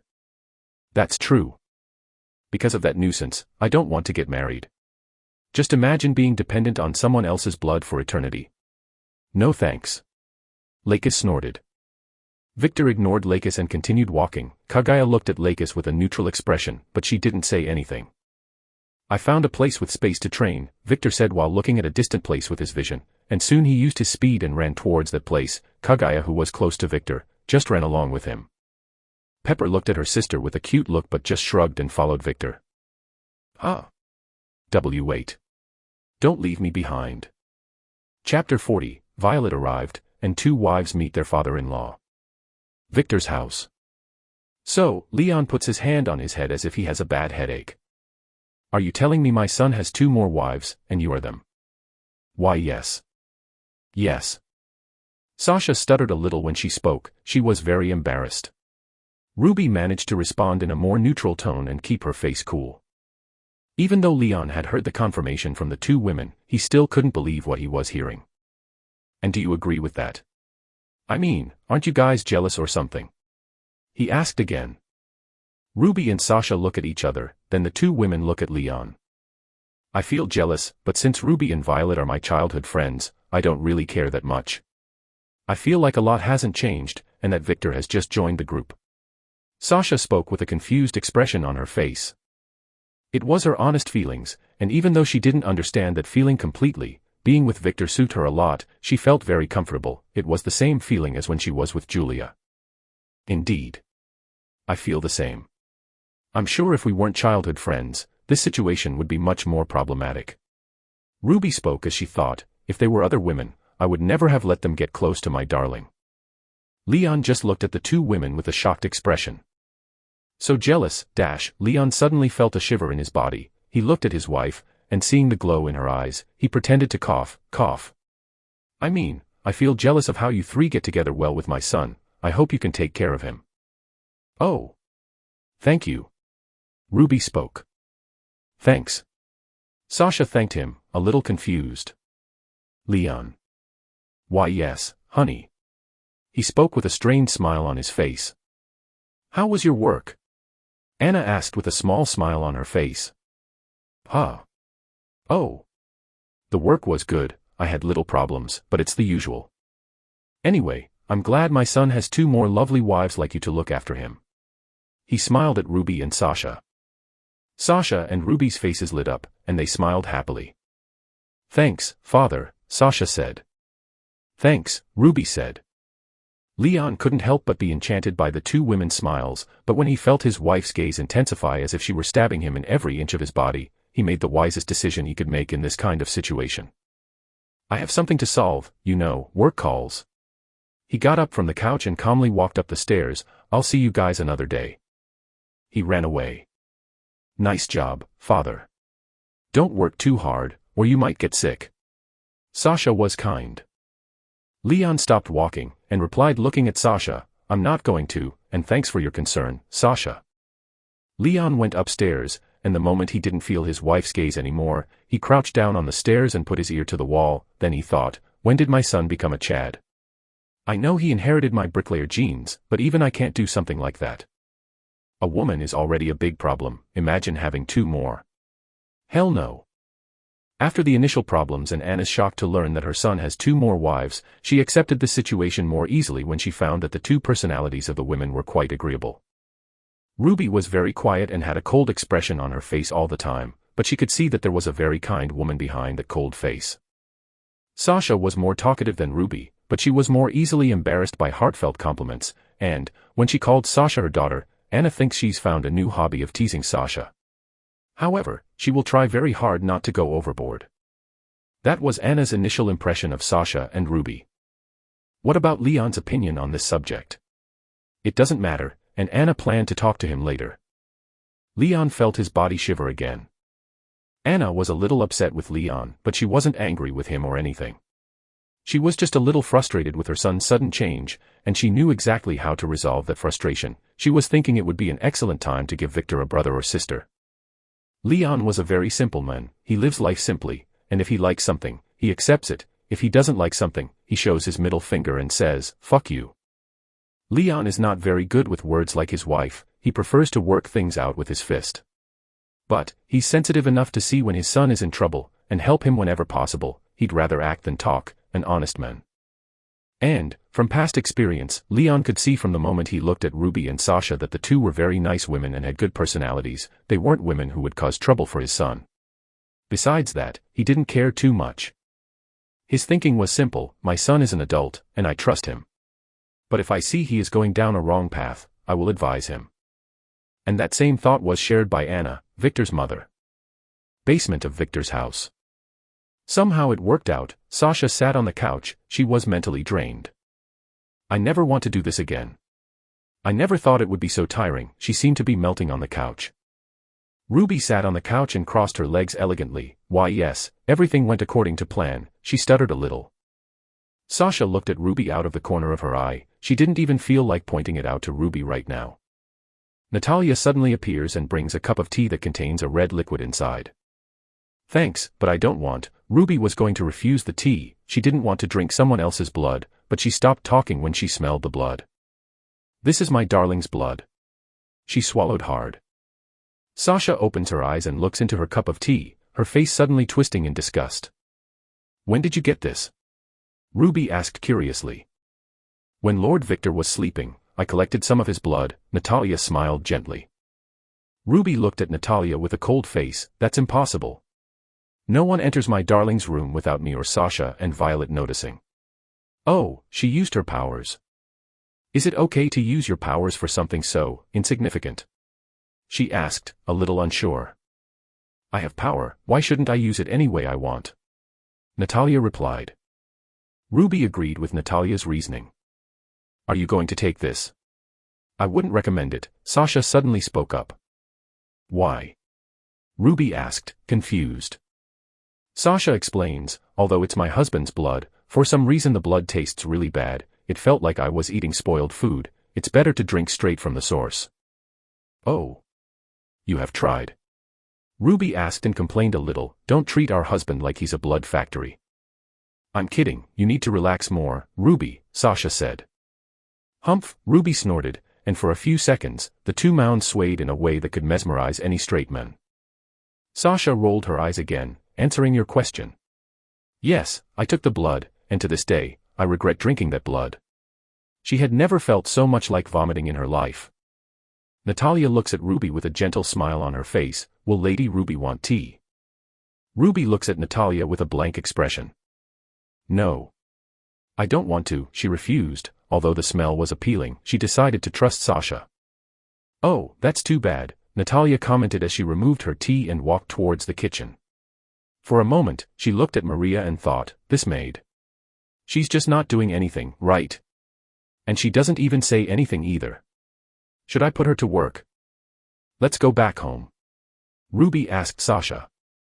Yes, let's go back, Sasha agreed and got up from the couch, but soon Sasha, Maria, Ruby, and Natalia looked to the middle of the room. A magic circle suddenly appears in the middle of the room. Hey! Hey! Hey! I came back with shocking information. The witch June appeared with a smile on her face. Current location, north in the territory of Countess Scathatch Scarlet. Front of the Scathatch mansion. Finally, I arrived. Violet squealed in frustration as she looked at the mansion entrance that was a grand old-looking gate. Because of Natalia, I had to run from the south to the north. Damn, why didn't Natalia open the portal to Ruby's house? She was angry again, but then she sighs. As usual, this place is quite desolate. She looks around and sees only forests and snow-covered mountains. I never understood why that old hag chose her personal home in such a secluded place. Tisk, tisk, Violet heard a woman's voice. You never learn, brat. Violet looks up and sees Scathatch standing horizontally against her gate wall. Where's Victor? Violet asked impatiently. Scathatch drops to the ground and responds, he's training with Pepper. What? Violet screamed in horror. She remembers Pepper's appearance. That bitch is going to seduce my darling. I will kill her. Violet's eyes started to change to red, and her teeth began to get sharp. Seeing Violet's face, Scathatch approaches Violet and hits her on the head. Ouch. Violet puts her hand on her head and glares at Scathatch angrily. What was that dash? Stop your paranoia, brat. Don't you trust your husband? Of course I trust him. I don't trust your daughter. Violet yelled. She points a finger at Scathatch and continues, your daughters were raised by you. They can at any time kidnap my husband and do this and that to him. Makes sense. Scathatch has always raised her daughters to be strong and independent women. Of course, her upbringing is quite questionable these days. Scathatch turned around and entered her house. He's in the forest. Violet's eyes flashed red, and then she was gone. Chapter 41, The Greedy Witch. If you came back, then you must have found something, correct? Natalia asked the witch June. Yes, June laughed. She looked very pleased.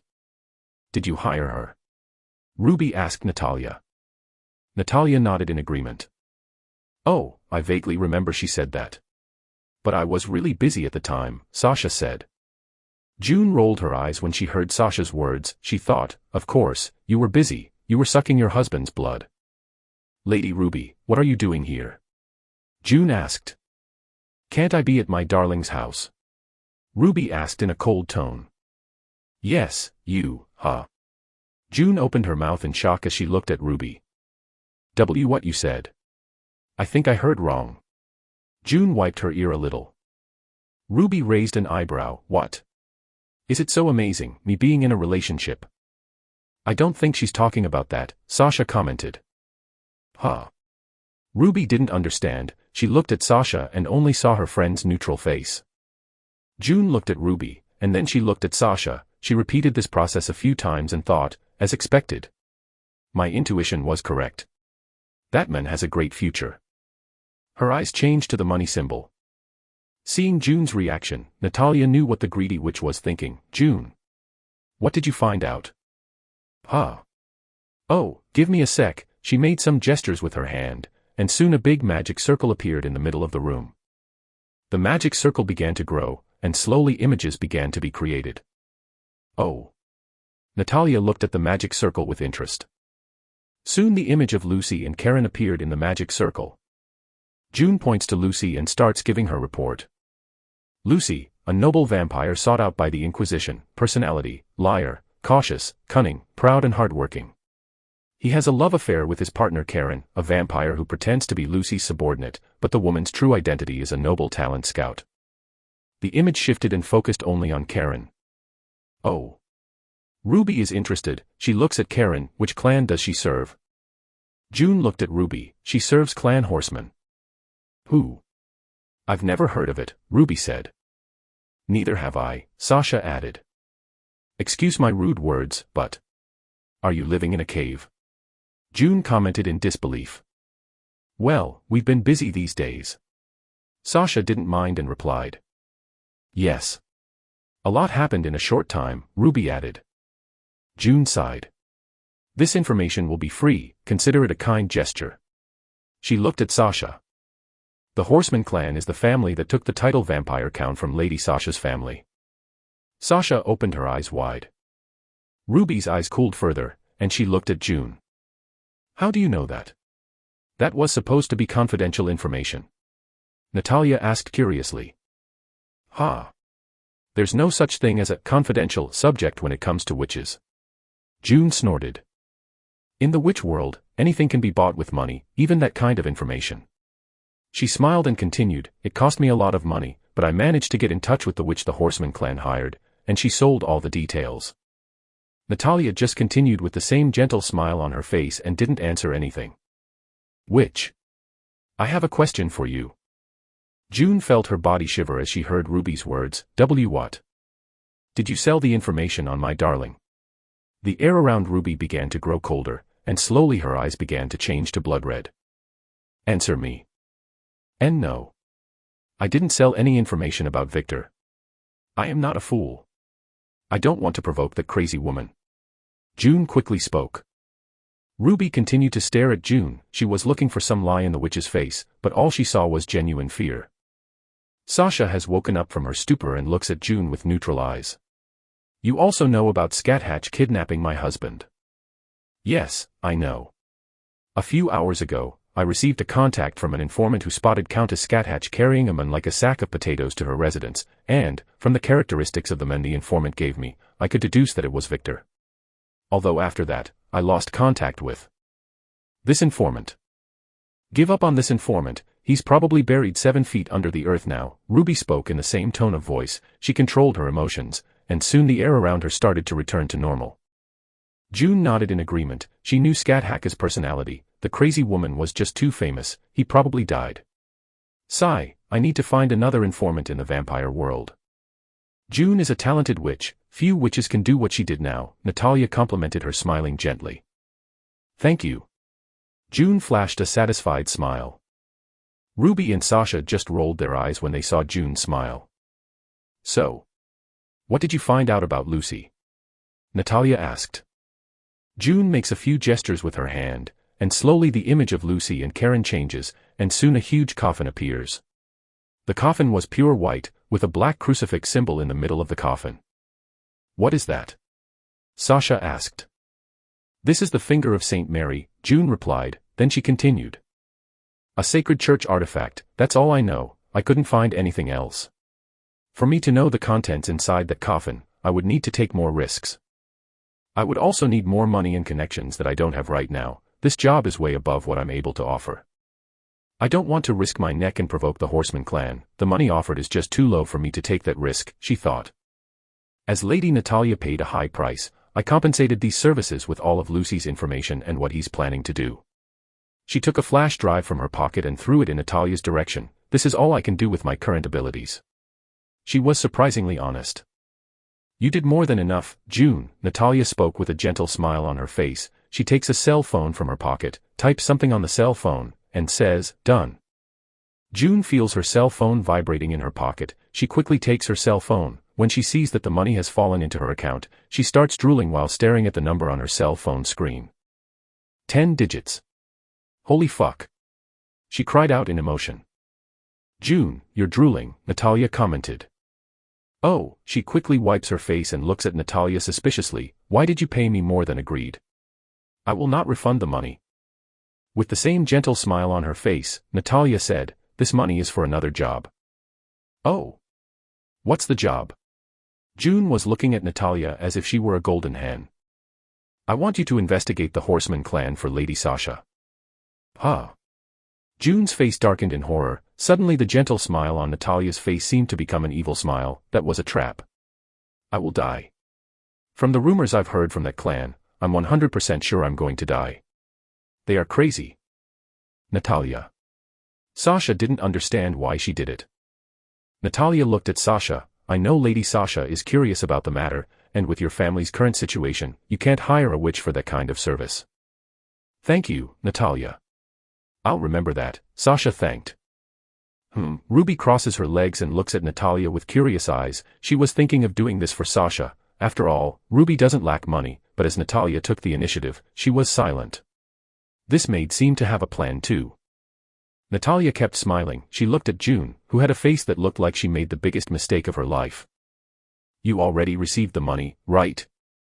And a witch who accepted the payment can't go back, right? Tell me. Are you going to break the rules?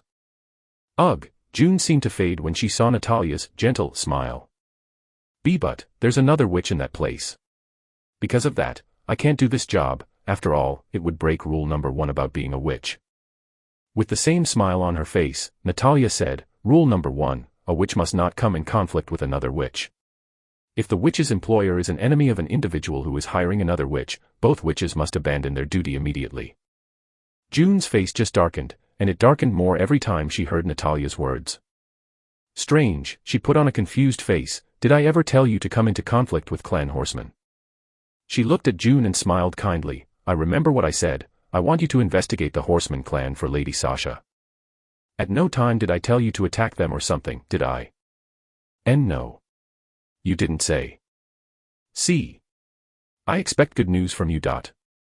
Ugh, seeing Natalia's gentle smile, June seemed to have received several damages to her body. Not wanting to stay in this place anymore, she makes some gestures with her hands, and soon a magic circle appears at her feet. When June left, silence fell in the room. You're amazingly evil for someone who always has a kind smile on their face, Maria, who was silent, said. Oh. Natalia looked at Maria. I have to agree with Maria on this, Ruby said. By asking her to investigate the Horseman clan, conflict will eventually ensue. However, as I am not your master, I cannot order you. I hope that you know what you're doing. Understanding the warning contained in Ruby's words, she spoke, "I know. Don't worry, Lady Ruby." Soon, she looks at Maria. "What happened? I thought you were going to be silent forever." "Nothing happened," Maria said in a cold tone, then she continued, "I was just curious about the sacred artifact." "I see," Natalia said and then walked towards a table and, when she got close to the table, saw a laptop she used when she was bored. She sits on the chair. "Let's see what's inside this flash drive." Sasha looked at Maria. "I don't know what that artifact is, and I don't care either, but one thing I'm sure of," her smile widened in a distorted way, "Carlos is looking for this artifact." Maria reacted a little when she heard Carlos' name. She looks at Sasha and seeing the look on her face, she sighed. "I don't regret setting a trap and killing that maid. After all, that was just work." Sasha looked at Maria neutrally, but pure hatred could be seen in her eyes. This work is officially available on Webnovel. If you are reading it somewhere else then it's pirated.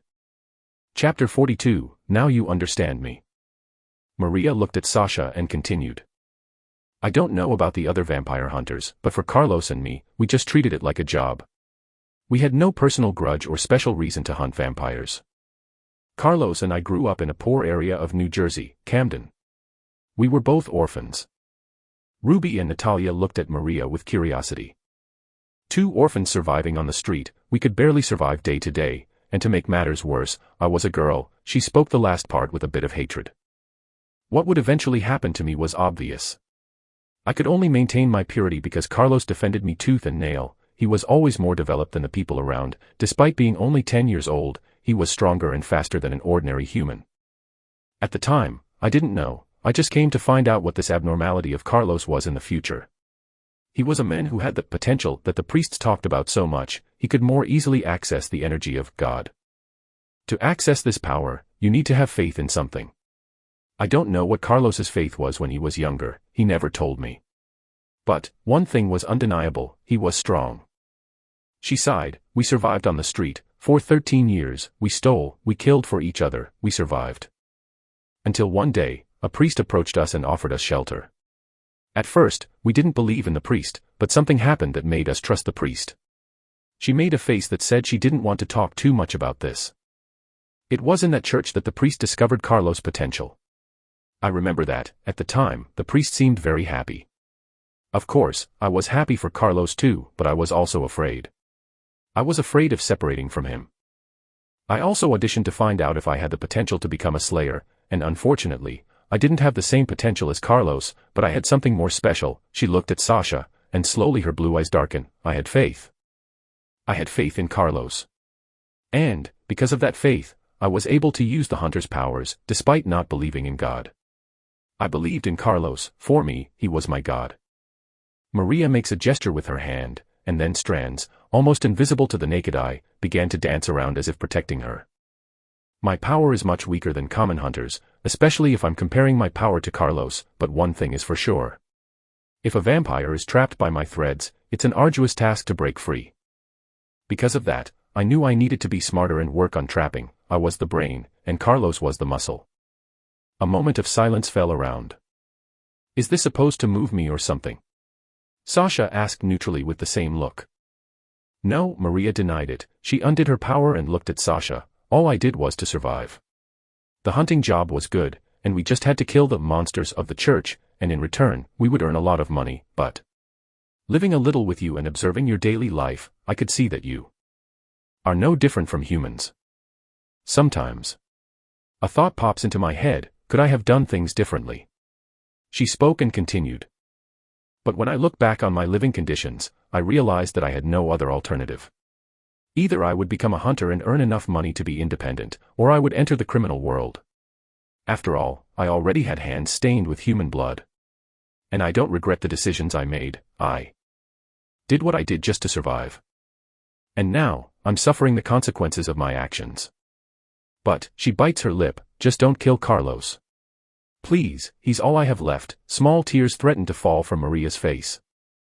Sasha looks at Maria with a neutral face. Ruby and Natalia look at Sasha and wait for her answer. "Just imagine," Sasha started to speak. She took a deep breath and held the hatred in her heart that threatened to explode. Maria continued to look at Sasha. Just imagine, you went out to solve a little problem with your friends. Then, when the problem is solved, you decide to return home, and the moment you enter your home, your precious home that should be the safest place, a place for you to lie down and relax, you find the dead body of your god. Maria was silent. And if that wasn't enough, imagine that the enemy who killed your god just did it because it was a job. Sasha asked. Tell me. Sasha's eyes were glowing blood red. How would you feel? Maria remained silent. She bit her lip and didn't answer Sasha's question. Unable to hold the hate in her heart, lightning began to cover Sasha's body, and she roared. Tell me. How would you feel? Ugh, Ruby and Natalia put their hands over their ears when they hear the lightning's noise. Maria bites her lip harder and responds in a troubled but honest voice.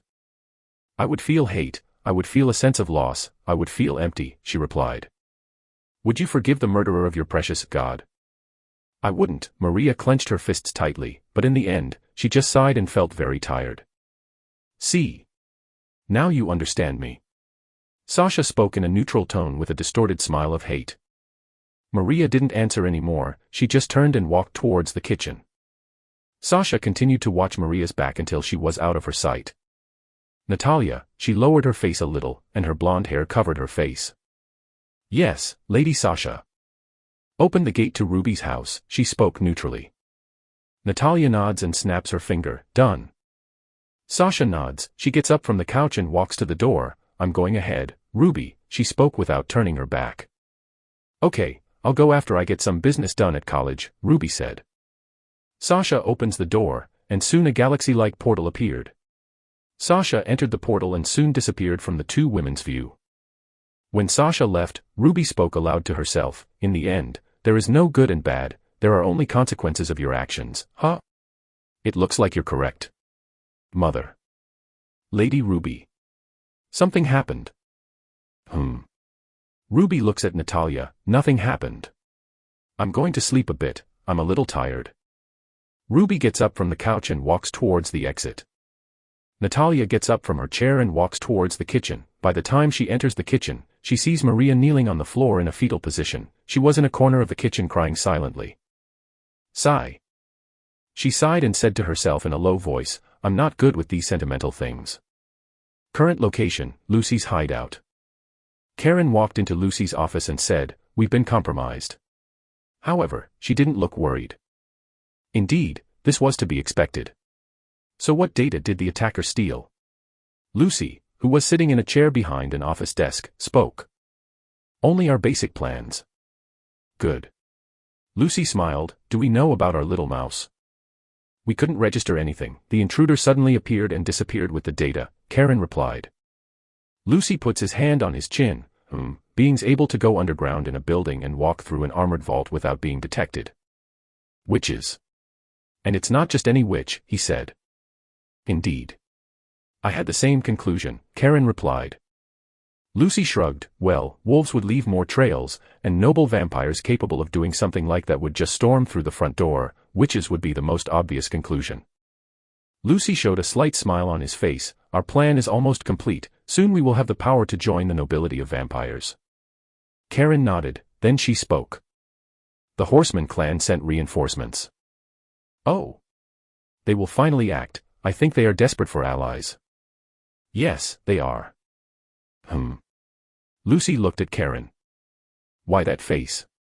Did something happen? He asked. Yes, it's okay, I just feel that something is wrong, she said. Why? The reinforcement that Clan Horseman has sent are the 3 heir sons of the clan. Huh? Lucy didn't understand. What is that man thinking? Why did he send his children to this place? Lucy asked out loud as he tapped his finger on the table. Maybe for protection. Karen deduced, they've won everything that belongs to Clan Fulger, but Clan Fulger's allies are surprisingly loyal to that woman. I've also heard rumors that that woman's sister is planning a game against Clan Horseman. There are rumors that Countess Agnes Snow is not satisfied with this gross shift in power. What are the movements of the royal family? He asked. Uncertain. I think they're going to be neutral about all of this. He's being attacked from all sides, huh? Lucy spoke after thinking a little. Yes, Karen replied. Well. No matter what that man's plan is, we just have to hurry our preparations and complete the ritual. I don't want to share the artifact's power with those heirs, Lucy replied with a greedy smile. Me neither, Karen replied with the same smile as Lucy. Chapter 43, Darling. Darling. A woman's voice was heard throughout the forest. That voice, Kaguya whispered. Fway. Pepper was startled by the sudden voice. Victor stops what he's doing and looks in one direction with a smile on his face, then he opens his arms and waits patiently. What is he doing? Lakis asked curiously. Kaguya looked at Lakis and replied in a neutral tone, taming a stalker. Huh. Lakis didn't understand. Something is coming at a fast speed, Pepper warned in a gentle tone. Before Lakis could ask Pepper anything, a long white-haired rocket hit Victor. Boom. Victor was thrown towards the trees, which broke with relative ease, but throughout the shock of the white rocket, he never stopped smiling. Lying on the forest floor, he lifted his head and looked into Violet's face, then he said, "Welcome back, honey." He ignored the small deforestation this reunion had caused. He lifts his arm, then starts stroking Violet's head. Violet's face took on a crazed expression. "Ah, darling." She puts her face on Victor's chest and continues to talk like a broken record that repeated the same words over and over again. Darling. Darling. Darling. Victor just continued stroking Violet's hair with a smile on his face. "I missed you," he said. "Me too. I was worried that these by dash." Before she could finish, she heard someone's words. "Oya. Who are you?" Lakis asked. Tisk. Violet looked at Lakis with an ugly expression, but soon her expression became calmer when she felt Victor's caresses. "Idiot. She is the heiress of Clan Snow, she is friends with Ruby." Pepper yelled in a voice cute. "Who?" Lakis turned her head in confusion. Pepper just looked at Lakis with a disbelieving look. "You should socialize more, sister." Lakis snorted. "I prefer training and sleeping, socializing is for the weak." "You only say that because you're bad at socializing." Lakis used her right to remain silent. "Lady Violet. You took longer than expected," Kaguya said. Violet looked at Kaguya, then she smiled. "Good job, Kaguya. As expected of you. I'm going to raise your salary." Kaguya exhibited a small smile and placed her hand respectfully on her chest. "Your words are an honor, Lady Violet." Victor sits on the floor, hugs Violet, and starts to smell her, then he smells an unknown smell. "Amen." "Hi." Pepper seems startled by something, and she quickly hides behind her sister. "What's it?" Lakis asked, looking at her sister. "And nothing." Pepper refused to speak. "Tell me, honey. Did you meet anyone on the way here?" Violet turns her face to Victor, and suddenly her body shudders, but it wasn't out of fear, it was something else. She flashes a big distorted smile and replies. "Yes, I found my father and mother." "Oh," Victor's face returned to normal, and he smiled gently. "How was your visit to your family?" He started stroking her head again. Violet thinks for a moment and replies, "My mom is still a narcissistic bitch, and my dad is still sick." Oh, Victor didn't know what to say when he heard Violet, but he had a doubt. Can vampires get sick? "And my dad wants to meet you, is that okay with you?" She looked a little hesitant. "It's all right, this is a good opportunity to meet your family." He spoke lightly. "I see," she flashed a happy smile. "But before that, I should get back to training." Victor stood up while holding Violet like a princess, then he leaves her on the ground and looks at Lakis. "Let's continue." Lakis exhibited a thirsty smile and said, "Of course." Victor walks to where he was, with Lakis following him. Did I miss something?" Violet asked as she looked at Lakis with dark eyes. "Lady Violet, calm down first," Kaguya said. "Huh. I'm calm, look at my face, I'm calm, all right." She smiled with her sharp teeth bared. Sigh. Kaguya took a long breath and placed a hand on her brow. "Lord Victor is training with Lady Lakis. We found that the best way for him to learn the basics is through fighting," Kaguya began to explain. "Oh, explain more," Violet was interested. "We did a lot of tests with Victor, but in the end, he can't learn by logic," Pepper replied in Kaguya's place. Violet looks at Pepper and, when she looked at Pepper's breasts, clicked her tongue in annoyance. Why does all that witch's family have these big breasts? They're not even her real daughters. "Darling, isn't stupid." Why isn't he learning by logic? Violet asked as she tried to ignore Pepper's melon swaying with every simple move she made. Darling, Pepper's face turned red and, as smoke started to come out of her head, she began to mutter at supernatural speed. She seemed to enter her own world. Violet didn't understand Pepper's reaction. Yes, Lord Victor is not stupid. But he is very different from ordinary noble vampires, Kaguya continued. I know he's not normal after all, he's my darling. Violet displayed a proud smile. Kaguya holds back the urge to sigh again and continues, when noble vampires go to do an action that, for our species would be commonplace, they succeed naturally, right? Yes, Violet remembers that it was the same with her. Lord Victor doesn't work like that. If he tries to do a simple action, some explosion of power will always happen. He looks like a battery that contains a lot of power and never gets discharged. Because of that, he can't control his power to learn the basics. Boom. Victor was suddenly thrown into the sky by Lakis. Ha ha ha ha ha. He seems to be enjoying himself. Violet was a little annoyed. While he was in the sky, he suddenly made a move. Victor kicked the air and launched himself towards the ground, and, when he did that, Violet could see that pure fire had gone out as he kicked the air. And when he was falling towards the ground, his body started to be covered by lightning, and when he landed on the ground, a little ice explosion happened. What in the seven hells was that? Violet asked in disbelief. As Lady Violet can see, any small actions Victor does, he unconsciously releases his powers and, because of that, he can't learn the basic skills of a vampire. Kaguya looks at Victor, struggling with a small shock in her heart. Didn't he notice? He's combining his powers perfectly. Is that what people call a genius? Victor went into combat again with Lakis. The red-haired vampire had a slight smile on her face as she used only her physical strength to fight. Although sometimes, she had to use her fog powers to defend herself from the flames Victor unleashed. After all, these flames were dangerous even to her, who was a vampire that was over 400 years old. Unlike Pepper and Ruby, Lakis didn't have the power of water or ice. However, Lakis had the power to control the mist, and she generally uses that power to confuse enemies and flee. Small explosions can be heard when Victor and Lakis engage in combat. He always seems to be at full power and never gets tired, so we decided he should get tired first. Pepper recovered and spoke in a cute voice.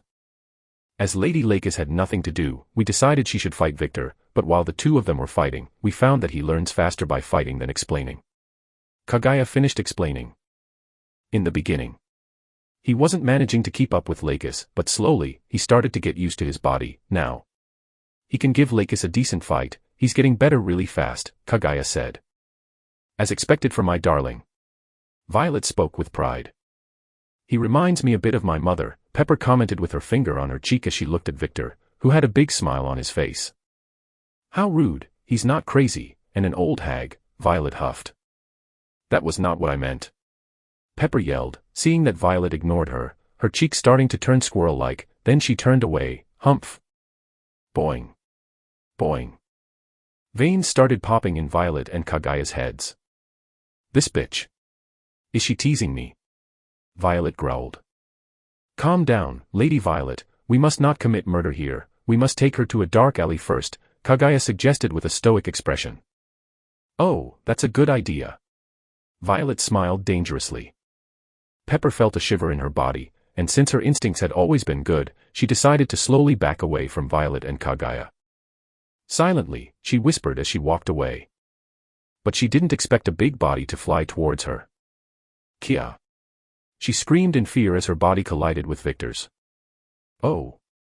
I'm sorry, sister, Lakis said a little regretfully.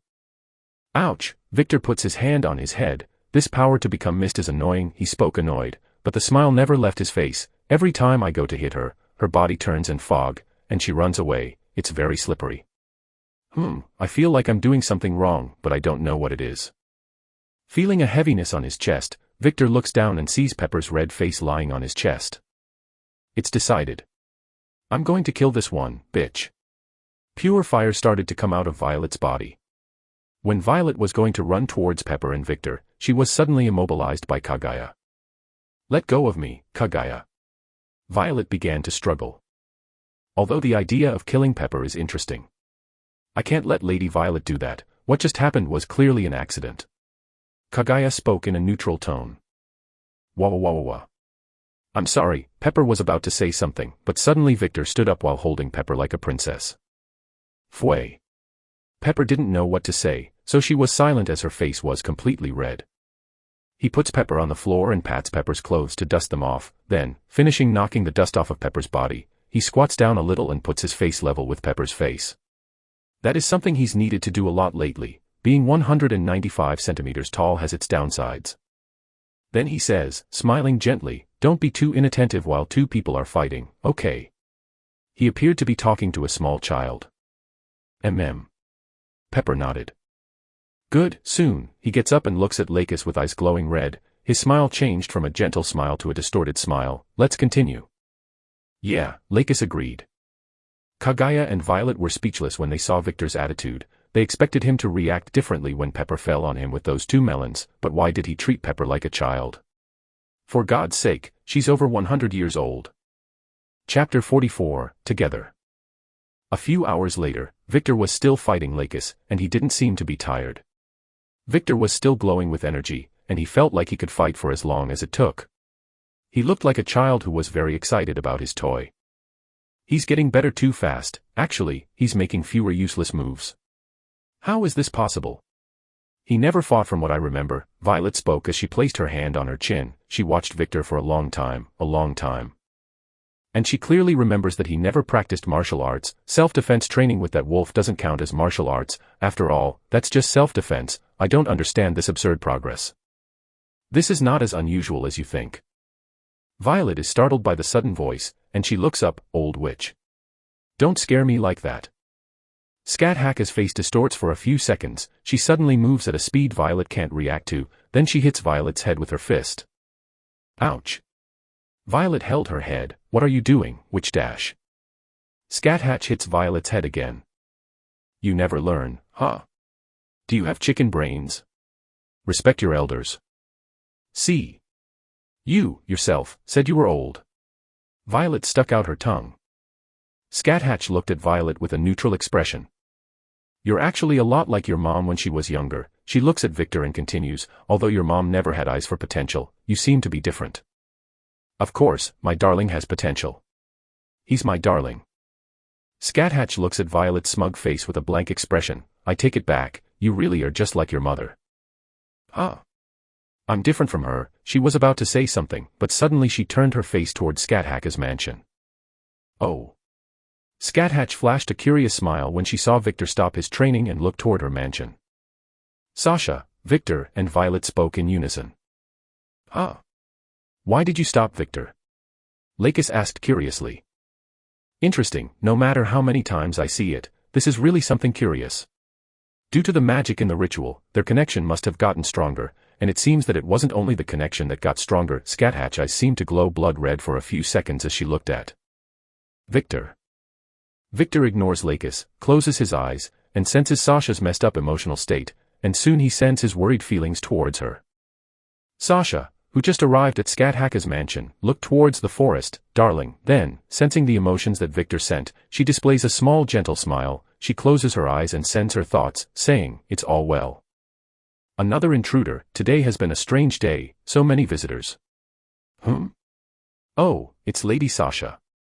Sienna suddenly appeared. Sasha's gentle smile fades from her face, and she assumes a neutral expression. Sienna, it has been a while since we have seen each other. Indeed. I know it's useless to ask this, but what are you doing here? I came to see my husband, Sasha said.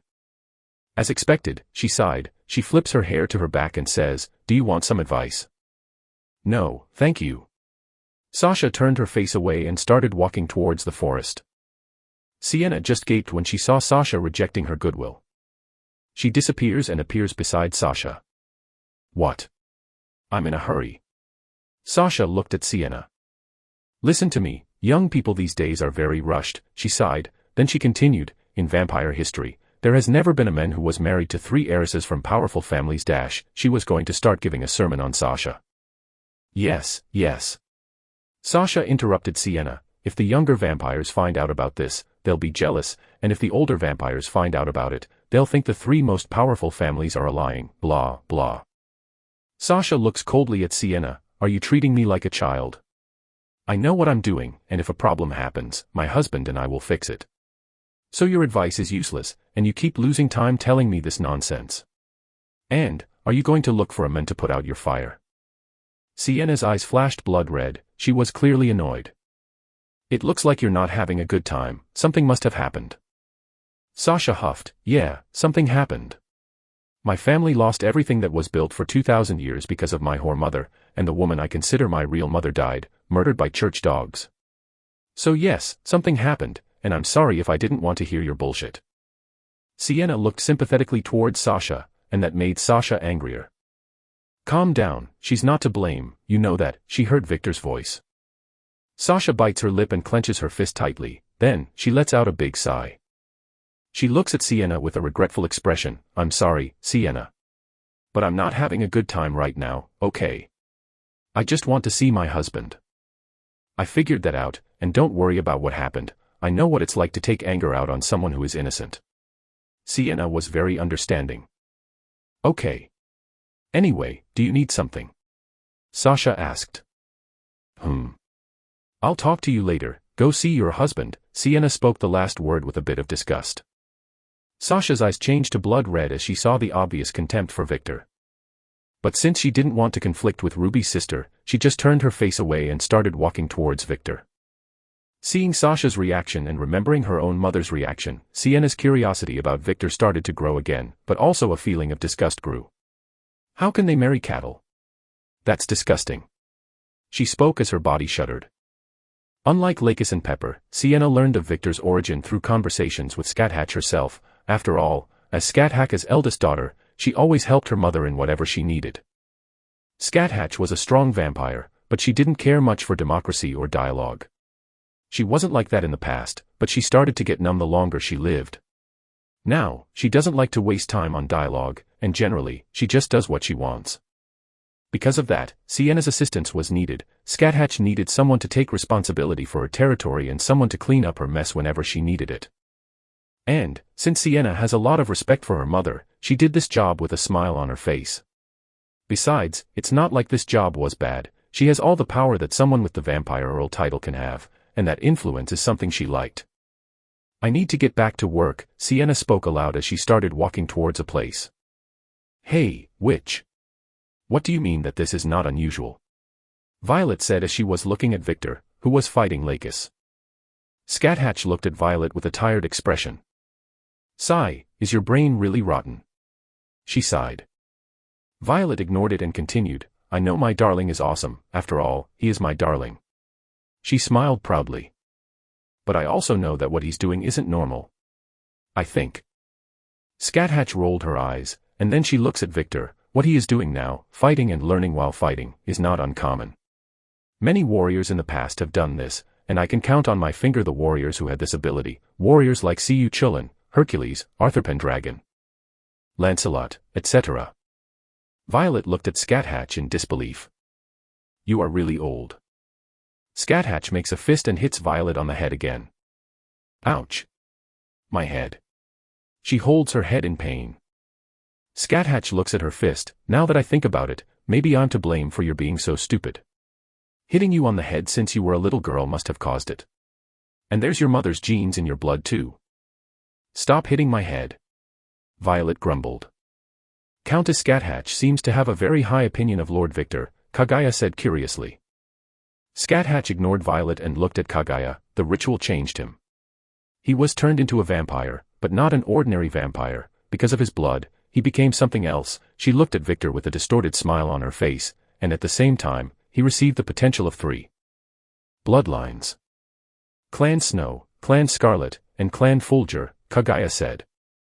We can ignore Clan Snow and Clan Fulgur. After all, one is a stupid woman, and the other is a useless woman who likes to bet, and in the end, she always lost the bet, Scathatch spoke in disdain.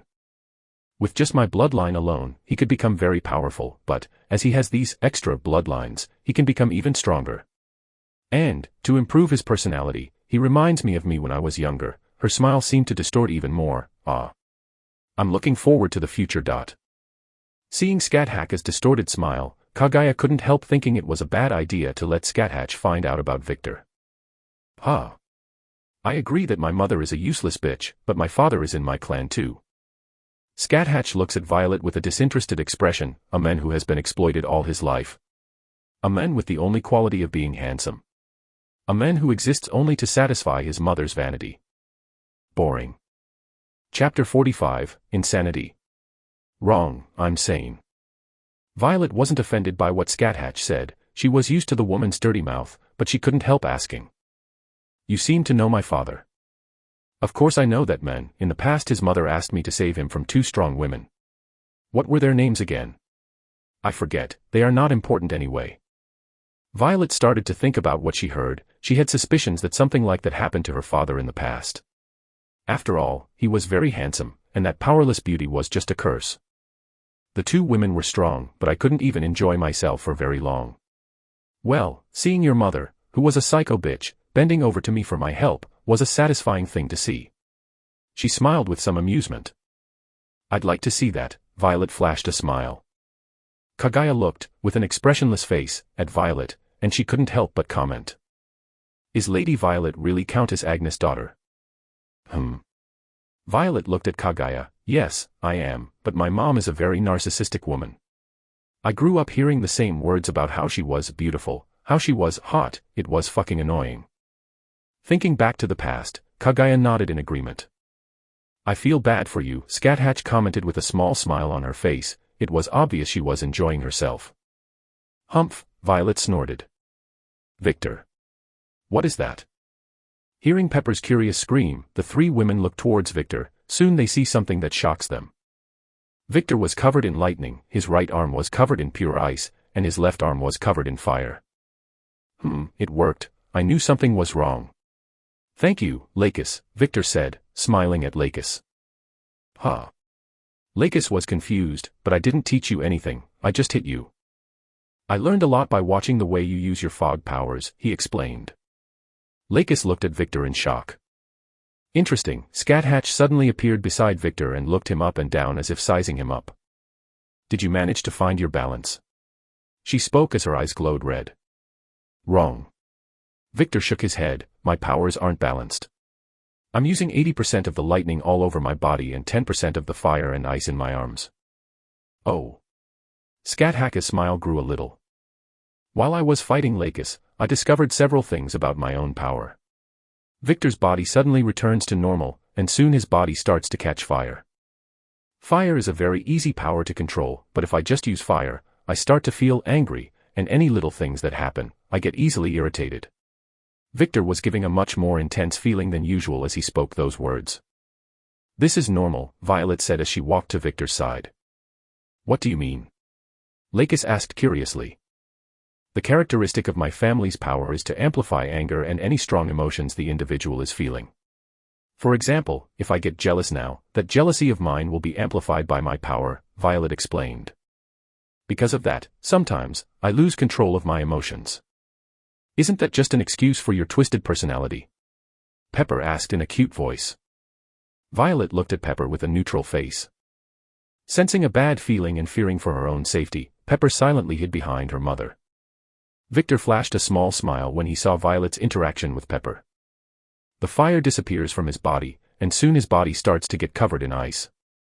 Secondly, ice is very difficult to control, and if I use it too long, I start to feel a feeling of indifference. I become very listless. He spoke in a cold, indifferent voice. Well, that's the hallmark of my power, though it doesn't affect me that much. Scat Hatch spoke with a small smile on her face. Violet rolled her eyes. Of course, it doesn't affect you, you're a crazy bitch. Hearing someone approaching footsteps, the group looked at the individual. Welcome back, Lady Sasha, Kaguya greeted Sasha. I'm back, Sasha was going to say something, but her words caught in her throat when she saw Victor's body become covered in lightning. What? She wasn't believing what she was seeing. From her reaction, I think she doesn't know about Victor's powers. Does anyone mind letting her know about it? Lakis asked. Pass, Kaguya said. Boring, Scat Hatch said. Laziness, Violet said. I'm tired, Lakis said. All the women looked at Pepper. Fway. Pepper looks at the women, then a pout appears on her face, and she says, fine. I will do it. Pepper approaches Sasha and starts explaining to her everything that happened. Thirdly, lightning is a very unique power, it greatly increases my speed, and because of that, I can't control it very well, but compared to the other two powers, lightning is more neutral. You're wrong, husband. Sasha suddenly stopped talking to Pepper and interrupted Victor. Victor looked at Sasha.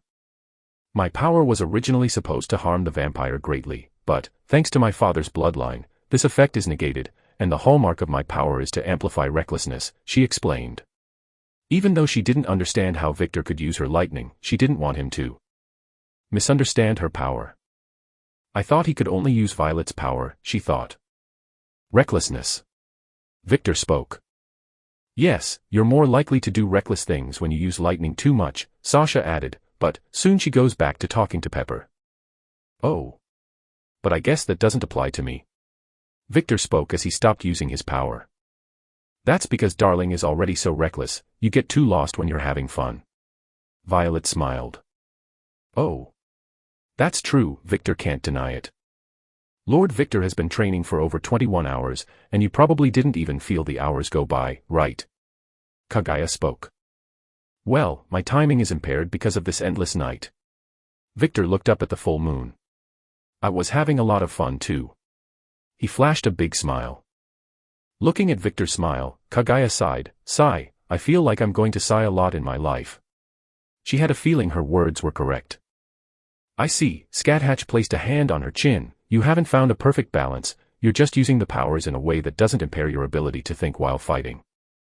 Victor looks at Scathatch, I've lost control of my actions twice in the past.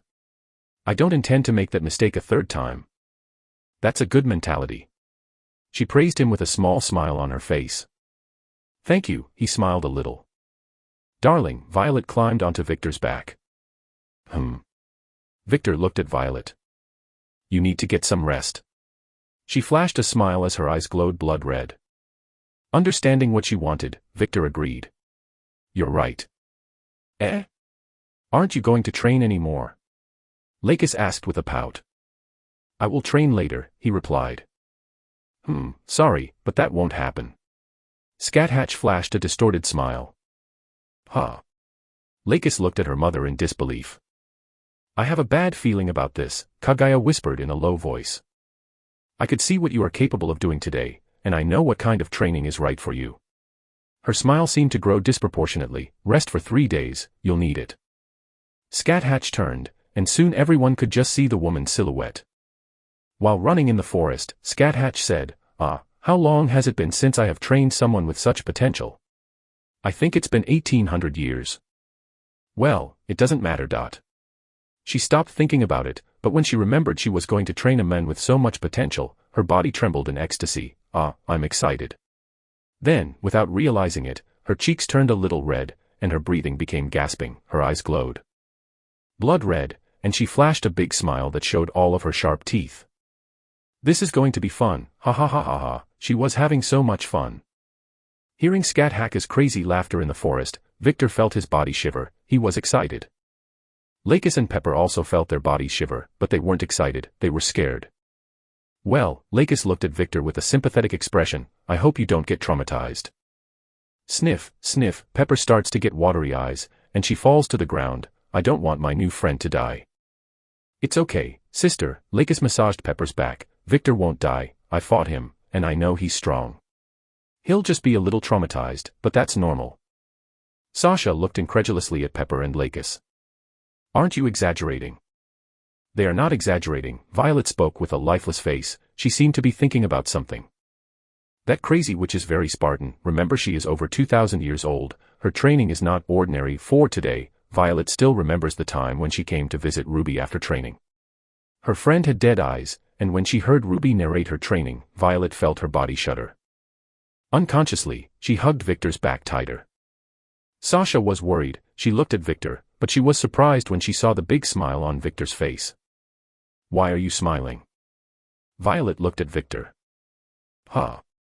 He put a hand to his face, confused, I don't know.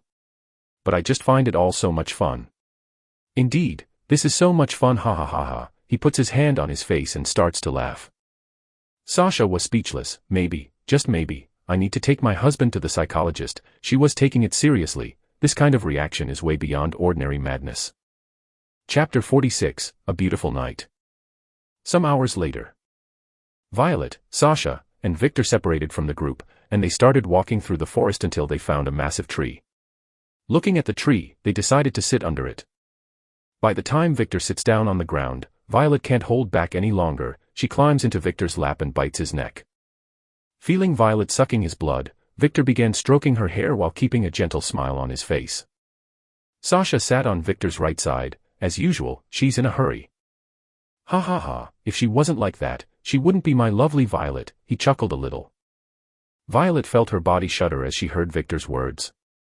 Then, slowly, she stopped sucking his blood too hard and got more comfortable in his lap. Victor opens his mouth, and soon his teeth change. Wasting no time, he bites Violet's collarbone. Ugh, Violet moaned a little, but she didn't stop sucking Victor's blood. She looked very thirsty. Sasha looks at the moon and ignores the two for now. A part of her was jealous of Violet taking the initiative in front of her, but she was used to Violet's attitude. Because of that, she didn't try to think about it too much. A few minutes later, Violet stopped biting Victor and licked the blood from her lips. Her blood-red eyes slowly start to change to a violet color. Feeling satisfied with Violet's blood, Victor stops biting his wife's collarbone, and then he looks at Violet and smiles. Violet approaches Victor and starts licking his lips. My blood tastes weird. She grumbled. Really? Victor was curious. What does it taste like? Like normal blood. Victor was speechless and flashed an amused smile. I think vampires don't like to drink their own blood. Violet just closed her eyes and enjoyed Victor's caresses as she smiled. Victor leans his head against Violet's head. It's Sasha's turn. Violet's eyes began to darken, but Victor just displayed a gentle smile and kissed her mouth. Tongues began to fight over who was victorious. Eventually, Victor stopped kissing Violet. He caressed her face and said, "Don't think nonsense, you silly." Violet pouted cutely and slowly climbed out of Victor's lap, then sat on his left side. She holds his arm possessively and looks at Sasha while displaying a face that said, "Mine." Soon she rested her head on Victor's arm and closed her eyes. Sasha rolled her eyes when she saw Violet's attitude. Victor chuckled, and, with his right hand, he patted his thigh. Looking at his gesture, Sasha's face turns a little red, and slowly she crawls and sits on Victor's lap. "Now that I got to see you more closely, you've really gotten taller," Sasha commented in an attempt to avoid her embarrassment. "Indeed. My evolution gave me a lot of things," Victor laughed. He tugs at Sasha's waist with his right hand, and then he feels Sasha's body brush against his. He lightly caresses Sasha's thick thighs. Sasha feels her body shudder at the sudden caresses. She tried to say something.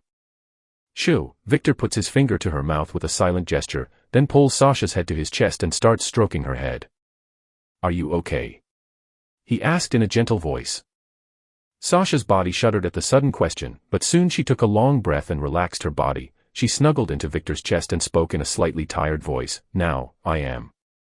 Victor exhibited a small smile. "If you need to talk, I'm always here to listen." There was a moment of silence. Sasha flashed a gentle little smile on her face. "I know. And I appreciate that. But right now, I just want to be like this." Then, slowly, she started to close her eyes. Victor just continued with a gentle smile on his face and, as he stroked Sasha's hair, he stares into the moonlight. "I didn't realize it, but," he thought for a moment, then spoke aloud. "What a beautiful night." Slowly, he closed his eyes. A calm and peaceful night.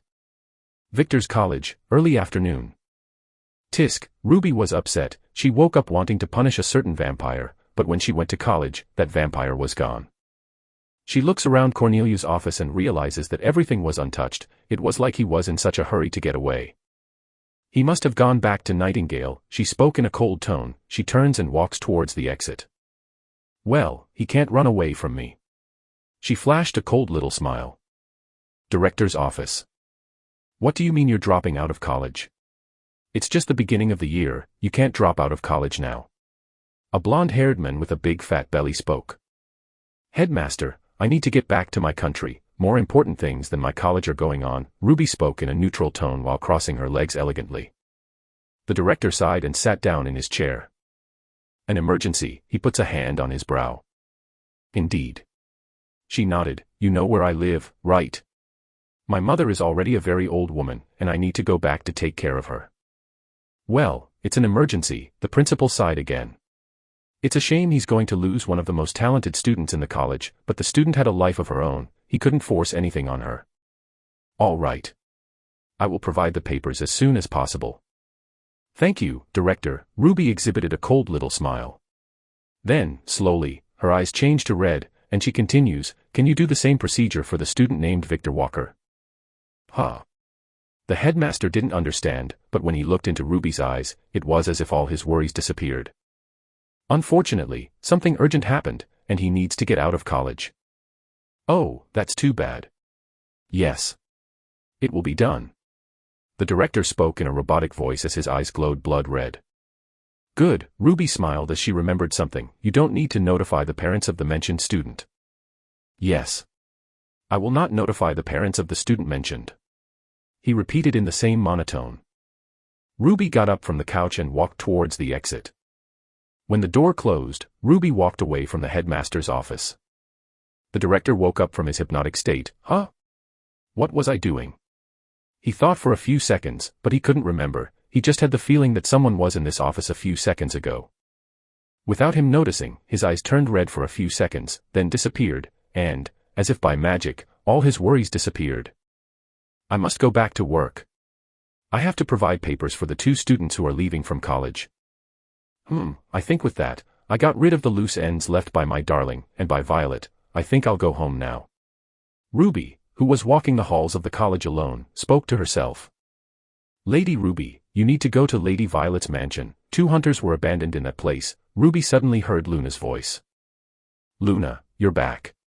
She looked back and saw her personal maid. Yes. I needed to do something for your mom. Oh.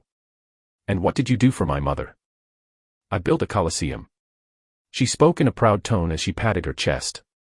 Did you build it? Ruby's eyes narrowed in suspicion. I asked the witches to build it, but everything was supervised by me. She was probably sitting while watching the witches at work, Ruby thought. Ruby sighed at Luna's attitude and thought of the coliseum. My mom is thinking about training my darling. I hope he doesn't get traumatized. Ruby looks coldly at Luna. I haven't forgotten what you did, you will be punished. But I was thinking of what's best for Lady Ruby. No excuses. I'm going to cut your salary by 90%, Ruby gave her ultimatum. As expected from Ruby, a kind woman, her punishment was very light. If it were with other vampires, the employee would have already died from this betrayal. But for Luna, this kind of punishment was just too scary. Luna's face darkened. Impossible. How am I going to buy my clothes on this small salary? Ruby looked at her maid in disbelief. Even if I reduced your salary by 90%, you're still going to earn $30,000, isn't that enough? It is not. I spend $30,000 in one night. Your sense of money is totally broken, Ruby spoke flatly. Huh. Luna didn't understand. Never mind. Ruby turned her face away and started walking. Did you bring the car? Yes. Luna smiled. Good, I was tired of walking around in this black coat. Lady Ruby must look like a suspicious person on the street, Luna spoke in a teasing tone. Ruby looked at Luna again. Don't test your luck, or I'll cut your salary again. Please don't. I'll be quiet. Chapter 47, Like Mother, Like Daughter. 2-inch. Arriving at Violet's mansion, Ruby's car pulled into the garage. Luna got out of the car, opened the door for Ruby, and, just as Ruby got out of the car, Luna stood in front of Ruby protectively. Lady Ruby Scarlet, a vampire who was Violet's servant, spoke in a neutral, respectful tone. Luna, what are you doing? Ruby asked. Sorry, I acted unconsciously, Luna smiled apologetically. Ruby looked at Luna and thought, maybe she's thinking about that incident still. A maid who failed to protect her master must have affected Luna's mind in some way. Deciding that she must solve this problem in the future, Ruby looks at the men. Where are the prisoners? Follow me, the man spoke as he started walking. Ruby followed the men as she was accompanied by Luna, who walked behind her in silence and eyed the men cautiously. The 2 women followed the men into a dark basement that was lit only by torches. The prisoners are in this room, the man spoke as he pointed to a door, and then he disappeared. He's still around, Luna warned in a low voice. I know, Ruby said. Ruby wasn't too worried. These vampires were Violet's servants, and they didn't have the balls to do her any harm. Unlike some hunters who underestimate Scathach's strength and madness, vampires knew all too well how crazy that woman could be. And Ruby wasn't weak either. She was trained by her mother, and there's a massive difference between a hunter with the rank of a general and those vampires who are only good for cannon fodder. Ruby walks through the door, and the first thing she sees is Jimmy and Thomas, two budding hunters who were captured by Violet and Victor. They were playing cards in a very relaxed way. She looks around and realizes that there is a lot of food lying around. They are feeding the pigs, she thought. Mr. Vampire? Did you bring more food? Thank you so much, you can let Dash. Jimmy spoke, but he stopped talking as he looked toward the door. Who are you? Thomas asked as he turned away. Idiot. Jimmy hit Thomas on the head. Ouch. Stop hitting my head, dickhead. Thomas yelled angrily. Jimmy ignores Thomas and says, long red hair, and accompanied by a white-haired maid, and they're both vampires, how come you don't know them? Thomas looked at Jimmy, confused. I know what I know, and I don't know what I don't know. He snorted. Jimmy was speechless. Jimmy sighed and ignored Thomas completely. He gives Ruby a fake smile and says, Lady Ruby Scarlet, daughter of the most powerful female vampire in the world, Countess Scathach Scarlet, what do I owe your visit to this humble place? Hearing what Jimmy said, Thomas opened his eyes in shock, and then he eyed Ruby warily. Ruby puts her hand to her chin like she's thinking about what to do.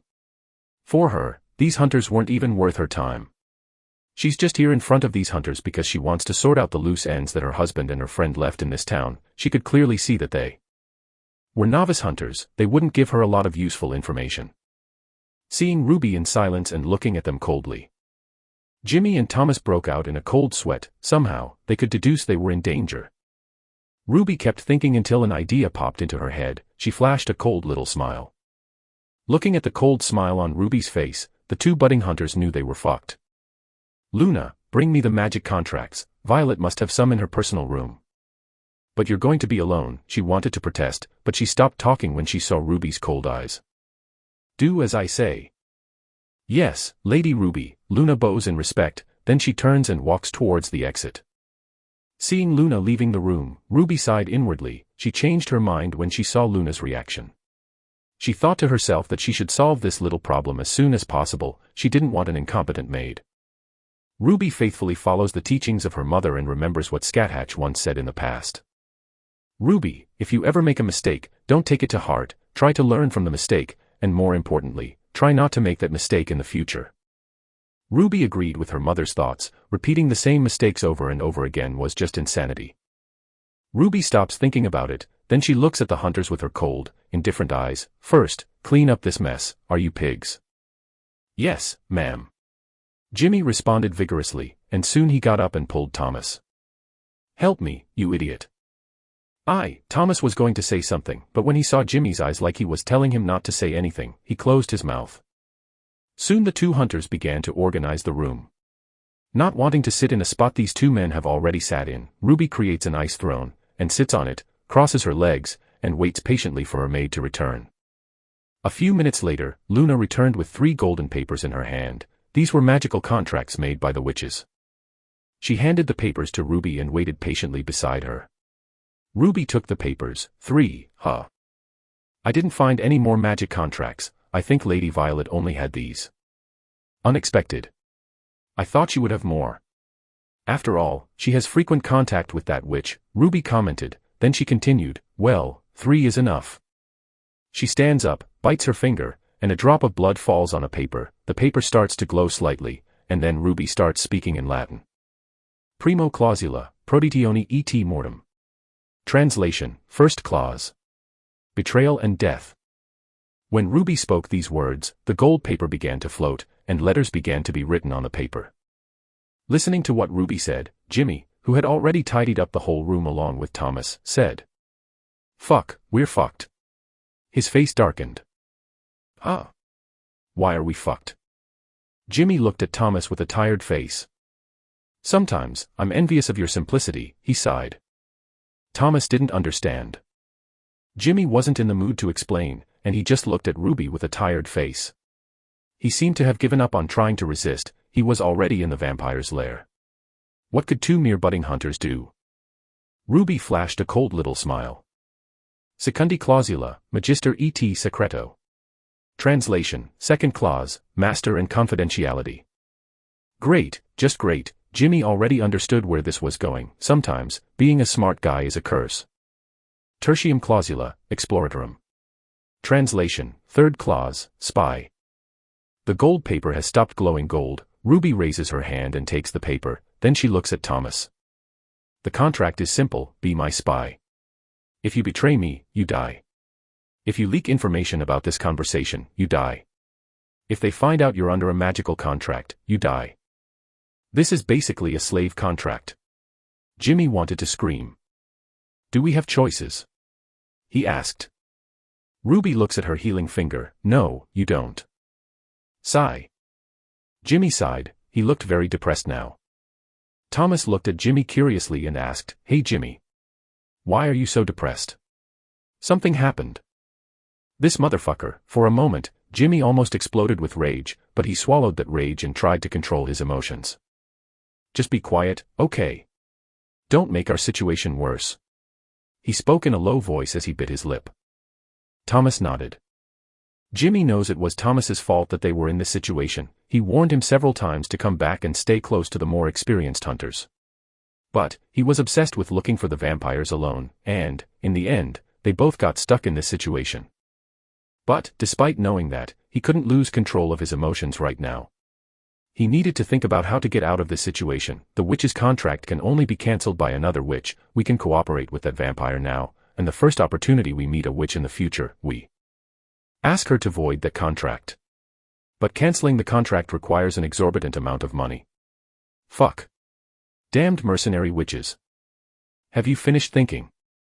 Ruby asked in a disinterested voice. Can we try to negotiate the terms of the contract? He asked, a little unsure. Ruby looked at Jimmy. Jimmy felt his body tremble with fear when he saw Ruby's cold gaze. You seem to be getting something wrong. She spoke in words that made both Jimmy and Thomas's spines go cold. You two are of no use to me, or to my husband. I just didn't let the vampires of this house feast on your guts only for the reason I believe anyone can be helpful with a little encouragement. Death. It's a good incentive, right? She exhibited a small smile. The two hunters were silent, and they didn't dare say anything now. Then. What are you going to do? She asked and added, death, or become a spy. Luna looked at the slight smile on Ruby's face and couldn't help thinking that Ruby was having fun with this situation. She was very similar to her mother. They both have the same cruelty and sadism. The only difference is that Lady Ruby is not as crazy as her mother.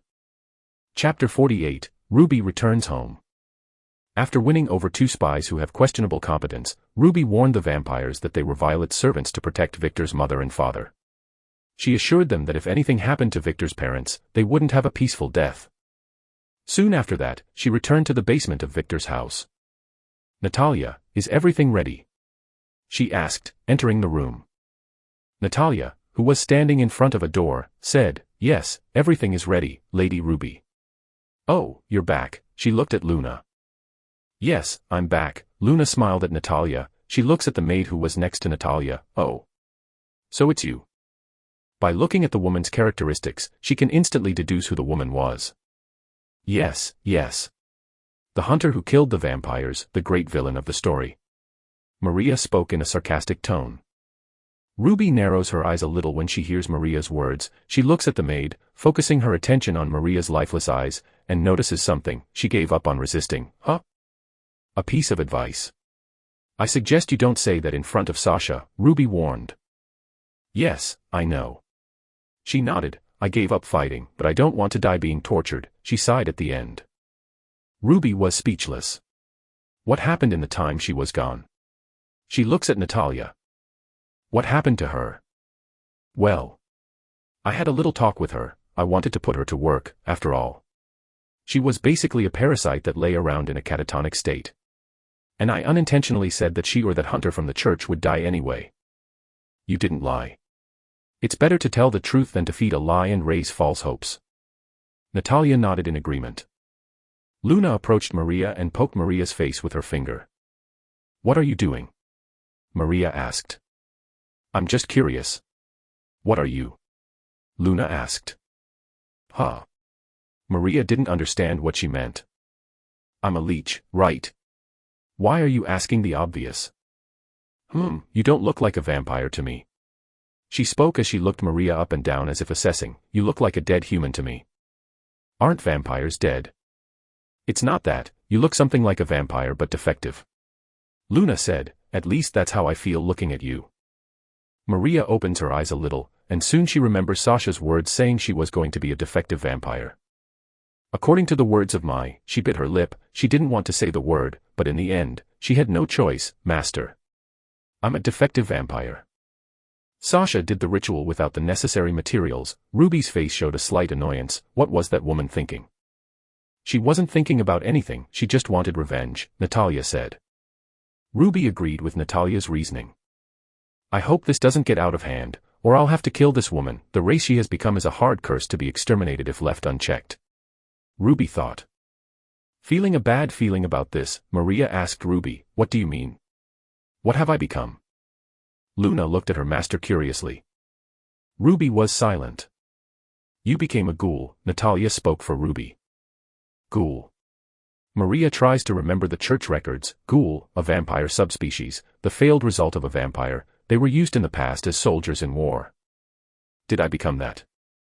Yes. Ruby continued. Maria didn't know what to say, she didn't really understand the ghouls.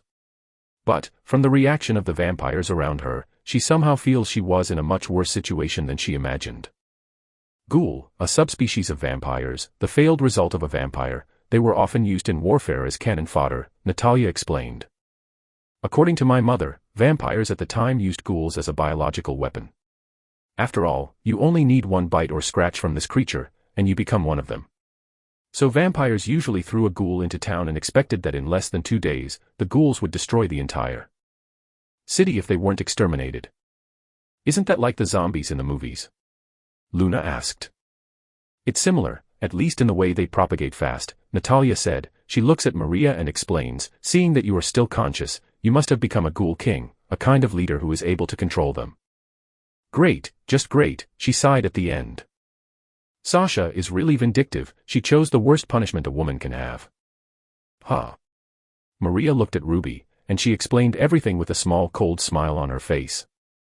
It won't happen now because you've just died, but eventually your skin will start to rot, you'll eventually start to forget about things, and slowly, you'll lose your true self. In the end, you'll just become a beast whose only pleasure is killing and multiplying like a virus. Maria's face darkened, she bit her lip and clenched her fist tightly. Her body was visibly shaking, she lowered her head, and small tears started to fall from her face. This is very cruel, she spoke in a low voice. But since everyone in the room had supernatural ears, everyone could hear her. This is the consequence of your actions and also the result of your weakness, Ruby spoke coldly. Indeed. If she was strong enough to kill Sasha, this wouldn't have happened. Maria said nothing. Ruby turns her face away and starts walking towards the door, but if she killed Sasha, her fate would be worse than becoming something like a ghoul. Trust me, there are far worse fates than the one you are suffering now. When Ruby grabs the doorknob, she turns her face and looks at Maria, who made a sudden movement. Maria ran towards the kitchen that was near the bedroom, and took a knife and tried to pierce her head. She was trying to kill herself. It's useless, Ruby said as she looked at the knife that was inches from piercing Maria's eye. The master's orders are absolute. If Sasha doesn't allow it, you can't kill yourself. Fuck. Maria throws the knife to the ground. Luna and Natalia just looked at everything with cold, disinterested eyes. They didn't care a bit about Maria. Is the pointless joke over? Let's go back now, I need to see my darling. Ruby flashed a small affectionate smile. Passing through the portal, Ruby finds herself in her personal room. My room, she looks around and realizes that nothing has changed since she left the house. Oh. Hearing a surprised voice, Ruby looks towards the voice and sees her mother. Mother. Daughter, you've finally come back, I was wondering if I would have to kidnap you too. Scathatch exhibited a loving little smile. Hearing what her mother said, Ruby sighed, where are my sisters? Sienna is at work, Pepper is sleeping, and Lakis is sleeping too. Sienna and Lakis, I understand. But why is Pepper sleeping too? I do not know. Maybe she got tired from training Victor. Scat Hatch spoke like it didn't matter much then. She looked at Luna, and her eyes lit up. Is everything ready? She asked with a small smile on her face. Yes, whatever Countess Scat Hatch asked me to do, I'm done, Luna spoke in a respectful tone. Good. Good. Scat Hatch can't help but smile a little more. She can't wait for 3 days to pass soon. Ruby sighed inwardly when she saw her mother's interest in Victor. Darling will be left with eternal scars after this training. Luna, this is my house. I want you to treat them like my guests, Ruby said while pointing to Natalia and Maria. Even the ghoul? Luna asked to be sure. Don't call her that, she has a name, and yes. Even her. Ruby spoke. As expected from Lady Ruby, you are very kind. Ruby looked at Luna. Wrong, I'm not nice, that's just basic etiquette. Yes, I know. Luna smiled with a smile that said, I understand everything. No, you don't understand, Ruby rolled her eyes and explained, Maria is Sasha's problem, it's my friend who should solve this problem. I'll only get involved if she asks for help, and since she didn't, that's not my problem yet. Yes. As expected from Lady Ruby. You have a kind heart. Luna flashed a smug smile. Ruby looked at Luna with a tired expression. Forget it, Ruby gave up. Come, daughter, let's talk. Seeing that the conversation ended, Scat Hatch spoke to Ruby, then she started walking towards the exit of the room.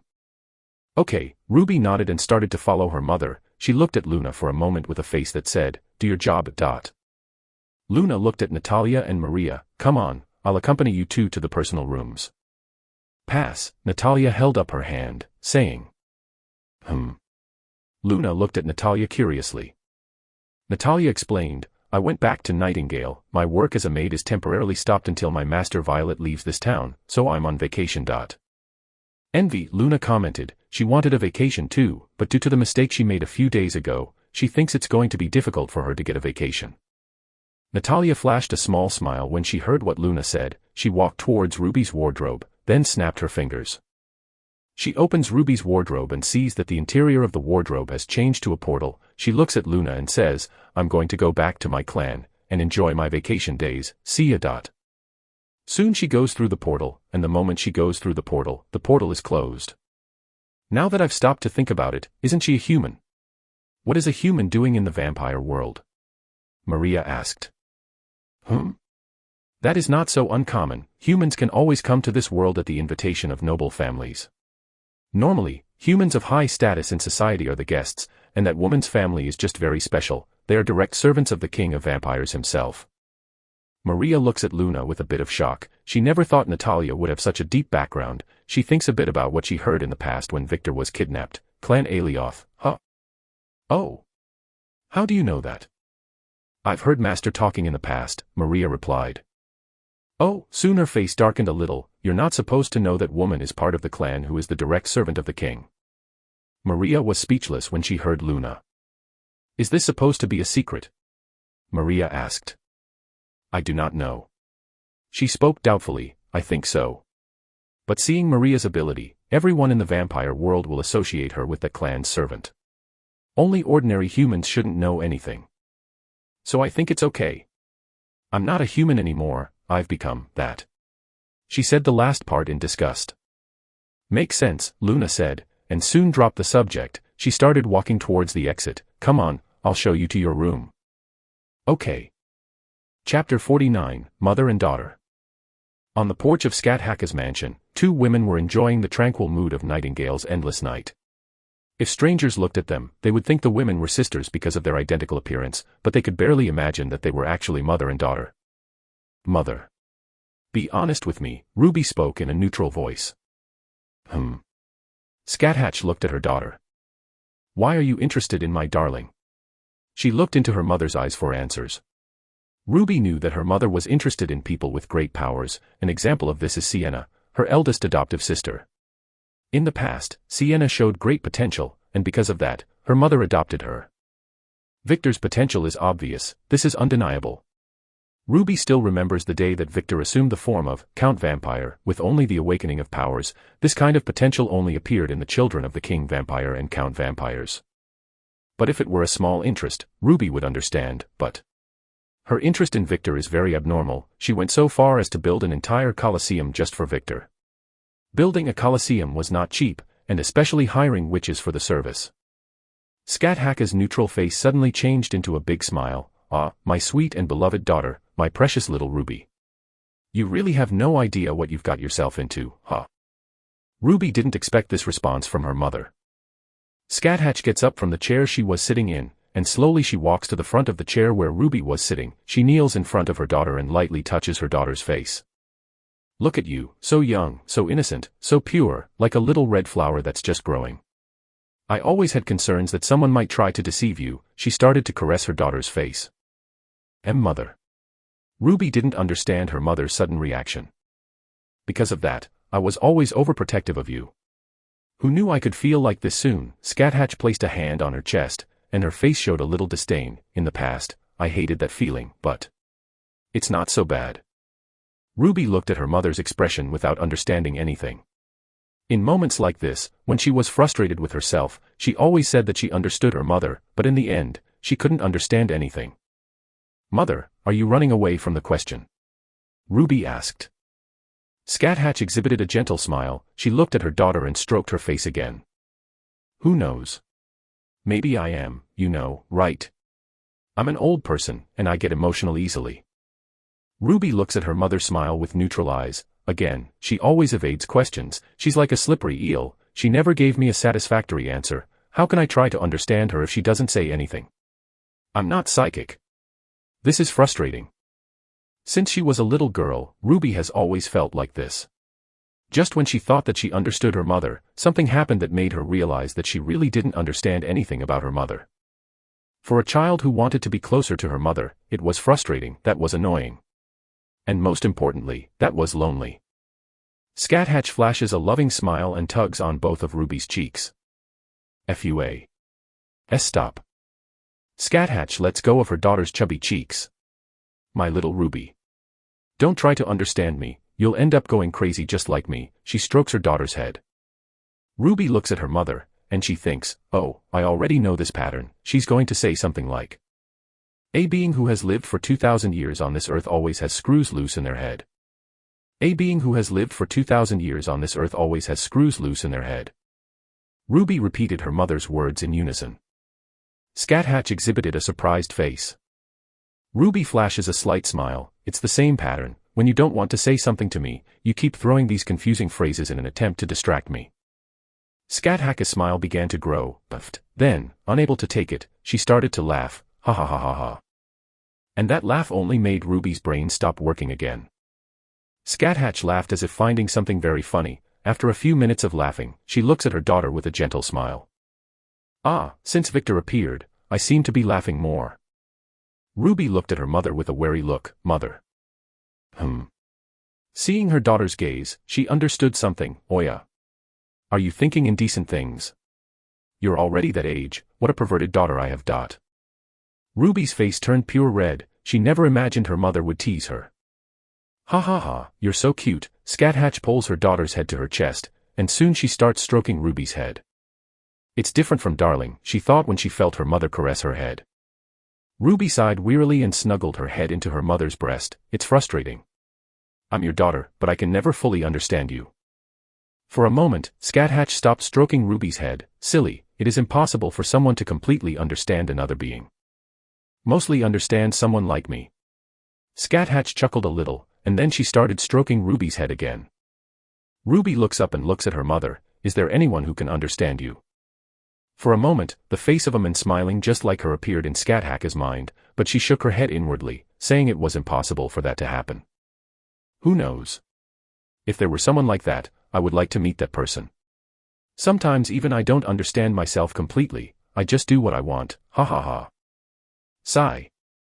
Ruby sighed again. She snuggles her head in her mother's breast and says without looking at her mother, One day, I'll understand you completely." She made a promise to herself. Scat Hatch didn't say anything, she just kept stroking her daughter's head. Then, slowly, she turns her face to the moon and thinks, "Ah, my beloved daughter. I really wish that day will never come." After Ruby's conversation with her mother, the redhead decided it was time to visit her darling. Ruby was walking through the forest with an annoyed face. It was only when she left her mother's presence that she understood something. Sigh. Ruby sighed again. She tricked me. She stomped the ground in frustration. She wanted to ask about her mother's interest in Victor, but at some point, the conversation turned into a mother-daughter conversation, and she avoided the subject entirely. She's always like that. She steps on the ground again, and when she hit the ground froze completely. She ignored the frozen ground and yelled in frustration as she ruffled her hair, "Gah." She always uses that lip service and deceives me. Damn it. I should have known this, but why do I always fall for this trick? With frustration building inside her body, Ruby looks at a poor tree with her eyes glowing red. Fuck. She closes her fist and attacks the tree. Boom. The poor tree flew towards an unknown place. Now that she was letting off steam, various feelings she had been holding in her heart started to come out. She remembers an arrogant blonde vampire, and that fucking arrogant son of a bitch. He always caused me trouble, and I had no excuse to kill him, but the first plausible excuse I find, he runs away. Damn it. She started attacking the surrounding landscape in frustration. Stones, trees, sand, plants, everything wasn't safe from Ruby. Violet, this spoiled bitch. Always causing me trouble.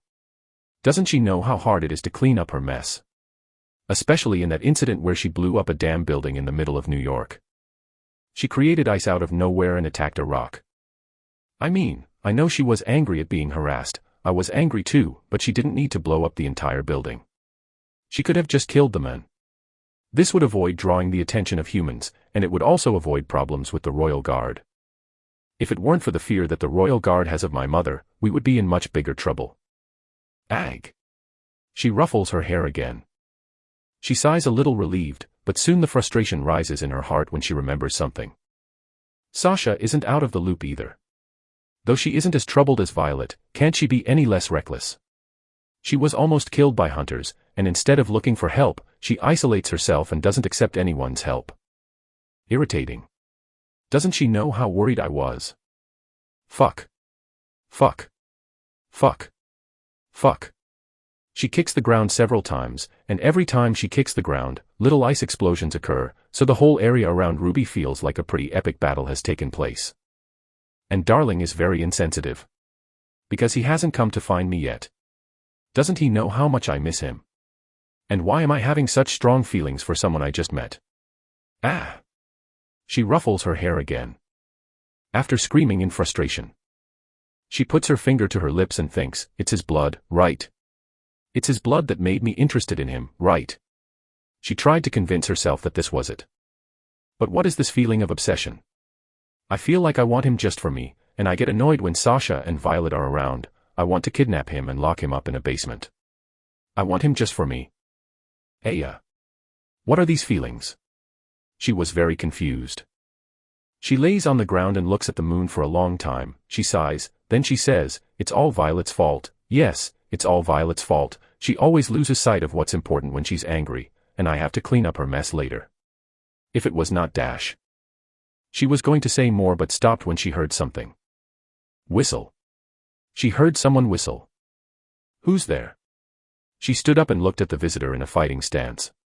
As the moonlight illuminates the visitor, Ruby's face darkened. DDD darling. Yo, Victor smiled gently as he looked at Ruby's disheveled appearance. Chapter 50, Ruby and Victor. Look how dirty your beautiful red hair is, Victor spoke in a gentle tone as he arranged Ruby's appearance with his hands. When did you arrive? Ruby didn't move, she was paralyzed. From the part you said, she tricked me. Victor displayed a sneaky smile. Ruby's face changed expression several times. Victor watched with curiosity as Ruby's face changed to a shocked expression, then an embarrassed expression, then an angry expression, and finally a resigned sigh. Sigh. If you were there, you could have called me. She had a very dejected expression. Finishing fixing Ruby's messy hair, Victor spoke with a big smile on his face. Hell no. Ruby didn't expect that answer.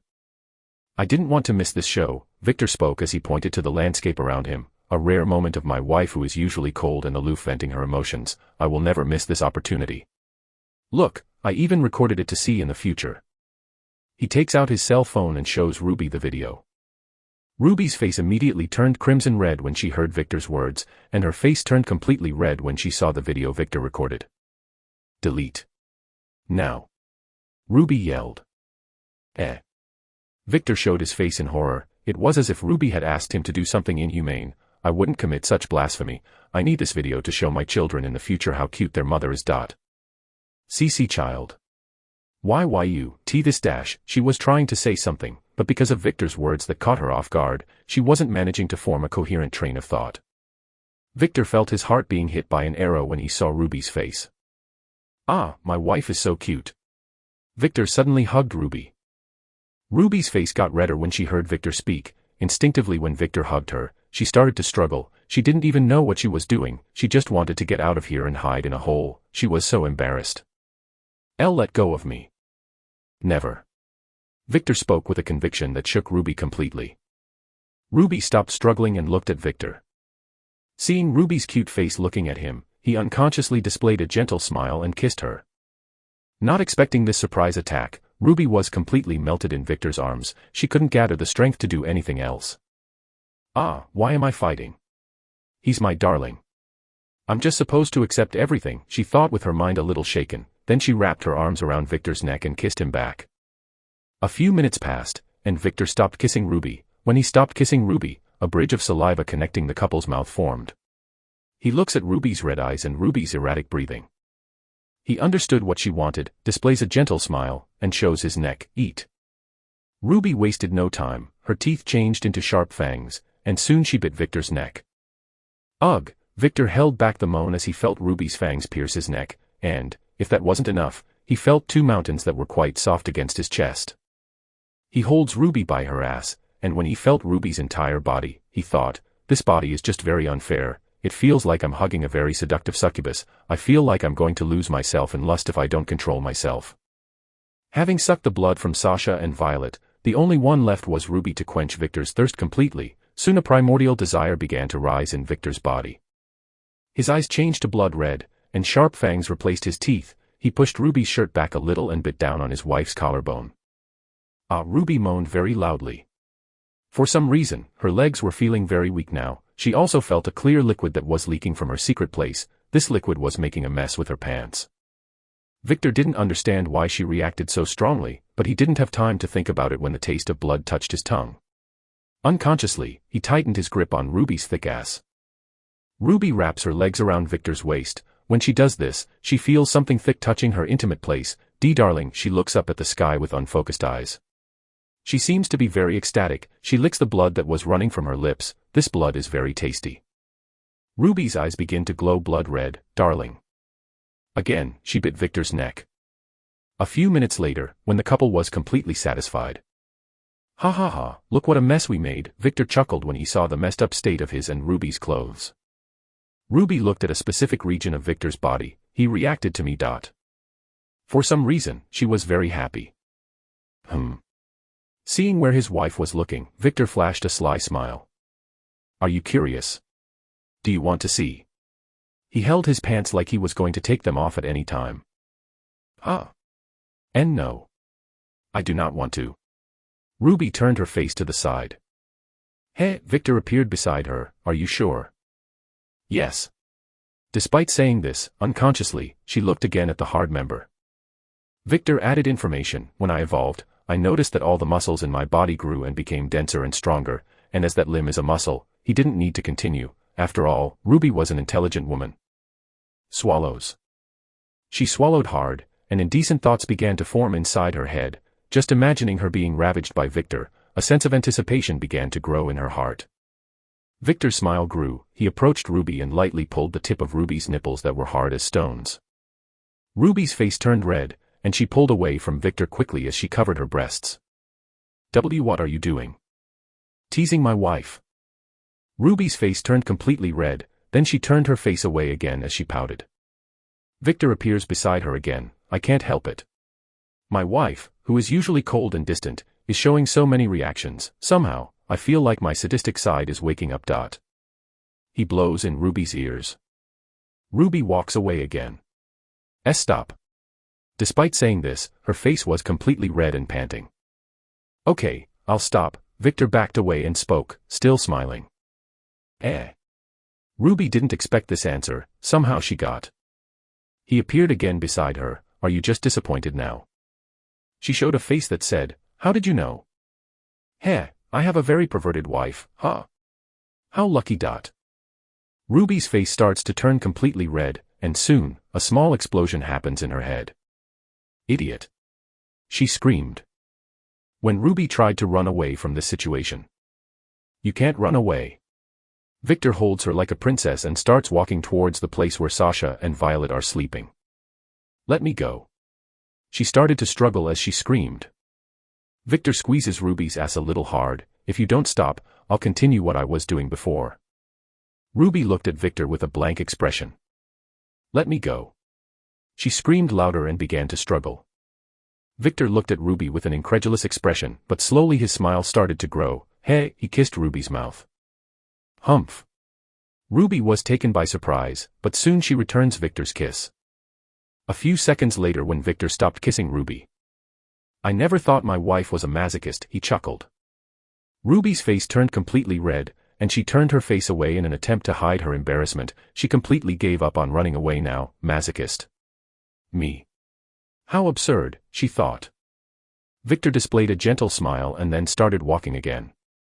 As he walked through the forest carrying Ruby like a princess, Victor's eyes glowed blood red for a few seconds, and he stared at a distant spot in the forest. Seeing two individuals up in a tree, Victor exhibited a smile that wasn't a satisfied smile. After all, he wasn't an exhibitionist, and he didn't want anyone to see that side of his wife, even if these individuals were Ruby's sisters. It somehow developed into something exciting. Lakis stuttered a little with a slightly red face.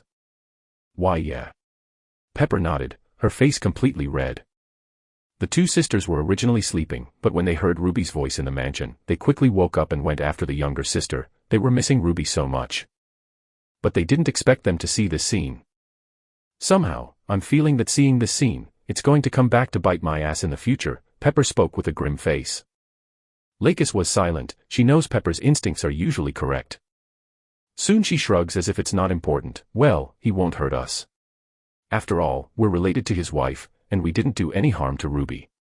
She understood a little of what Victor's personality was like. In simple words, to understand, Victor was like their mother. Fuck, now that Lakis thought about it, he really had their mother's personality, and if one thing their mother knew how to do was tease people when she wanted to. But despite not liking to be bothered, Lakis was a little expectant about what Victor was going to do with them. Sister, stop NTR fetish, Pepper spoke into Lakis' ear. Kia. Lakis was startled by the sudden voice and yelled in a surprisingly cute voice. She looked at Pepper. What are you doing? Suddenly her face turned a little red. I don't have an NTR fetish. Fun, Pepper stares at Lakis in a way cute. What? How do you know what NTR is? After all, that wasn't a word ordinary people knew. Lakis used her right to remain silent. Chapter 51, Meeting.